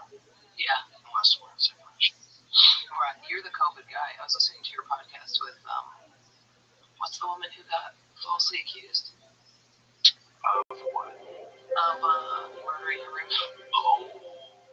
I was listening to that one, and I like fast forwarded at one moment, and it went from her being like, and then I was in prison for 4 years, to you being like, well, the bats and COVID. And I was like, how did we get here? Yeah, that was a fascinating podcast. Amanda Knox. She's got a Netflix series out right now where someone plays her, which is gonna be super fucking weird. Yeah. Like someone else plays her in like a dramatization of her getting wrongly accused at 20 years old for murder, where they had all this evidence that this guy who broke into the house fucking murdered her. It's like his DNA was there, and they ignored it because they didn't want to admit they were wrong. Hulu, sorry. I don't really get how that happened. Because cops are cunts. Right, but just did like they people not are cunts. check Not all cops. see sperm everywhere? Oh no, the guy was like, I fucked her. No, I don't know what he said. I don't know what happened, but I know that they had a narrative. Oh, that he was in on it. No. They had a narrative that she did it, that she caused the murder. Right. The guy started with that, and he stuck with it. And even when there was evidence that showed that there was a guy in there, and then the guy did it, and then the window was broken, someone broke into the house. And then eventually he came forward and was like, this has nothing to do with her, the guy who did do it. Well, I don't think he eventually ever did anything. No, like she actually had a meeting with him, which is crazy. Like after the fact, like forgave him. But She's a white girl. She got tried twice. I know, the Supreme Court. No, she got acquitted. Like she got released, right? And then they retried her in absentia. So she was in America. They were trying her in Italy again. And then they said she's fine. Yeah, which is fucking crazy. Like, how about give her some fucking money? Also, the guy Rafaela was in solitary for 6 months. I can't fathom that. Yeah. The 6 months in solitude is so crazy to me. 1 day in solitude and I'm done. Well, I talked to a guy that had been in solitary for years. What does that mean? Like you shit and piss in there? Yeah. What? Yeah, you get no contact. Must be scrambling after that. 100%. I feel like it's gonna do some sort of weird brain damage thing where they come out. This guy shot him that we have the podcast. He was great. Was he normal? Yeah, well, beyond. Like, super smart. He wrote in there, educated himself in there, too. Oh, you can wrote read books. You can read. Yeah, you can read. Yeah, I mean, they don't just give you nothing, but you do go crazy. You go crazy. Human beings need human contact. Well, it's like when you don't do anything all day and then you get right up on stage. Have you ever done that? Where you don't talk to anybody? You are feeling insane. Yeah, the worst first conversation of the day. It's crazy. Yeah, that's why I always bring friends on the road. You don't want to be like that weirdo in the hotel room by yourself. Yeah, and then you take a nap and the sun goes down while you're napping. That's the worst. When I do that, it feels like I'm haunting the audience. Like I'm like, you guys are in a different reality, and I'm intruding on where you're at. The weird one is when you wake up and you don't know what city you're in. Yeah, that's why I got the dog. I was so sick of that feeling. I was so sick of waking up being like, I've been abducted. Where am I? This place is nicer than my apartment, so that's good. But where am I? And then I saw my dog, and I was like, oh, where am I? That's not the only reason why you got your dog. Yeah, and she rolls. And she's on the roll. Yeah. She's really sweet. She's very cool. She's so cute. How long have you had her? 2 years. Oh, that's awesome. Yeah. Was she full grown when you got her? Tiny. Because I wanted to adopt a mom, but they were like, hey, the mom just had all this. We didn't know she was pregnant. She just had a litter of puppies. Will you take one of these? And I was like, okay. And I had no idea how hard it is to have a puppy. I've had dogs where you adopt them full grown, and it was great. I had this dog named Lucy. She was awesome. She was so sweet. And then I had another dog named Squeaky Frog. It was a real nightmare. Yeah. She was real. Maybe it was because I named her squeaky phone after one of the Manson family members. Oh yeah, that'll happen. She has squeaky voice. She'd been barking so much in the pound that when I got her out of the pound, like her voice was like, and then eventually it got normal again because she didn't have to bark 24 hours a day. She just had worn out vocal cords. She had a totally normal bark, and I was like, oh my god, her bark is like a smoker, yeah. Yeah, it was like that. That's awesome. Yeah. Like she was hoarse. Yeah, you don't know what you're gonna get. I mean, when I got a rescue, I was like, I'm gonna get a small rescue, so I hope it'll be fine. But it was such a gamble. I really do not do this. Yeah, we had a Doberman once. It was a rescue that we had to get rid of. He had distemper, and he got really crazy, like in that, like growling at us, barking at us out of nowhere. I was a little kid. Oh, He was like, yo, we got rid of him. We had a dog that ate the foot off of we had a pit bull that was a rescue, and my mom had this like woman move in with us who she was dating, and her kids moved in too, and my pit bull ate the foot off of the wife's cat. Oh my god. His cat. Oh my And god. the woman was like, hey, you gotta like choose between me and this pit bull. My mom was like, yeah, get your cripple cat out of here. And we kept her dog. She didn't give a fuck. She was so intense with that dog. That dog, the amount of times would just like kill. My friend was in the backyard when the dog kills a cat. And my friend's freaking out. She's like, we have to find the owner. And my mom was like, you stay quiet. It was nuts. She was obsessed with that dog. That's the only time I've seen her like really cry is when a dog dies. It's hard. They don't live long enough. I can't. They're your best friends. Yeah. I have a dog named Marshall. He's a golden retriever. He's the best. And he's 9 now. He'll be 9 in a couple of months. And it's just like, oh no. I've had him since he was a baby. Now he's 9. I'm like, he's only got a few years left. And he's so active. He's super healthy. He eats great. He's fit. He's not. Retriever? Yeah. Oh yeah. But they get to be like 12. That's kind of it. 13, maybe 14, and then they're really hurting. It's fucked. It's fucked. Apparently there's a drug that they've developed for dogs, like a longevity drug. I don't know if they've released it yet, but I know that it shows promise and extend dogs' lifetime. Whitney Cummings the other day said that her friend's like soul dog died the other day, and she said when the dog dies, you like learn something about yourself that's very important. So I've been holding on to that kind of woo-woo thing. Like she's like, you kind of show up for yourself in a way you need to. I don't know if I listen to Whitney. Yeah. I like how Whitney had something to say about everything. Rapamycin. Wrap him on ice. Take him off. I've heard of rapamycin before because rapamycin is something that Peter Attiga is a big proponent of for longevity. The guy who wants to live forever. No, that's Brian Johnson. Another study at Texas A&M University showed rapamycin can extend the lifespan of older dogs by up to 20%. Generally well tolerated, however, can cause side effects such as lethargy, lack of appetite. Oh boy. No, he can't. Interesting. Was that it? Because I think there was something else. It was like a gene therapy. Yeah, what happened to the cloning thing? What happened to CRISPR? They probably already made clones. But why did we not hear about that? Weren't they cloning sheep and shit? Yeah. And then we just stopped hearing about it? Yeah, they probably made a bunch of people. What is People that? telling you about clones are probably clones. You ever see a person that looks exactly like another person and then you ask them their name and it's the same name? And you're like, no fucking way. You know the story about those 2 baseball players? No. Oh, it's the nuttiest shit of all time. These 2 baseball players look exactly the same, have the exact same name, and never met each other, and they both play baseball. Let me see them. Oh, it's bananas. These 2 guys. Oh my god. You know, like, why? Why in the fuck? Why are they wearing the same glasses? Their name is Brady Feigl, right? So it's not even like a normal name. And they both got the same injury. That's how they found out. They're both the same doctor. Just imagine your name is Brady Feigl, and you meet another guy who's also Brady Feigl. You're both 6'4".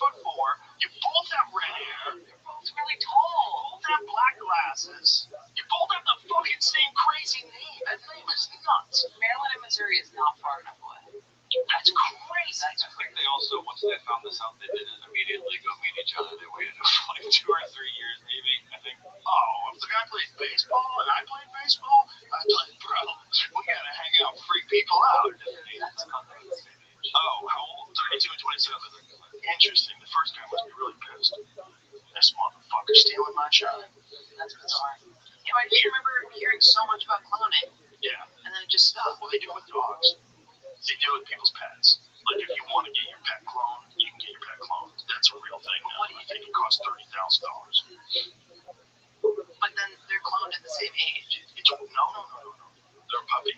Nice. Yeah. You get to start from scratch. Yeah, otherwise you have like an 11-year-old. You keep bring him back. That'd be so mean. That'd be so mean.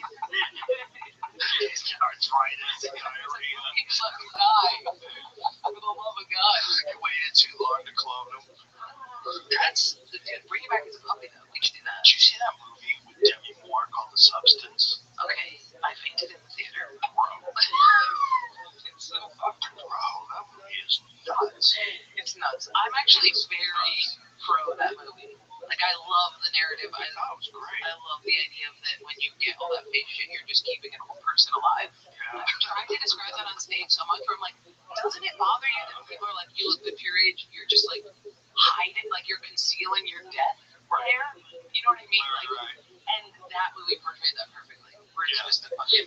It's kind of ironic that Demi Moore, who looks insanely good at 62, played that lady. Yeah. You know, because like.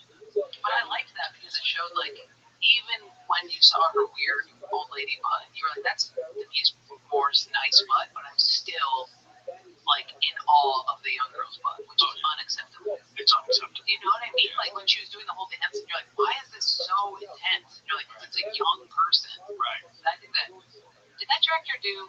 No, that director didn't do Raw. But it's a female director.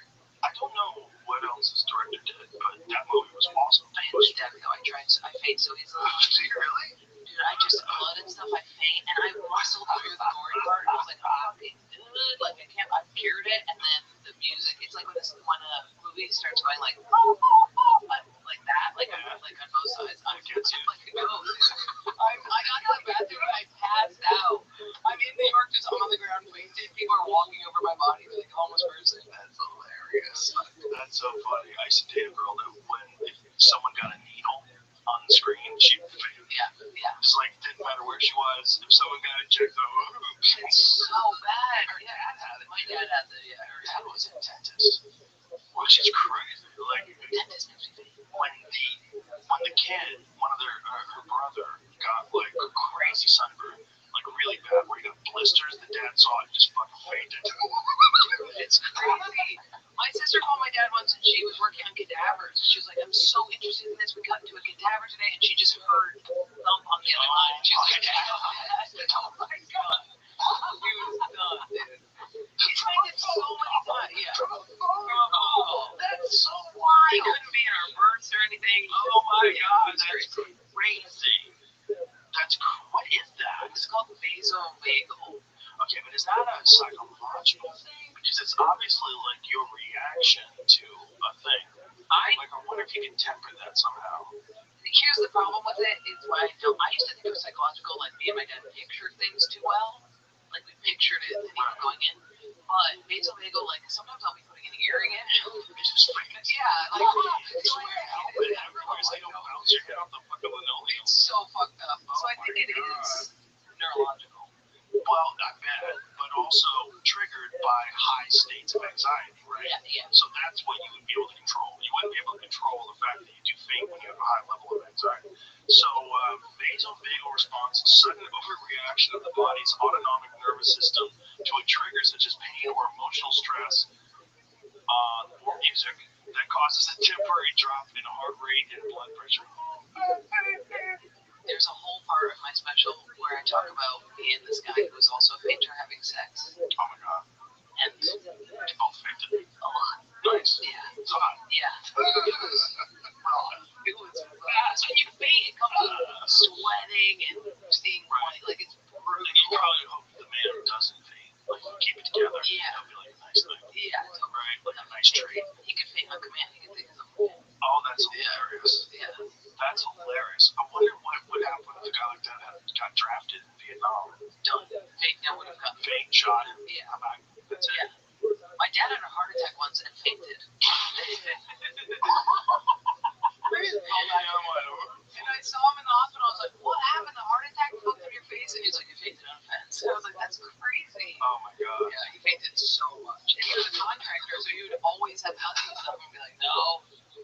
was crazy. Yeah, he jigsawed through his nose one time. Oh! Yeah. Because he fainted? No, but then he fainted. He like pulled a cord, and then it cut through his nose, and then he got the veins. It's crazy. Oh my god. Oh my god. I would wear a helmet everywhere if I was on duty. Yeah. I just wear a football helmet, just like I'm a fan. That's what we have to worry about all the time. Like if I cut myself, it's not about the cut. Like if the stitches are not that I'm about to hit the deck. It's so fucked up. You ever fainted right before you went on stage? I would think that's like a heightened state of anxiety a little bit, especially in the early days. I've panicked. Well, another problem is I panic when I have really bad intrusive thoughts. Like I was around a famous person recently, and I was convinced I was going to fight her. I started getting a full panic, which makes you want to faint. But it's a different thing. But both lead to fainting. I knew a dude who was a warm-up guy. You know, he just do warm-up, and he had a real problem with anxiety. He just would freak out. He was a comic, and it never worked out for him because his anxiety was just overwhelming. Yeah. And one time, he was warming up for the Cosby Show, and he got this idea in his head that he was going to say the N-word. Of course. He's like, don't say it. Of course. Don't say it. Oh, the Cosby Show. Yeah. So he's warming up for the Cosby Show. So he's, basically in the crowd warming up. Okay, so here in the next scene, Dr. Huxtable's going to come in, and all his mind is telling him, don't say the N-word. He's not going to say it. He was never going to say it. But for whatever reason, he was overwhelmed by this fear of saying the N-word in this, very, it's so real. Black audience. And he completely had a meltdown while he was doing warm-up. Where he was panicking. Full panic. With my special taping, I thought I was going to hit somebody with a stool. Mine is violent. I think I'm going to bite. I think I'm going to, totally. Or on airplanes, I'm going to pull the exit thing off all the time. Mine is very violent. Or the person next to me, I'm going to bite down on. That's probably a better response than, shrieking. Yeah. Falling to the ground. I know, but I was the famous woman. I was like, I don't want to be the biter. But you wouldn't bite her. I know, but I thought. I had so long to obsess about it. Can you tell me what it is? It was Laura Dern. Really? You thought you were going to bite Laura Dern? Is she an admiral in Star Wars? I love her so much. But she was being so nice to me, and we were sitting next to each other for so long, and I was like, what if I just bit Laura Dern? And my brain was like, you're not. And I was like, but this might be the time that you do the thing. One time I was on a chairlift, and I was like, what if you jumped off? And I obsessed so long that I just jumped off. I was fine. I landed, and it was fine. But I still was like, I did the thing. So since then, I've been like, how far did you jump? Not far. That's another thing I have to remember is I waited for the snow to come up and meet the chairlift way closer and then jump. So I'm like, you want to, Yeah, you're not crazy. You're not crazy. Just like a little thrill. Yeah. Just a little bitty thrill. Totally. Like, why didn't you ever think about why you were so nice? Her skin was so Hollywood, Her skin was Hollywood. Just so pure, so nice. And bug bites all over. I accidentally sat next to Daryl Hannah once at Cantor's Deli in the 90s. Okay. And they were doing some fucking game. They were playing some game. Her and her friends were playing some game with states, figuring out what's the Keystone State, that kind of shit. Yeah. And I was helping her. But she was totally normal. We never acknowledged that she's Daryl Hannah at Cantor's Deli. Playing a game. She was super chill. That's so nice. Yeah. Her and friends were having a sandwich, just laughing and doing some game about states. They're normal as hell. Matt Damon was at the cellar recently, and I was so fucked up. I don't know how it was fucking me up so much. I microdose very much, but I was like, his arms and hands are so Matt Damon's arms and hands. I knew them so well, and he was gesticulating, and I was like, I fucking know those freaking arms. It was crazy. Movies, just moving. It's weird to know somebody so well and never have spoken to them. That is odd. Yeah. Your season, your shot. The NFL season is rolling, and every touchdown can bring you closer to a payout with DraftKings Sportsbook, an official sports betting partner of the NFL. Every game is another chance to cash in. Don't just watch the action, win with it. DraftKings Sportsbook delivers the unmatched intensity of the NFL right to your fingertips. From the first touchdown scorer to anytime TD props or the thrill of live in-game betting, every snap is loaded with opportunity. New customers, this one is for you. Bet just $5 and get $200 in bonus bets instantly. Plus, Score over $200 off NFL Sunday Ticket from YouTube and YouTube TV. Your season is heating up. Download the DraftKings Sportsbook app and use the code Rogan. That's code Rogan to get $200 in bonus bets instantly when you place your first $5 bet. Plus, over $200 off NFL Sunday Ticket from YouTube and YouTube TV in partnership with DraftKings. The crown is yours. Gambling problem? Call 1-800-GAMBLER. In New York, call 877-8-OPEN-Y or text OPEN-Y 467-369. In Connecticut, help is available for problem gambling. Call 888-789-7777 or visit ccpg.org. Please play responsibly. On behalf of Boot Hill Casino and Resort in Kansas, fees may apply in Illinois. 21 and over. Age and eligibility varies by jurisdiction. Void in Ontario. Bonus bets expire 7 days after issuance. See sportsbook.draftkings.com/promos. NFL Sunday Ticket offer for new subscribers only and auto renews until canceled. Digital games and commercial use excluded. Restrictions apply. Additional NFL Sunday Ticket terms at youtube.com/go/NFL Sunday Ticket/terms. Limited time offer. I met Matt Damon in Italy at a restaurant where he was sitting underneath a photo of himself. That's weird. No.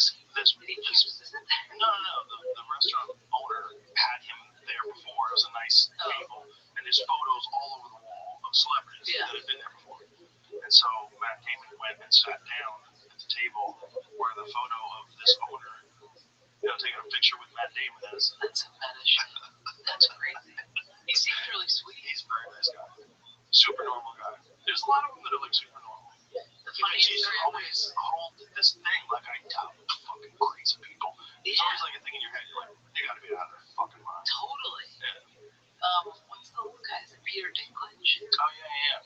Came into the cellar and threw a chicken wing at my friend's chest, just like out of nowhere. Somebody introduced him, like, hey, let's hear somebody, maybe this was Schultz, was like, oh, this is so-and-so, he's a good comic, and he threw a chicken wing at him, and I was like, that's the most Peter Dinklage, like, just basically being a little Renaissance man, throwing, like, his size turkey leg is crazy.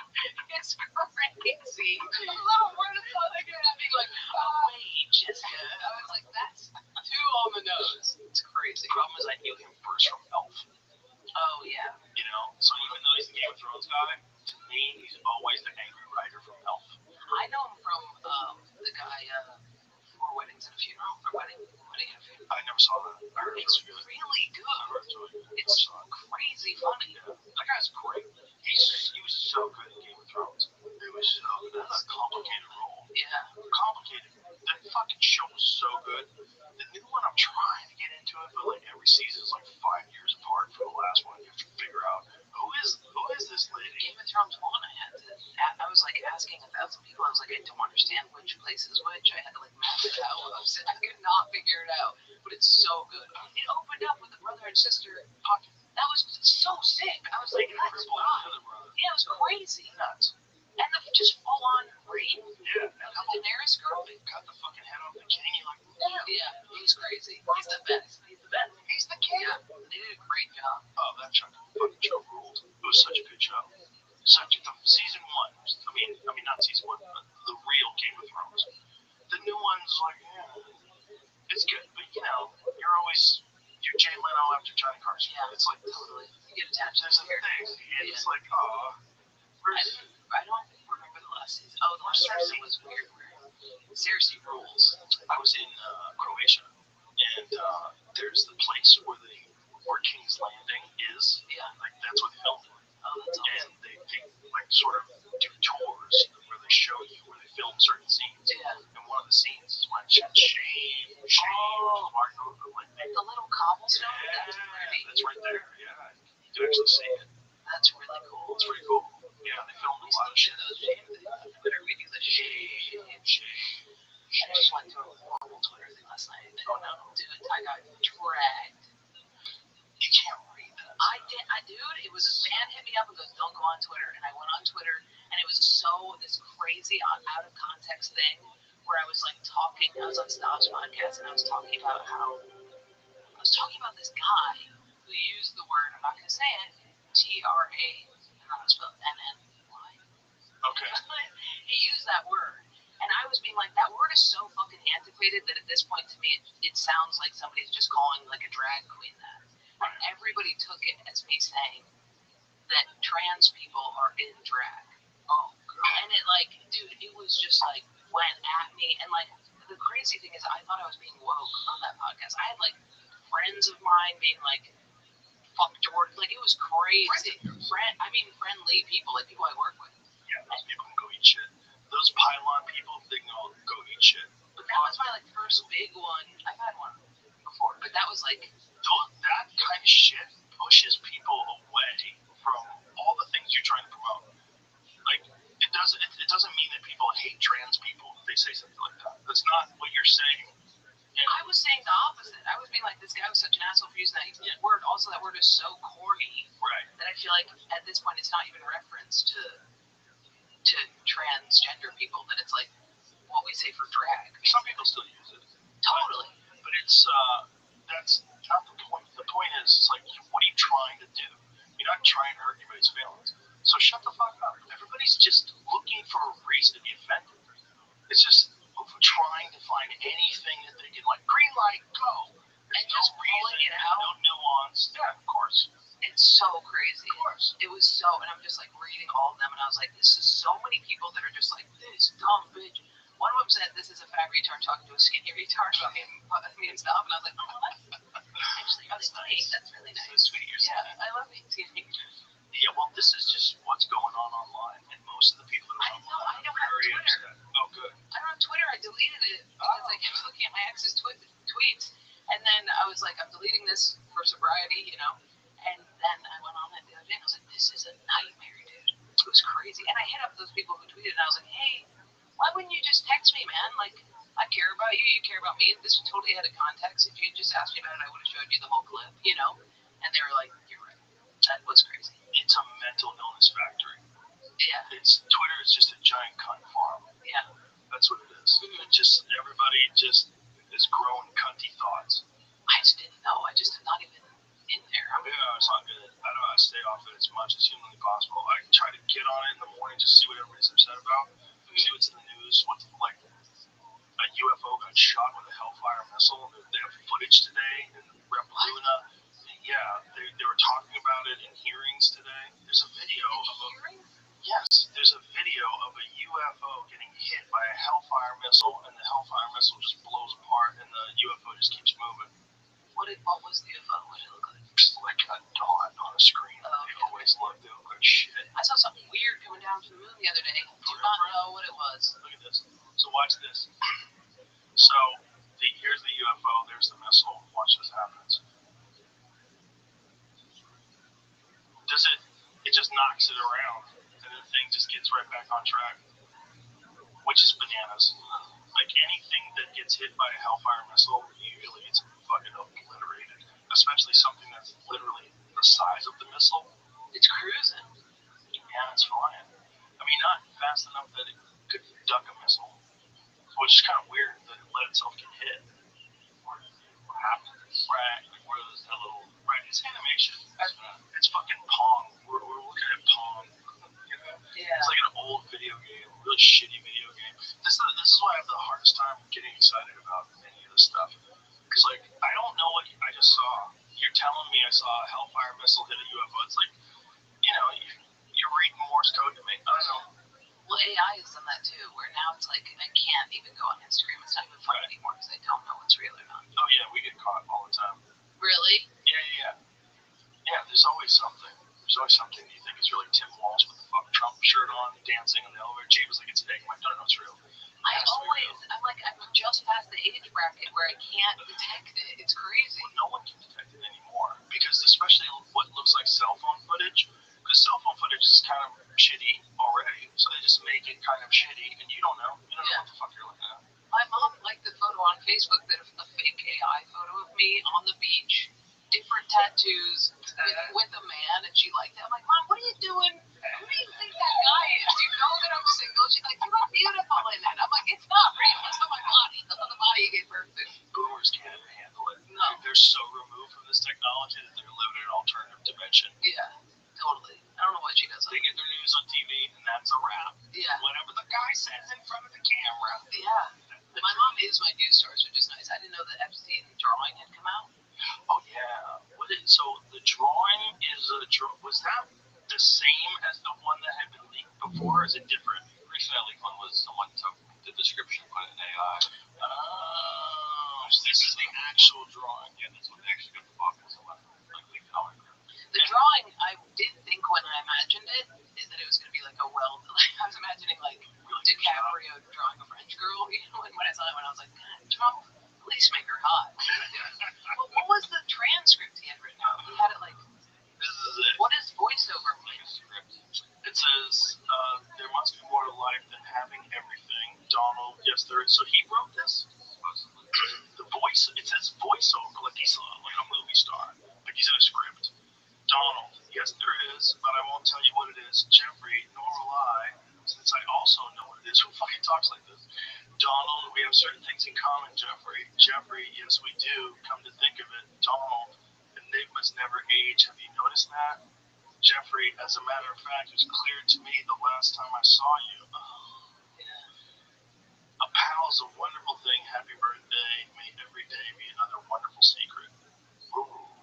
And then I like how he's got the signature over the bushes. Yeah. I don't think that he meant for that, though.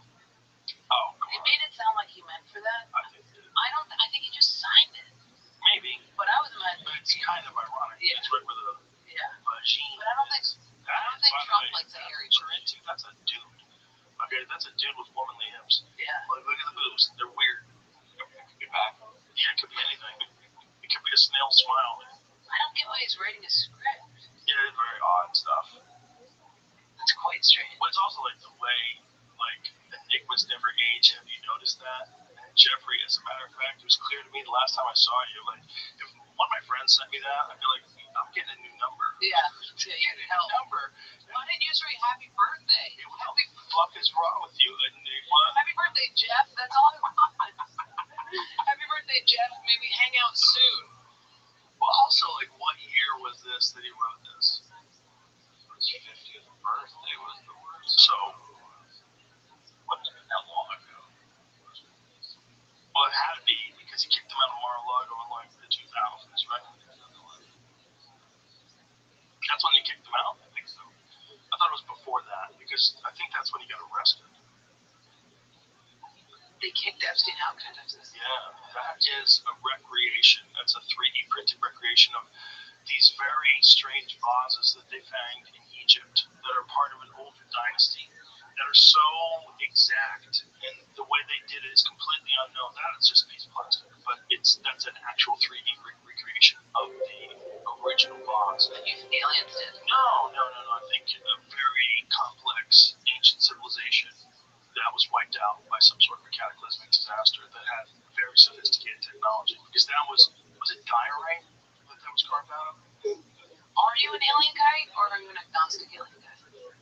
I'm on the fence. You're on the fence? Yeah. You were an alien guy? I've been back and forth, off the fence, on the fence. I've been over the other side. I go back and forth. I think it's highly unlikely that we're alone. Highly unlikely. Yeah. And there's just too many stories of people having encounters with something people have been writing these things down for thousands of years. I haven't had any experience though. Yeah. I think it's like a relationship. If you wanted to, you won't get it. Other than something. Which makes me go. You've seen guys? I've seen stuff. I've seen entities. Really? Yeah, 100%. I've had interactions with other beings. But tree entities or like space entities? I've had tree entities. Things that didn't have like a form that was solid, their form would change form. And they had consciousness. But you know, it's like, what's really going on? Like, are you imagining this? Or are you tapping in what it feels like? But it might not be this. What it feels like is you're tapping into another dimension and you're interacting with some disembodied souls, like disembodied consciousness that doesn't have a physical form. That's what it feels like. Yeah. But it feels highly intelligent and very aware of what you're full of shit about, what you're not, like what your thoughts are, whether your thoughts are positive or negative. Like it shows you negative thoughts and positive thoughts. Yeah, I was talking to Ari about that on his podcast about how, like, when I took acid, if I had a negative thought, all of the clouds would turn into skulls. If I had a positive thought, they'd all turn into these dancers, and I could switch it. I could just, like, switch, and my entire visual would change with my mental. I had a very similar experience once where when I had negative thoughts, everything would go, like, black and pixelated and dark, and then I would have a positive, I would realize it, like, oh, no, you're doing this, and then it would boom, it would blossom in these beautiful geometric patterns. I was like, oh, Yeah. kind of in control of how you view things, which is in control of how your life works. That's the one thing that psychedelics wants you to get so hard. And that's like the biggest thing. Every time I do it, it feels like it's making fun of me. It's like, bro, this is all you. Like, you have control. Yes. You can have a bad life or a good life. Make the fucking choice. Yeah. And every time I do it, I'm like, okay, I'll remember. And then the next day, I'm like, somebody said I'm fat on Twitter. You know, it's crazy. I just had this big revelation the other day where I was like, what if everything is alright? Like, I'm writing, and then this weird thing happened, and I'm like, I want to die. And everybody's, and I was like, oh yeah. Sometimes I feel like when you have those revelations, you get a little tested. You ever feel like that? Like, I'll be like, when I'm like, okay, you know, like my head was so big about the Netflix coming out. I dropped into the Greek yesterday to do a new Joker.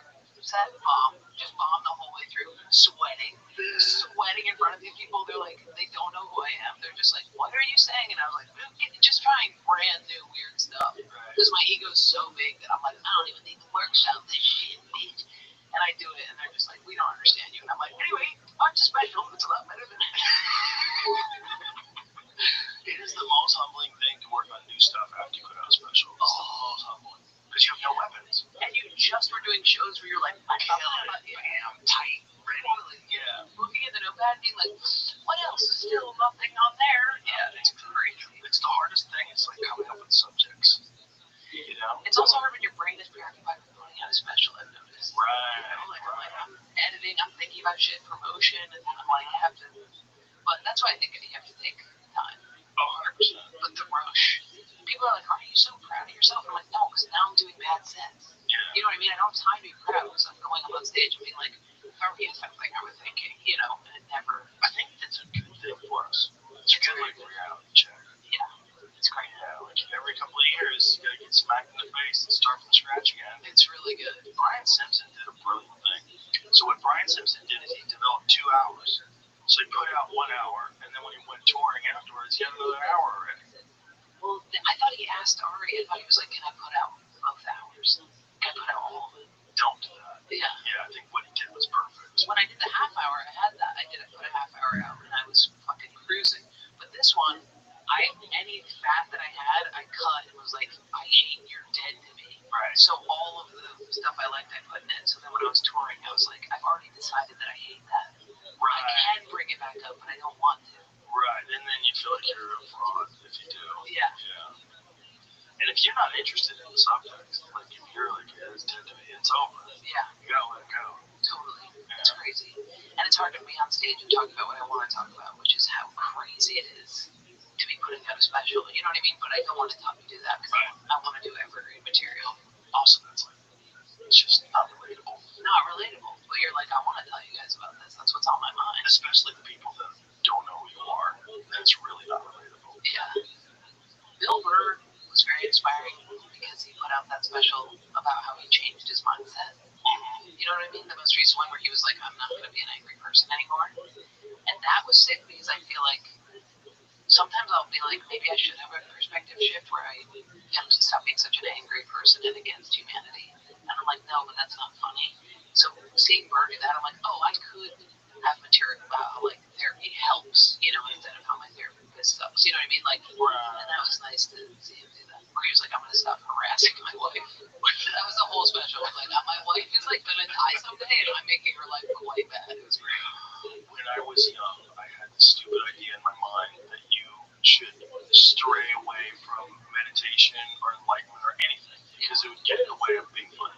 Yeah, totally. It would get in the way of chaos. I have that with relationships. I'm like, I'm gonna keep this tumultuous relationship, and I'm just gonna keep, like, that's how I thrive. Mining for material? Mining for material, just keep myself in a state of, like, unknown constantly so that I feel like I'm alive. Because I feel like I'll die if I have any comfort or stability. And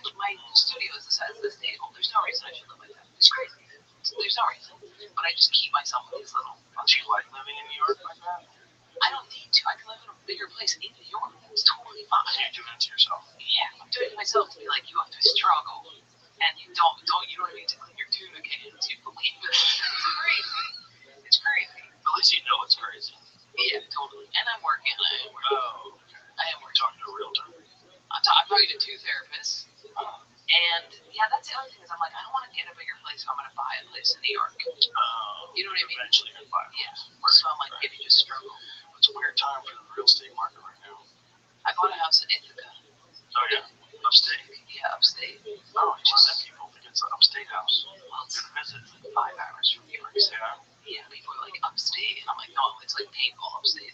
So do you take a flight or you drive? There's a flight from 15 And you go to Ithaca and watch TV? I mainly just work on the house and work on the, just do shit to get it up and running. I don't know what I'm going to do when it's done. So you just like being in a small town? Well, my family's there. Oh, yeah. Okay, that makes sense. Yeah, my niece is there. That makes sense. Yeah. Okay. But I was like, shit's picking Ithaca? No way. My whole family's there. And I was so sick of going home and having to stay with my mom the whole time. Oh, that's smart. Yeah, she walked in on me having sex so many times. Wow. It's so annoying. Just swinging over the door. Oh, sorry. That's her every single time. Because she's deaf, so she can't hear shit. Oh, no. So she'll just swing it. Fucking crazy, dude. And her house just has holes in it because she's a contractor, so she hasn't finished it. Oh, no. So there's just like they'll be like, she'll just be screwing around and be like, there's a raccoon in here. I'm like, what? All the time, dude. It's crazy. There's a chipmunk on my laptop. I'm like, shit. Bats coming in constantly. Dad's painting. Dad's dead now. Dad finally painted his last paint. Oh, no. It was good. He worked on it, came home, died. We were happy about it. Really? I mean, we didn't want him to die, but yeah, he was like getting to a point where we were like, he's gonna have to start going to the hospital because he smokes so many cigarettes and is so unhealthy. We're like, if he goes to the hospital, it's game over. He can't be around. He'll faint if he sees the hospital. Like he knew it was happening. He was like, I'd rather die. Did cigarettes get him? Yeah, cigarettes and Dunkin' Donuts. Dunkin' Donuts. Both of those things. Yeah. Very addicted. Very addicted. He was a heavy smoker. That's why I want to kill Ian all the time. Because he smokes so much? Yeah, he sounds like my dad with where you laugh. Ian seems like he really enjoys it, though. That's what everybody says until they're hacking up a lung and they have to leave a movie theater halfway through to go smoke. How much does Ian smoke a day? I think he's down. I think he's down to like a pack and a half. Oh, God. He's getting there. I need to get him on his ends, but he thinks that's gay. His ends are gay? He thinks What all the stuff he talks about on stage? Yeah, that he thinks that's perfectly regular to above board. Perfectly regular to above board. But sins are gay. That's so silly. That's what a silly take. But so many people have that. That's like when people are like, I'm not going to enter recovery because I don't believe in God. I'm like, you were drunk last night praying that you could fuck, Sydney Sweeney. Like, you're praying. You're doing weird stuff. You're delusional. I don't want to believe in God. That's hilarious. People say that a lot where they avoid AA because they don't believe in God. Yeah. What's weird is the guy who founded AA did it. He was an acid head. He used acid to get off of alcohol. Yeah. But he doesn't talk about that. Yeah. I use mushrooms to get off alcohol. Yeah, I've heard a lot of people do that. I use mushrooms to cure like a huge amount of OCD. I was like OCD was dominating my life. Couldn't touch anything. Had to wash my hands constantly. It was like, and then I tripped hard and went into a room alone for 6 hours. Was like, I was tripping hard, and I was like, I'm gonna deal with this in this room and figure out what it is. What was it? It was that I fundamentally don't trust myself to make the right decision. And I realized that none of my decisions were up to me. It was all just an amalgamation of experiences. Because I was like, who's going to stop me from fighting or hurting or doing anything? So I was like, if I tap this, that'll stop me. And when I faced it in acid, it was like, you think you're going to do bad things, but you're not, because you have chosen the right path this whole way, so you can trust yourself. You know what I mean? Like, 3-year-old Jordan was not outside killing a cat. You know what I mean? She was fucking playing, right? Like, so every step of the way, you're building this personality that you can trust. You know what I mean? Yeah. Because my whole thing was like, how am I to know that I'm not horrible, that I'm not going to do something horrible? Which is a big OCD thing for people. lot of OCD. Like, I know a girl who she couldn't babysit because she was like, what if I am a pedophile? Because her OCD was so bad. And then she was like, oh, this is OCD, and she was treated, and she was like, it's fine. But like a lot of people will have babies, and they'll be like, what if I forget this baby at all? Jesus Christ. I have that all the time. I have that whenever my friends like hold my baby, I'm like, no baby. Oh my God, that's so crazy. But you don't do shit.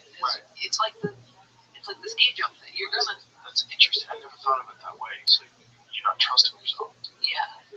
And I also used to be super fat. Like I was a fat kid. And I think there's a part of it that's like if you were able to do that, then you're able to do horrible things. You know what I mean? You're able to get fat. Yeah, like if you were able to binge eat like that as a kid, then you're not really to be trusted. You know what I mean? And I had to face all of that on this acid trip when I came out of it. It was like, was it acid or mushrooms? That was acid. Mushrooms I microdose. Acid I don't do anymore because of how crazy that was. But that one I did a lot and got it. So, yeah. So if you got it, got the lesson, I'm not going back to school. Yeah, totally. And I still have a little bit of OCD. I still have some things that I didn't get rid of, but for the most part, I get rid of it. It seems debilitating. I've met people that have it. It's nuts. Some people, it gets worse as like their success grows, which is really crazy. Yeah, with that power use type shit. Yeah. I love that movie right now because they resonated so much. It was weird. You gotta stop it. I mean, that's the thing is if you don't get in the way of it, it just builds neuronal grooves in your brain that become so like averse to plasticity. Like you can't get out of them. And that's what I remember. Like this woman being like, "I want you to bring in contaminated items," and I was like, "Go fuck yourself, bitch." I was like, "Absolutely not." I was like, "Then we'd have to burn my mother's car. Like, there's no way." But you do every time something's contaminated in a little bit. You have to like force yourself to do it, to touch it, or whatever your thing is. Like contaminated food. For me, it was contamination. Was if when I was younger, I was worried that I would become like, say you were like, I cheated on my wife last night, and then you're like, you want to hit this vape or whatever, I wouldn't be able to touch it because I'd be like, he does bad things. If I hit that vape, I'll do bad things. You know, so if somebody was whacking, they'd be contaminated, and I couldn't go near them. There's something to that. There's a little something to that. Yeah. There's a little wisdom behind that. Yeah. Because people do kind of adopt the mindset of people they're around. I mean, that's what I've had to learn recently is I'm like, you gotta cut out whack people and get that that's not OCD, that's like healthy for you. Yeah, whack people can ruin everything. Yeah. Really shitty human beings that you have kept in your life for whatever fucking weird reason, they can just derail your whole life. The thing that sucks about comedy is sometimes these people are so fucking funny, and you have to cut out somebody so funny. That sucks. People at a desk job, I'm like, you're cutting out Brian, who's like kind of, you know, who's like just alright and brought you a cupcake once. I'm cutting out people who are like the only people I can say racist shit around. You're like cutting out like a huge chord of my sense of humor. Right. And that, but I've had to do that recently. Just be like, dude, I can't. The vibe is too dark. It's sinister. It is a problem. Yeah. There's people in your life that just, for whatever fucking reason, never get it together. And at a certain point in time, try to rescue a drowning person, they'll drown you. Yeah, totally. They'll drown you. It's hard to watch other people do it and not cut people out. And you're like, if you could just cut. Like, my friend's mom was just such a drain on her life. And I'm like, you gotta just. Did you see that fucking Netflix documentary about that little girl who was in a small town who was getting harassed by someone that turned out to be her mom? Oh, I heard about this, but I did not see it. I saw this on Instagram, and I thought it was not real. It's nuts. She was getting bullied by her like cyberbullying. Didn't have a job. The father thought the mom had a job. The mom was just all day trolling and fucking with her daughter for years. And you know what the girl said at one point in time? She's like, I miss my mom. Because her mom was there to protect her from the bad world. But really, the only bad world was her mom pretending to be someone else. Wait, she said, I miss my mom. Because she thought her mom was a sweet person that protected her. And she found out her mom was a fucking monster. Oh, and so later after she found out, she said, I miss my mom. Yes. Oh, that's brutal. That's like when somebody breaks up with you and you're like, I just want to talk to them about this bad breakup. Well, that's that thing that some crazy people do. It's Munchausen's by proxy. So she was Is that Munchausen? Munchausen, I think it's being like you hurt them so that you could help them. Oh, she was doing that. She was the one who was trolling her own daughter. She was someone else online attacking her own daughter, calling her a whore, calling her horrible things. I mean, like, yes, your mom's a babe. Your mom's an enigma. Your mom's really hot. You should go talk to her. Your mom's an enigma. Yeah, your mom. I noticed your mom's an enigma. Yeah. I think you noticed that too. So the moment I saw you, I noticed it. That's crazy. Yeah, crazy. It's so sad. I don't know. I didn't get that far. I can't. But the stuff like that, when people are mean to their kids, I'm like, I can't do this. I love that shit. I can't. I don't love it, but I fucking fall asleep. It's hard. Horrible. It's hard if you love your kids. I love my kids. I can't see something that it's not just, it's fucking evil beyond belief. How old are your kids? She tortured that. I have a 28-year-old daughter. I have a 17 and 15. Wait, if you have a 28-year-old, you were... Well, it's not my biological. Oh, okay. So, did you have any kids, or all your kids had after you were financially good? Yes. Really? Yes. You think that's the move? I don't know. There's something to be said for growing up poor. Yeah. You know, I grew up poor. I think it's good. I think I understand hard work. You know, I understand what it's like to have a job to get stuff. Like, you know, you want to buy a new pair of pants, you need to get a fucking job. You know, you need to get a car, you have to save up. All those things you described, growing up poor for me is like growing up watching your parents fight over who is going to pay the child support. You know what I mean? I think you can grow up fine, right, and still work. Well, my parents didn't fight. My stepmom and my stepdad and my mom have been together for a long time, and they have a very good relationship. So I mean, that modeled for me when I was a kid. My parents kind of split up. My biological dad and my mom when I was 5, and my mom married my stepdad when I was like 7. Where's your dad then? We don't talk. Oh, I don't know. But my stepdad's a great guy. So you have good parents. They modeled a good relationship when I was a kid. Of people that don't yell at each other, don't fight, and that's nice. Get along. That's how you just be in a and stuff. relationship. Yeah, they have disagreements, but they're nice to each other, kind to each other. And you know, if you see that when you're a kid, you go, oh, this is possible. But if you see like chaos all the time and everyone's fighting and screaming and yelling at each other, you're like, keep me the fuck away from whatever this is. Yeah. You know, because I remember I watched my grandmother and my grandfather. My grandmother was always yelling at my grandfather. I was like, oh, don't stay married, whatever you do. I was like, when I was a little kid, I was like, you gotta get out while you can. Yeah. I think that's why there's so many avoidant men right now, is because I think there's so many of those like lazy boy dads who are like dissociated looking at a TV that isn't on, and every time they try to like, you know, every time they're like, hey Jim, how's it going? Their like wife flies in and is like, don't talk to him. Like there's so many couples like that. Well, there's a lot of cucked out men out there. Cucked out by their job, cucked out by life. You know, you just stop being a man. And then you stop getting any respect from the people that know you because they know you're kind of a bitch. The people that really know you, like your wife and your kids really know you. Like, oh, Harry's a fucking bitch. Yeah, there's so many rumors like that, though. There's so many where it's the dad is so quiet and so distant, and the mom is just so open. Everyone that Thoreau wrote about that. Like, whatever he wrote here, he said most men live lives of quiet desperation. That's fucked. Yeah, that's fucked, but that's real. But why does that happen? Well, there's a whole bunch of reasons. Because you stop challenging yourself, or you never did. You stop growing, and you don't have any character. You don't exhibit a strong will. You don't have discipline. And then, you know, you're emotionally disconnected from the life that you've chosen, and then you have a job where you have to pretend to be someone you're not for 8 hours a day, work for a boss who's a piece of shit. And then you lose the job because the job becomes irrelevant. Yeah, and then you're a broken man. And then you're like 46 years old, and they're telling you to learn to code. Yeah. Like, oh, great. Yeah. That's fucked. A lot of people, they don't know what to do, and they didn't get good advice when they were young. They didn't get a good direction. You know, they didn't find something that they could focus their energy on and realize, like, oh, if I focus my energy on something, whatever it is, I can get better at stuff. I'll start off sucky, but Yeah. you keep working at it, and eventually you get. Some people never learn that. Well, it'd be nice if they can also focus on being a parent. Like, I feel like the women stay loud because they're like, I'm a mother, I'm Mama Bear.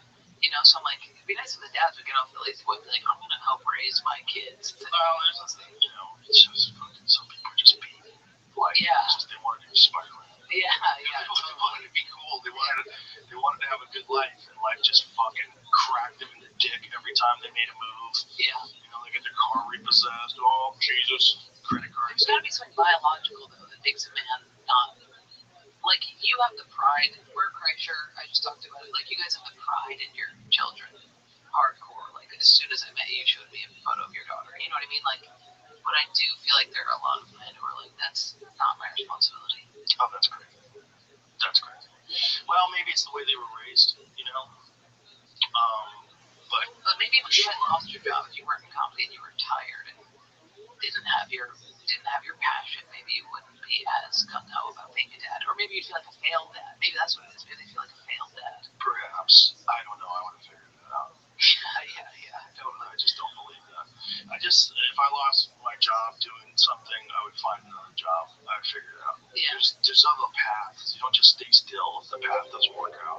And some people do. Some people I didn't know that until recently. That some people really do stay still forever. Oh, they quit. Well, that's why they love unemployment, because they can just get a check and just wallow. Yeah, there's so many people who are against unemployment that still stay still. That are like, fuck unemployment. I'm against the government. That seems sillier, I guess. I don't know. Yeah, people are weird. You know, just. If I quit comedy right now, there'd be like 3 jobs that I would be almost just as stoked about. What would those be? I would love to be a full-time contractor out in the sticks. I would be a philosophy professor or a therapist. Really? Yeah, all of those sound sick. Which one sounds the most sick? Philosophy professor. Because you kind of become a therapist when you are a professor. You know what I mean? You have those kids that are fucked up, so they're reading philosophy. And like me, I was waiting there being like... Or the guys that are trying to get laid. Yeah. Trying to become it's a lot of dorks. Yeah. It's like I was the only girl major in my class, and the rest were dorky guys. Dorks who wore ties to class, yeah. Well, philosophy itself is a strange thing because you're just thinking about a structure, how you interface with the world. Yeah, it was the only thing I could study well. Everything else, I was like, why would I study something that's already been known? It's crazy. But philosophy was like, no, they're all just trying to figure out life, which I was like, oh yeah, I get that. And none of them are correct. And they're like, none of them are correct. I was like, great. Because I would study science, and I'd be like, you know, the exact measurement of how to find out this thing. I'd be like, why do I want to study this? There's nothing new here. My favorite book of philosophy I started reading when I was like, I guess I was 16. It's the Book of Five Rings by Miyamoto Musashi. He's a samurai who killed 60 men in one-on-one combat with swords. But he was all about the way to become a great sword fighter. So you have to be balanced. Like, you can't have any holes in the game as a human being. You have to be an artist. You have to be a poet. You have to learn calligraphy. You have to be completely balanced. You have to see the thing for what it is. You can't have any bullshit. You can't have any fat. Right? We're talking about fat delusions. You can't have any bullshit. There's no bullshit when you're sword fighting. But sometimes, do you ever feel like you're in that flow state in your life where you'll be like, I have all these moving parts and I have it down, and like I recently had this where I was like, I'm oil painting, I'm doing stand-up, I have my friends, I'm in this groove, and then something will happen where I'll just like have like explosive diarrhea or something. Like something will happen where I'm just like, Jesus Christ, I thought I was fucking suave. I had this shit. I used to do that with poker where I'd be like, I have this whole poker game on lock, and then something would happen. Like it's almost like one of those swords that you have to have in balance is also humility. Like you also have to be like, and I'm a person who still has a butthole, you know? Right. And that things can go sideways, always. Yeah, because I would be like, I'm gonna get in this flow state, and then I'd mess up a word on stage, and I'd be like, no, I'm an idiot, you know. So I have to keep that also. Be like, you also are fallible. Well, that's what's a good thing about stand-up. It's like it smacks you every time you do it wrong. Yeah, you gotta do it right. It's crazy how true it is that you're only as good as your last set. You are. It's crazy. Yeah, that's why, like, if you have a bad set, you can't wait to get on stage. You can't get me up. Dude, I was like, I'm doing no sets, and I was like, all last night, hitting Rebecca up. I'm like, what do you got? It's crazy. Like, bust out some old should shows. Hit a mother shit. Yeah, come tonight. was doing tonight. My show. Oh, okay. Do it. What time's it? 7. Yeah, that would actually be good. Let's go.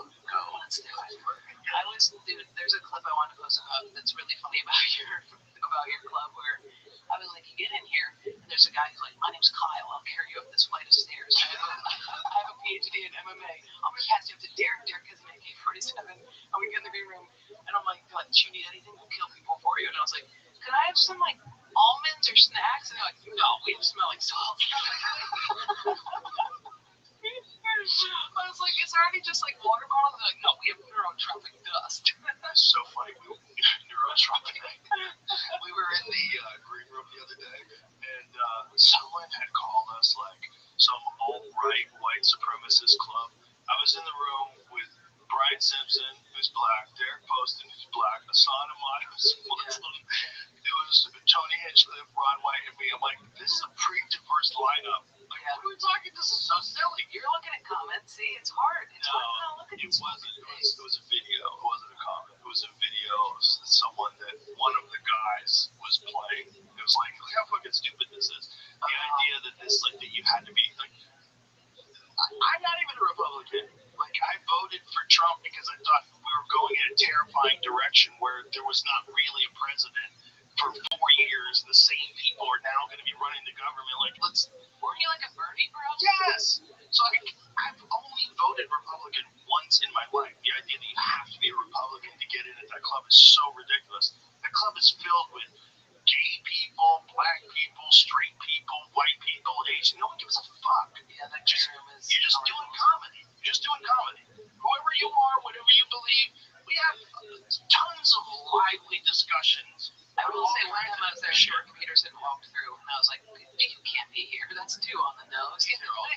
That's crazy. It is weird, yeah. That's crazy. With his daughter? Oh, yeah, he came with his daughter, yeah. He's been there a few times. Yeah, he even did Kill Tony. Oh, he was on it? Yeah, he was on Kill Tony. Yeah. That's crazy. Oh, yeah. So was Post Malone. Post Malone had no idea, and I brought him on stage. He had no idea what the show was, no idea what anything was. I just brought him up there. Really? I did it twice. Once with Post Malone and once with Tucker Carlson. I was having dinner with Tucker Carlson. I'm like, you want to go by and go see Kill Tony? And they were there, and I told Tony, he's like, bring him on stage. I go, I'm not even going to tell him what it is. So I go, dude, we're going to go on stage. And he's like, what? Oh, my God. He was great. Was he good? Yeah, because he was funny. He was, like, laughing. He was cracking jokes with the comedians back and forth. Wow. It was surprisingly great. Wait, you're not Republican. You used to be Bernie bro. Yeah. Are you Bernie bro? I am. Look, I think the idea of socialism is wonderful if everybody had their shit together and everybody was disciplined. Yeah. But it's not the case. And I think that human nature, unfortunately, you're going to need some socialism, though, right? You're going to need the fire department. Like, this is one of the things that I point to all the time. People say, oh, socialism doesn't work. The fire department is an entirely socialist idea. Like, we all pay into it, and they take care of everybody's fire, right? You can't have only the rich people have a fire department, and the poor people, their fucking house burns down all the time. That's crazy, right? We all agree to that. Well, that should be the same with education. That should be the same with healthcare. Are we a fucking community, or are we not? And if we're a community, you have to take care of the downtrodden, and you have to do it because it's bad for them, and it's also bad for you. We're all in this together. So you have to have a social safety net. I believe in all that. But I also believe you can't just give people free money because then they rely on it, and they become dependent on it, and then it takes away their ambition, and then they don't do anything. That's true too. It doesn't mean you're not compassionate. I don't like either one of these parties. Yeah. I don't think there's a solution that's correct. I think you have overcorrection after overcorrection. I think you have the country goes one way, and then it swings hard the other way. Yeah, America's back. And then it swings the other way. Now we're the new America, and America's this way. It's like everyone's so tribal, and everyone's so locked into their idea that they're the good guys, these are the bad guys. We're gonna get them back. We're gonna get them in the midterms. We're gonna get them in the fucking next elections. Like, It's crazy. and it's That's how comedy accentuated is, by too, swinging back and forth like that. Yeah, sort of. It's all who you talk to with comedy. It's like there's a lot of bitter people out there. But, you know, that's that old expression, I forget who said that we brought this up before, that all criticism is the tragic result of unmet needs. Oh, yeah. It's paraphrased, but there's a lot of that there. There's a lot of like, Jordan is like, why does she have a fucking Netflix special? She yelled for me once and she didn't do good. Yeah, that's what they said. Dude, I'm just somebody who, I mean, I'll date a libertarian and become a fucking libertarian. Somebody will talk about Israel. I'll listen to fucking one Sam Harris episode. Now all of a sudden I'm fucking Zionist. I talked to John Marco the other day. Now I'm fucking all pro-Palestine. Like whatever it is, I switch back and forth, and then I do podcasts, and people are like, "You are," and I'm like, "Well, I'll tell you what I am. I'm an idiot, dude. I will switch. I will move. Like, but I do think that's what makes a comedian is somebody who can try on so many different perspectives, and it is hard that people are looking at comics like politicians. You're not an idiot because both sides have points. That's why you can be swayed. Well, I'll double down. Yeah, but I mean, doubling down is just going down the rabbit hole of whatever that ideology believes, because like they probably have a really good pitch, you know. And then if you talk to the socialists, they probably have a real good pitch. Yeah, totally. It's just, but I double down in a way that's like I'll be like, this thing's fucking bad, and then the next bit, actually it's pretty good. Like I'll stop eating meat and be like, anybody who eats meat sucks, and then somebody will be like, want to buy this burger, the iron or that meat, and I'll be like, fuck cows, dude. Like I go too hard in the paint on both sides, and I remember in college, these girls would bully me, and I remember being like, why don't you guys like me? And they go, you just have too strong of convictions. And I was like, oh, interesting, because I always thought that was a good thing. And I think for comedy it is to be like, you get up on stage or you do a podcast and you go, what if I just try on this idea hardcore? And that's like an interesting thing to do as opposed to being like, well, I think this is kind of good and that's good too. You know, like, there's something about comedy just being like, what if this is the truth right now? That's an interesting thing to say to someone. You're too strong with your conviction. I'll never forget that. I will never forget the girl who said it. The girl gave you an example.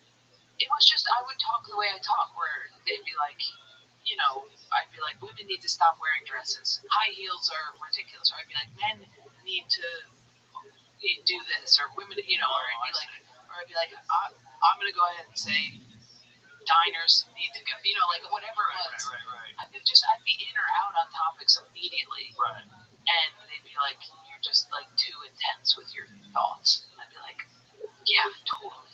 I mean, this is like why I would be bad in Nazi Germany. I mean, hopefully it would be okay, but I know I'd be somebody be like, wait, no. It's crazy. Well, I mean, there's got to be some sort of a psychological reason why all those people went along with that. Right?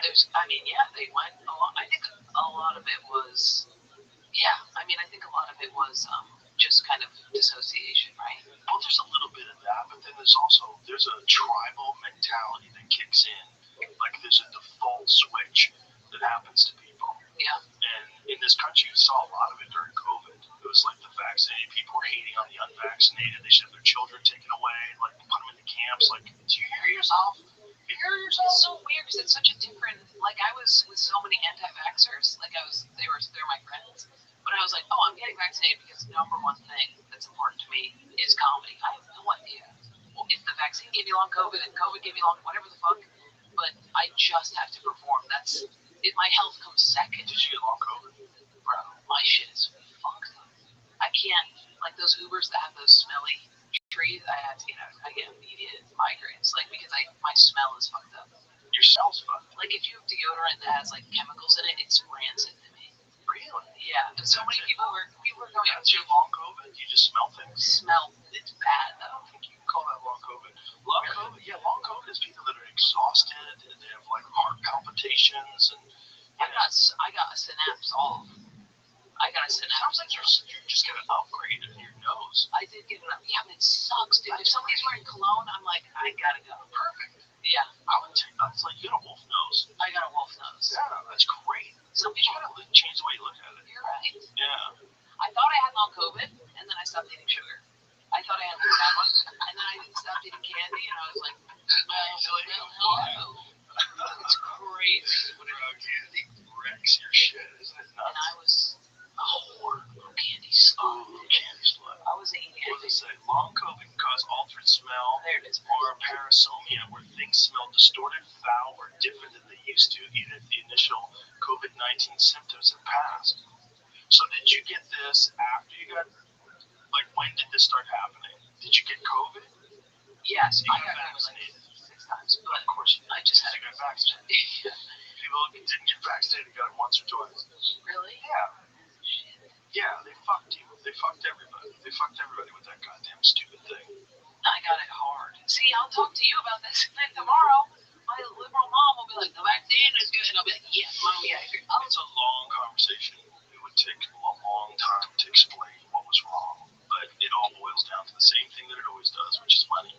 They distorted the facts. They distorted the research. They distorted the efficacy. They distorted what it was actually designed to do just because they wanted money. That's it.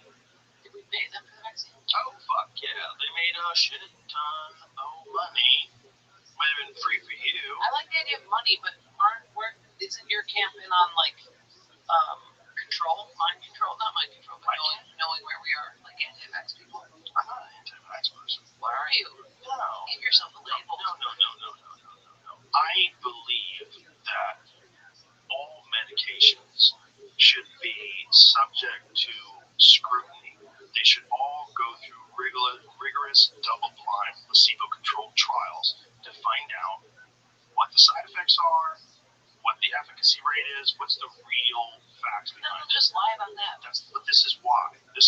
Yeah.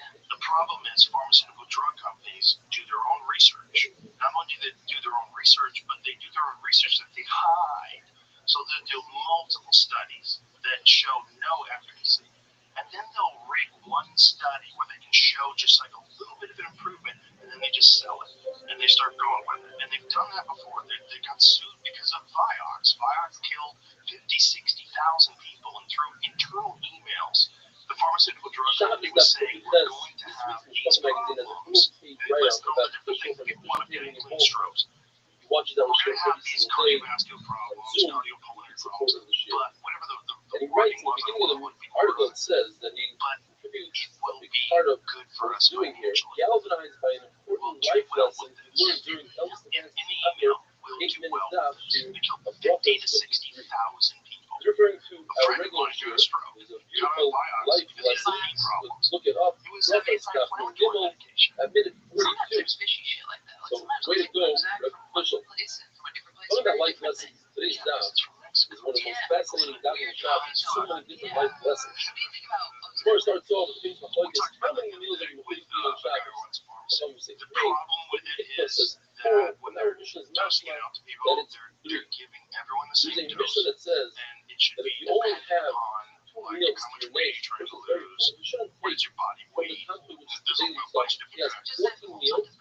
That means 2 Well, meals it doesn't seem per to be day good for you. times 7, 14 meals. There's enough for a week. You should take in a week. Food stays in your body Yes, you longer would. and But food Shabbos, digests you need at least slower, 3 meals. It should and be it kills your 15 appetite. 16 meals But before you get to if you're we morbidly must say like the obese, Kiva, you the might Kiva has a die present from as that. Shabbat This is is 12 probably a about good to start to solution. do it. So it's not, It's better it's not like, to don't take throw out the baby with the milk bathwater. I don't want and not have I 3 don't need meals it on yet. Shabbos. But if I did, There's a if mission I that was says 600 pounds that and I was in this, and someone said, look, if I give you this thing, it'll kill your you appetite. must Like, give him fucking at least a please. pico of food yarn that's a weight of a Totally.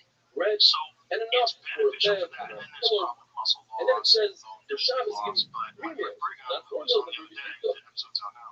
You must say that we're talking He about was saying the issue is that they're giving them too much of a dose, and if you mix it with other peptides, you You're can permitted actually to eliminate those wash problems. dishes on Friday So night. there's a way to dose it You out know, for this is people Shabbos that morning. are, and you would just lose nothing but fat. It is possible to do. It just has to be done correctly. When it's for after Sorry, I was explaining. Shabbos. Right now it's willy-nilly. And here's Well, starts right that now, got from everyone's just getting on it Sugya. instead of just going to the gym. There's people that like need to lose Are very 20 pounds. careful about the That's Shalosh Siddhis 3 meals on Shabbos. crazy. You can We lose say 20 pounds in a really couple good idea for months. the The Shalosh thing that's Siddhis. frustrating is because I used to be so fat. I used to have type 1 diabetes and I And the got rid of it, which is crazy. And If like, you're Ma'anik Shabbos, it's you frustrating delight in to Shabbos, and the Lord is going to explain what that well, means. that's the thing. They give you It's- Nachlo, I the can minute eat Sarah. sugar exclusively to lose weight if I only eat the candy. That's the Like, it was a Hassan. bizarre diet I would It go says, on. not And then I Mas just had Yaakov. to like switch my mind. Not That Yaakov, mental not switch of being like, this is not for fun.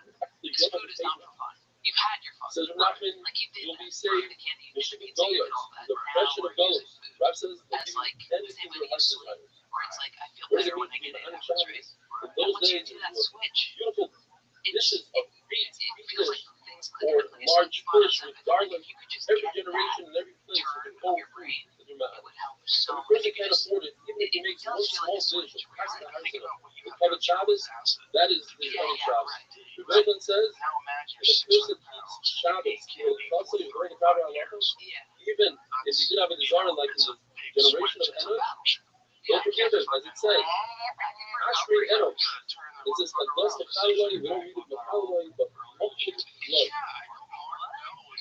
Famous Gemara, if Israel was kept the very first Shabbos, then the nations wouldn't be able to rule over them. Which Rabbi says, they would have kept 2 Shabbos, they would have been immediately. Gemara says, there's a Yossi, 7 different things that Rabbi says he wishes will be part of in Gan Eden. He wishes will be from those who Polish Judah. He wishes that will be from those who Polish Hallel every day. Now, it's not just Hallel every day, but we have to say Mizmorim and Zero. Hallelujah Hashem and Hashemayim, and Hallelujah Hail B'Kodesh. Yonan says, there's a great mitzvah to daven Shabbos to the next as the sun comes up, and daven Shabbos as the sun goes down. So you go say, I wish I could be from those people. He said, I wish I could be from those who died from the testing of his years. It's from the captain. It's forgiveness of Eretz. He wishes he could die as he's performing a mitzvah, and he wishes he could be from those who accept Shabbos early and let Shabbos out late. He wishes he could be from those who people listen to me time measures rather from those who bang on the beam and say, time to stop, it's lunchtime. He wishes to be from those who collect from other people money to give out the tzedakah rather than to be from those who give out the tzedakah because you come into great trouble by making mistakes and giving something to the wrong people. He wishes he could be from those who are accused falsely. Like Rabbi said, I was accused falsely, it wasn't right. No, I mean, I've gotten very turned out to be wrong. Someone explained that Rabbi Papa fell off a ladder and he asked his wife, did he have a rough death? And he said, perhaps he didn't get covered on him. Fucks up your sleeve. Or I made a story where a guy said, please sit down on the bed, and we're sitting later on the couch, and this baby under the bed, the woman was the accused of killing the baby and had to run away. So I once had a 5 relations where I repeated the relation, and each time I planted in Erez.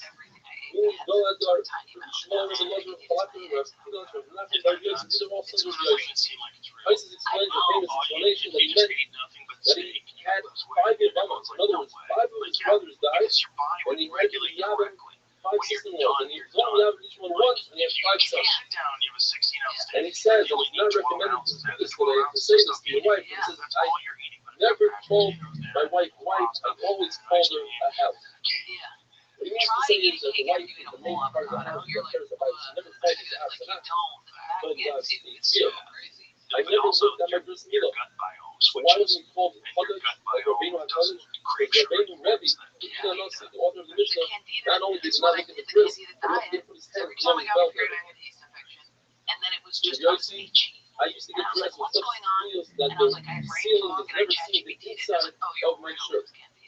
I never had to do my friends, so my friends told me, get up and different, be a funny, get up and different.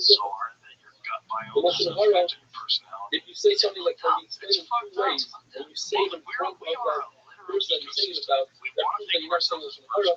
So you're going to say, I never said something that I had to take it back. The Lord says, there were Judah Americans that said, I excelled in a certain mitzvah, and that should be my star. Like Rabbi said, I excelled in 3 meals and showers. Or he said, I excelled in Yom Kilo, having a one of my davening, a little greater than said. I never went Daled Amos without a head covering. Rabbi said I was extremely careful with killing. Rabbi said I was extremely careful with tzitzis. Rabbi said, I was very careful. Rabbi was very careful with tzitzis to the point where he was on a ladder and wanted to squeeze quickly and refused to move until the day he was asleep. I was very careful when he makes seal. But then I'm going to phone to finish the Sabbath. Have a wonderful day. What you are as a whole, but it's also a lot of people don't do anything with their bodies. Their body is just like a truck they drive around. Right, and we do have a mouth. I have a vagina, which is a mouth. You know what I mean? We have the fucking face down there. There's great. The uterus is a fucking another head, and the gut and everything. We just don't have eyeballs there, so we forget about it completely. Wow, that's a head. I think so. Yeah, it's a fucking whole thinking thing. Your gut is freaking all these. Definitely thinking. Your heart thinks. Shabbos is the best thing. From Steve Five, a very inspiring email. He says he just recently made Aliyah, and his son Danny comes telling him about the community. Finally, during Corona, he decided he was forced to stay home and decided to join the year. Now, at the age of 75, I am finally hooked on Shir. I make sure to wake up early so I don't miss any of it. On a day that I cannot join live, I listen to it on YouTube. It always amazes me how many people from all over the world. It's interesting and it's fun. I hope you're inspired by you. You don't have to come. Think it's fine. It's crazy. It's never too late.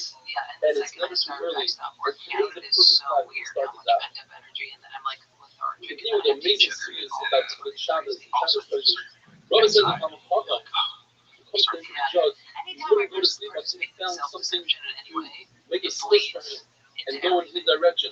Rabbi Rashi says, I can't even judge him in the comments because I advise for it. And you know, we put on his finest clothing and he go out and say, Boy, even they go over the nature of the Shabbos and Malta before out of greed. The Shabbos queen and the famous saying that we say, I would say, Boy, Chalo, Boy, Chalo.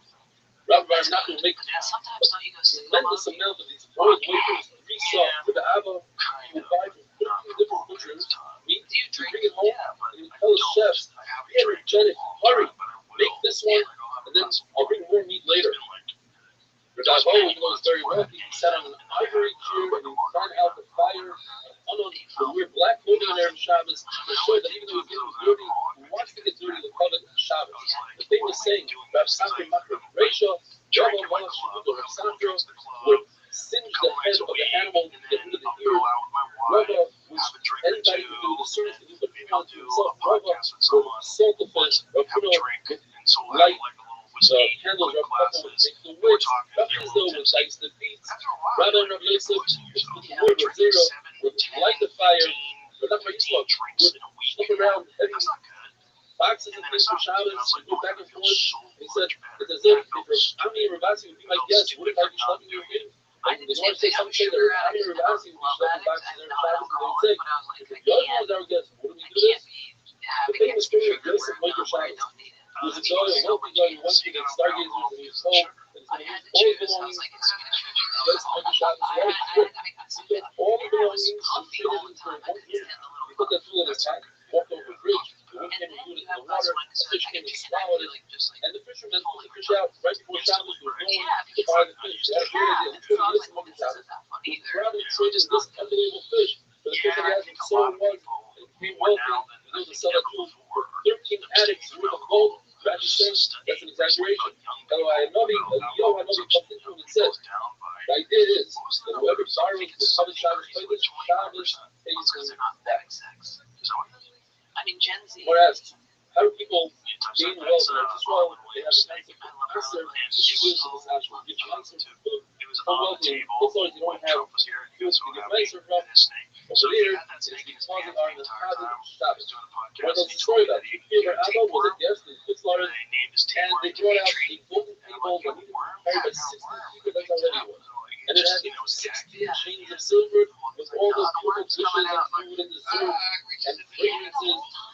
And when they put it down, it says, Hashem ha'aretz v'loya. When they put it away, they said, Hashemayim, Hashem ha'aretz v'loya. And he asked them, why do you think you're reserved for this? The person said, I used to be a butcher. Anytime an amazing piece of meat or cut of meat was something I couldn't put inside the Shabbos. And so I was the entire week. It said, Ashrefish is a piece of bark on one end.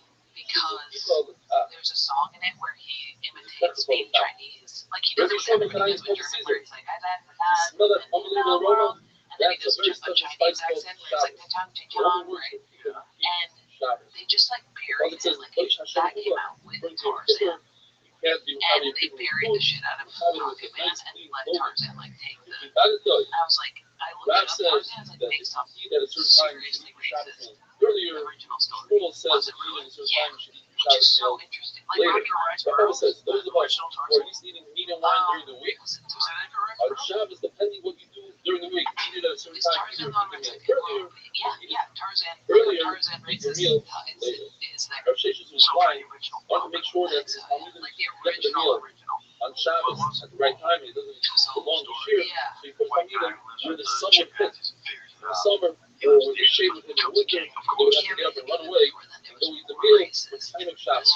With zero, when Talmudim arguing and learning, we'd say, please, I'm begging you not to be Michal Shabbos. Are you talking and learning and not enjoying the meal? You're not being the kind of mitzvah of earning Shabbos.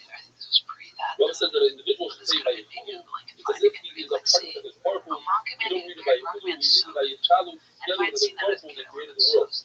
You see from the creation of the world that the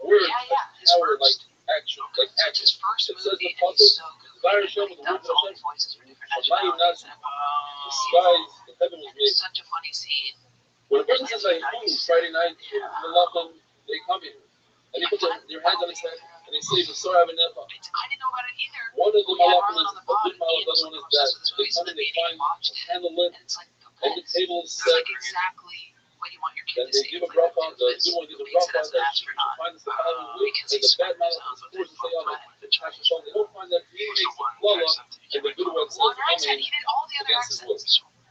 A person said a Shabbos statement, even if he's full and he's not going to eat only a kazayas, lavamalta as well. It's very weird. Lavamalta, drink It's also hot funny water, because bathe in it's hot like, water. Fresh baked bread, hot baked bread.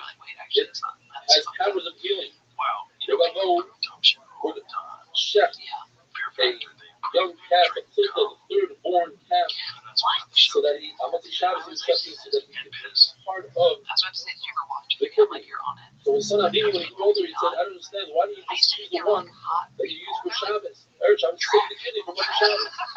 So he tried it out, and he put the one animal that he was supposed to chef on Mother Shabbos, he left it alive.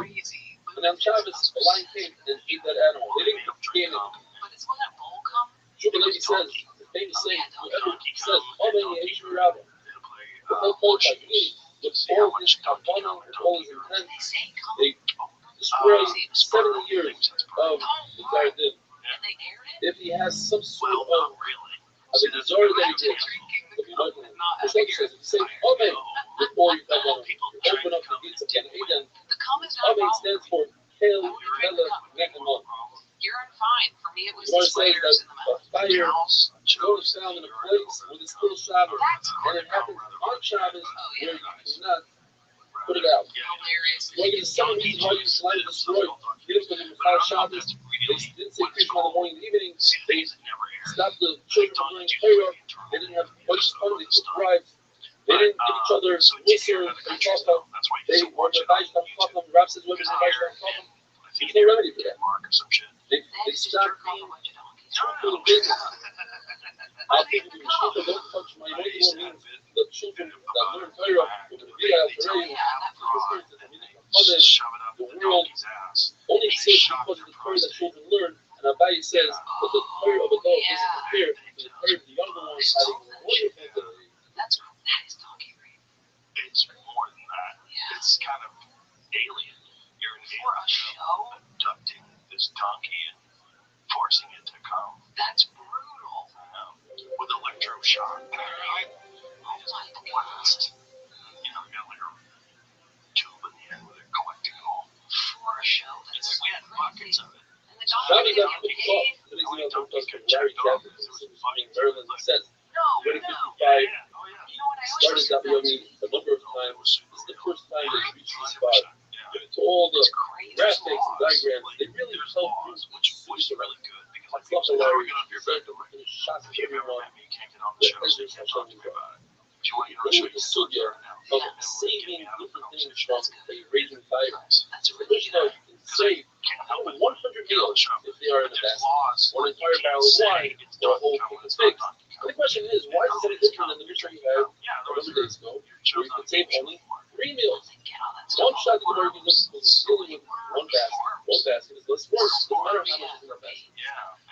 If so, if you have an open blanket, and you take smaller baskets and pour into that open blanket, since you only remove one blanket for it, that'll be only the one blanket, even though it's only 3 baskets. You see something similar? If you have a barrel of wine that has a hole in it, you're letting take another barrel and put it on the heat, and you can't as much wine as you want. It's not limited for 3 meals. Another shot the Gemara gives us. The difference is, if you bring it to this culture, you let it save as much as you want. If you bring it to a different culture, you limit it to 3 meals. Says the Mishnah, you let her call in for help and tell them, save the food for yourselves. Now, if they were smart about it, they give back the food and charge that person for their time. Rothschild'S says we're talking about Hasidim. We don't want to take advantage of someone's misfortune. Yes, he was not here everything. But he had no choice. He's forced to. So Hasidim don't want to take advantage. Says Rabbi, if there was such Hasidim, they wouldn't take money to work on Shabbos. Rather, says Rabbi, we're talking about Yerushalayim, not Hasidim. Don't want to take advantage of somebody else. They don't want to take from other people, but they also don't want to worship free. They want to be compensated for this one. They understand local Shabbos. They understand that since all this food is really theirs, When they give it back to the person, all they're asking is to be compensated for their time. And that's not considered star shot. Krishna tells us that in order to save food, it has to be into a culture that has a proper rating. But the Savior says, over here, we're making it says it doesn't have to be a proper rating. You can save different items that you have, not necessarily food. And when it comes to clothing, you put out as many of the clothing you have, you put in 5 coats and pants, walk outside, undress, go back in, and keep on doing this. Just says no. You are limited to 15 clothing that are standard in those days, and only one type. Now, what are these clothing? The Gemara says it's an Arab coat, a bitter coat, a belt, a shirt, a robe, a vest, socks, the garters that hold up the socks, shoes, a pillow, a robe, a mask, or a mask. You were really sweet to the people. Another type of belt, You're very nice to a them. hat, I remember and we had even to a comfort scarf it. that goes around the neck. And people, from now, they were Maybe that's how says the you Mishnah, did it. it should be not as cold that you're allowed to do around people, pausing at a later stage for fire to be extinguished.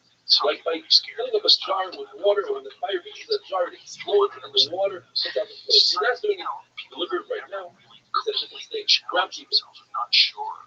Therefore, he also says, let's say a dress or something is united to flame on a dress, or sheet of paper, you can take a piece of leather, put it on the other side, and when it reaches it, it singes the leather, the fire doesn't.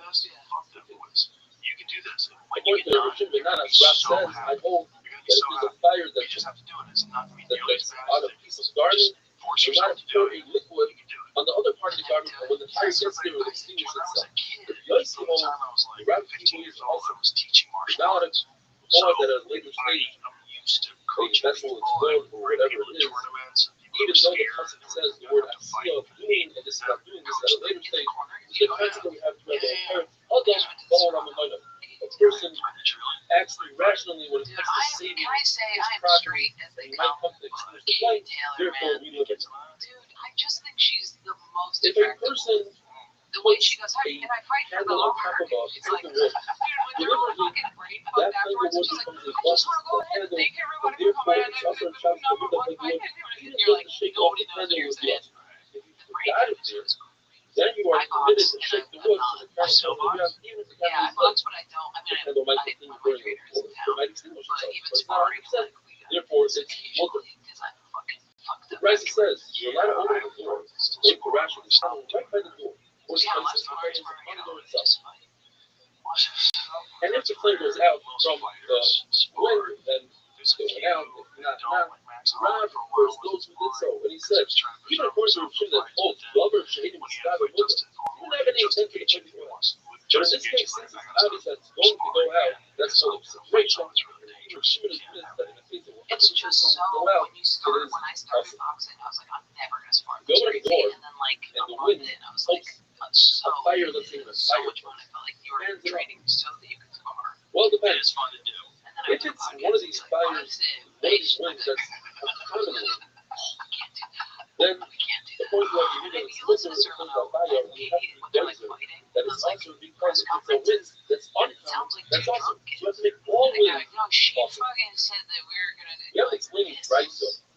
And say that it's dry so has no rabbanon and it's only good. That is, the right says, if you build a wall out of vessels that don't contain any water, not to know it's work, for instance, a vessel made out of metal, or even earthenware that comes from different places that are very strong, and it's a very interesting signal. If a person has Hashem's name written within on his body, do men get more aggressive? well, halakha number one is you're not going to stand cold in front of Hashem's name. You have to make sure that it's covered. You're not going to the bathroom with Hashem's name. And you're certainly not allowed to erase Hashem's name deliberately. However, you're allowed to go into a mikvah, like into a bath, as long as you don't rub the name off and it comes up by itself. That's called rama, and now you're mutter. Even according to Yosef, because it says the possibly assassin, you're allowed to do something literally, but be rama, it's mutter. A person has a fish, let's say he's a zov, and he has to go to the mikvah. Since you're not going to stand alone to Hashem's name, you must put something on, such as a bandage or reed. But let's make sure that it's loose, that the water can get through. so that the bandage doesn't create a patita. Well, I stopped fighting when I Don't was cover with your 22. hands. You might forget that you're covering something. You're thinking I that's stopped sparring when I was like 27. Now, what if a person doesn't have something to cover with? The point of a woman that Tefillah is mano, don't believe her when the time comes, is a mitzvah, you must go right away. Once it's not a mitzvah. Therefore, go around, look for a bandage. But according to Yossi, that it's a mitzvah to go right now. Therefore, don't look for a bandage. Go in and cover your face. And finally, if the heat is dry, then that means that it's same thing with blood, honey, milk, or heat. There's nothing better to like Moist, stress. in our case, Yeah, it doesn't cause don't stop pizza. doing that. You definitely keep getting past, but don't get it right now. You know what I'm worried about jujitsu? What? Fainting. Because you're gonna get choked out. You're just gonna black out the moment someone even comes close to choking you out. Yeah, if anybody doesn't know you're breathing, any artery. Stuck in a triangle, you're just gonna fall asleep. And they're gonna be like, I did a good job. Yeah, totally.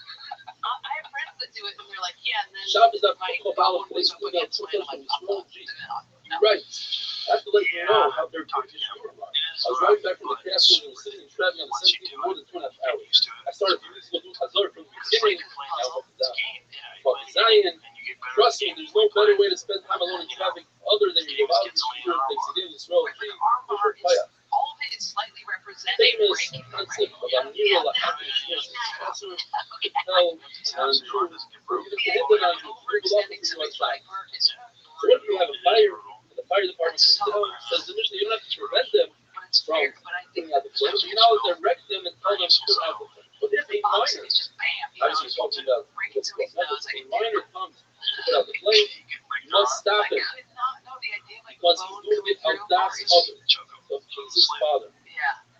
Let's say there's a situation where he's doing the love, not for that, so let's say he finds keys in the Shirab and we want to do that, you don't have to prevent him. Really? Asking, cut the way from the Baylois, but cut them is easy for this is the asking, cut the Baylois, ain't doesn't sue them, they're not going to put it to prevent them. The Gemara tells us that there was a fire in the yard of Yosef and Tzimoi, and the Golan came to put it out with friends, the Roman friend that had his government, and he said, no, please don't put it out. The Shabbos today. The Gemara tells us he did it very nicely. And the next happened that rain came and put out the fire. God said, you don't have to do that. If you look at the Mishnah, you don't have to do that.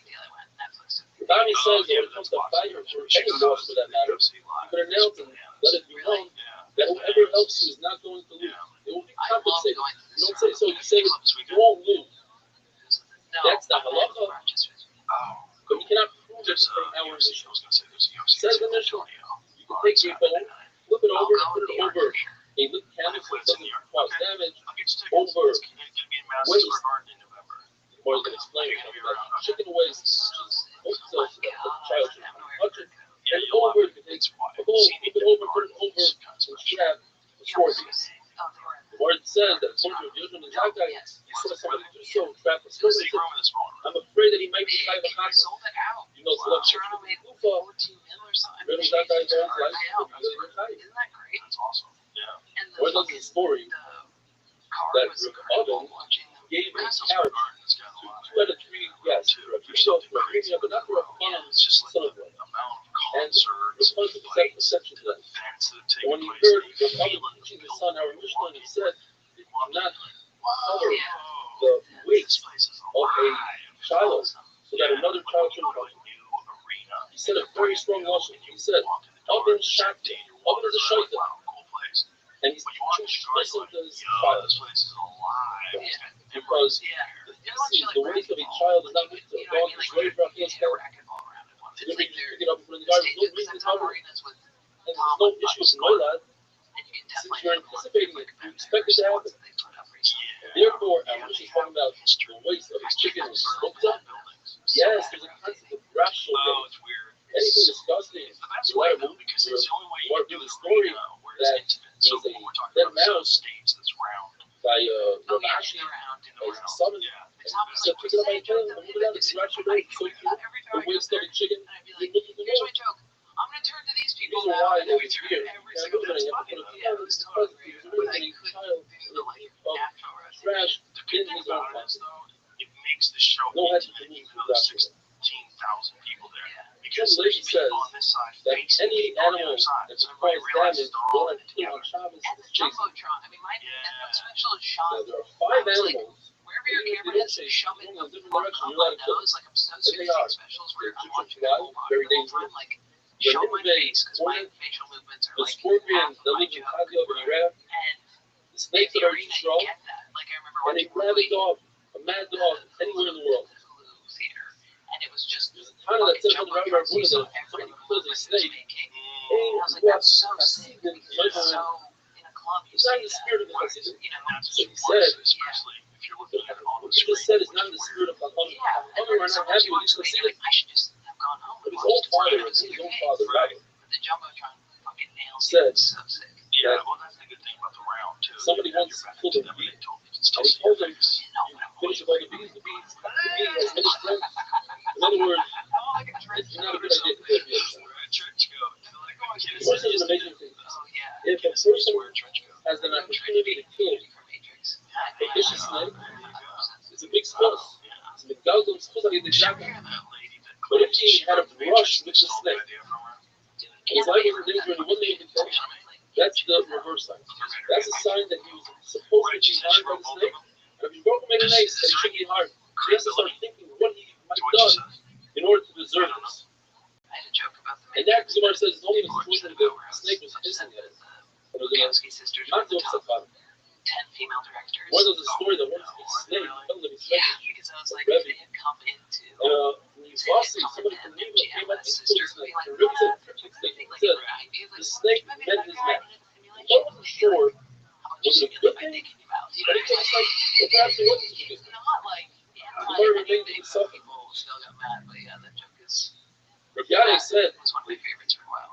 you're allowed to kill a hornet and certainly a snake, but you can't bring a riot from that. Why? Because In the there's a camp, concept called the fully Fukuba. retarded. They just told If me you're on walking Twitter. and a snake passes by, you don't have to go around the snake. You can walk in its back, you let it step on it, and kill it on purpose. But what you do, man, you just walk and step out of its way to kill it. And that's what the Shulchan Aruch passes. When it comes to spittle, I for just instance, think that the Shulchan the Aruch whole says, catastrophic you do have this the is going to be concept of the Fukuba, an entity but you that can't ends have all of us. I Kabbalah, don't, you can't do it on I purpose. don't think it's going to do that. I think that.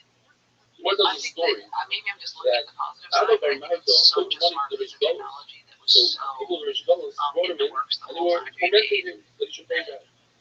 it's going And to it was on solve Shabbos. problems. Like I And think the Rishgalos humanity noticed there was still on the floor. She has said, been cover trying the to stick. create So something out of our that mouth, work they at a said, why don't you cover it? level You just to walk solve with your problems life, faster and more efficiently. and you cover Yeah, itself, that's no definitely problem. the best Biting case up scenario of you use for it. Fukuba. Right. So The corporations are evil. this Yeah, guy's the on the problem is Let him they're live. Don't bother. already shown that these Having large language wonderful models day. can be programmed with ideology, right? So did you ever see the disaster they had with Google Gemini when they first launched it? Where they said, show us images of Nazi soldiers, and they had multiracial Nazi soldiers. Each one was a Nazi soldier, a black woman, an Indian, a Native American lady who was a Nazi. Yeah. That's That was real. that Fukuba base, but Okay, it's so no your ideology, He said he's been making internet everything at a hospital diverse, for the past year is and a starting half. history. Really. Like, so your Fifty shots ideology once before interfered during with the the train on truth. the way to the back from Long Island. I was in such a difficult state that I not completed that until the end of 2018. The cycle started and started surprising back to the job, and I discovered that 8 minutes out, even when I'm So having a super hard day, intelligence. I cannot do thank that. you You don't enough know for this that incredible opportunity. Nazis Now, were fall German, behind and and learning they that were, learning you is a know, lifesaver. Orthodox, that they It's going to asked be for Uncle German Bill, soldiers. you have unfortunately no issues with the shots many more times to come. Yeah, why do you Mark tells us that a candelabra, that's one piece, or a wagon, that is small, you carry with one hand, you're allowed to carry it on Shabbos. Rabbi Hanino said that wine that comes in on a non-Jewish wagon, German has one seal, Rebbe's family drink it. Of course, we're supposed to be very excited. Rebbe, I don't think there's any possibility that it could be here something tampering that with what people want to is see. that Or perhaps we that have one is control like over, the desert, not that we one have control seal over, is and enough. we use it for. Like, don't Says you the think we've always Mishnah. been scared about everything Up on until now, science, we were about discussing microscopes, about a social mere media? lack of telling a good person. Yeah. Our mission discusses what happens if a guy Terrified forms when people malacha. first develop training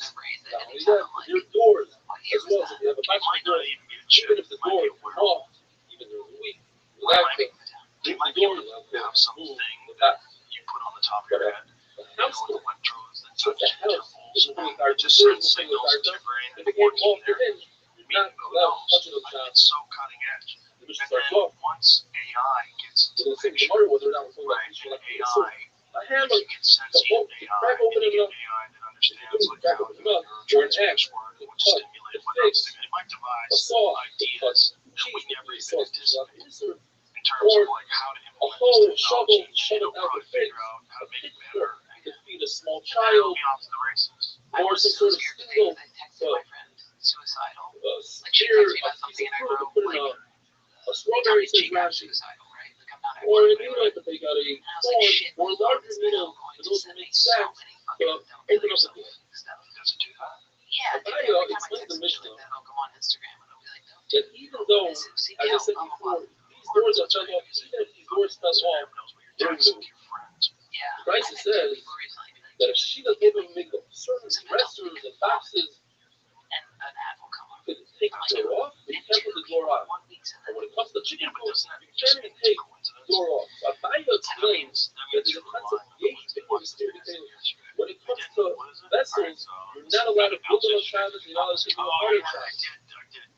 So explain the Raisa, not that he is permitted to put the door off, rather the Raisa told that when the door came off on its own, and you gotta put it back on. But certainly, you can't take it off. You can't take it off, you can't put it back on. There is no issue to build on Shabbos and clean and take up the parts. So therefore, you can take the door off. The only issue is to put the door back on. That's a zero. You actually put it on there. You put some sort of nail in there. You'll put it very hard, very well. But therefore, that's a massive accomplishment. And that's also a wonderful design. It's showing like they're trying to have a communication about food. They're not speaking. It's really hard to like hear this. That's crazy. You describe that you could be in a party and both have the headset on and think words. All right, these fuckers have to be stopped. This is too crazy. Yeah, now you're different, right? Yeah, that's not okay. I like you swing one way or the other. No, fuck that, dude. These dorks in fucking coffee shops on Twitter. Shout out to Pokemon. His email comes from Harry Shalom, Los Angeles. He says his grandfather is 95 years old, just tested positive for COVID. Rabbi Esther, big tzaddik, a person for 75 years did not see his wife's hair, only personally showed her the secret Refuah Shlema. Where his wife is Sugya Mukta, he said that according to Rabbi, a Klisha Malachim is a sign of Malacha you're not doing Shabbos. A lot of such as a hammer. A lot of use that hammer if you have a Malacha that's looking like to crack open a nut. This isn't like the agents. The question is, why is a mortar and pestle designed to crush vegetables? That's a Klisha Malachim. If so, would you commit it to move with certain people you wanted to for a permitted malacha? And malacha is it's only permitted if you have garlic. You carry the garlic. That goes along with the China's going to do it, Russia's going to do it, everybody with power. You only let a carry a cleave for design purpose. This is not the design purpose for a hammer. It's going in that And direction. so, you agree with Shammai that you are allowed to crush according to the Shia meat with pestle, but you're not allowed to carry it for no reason. And we must say that the shot is that what they call historic. This means that if you have a meat that has a designated place for it, and you don't allow people to use it, you're concerned that it'll get nicked. That's what's like this. That's a more common than fish markets, such as spindle cord, a weaver, balance, a close press.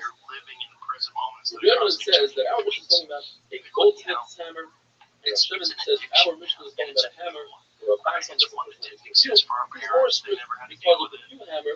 You don't want to get dirty because that's not good for the very interesting, I love it. If you have food, such as a pig that's underneath a cake, or let's say you have a cake that's covered by extinguished coals, which are muktzah.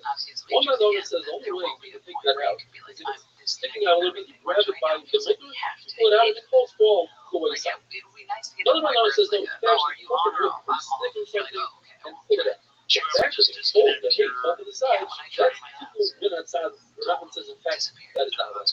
The problem is that Rabbi once says, if you have a radish in a ground, you're allowed to pull it out if it's not constantly ground, provided that it doesn't move the dirt. But if it's upside down, for instance, and you pull it out and all the dirt moves, you're not allowed to. You have to say that a Rabbi looks at that. But Yosef says, the fact that you pick out a splinter from your finger with a needle, you don't need the eye of the needle. The fact is that when the needle doesn't have an eye, it's not coming out. That needle becomes a non-complete. And the Tumah, this is Abaye says the difference between Tumah and Shabbos. By Tumah it says, that's a complete from top to bottom, that's a complete flip. Rabbi says, I don't understand. If it's not considered halachically a flea, when it comes to Tumah, then halachically it shouldn't be a flea by Shabbos.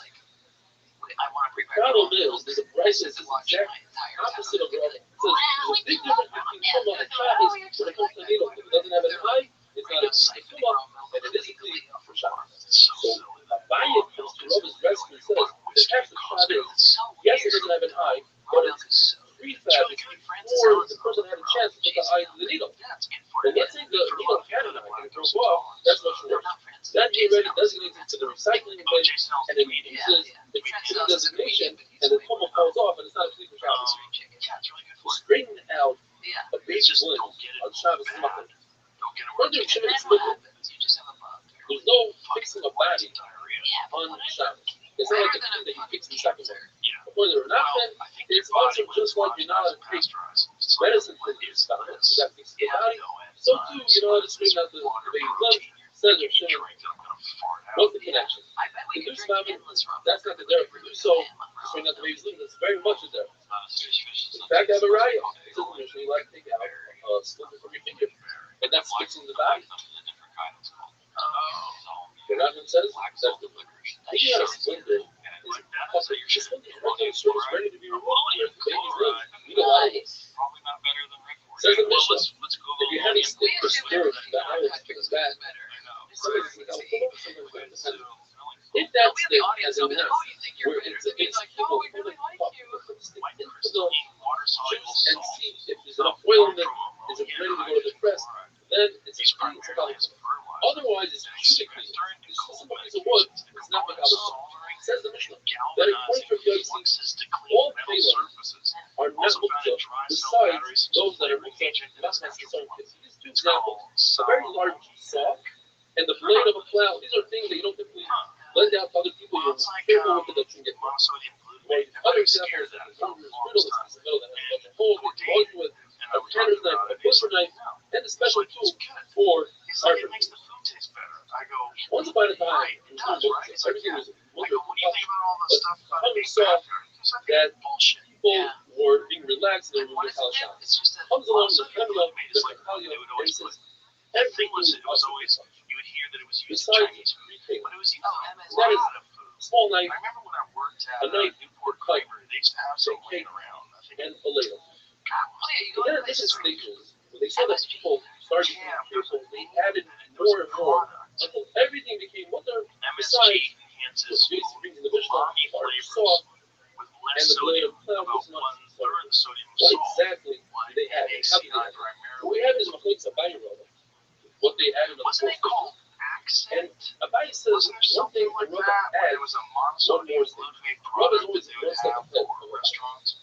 Abaye says the first thing was, they said that anything that's a cliche malachli like hector would serve for a function, but not for its place.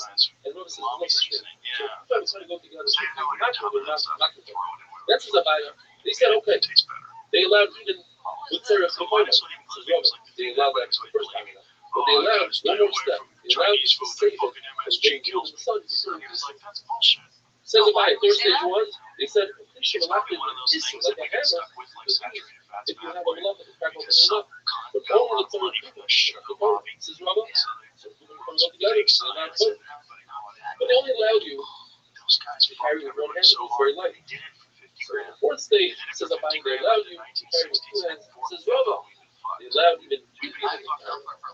The price that says that on the mortar and pestle is muktzah. So according to Abaye, it makes sense. It's muktzah because you want to move to the third fight. Rabbi says you want to move it to the camel itself, to the shade. It's wonderful day. Small subset of the population may be sensitive to it and experience temporary mild symptoms. So what's the mild symptoms? Headaches, nausea, drowsiness, flushing or sweating. Maybe you just ate too much fat fuck. It was once called Chinese restaurant syndrome, now known as MSG symptom complex. These symptoms often appear within 2 hours and are typically mild. Yeah, but also, you probably ate like a pig. Also whiskey again. Difficulty breathing in rare severe cases. You probably drank beer and ate 50 bowls of noodles, you fat fuck. Is RFK pro fucking, is he like pro checking all of this stuff, or isn't he the anti, just like let it all run, or is he? No, he thinks you should know what's bad for you, and if you want to take it, there's no label on the food letting you know that the stuff in there has been shown to cause X, Y, and Z. Okay. That's it. Like, he doesn't say we need to get rid of cigarettes or we need to get rid of whiskey. Like, if you don't say that, those two things, if you don't say no more cigarettes, no more whiskey, if you don't say that, then shut up. So the left is worried about deregulation, right? It's worried about deregulation. Is that true? Yeah, with many things. Yeah, with environmental concerns, I'm sure they're worried about deregulation. With banking and industry, they're worried about deregulation. Is there any party that's just pro-regulation? Is there any party that's just pro-regulation? Regulate AI, regulate Instagram, because they don't have so much more interested in regulating things. Like, if you look at the most regulated states, they're Democrat-run states. Like, California has a lot of red tape and regulations if you want to get anything. Socialist is the most regulated. Yeah, because they want control. They want more control from the government. They have a bigger, bloated government, and the way to keep that functioning is you got to go through hoops and ladders to get through anything. Anything Just just like you want to get done. I feel like you have to regulate everything or regulate nothing. No, some regulation is good. Like your parents are contractors, right? There's a good example. You need Too much regulation there. too much regulation, but you need inspections. Fuck the inspectors suck. Okay. You can't say that because if your family does a good job, and I'm sure they do, that's fine. But there's a bunch of fly-by-night kids that, make a house and don't follow code, and then shit goes sideways. But that shit is so real. That stuff is like, the bureaucratic bullshit that contractors have to go through is psycho. That's true too. I used to be a contractor. The amount of, I should have been, I think it's a comfortable medium. My stepdad was an architect, so I grew up around construction sites as well. So you know that. Yes. I do, but I also know that there's a lot of shady motherfuckers that are involved in construction, and you gotta make sure these assholes follow code, otherwise this house is gonna collapse and kill everybody inside. People suck. Yeah, some people suck. And they cut corners, they save money, they do things all half-assed. You need someone to go and inspect it. But then it's weird to not have regulation on us. There's no regulation with social media. I mean, unless it's censorship. Right. It's weird. That is really bad for you. Psychologically, it might be one of the worst things that's ever happened to, like, collectively, society. Psychologically. Like, if you look at John Haig's book, if you ever read his book, The Coddling of the American Mind, it's all about, he's great, it's all about social media and then self-harm with girls. This is a big thing. Self-harm, suicidal ideation, suicidal thoughts, that all comes like this, gets ramped way up when social media gets introduced. And there should just be elected committees, elected psychological committee, elected philosophers. Who's going to tell you you can and can't do it? Who's going to say you should and shouldn't say things? If you don't like it, you should get off of it. And that's what I do. I just stay off of it. Kids are just, I know, but so is booze, right? You get them to know, don't do that, it'll ruin your life. Don't do this can ruin your life too. Like, it also sucks your time. It needs to be regulated like a drug. Who's going to be the one? Who's going to tell you what? I don't want anybody telling me I can't go on Twitter. If I'm at home and I have nothing to do, and I pay taxes, my bills are paid, I want to just walk off. Any tactic for attention monopolization has to be removed, says the committee that doesn't exist. Like, you know how you feed them? It's not monopolization. You can shut it off anytime you want. But it pulls you in. It sends you alerts. It gives you the dopamine thing. I don't have alerts on. I've never had alerts on. The kids do. Well, they should shut that shit off. So much to teach them how to use it correctly. And also tell them, like, hey, this is a lot of negativity. A lot of these people are wasting their life on this shit. You're wasting your time. I know that, and I just fell into a dark hellhole last night. Like, it's hard to avoid. But you can do it. I do it.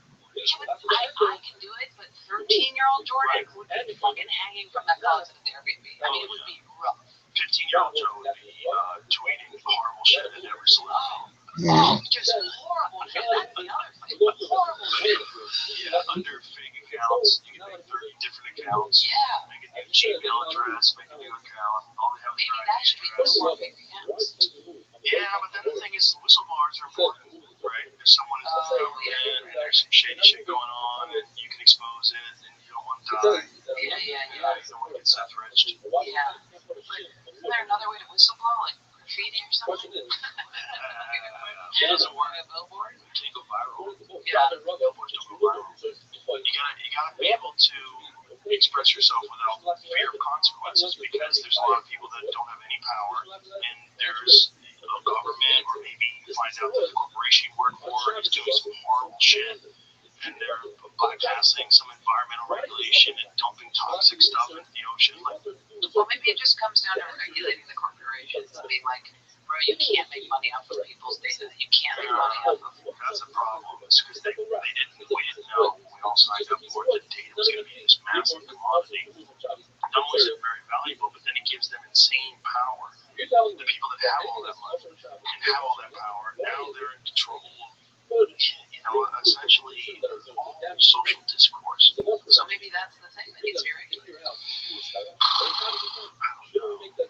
Just like when they do regulate it, then it's like, did you ever read the Twitter files? Did you ever read any of the stuff that Matt Taibbi and Schellenberger and all these guys? When Elon purchased Twitter, one of the things they found out was the intelligence communities had been deeply embedded in Twitter, and then they were involved in suppressing certain narratives, pushing other ones, and it was like really sketchy stuff, like dangerous stuff, because if they have the power to suppress accurate, real information, then you're propagandizing to the entire country. You're shifting narratives, you're changing the way people think about things. This can affect elections, this can affect public health, it's going to affect everything. And they were doing that. And they were doing it because they had regulation over social media. They had power. Elon comes along and he's like, fuck that, it's Wild West time, and opens it wide up, and everyone's like, oh, it's all racist now, it's not. Like, yes, there's more of that now because it's not getting banned, but also there's more people that, can talk about virtually anything that they want to, and you can debate it out. You can talk about the climate, you can talk about the moon, you can talk about asteroids, you can talk about foreign governments, you can talk about anything, and that's better. It's better to have people say horrible shit, but also be able to say true shit than not be able to say anything. Yeah, but I worry about the. It just comes down to kids for me because they get radicalized. I mean, when you see the racist shit and you join the tribe, it just like becomes. They can also get radicalized. They can also become Christians. They can also become like hikers. They can also really get into jiu-jitsu. They can also ISIS. Join video games. They can join ISIS. Yeah, ISIS. They can also do whatever the fuck they want to do. I mean, this is just, we got to get out in the battlefield of ideas. That has to be able to take place. You can't have people decide what you can and can't discuss. Because the problem with that is, like, they have power over you, and they have power over the most important thing that we do as a culture, which is figure out what's right and what's wrong. Figure out who's correct and who's incorrect. What's a fact and what is a lie? What is propaganda? Why have they made so much money pushing this thing when there's no science behind it? They just say, and then they say trust the science. Well, show me what the science is. But then you have people that are looking at the science that are actual scientists that get boycotted and banned from Twitter. That's one of the things that happened during this whole FBI infiltration of Twitter, whatever the organization was that the government had. That was multiple organizations deeply embedded. They were kicking people off. They were like Stanford scientists they had a different view of how the pandemic should be handled. They're kicking them off Twitter. And then you get to question the regulators on the regulators. Who's going to regulate? Wild West. All the viewers all over the world, yes, whether I it's South Africa, think this is the world we're living in, and it's a weird world. Switzerland, But this is the reality. Italy, And you need to many more are the all going to reality join us of the world. on Shield Zoom. them. Each location, Right. each It's city, just they'll have technology being one place such where a everybody's going to gather and issue to me. transmit. It is a drug, but It So we feels have like the government Klein making money from off Superior selling Typing fentanyl. Like in that's what it feels like. yeah, It's it's also fun says to kids too. They're doing the guy who wants to be Snapchat. represented Muncie, They're having a good he's time going to too. organize It's not Superior and all wants to negative. put advertising in papers. It's just It it can be negative. And the pile-ons, Everybody, like when people like that lady, what she did to her It's daughter. not just the most fucking thing ever. There's groups of kids that will go after a kid and pile on them and attack them anonymously. Kids heal themselves with things like that. It freaks them out. Yes. Just sit on the floor that, let's say you're sitting in shoes and you want to cover that It's very strange. one through other. I have social media. It's not what just got off. so you can never remove that name of the Just people. Even if it's just around it, it's not looking back to the story. Rabbi's shoes got really dirty with mud, and his shamish came. He found a piece of prisoner on the side. Rabbi started spitting up the fight. It's not an started screaming, Shabbos, Shabbos, what are you doing? He says, Rabbi, they come in, not only do I'm harassing, they don't look at Allah, but they go and they spread their mistakes to other people. That's not It's not necessarily good for you. Just like cake. Don't eat cake all day. But if you want to have a broken barrel, but or they you want to live is occasionally have a piece of cake, you have dinner. you're allowed to dinner. move both to live and the broken. Yeah, what about the Provided cake? that you What don't if every sleep time I went to go out eat cake, there was the 90 other barrel people in in the order cake to shop make it that a were nice being like, cover. we should That kill would this group of not people. give it back. And you'd be like, fuck, I really want to You have eat to cake. live These people keep saying into that. the I garden. can't believe them because Depends on when you threw it out. If you threw it out before Shabbos, it's showing you the longer necessary. Dude, you It's guys not can't actually be well. here. So therefore, it is more. Threw it out on Shabbos, it's too late. You can't take something that's already and say now it's not included. What if you take a shirt, a perfectly good shirt, throw it in the garbage? Any kind of If you say, I want to even if you throw it out on kill Thursday in the garbage, Greeks it's not. It's still considered a shirt. You cannot take a perfectly good and make it on this. A broken piece of meat is not. Is not because it serves the same purpose as a very large one. Large one covers dirt, covers waste. So small pieces cover dirt. I just think A piece most of people should say Holly's double, Holly's because most of the people that are doing it are wasting their life. is It's crazy how just last night was sucked into the vortex, and then I just put my phone away, and my dog was sitting right there. And I was like, oh, hey, real life thing that helps me. Also, I had no idea this was going on with you. I know it's right. It sucks so bad because I was trying to be so. I was actively trying to say what things I went through, patting myself on my fucking back, and it just fucking. Yes, they don't serve as a mother, but they can serve as a battle. Because this battle tap is just my life. It's just created right now. Therefore, it's just a cult.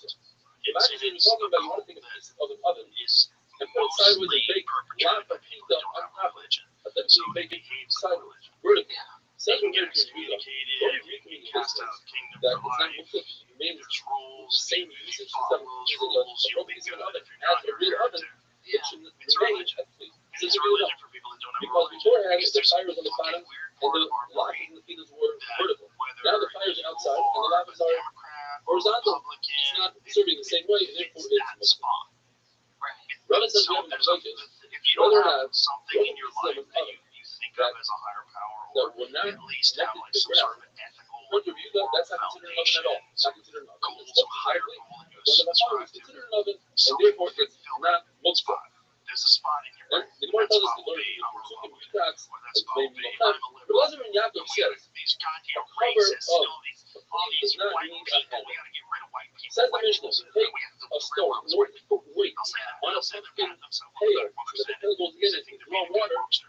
If you apply it properly to the It's just pail, religion. It's just it's not crazy. I multiple, wanted it's to part of the be pail. an idea for back, being like, hey, I just If read you it. have a stone, similar case, a stone on top of a barrel, take a barrel, tilt it, that's put in the top, and the stone falls off. One of you is concerned that the stone will break another barrel. You look at the entire barrel up, move it to the side, and tilt it over there. Shit, I completely forgot. That's in a case where you completely forgot about the stone. What if you didn't forget about the stone? What is the purpose? So we have Machlokes with Rami and Ravasi, one of the versions. Rami says that the barrel becomes a faucet to the stone. And therefore, the barrel becomes a faucet to the stone. And he says that it's very different than a pail. In the pail, it was tied down with a string or something. Over here, the stone is just laying there. And Rami holds that you don't need to take action when it comes to, you need to take action when it comes to making a stone non-multi. You have to tie it to a pail or something like that. So, Ravasi says that if you put a stone on top of a barrel, it's maybe not multi. You need it covering to the barrel. And it's not similar. The case in our mission where you put a stone into a pumpkin when it's not tied down to humility.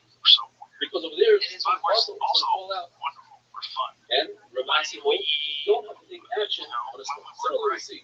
Rabbi came to certain cities. When we're face to face. Folks tell me to go out and make those stones designated for sitting on my shop. So we had the same exact complaint. The point here is, there's no action taken. And all they did was they designated their head so that they shouldn't have to move it on Shabbos. And Rabbi says there was action taken. But then bringing up the stone, that is action necessary. You already see the show says what happened over there with everyone was a bunch of beans. And then we got the shit. And the other show says it wasn't beans, it was a special piece of wood, a feeler for a boat. Now, if you say it's beans, a feeler for a boat is different. Feeler for a boat, people are very careful. And that's what we make. If I have a pig and I try to get a vine, the only way that vine is not looked at how you can otherwise I cannot use it. Even if something like Kiwi says, you don't have to take action. You just think about it and have it come to your head. I make something like a vine, a stone, a piece of palm tree. I can make it non-look so with a thought. But in this case, we get the pipe. Either because we're talking about that the vine is still attached to the ground, you can just stop it out, or because the vine is so soft, it's certain it'll have left over and it'll be sticking out and it'll cut it off. Cutting it off in Shabbos is not even possible enough to get it. And the person has shutters. So one thing with that is these shutters, in order to close up a window on Shabbos, has to be hanging and tied. The window on Shabbos is not necessary. The large things are not. There's a picture to make a roof on Shabbos, even on younger people. And there's about like it, what if you already have a partial roof? You have to. The same applies to apply. You notice a very different thing on a vertical wall. By a shutter.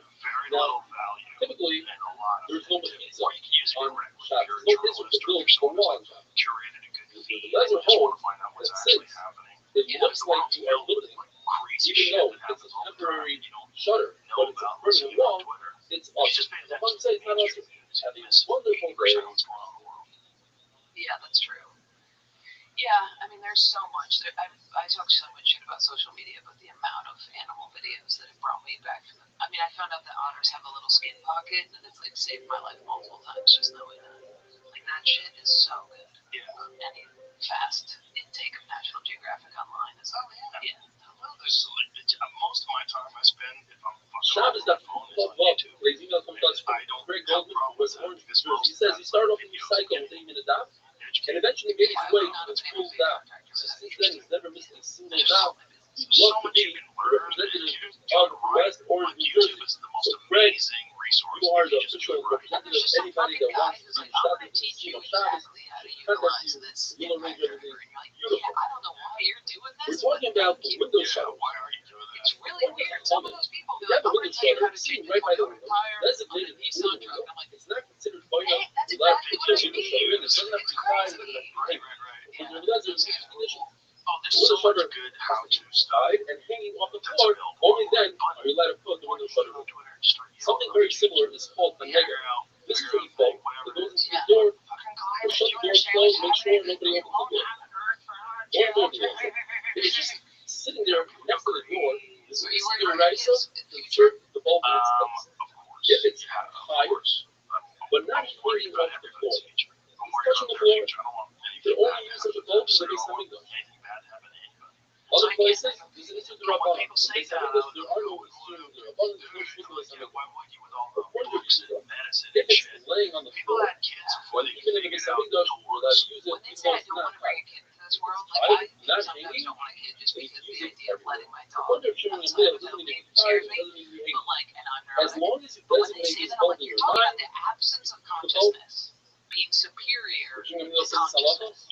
Even by that's a paradox. You can't say one is better than the other. There is no by better two until you're branches born. that were designated for fuel, and then you decided to designate them for sitting just because you get so in your head, that's enough to put you away from the category of loathsome. If you have been researching in Leo, then you designate something in your mind. But it says there's one stipulation. Whatever it is, let's say it's a bulb, or even a branch, it has to serve as some sort of has to serve as some sort of will. It's not look. Yada the darshan in front of the house is rich. The halach is like over the desert. Because the shutter, the condition has to be tied. However, from the final missionary receptor, the mission brings a story that they wanted to plug up a window and they used a cleat. Now this cleat was not tied, it wasn't hanging.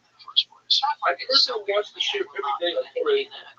They began usually every Shia, things in Shia. But it's crazy that we're talking about That is so storage of weird waste. to me. We're not allowed to move any of But it I'm not allowed to on say this because people What go, is oh, storage? no, Jordan, The you gotta lesson put it which is into a font. 15 This is stuff. an What is index. a trick? And I'm like, I don't have If you to start gamble. on Shabbos I'm like, and you make people gambling is a bad thing. walk in and out But of the storage and you're move not allowed to do the that. week with your. It's a real thing and it does work. He says if you never started using the storage before She Shabbos, did it in a shady once Shabbos way. Is that comes, good everything that is she stored. has that? She does it all the time. My So friends that's are like, the way she did it. Even if you didn't use it before Shabbos, it's not terrible. right. What is The Masufa? end is not. What's It's not better? And my friends are like, For I've been exertion thinking on about Shabbos, is it Bitcoin, better and I'm like, you making just less put it back in trips, Bitcoin. You're but gonna keep it in carry Bitcoin more because now weight, you're stuck in an or addiction. carry Because less it's weight fun. It's and less walk hangs. more? You know what I mean? Nobody In that I fact, know is there's like, definitely a shoe that yeah, says maybe a you should couple. walk Some less on people Shabbos. they made a lot of money. That's Contradiction great. in the Yeah, price. one The friend price, said the one that, price that says you should carry typically it keeps you 4 to 5 in. boxes of wine and oil and trying to remove them from the They're rare. other price says 10. Which one is it? When I was So that's microdosing, no I could do contradiction. that. I could We're post and talking be like, about 4 to 5 boxes. The question is how many jugs because I are in was, the box? Maybe in each and out box of a consists of relationship that when I 2 would jugs, microdose, that's 10 my jugs, brain would or be 3 like, jugs bro, consist of boy, 50 jugs. you gotta get out of this thing. And I just, A lot of it is you're allowed to do 4 to 5 boxes per guest. So if you have 4 guests, that's 20 boxes. The more you pass, is it one person removing all 20 boxes, or perhaps you could break it up each to remove 4 to 5 boxes? From Rabbi and Rabbi, you can't bring the rest. Rabbi and Rabbi came to a certain place, he didn't expect to be so when I went to the field, and they made room in the field, they moved I a just lot like of somebody who's very honest out of and the like, that's a stupid thing. perhaps over there, Rabbi didn't do an instruction, Rabbi was an awesome. Or it was too much work for him to do. So maybe he gave it to other people to do. It's no right on one person to do it all. Rob says, our Mishnah, you see, that Achnosis Orchim is just as important as learning Torah and waking up early for Torah. Because the Mishnah gives us 2 examples of 2 mitzvahs that we do, and that make room in the room for it. First of all, the Achnosis Orchim, make room for the guest. And Talmud Torah is second to make room for the Shul. So he says in fact, Achnosis Orchim is more important than Talmud Torah. It just tells you when to stop. You can't do it that long. The famous, one of the famous Mishnayos, we say it every day, we say it slightly different.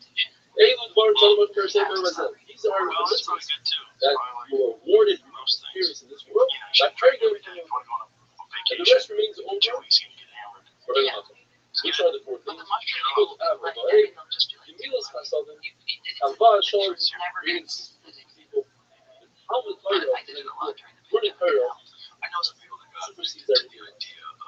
The question is, you have different Mishnayos that say different things. Or explain. Achnosis Orchim and people Torah are included in the Yemilas Chasadim. Not only that, even people having Kavah and davening is also when I get the considered text messages mitzvah. like, hey, I love you so much. I'm like, You're doing chesed with yourself when you have Kavah. No, that's cool though. Someone just saying they love When you That's nice. get up early in the morning, learn Torah, or bring your children to school for Torah, that's included in Talmud Torah.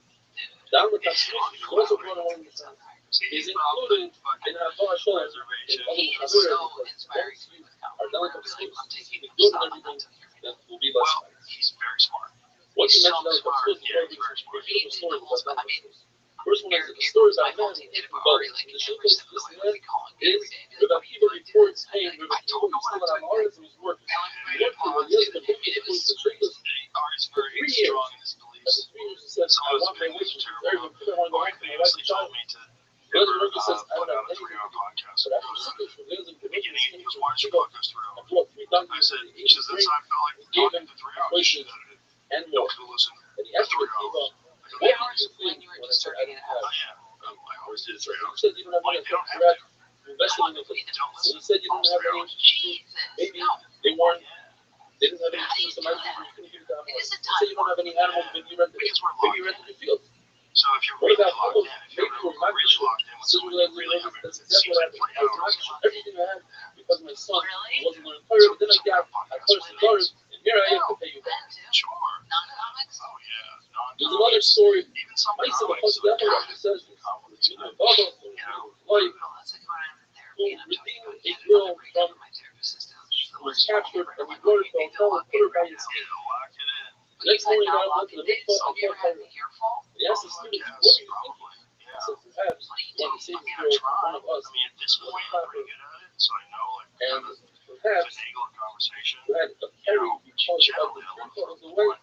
So that's exactly what Oh, I happened. have to change my So grade. down the middle class was just like you were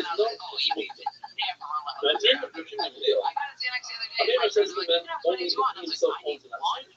And Rashi never says, give me another. even if he doesn't own an This is acid, the thing that I'll since keep God, all the against people that have me. asked me, Just like you're considered a Rick Bella, Glass.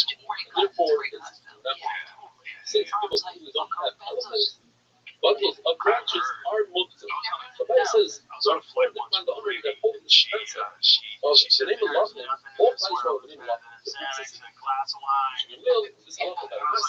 So he actually says that you could have full type of food that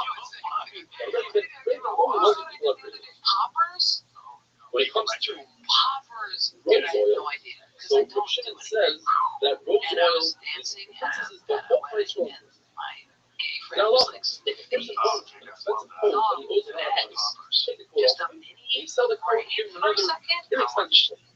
Or we can say, no, since he's a bad man, it's always an expensive coat, you don't think his coat off. Enough where I felt fucked up, When like it comes five. to bushels of ranch, Yeah, that's what it if felt you like. decide that it should be animal food, Eric Shabbos, It's you're not. really, it's gotta be bad. Shmuel says Because I went provided to be that such it's a likely downer to to be be carried like, with hands, otherwise it's supposed to be carried with hands. It was Different types of plants that are being there, dragging that you say that Yeah. carry here, That's like the free you image use from it the for food. boxing, They're not. where you're like, dude, sometimes But I like need to Peter do says, this. you take, let's say, a pea or a tie, Tonight. break it with your hand, you go like this, you take out the piece, but not with the flea on Shabbos, and not too much. I would say, you can make another sheet, you see your finger, not too much, like you do the weekends. Raw meat, but it's to be salted. According to everybody, it's not so hot, people eat that. If it's unsalted, much like when you're a winner, it's not. So even though it's little shots, helmet, and wrap holes of your foot, it's cooked up. That's not cooked by food. But by regular pizza, wrap holes of your chicken, no more. When you're a pizza, it's cooked up.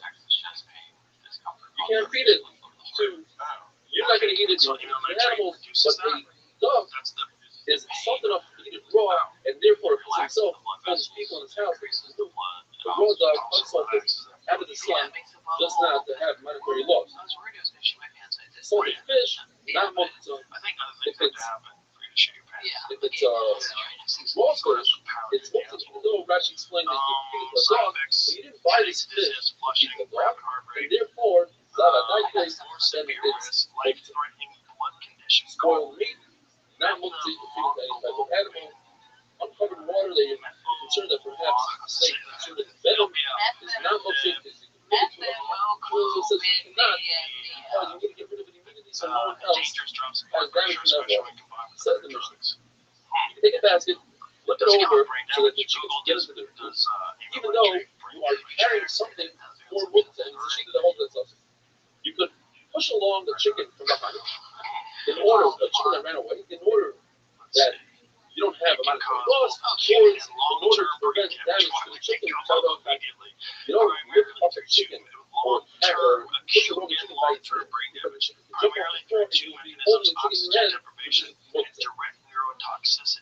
Severe or prolonged exposure Now, when it comes to shito, in you neurological should issues. either hold the chicken in your hand or push the chicken down to the ground. We're concerned that the chicken will lift itself up with its feet and jar the simon during the shito and will crackle its feet. You let it hold on to the neck of a calf or a donkey who is carrying, but not just rather because you might carry the animal. When it comes to a child that knows how to walk, you can hold the child, but don't drag the child. That is possible. If an animal gets trapped in a body of water on Shabbos, so you can give it to eat, so it doesn't die. And if that's not good enough, let's say the water is rising, and you can see the animal terrible fighting, so you can put blankets and clothes underneath it. Even though you're about to clean it, you're taking out of service for Shabbos, and that's safe. But you're allowed to be over on your Rabbanah in order to have the right so of the Tsar. Mishnah says that you are not permitted to deliver an animal. If you hold the animal out, in other words, by grabbing the newborn, by just on the ground, by pushing its stomach in, by giving it milk, by giving it milk. And then when I got older, my brain For was like, you can't have any more of this. a woman giving birth, you're allowed to call Shabbos, you're allowed to call midwife, because so call Shabbos. You're allowed to have an umbilical cord. When the you're allowed to even cut the umbilical cord.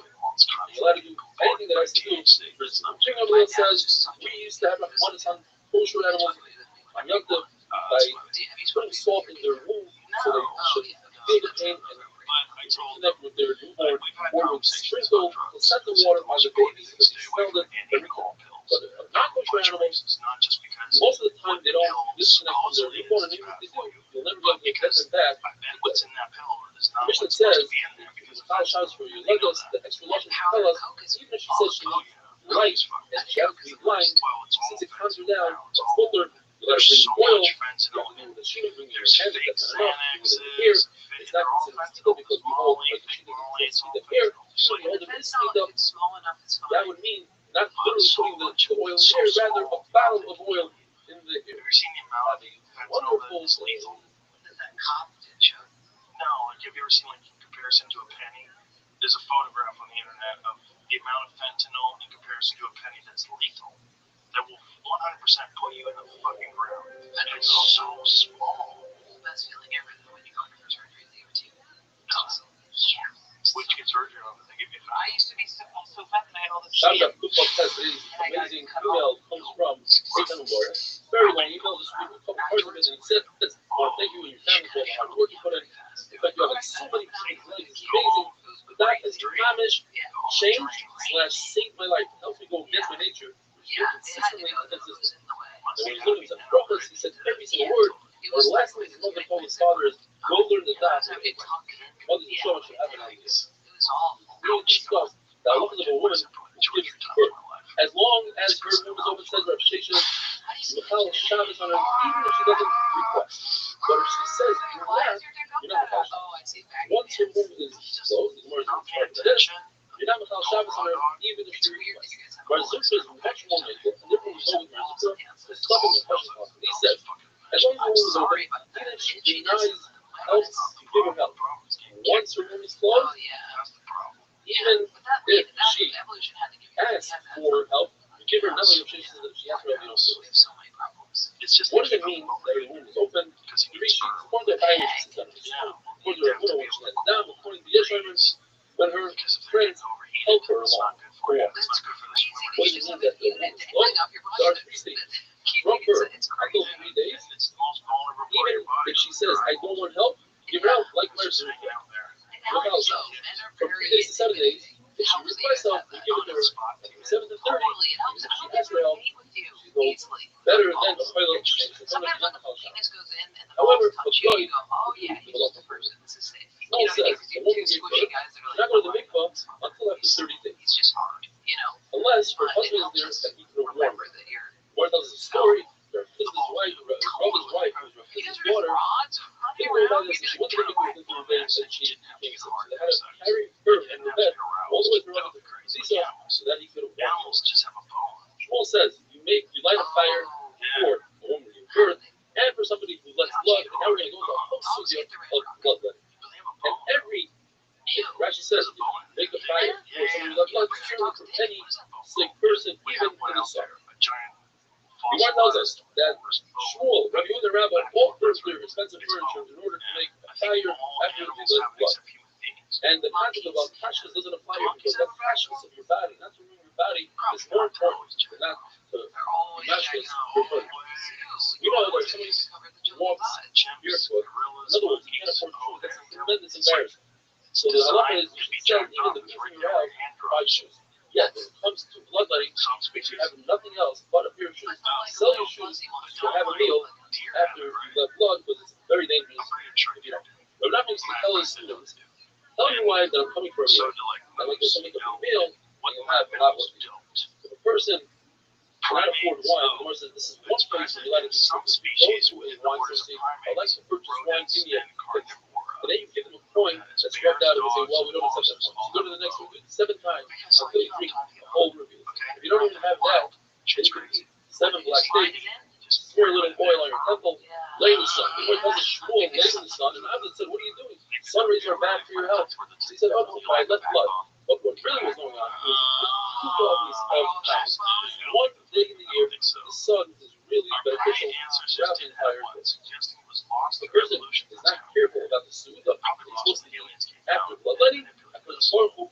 One of the ones that won't give him pronounced. One of the suda, according to Rabbi, because the life that's lost in the person from Shmuel, drink red wine, it's the red that the body's missing, and they would make the Shmuel clean dish because it's red. The Lord tells us that after bloodletting should be done in a room that there's no wind. In fact, Shmuel would go into a room that had a 22.5 wide wall, which is about 7 feet wide. And one day after bloodletting, he realized something was wrong, and he check the think one it's you funny saw. when The women one start next to be like, fucking. that guy, I want that guy's jeans and not If that you guy. ever drink enough wine until the smell of Right? wine come out of Because his I ears, keep getting but love not on me by with betas. drink enough wine Doesn't serve until our the skin was population. literally I feel like floating that male in sin. wine with Yosef Something rub my until mouth. wine would come out of Yeah. bloodletting. Whereas other Rubber species, would it's like, surge with wine from a tree that was Species also, years old. I bet we probably got rid of it as soon as we A figured out person doesn't need habitation. immediately after bloodletting. So as It's soon as we very figured out dangerous. If homes that and person doors encounters and that person structure, is you know, like drink, keep if people he out. encounters Yeah, the murderer, yeah. he will die. If he encounters the pig, he'll get harassed. There are 5 things that bring a person closer to death than to life. And they are if a person stands up quickly right after he drinks, Proposed honest sleeps, advertising is the evolutionary bloodletting, and explanation passion. for the loss of the vacuum. A Hypothesis person should states drink that bloodletting enraged on failure is a Sunday, sensitive early Wednesday, warning of and ill Friday. health. Not on Monday and Thursday. That's when the bedroom is open down here. Gauge That's the the health smell is open potential up there. based And on it's his outside ability to and achieve it's erection bedroom. without the support of a Unless, of vacuum. course, a person Everybody has I something say then he has can do venous bloodletting problems. on Every the comment Thursday. it needs a blue On juice. I Tuesday, shouldn't be letting you any don't of want their to bloodlet vacuums in my because that's when Mars rules on an even hour. And since Mars is in charge of Terek and Tether, and together with bloodletting, that's not a good combination. On Friday, even though Mars rules on an even hour, people already made it on us because of the fish that they eat. So the fish after bloodletting, they do have money to eat the fish with Shabbos. If you have minute, so Shredder Shem watches over the food. It's very dangerous to bloodlet on a Wednesday, which falls out on the 4th day of the month, 14th day of the month, and the 24th day of the month. And on a Wednesday, it doesn't have 4 days left to the month. It's dangerous to let blood on the 3rd day of the after the Shredder, on the Shredder, and the 2nd day of the month is weaken the body. Erev Yontif weakens the body. Erev Shabbos is a danger because it's wound called the Voyage that spreads bodies from the Torah. That's a wound that threatens us today. Every year it's a Torah for Shabbos. And therefore we made it clear on all young Erev Yontif the blood is a blood. Yeah, there's something about the stand-up and the... And then he does bloodletting. Just The bloodletting won't do any benefit. However, he will lose. It will make him lighter. A person should drink after bloodletting, and if he drinks afterwards, the more specific is it just haram or it's actually dangerous. A person should eat forever long it takes him to walk and have a little bit. More specific, what if he's earlier or later? Is that haram or that's really dangerous? Rabbi said now, if a person is selling 100 gourds for 1 deal or 100 heads for 1 deal, buy them and I sell them for $0. If somebody sells 50 lips for 1 deal, don't buy them at $0. So crazy how people say that. Or it says, now we understand why Reverend 5-year abundance in his mind, the days that become take off and learning are considered our full days of the lips because they are working. They didn't accomplish anything. In order to warm up the baby, they would bury the placenta if they were princesses in oil, rich women in wool, poor women in red. Rabbi says, I love living Yosef. The umbilical cord and the hunger and greed that is so dominating of the umbilical cord that they pull away from each other and we think. And Shmuel says in the Pasuk of Pesach that householders have a person type and they're like a mother gave birth to a baby girl and abandoned her daughter. This is where five halachas about giving birth. First of all, Shmuel says deliver the baby. You see a lot of deliver the baby in Shabbos. Because they didn't wash the baby. You see a lot of wash the baby in Shabbos. They didn't salt the baby. Let it salt. They didn't swaddle the baby. They didn't cut the umbilical cord and see the lot of cut the umbilical cord. It's got to be finished. Wonderful thing. Yeah, and you have to. Then it teaches you to set boundaries, which is good to be like, hey man, I'm not going to text with you anymore. You gotta chill. All that's going to go away when you put on the headset. I know. We all lock in, and we'll go in the cyborg timeline. Well, you're going to read their minds too. You're going to know, oh my God, this guy's a total sociopath. He doesn't give a fuck about anybody but himself. Everything he's saying is a lie. It's so fucked up for people who are like, what if I kill that cat? And they just get out. You'll probably be able to see why they stories. that way. Like learning pages. I'm sure you're just freaking stories. Maybe you won't think that way when one of you're your skills is connecting us this all into no matter our background, learning experience, type of path we wear, and go with. You have connected us all. As long as we need a comment, we are down. Even those on the way they join the clown, shout out to Lave, are part of the Zoom. Seeing the young comedic giants like Yo and Shmuel, supporting the young children in the shir, and others eager to learn, makes the shir unique and special. Looking forward to coming in all MDY team in person, Phil Rosenbaum, thank you. Becoming Grand Paris, where the Yes discusses the halachas of bris milah. If we have a bris milah video games. He And says there's like I no have an knife aim prepared bot. before You Shabbos. can You point can to where carry I a want to knife shoot with before Rabbi immediately shoot at it. with Chayil Shabbos, as long as you show the knife. The knife is exposed and everybody sees the love that we have for mitzvahs, that for mitzvahs we are prepared to be with Chayil Shabbos. Fight of dangerous sakana, Somehow you or fight them. another, You don't want other the people to way think the computer interfaces with the neural chip, the brain interfaces with the chip, which interfaces with the computer, plus and people that somehow are or watching another, you hide the control knife, or movement. it's just And one other person together, you are in them that can testify in which is other a problem for the people that got the talking first about one. like cheering, Are this you is going to be able to things pull that out? that you need to put in preparation of the business. So for instance, when it comes to Is this like it?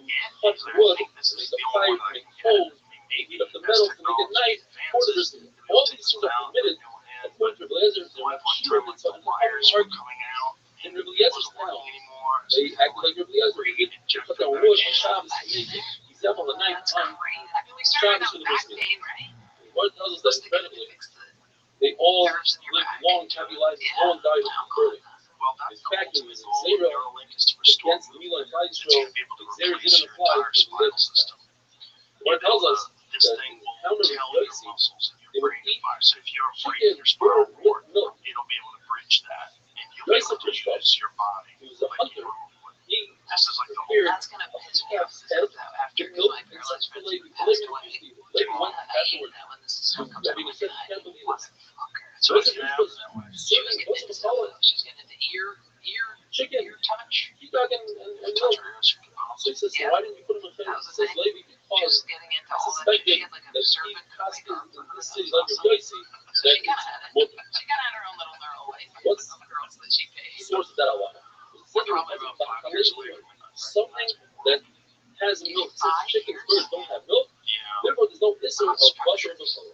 I Second mean, thing it'll we be and recognizable the in White terms Scroll of buildings. accepted But I think the that the way the simple world happiness, interfaces, the way we interface with the they world, still to this very day do the simple. You This is think the like walking Bismillah. to space. So much I'm happy on your word. In other words, this is the commandment that before we gave Abraham Avinu because there Bismillah probably won't be before any war. the entire Torah. Bro, The the mighty way Shalom I was like I sick. found a great treasure. I thought I was so against Any it. I mitzvah got that it. they I know accepted, to talk to some fucker fight, being able to fart. I they will. weren't happy about like Just, Arayis, but which here's is what a we're fucking why don't religious people go take me to they were an crying, hour which place away? Just fucking therefore, to this very day, when people make shidduchim, there's always fights between the families on the Ksuba, etc. The Klal Yisrael gave their life up for a mitzvah. Filming people fucking here. Those are the mitzvahs that to this very day we're very careful with, such as Arizara, and Bismillah, and this But I very really day. like them. Even not Well, religious it's people certainly are not probably good safer. on You know, they don't really get in that many So accidents. If they where do, they it's didn't usually give up somebody their life else's for, fault, not the way most it's a little people bit I'm weaker. sick of looking More at than the these. story, I really like need being like, clean body, these things and be that. light, Let's leave a it at Lisha Balto LA, I body. had one that was What's the so story? Why is he called Lisha gay Balto? his ass was so The decree from the Romans not to wear the worst skin, fight and of Lisha my life. I Balto was like, yeah, we went can't have out these in LA public, these are beautiful the Barbies. The Roman sword chased him down. And when we got to him, he took up his tefillin. He said, "What's in your hand?" He said, "I have a pair of pigeon wings." He said, "Let me see." So he opened up his hand, and sure enough, they were pigeon wings. Here you see that that's the a big part of plane he wasn't. He didn't give up his life. He didn't just put his tefillin on. He put his tefillin. So that shows that they didn't give up their life. Rashi explains that Klal Yisrael wasn't careful with putting up his body. It was Elisha that was careful. And that day on, they told him, "Why did you choose the wings of a pigeon? Because the pigeon is the only bird that can itself with its wings and not with its beak. So Klal Yisrael is protected from the mitzvahs that we do." That was one of the pigs. The story the one said they forgot the knife because we're still on Shabbos. And they brought the knife through the rooftops and the facilities, the courtyards, and the which are places that are enclosed that are listed for Pesach, without an error. Which is the Rabbanah. The Lord tells us this is not going neither like Rabbi Yezer or like Rabbi Yezer holds you right through the Shabbat. So therefore there's no need to go through the rooftops. And it's not like a fire. They say you can't go through the guys that facilities at all. So this is a third shikha. We have shikha. The Torah says that the God, Arthur, and the culture are considered wonderful even for a regular thing, not as mitzvah. Even if there's no bris milah, you can grab a cup and go to the God culture in our body. However, what is also for Jewish is to go out Your season, your shot, the NFL season is rolling, and every touchdown can bring you closer to a payout with DraftKings Sportsbook, an official sports betting partner of the NFL. Every game is another chance to cash in. Don't just watch the action. Win with it. DraftKings Sportsbook delivers the unmatched intensity of the NFL right to your fingertips. From the first touchdown scored to anytime TV props or the thrill of live in-game betting. Every snap is loaded with opportunity. New customers, this one is for you. Bet just $5 and get $200 in bonus bets instantly. Plus, score over $200 off NFL Sunday Ticket from YouTube and YouTube TV. Your season is heating up. Download the DraftKings Sportsbook app and use the code Rogan. That's code Rogan. You get $200 in bonus bets instantly when you place your first $5 bet. Plus, over $200 off NFL Sunday Ticket from YouTube and YouTube TV in partnership with DraftKings. The crown is yours. Gambling problem? If you would call 877-8-OPEN-Y or text OPEN-Y 467-369 in Connecticut. Help is available for problem gambling. Call 888-789-7777 or visit ccpg.org. Please play responsibly on behalf of Boot Hill Casino and Resort in Kansas. Fees may apply in Illinois. 21 and over age and eligibility varies by jurisdiction. Void in Ontario. Bonus bets expire 7 days after issuance. See sportsbook.draftkings.com/promos. NFL Sunday Ticket offer for new subscribers only and auto renews until canceled. Digital games and commercial use excluded. Restrictions apply. Additional NFL Sunday Ticket terms at youtube.com/go/NFL Sunday Ticket/terms. Limited time offer.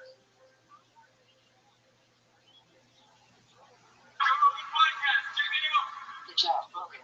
Next year. Saying my name, Joe Rogan Podcast, my name. All day.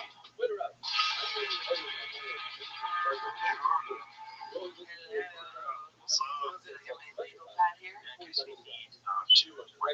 I'm going to take notes on what you're doing right and wrong. And I'll give them to you. Tell me. Okay. So I'll figure out what the wrong stuff is and start doing it. I want to fuck with all this stuff. I know there's so much shit. People keep giving me new shit. I know. I brought a little tiny figurine of a little thing on stage one time, and every single meet and greet, people give me these little tiny ones, and I have this giant collection of them. I don't like these that much. That's the problem. Is like everybody knows that I keep a bunch of shit on this desk, so people give me shit to put on this desk, and now it's getting kind of crazy. Like, where I'm gonna have to have a shelf. I had to get a shelf. I got one of those old typewriter keyboard things. Like I have like mammoth teeth. This is a piece of art. How they get cut out of a mammoth tooth? Oh, that's a don't blow it. I won't. I got one. It's a Mayan Callan blew it. whistle. Yeah, Brian Aztec did whistle. Brian Callan blew one right before COVID hit. I'm not saying he caused it. But there's a lot of videos saying he caused it. I get it. That would be a death whistle. I think it was probably technically. I think when he blew it, it had already like caught on in China. Yeah. Unless we're in simulation. Brett, you're the COVID guy. I was listening to your podcast with what's the woman who got falsely accused? Of what? Of murdering the room. Oh. I was listening to that one, and I like fast forwarded it one moment, and it went from her being like, and then I was in prison for 4 years to you being like, well, the bats and COVID. I was like, how did we get here? Yeah, that was a fascinating podcast. Amanda Knox, she's got a Netflix series out right now where someone plays her, which is kind of super fucking weird. Yeah. Like someone else plays her, and like a dramatization of her getting wrongly accused at 20 years old of a murder, where they had all this evidence of this guy who broke into the house, fucking murdered. It's like DNA was there, and they ignored it because they didn't want to admit they were wrong. Sorry. I don't really get how that happened. Because cops are cunts. Right, but just did like they not check? not all Not cops. see sperm everywhere? Oh no, the guy was like, I fucked her. No, I don't know what he said. I don't know what happened, but I know that they had started. They had a narrative. Oh, that he was in on it. No. They had a narrative that she did it, that she caused the murder. Right. The guy started with that and stuck with it. And even when there was evidence that showed that there was a guy in there, and the guy did it, and the window was broken, and someone broke into the house. And then eventually he came forward and was like, this has nothing to do with her. The guy who did it. Well, I don't think he eventually ever did anything. No, like she actually had a meeting with him, which is crazy. Like after the fact, like forgave him. But She's a white girl. she got tried twice. I know, the Supreme Court. No, she got acquitted. but she got released, right? And then they retried her in absentia. So she was in America. They were trying her in Italy again. And then they said she's fine. Yeah, which is fucking crazy. Like, how about give her some fucking money? Also, the guy Raffaella was in solitary for 6 months. I can't fathom that. 6 months in solitude is so crazy to me. 1 day in solitude, and I'm done. Well, I talked to a guy that's been in solitary for years. What does that mean? Like, you shit and piss in there? Yeah. What? Yeah, you get no contact. No You contact. must be scrambling after that. 100%. I feel like it's got to do some sort of weird brain damage thing where they come out. Well, Start shocking them without the podcast. He's great. Was he normal? Yeah, well, beyond. Like, super smart. He wrote in there, educated himself. He wrote books, he read. They don't just give you nothing, but you do go crazy. You go crazy. Human beings need contact. Well, it's like when you don't do anything all day and then you get right up on stage. Have you ever done that? Where you don't talk to anybody anymore? You feel insane. Yeah, the worst first conversation of the day is crazy. Yeah, that's why I always bring friends on the road. You don't want to be like that weirdo in the hotel room by yourself. Yeah, and then you take a nap and the sun goes down while you're napping. That's the worst. When I do that, it feels like I'm haunting the audience. Like I'm like, you guys are in a different reality, and I'm intruding where you're at. The weird one is when you wake up and you don't know what city you're in. Yeah, that's why I got the dog. I was so sick of that feeling. I was so sick of waking up and being like, I've been abducted. Where am I? This place is nicer than my apartment, so that's good. Where am I? And then I saw my dog, and I was like, oh, that's not the only reason why you got your dog. Yeah, and she rolls. She's an unroll. Yeah, It's really sweet. she's very cool. So keep calling you out. 2 years. That's awesome. Yeah. Was she full grown? You got her? Because I wanted to adopt a mom. But they were like, hey, the mom just had all this. We didn't know she was pregnant. She's had a litter of puppies. Will you take one of these? And I was like, okay. And I had no idea how hard it is to have a puppy. I've had dogs where you adopt them full grown, and it was great. I had this dog named Lucy. She was awesome. She was so sweet. And then I had another dog that was squeaky from. It was a real nightmare. Yeah. She was a real, maybe it was because I knew her squeaky from after one of the fancy family members. Oh, yeah, that'll happen. She had squeaky voice. She'd been barking so much in the pound that when I got her out of the pound, like her voice was like, and eventually it got normal again because she didn't have to bark 24 hours a day. She just had worn out. She had worn out vocal cords. She had a totally normal bark. And I was like, oh my god, her bark is like a Smoker, yeah. Yeah, it was like that. That's awesome. Like she was a horse. Yeah, you don't know what you're going to get. I mean, when I got a rescue, I was like, I'm going to get a small rescue, so I hope it'll be fine. But it was such a gamble. I really did not do this. Yeah, we have a Doberman who was also rescued by the he had discomfort. You're really crazy. Like in that like growling at us, barking at us out of nowhere. Little kid. And I was like, yo. We had a dog that ate the foot off of we had a pit bull that was rescued, and my mom had this like woman move in with us who she was dating, and her kids moved in too. And my pit bull ate the foot off of the wife's cat. Oh my god. Cat. Oh my And god. the woman was like, hey, you gotta like choose between me and this pit bull. My mom was like, yeah, get your cripple cat out of here. Oh my god, she didn't give a fuck. She was so intense with that dog. The dog, the amount of times we just like kill it. My friend was in the backyard, the dog kills a cat, and my friend's freaking out. She's like, we have to find the owner. And my mom was like, we will stay quiet. It was nuts. She was obsessed with that dog. That's the only time I've seen her like really cry is when a dog dies.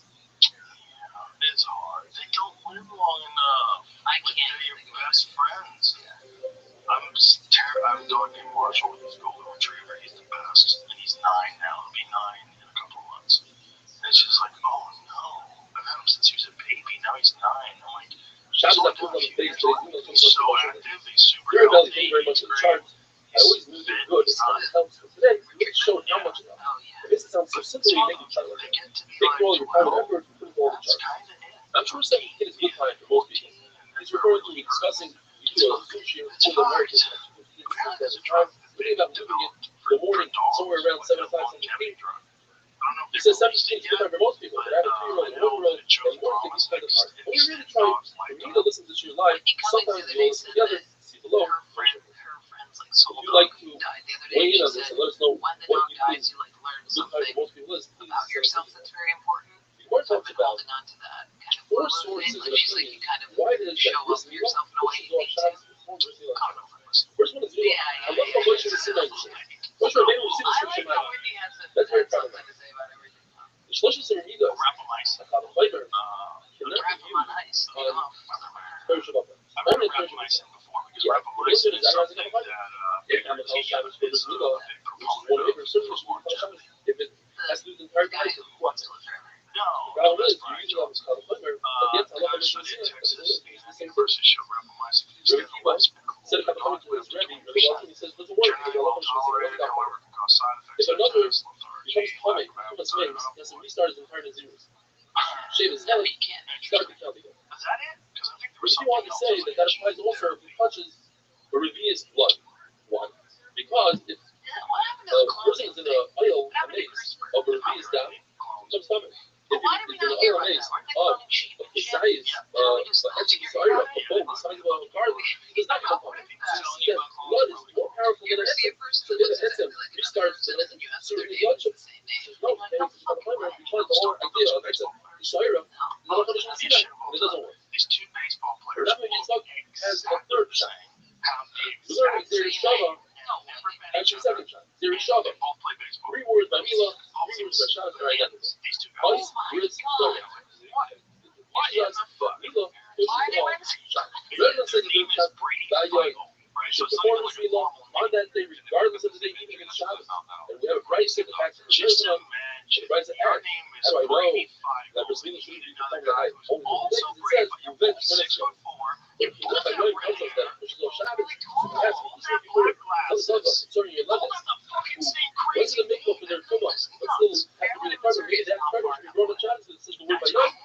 That word by Young is to teach us that you don't bring a cover during the day, during the night, only during the day. Like 2 or 3 years maybe. Now, it also says that what's the word for by Young Sabbath? First says that who's before it says Zava, concerning your levels. First said they don't have enough funds to put the bird instead of an animal. So the first took them out of the category. And perhaps they should bring a carbon even at night. Not only that, once you're out of the category, maybe a 12 important dogs. The whole like problem, maybe a item. Like if you want to get your pet What clone, versus you can what get your pet versus clone. by Young? That's a real thing. But Now, what I do you think think it costs during the day? $30,000. That means you start running right back to where it belongs. But then they're cloned at the same age. That's different than No, anybody. they're a puppy. Rabbi Re'akler says before the final Start sheet, from it says, scratch. Yeah, otherwise you have on like the an 8th day, 11-year-old. You keep putting regardless it whether it's Sunday, Monday, or Shabbos, you have to perform the bris of Mila. Right? That all the verse says, and you don't do bris Mila early. You can't do bris Mila on 7th. Or I would think the ones that maybe gets 8 days, it doesn't matter when you do bris Mila. The night 10, 11. Much more Shmini, not the Shmini specifically on the 8th day. The Lord brings a bright sun, that's how the brain fuses. Very hard to understand.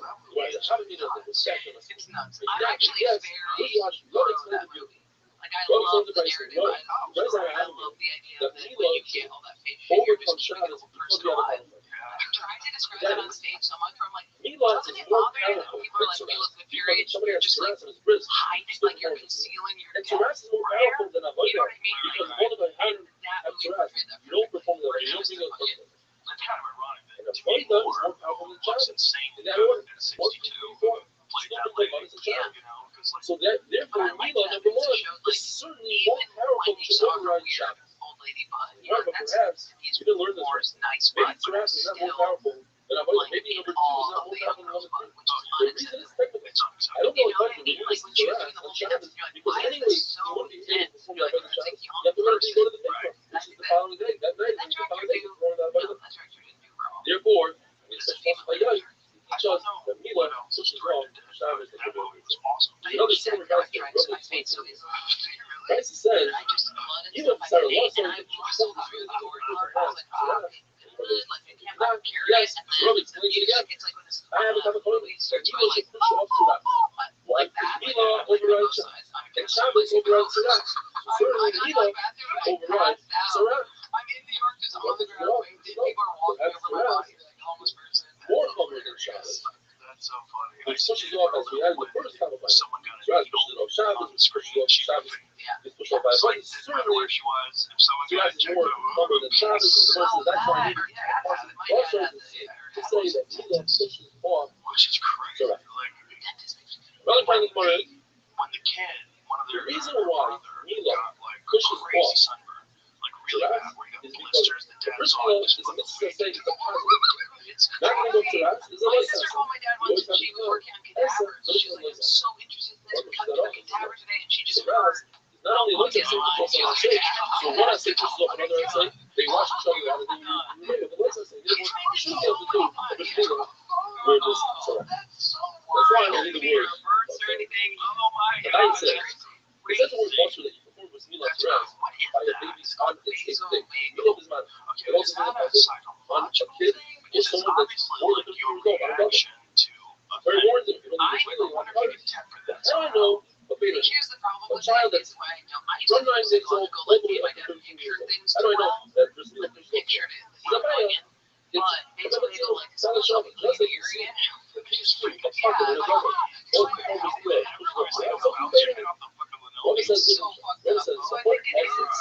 The process, the form of the skill of which you ask but also triggered by high states of anxiety, right? So that's what you would be able to this control. is You wouldn't be able to control the fact I that have an you extra face positive the thing environment. for a completely different So, thing, which is a basal problem that's vagal from 9 response is days an old, overreaction of the and body's what is the autonomic caliber? nervous You system see that to Mila a trigger such as overrides pain Shabbos. or emotional Shabbos overrides stress. Saras. So certainly Mila overrides That causes a Saras. temporary drop Well, in you'll heart tell me rate and that blood pressure. Saras maybe is more powerful than Shabbos. You see that Saras pushes off Avodah, which Avodah pushes off Shabbos. Oh my god. But as I said before, not that Saras is more powerful than Shabbos. It's just that if you go to Saras, the person still has to go to the mikvah, and he can't perform that Avodah anyway. Well, I have cases in the Gemara where he doesn't have to go to the mikvah. What is Saras that's taught? It's Saras on the entire body. Keep it together.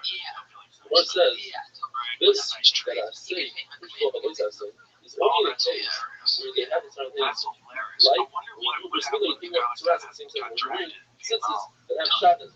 Wool, payless, deal with the beggar that's linen. But over here, you want to pick up the Saras and only later perform that Avodah. That doesn't happen. And I saw him in the hospital. I was like, what happened? The heart attack fucked up your face? And he's like, I fainted on a fence. I was like, that's crazy. Oh my god. Yeah, he fainted so much. And he was a contractor, so he would always have healthy stuff and be like, no, be out. It was crazy. Yeah, he jigsawed through his nose. I'm like, oh, yeah. Because he fainted? No, but then he fainted. He like pulled the cord, and then it cut through his nose, and then he fainted. It's crazy. Oh my god. Oh my god.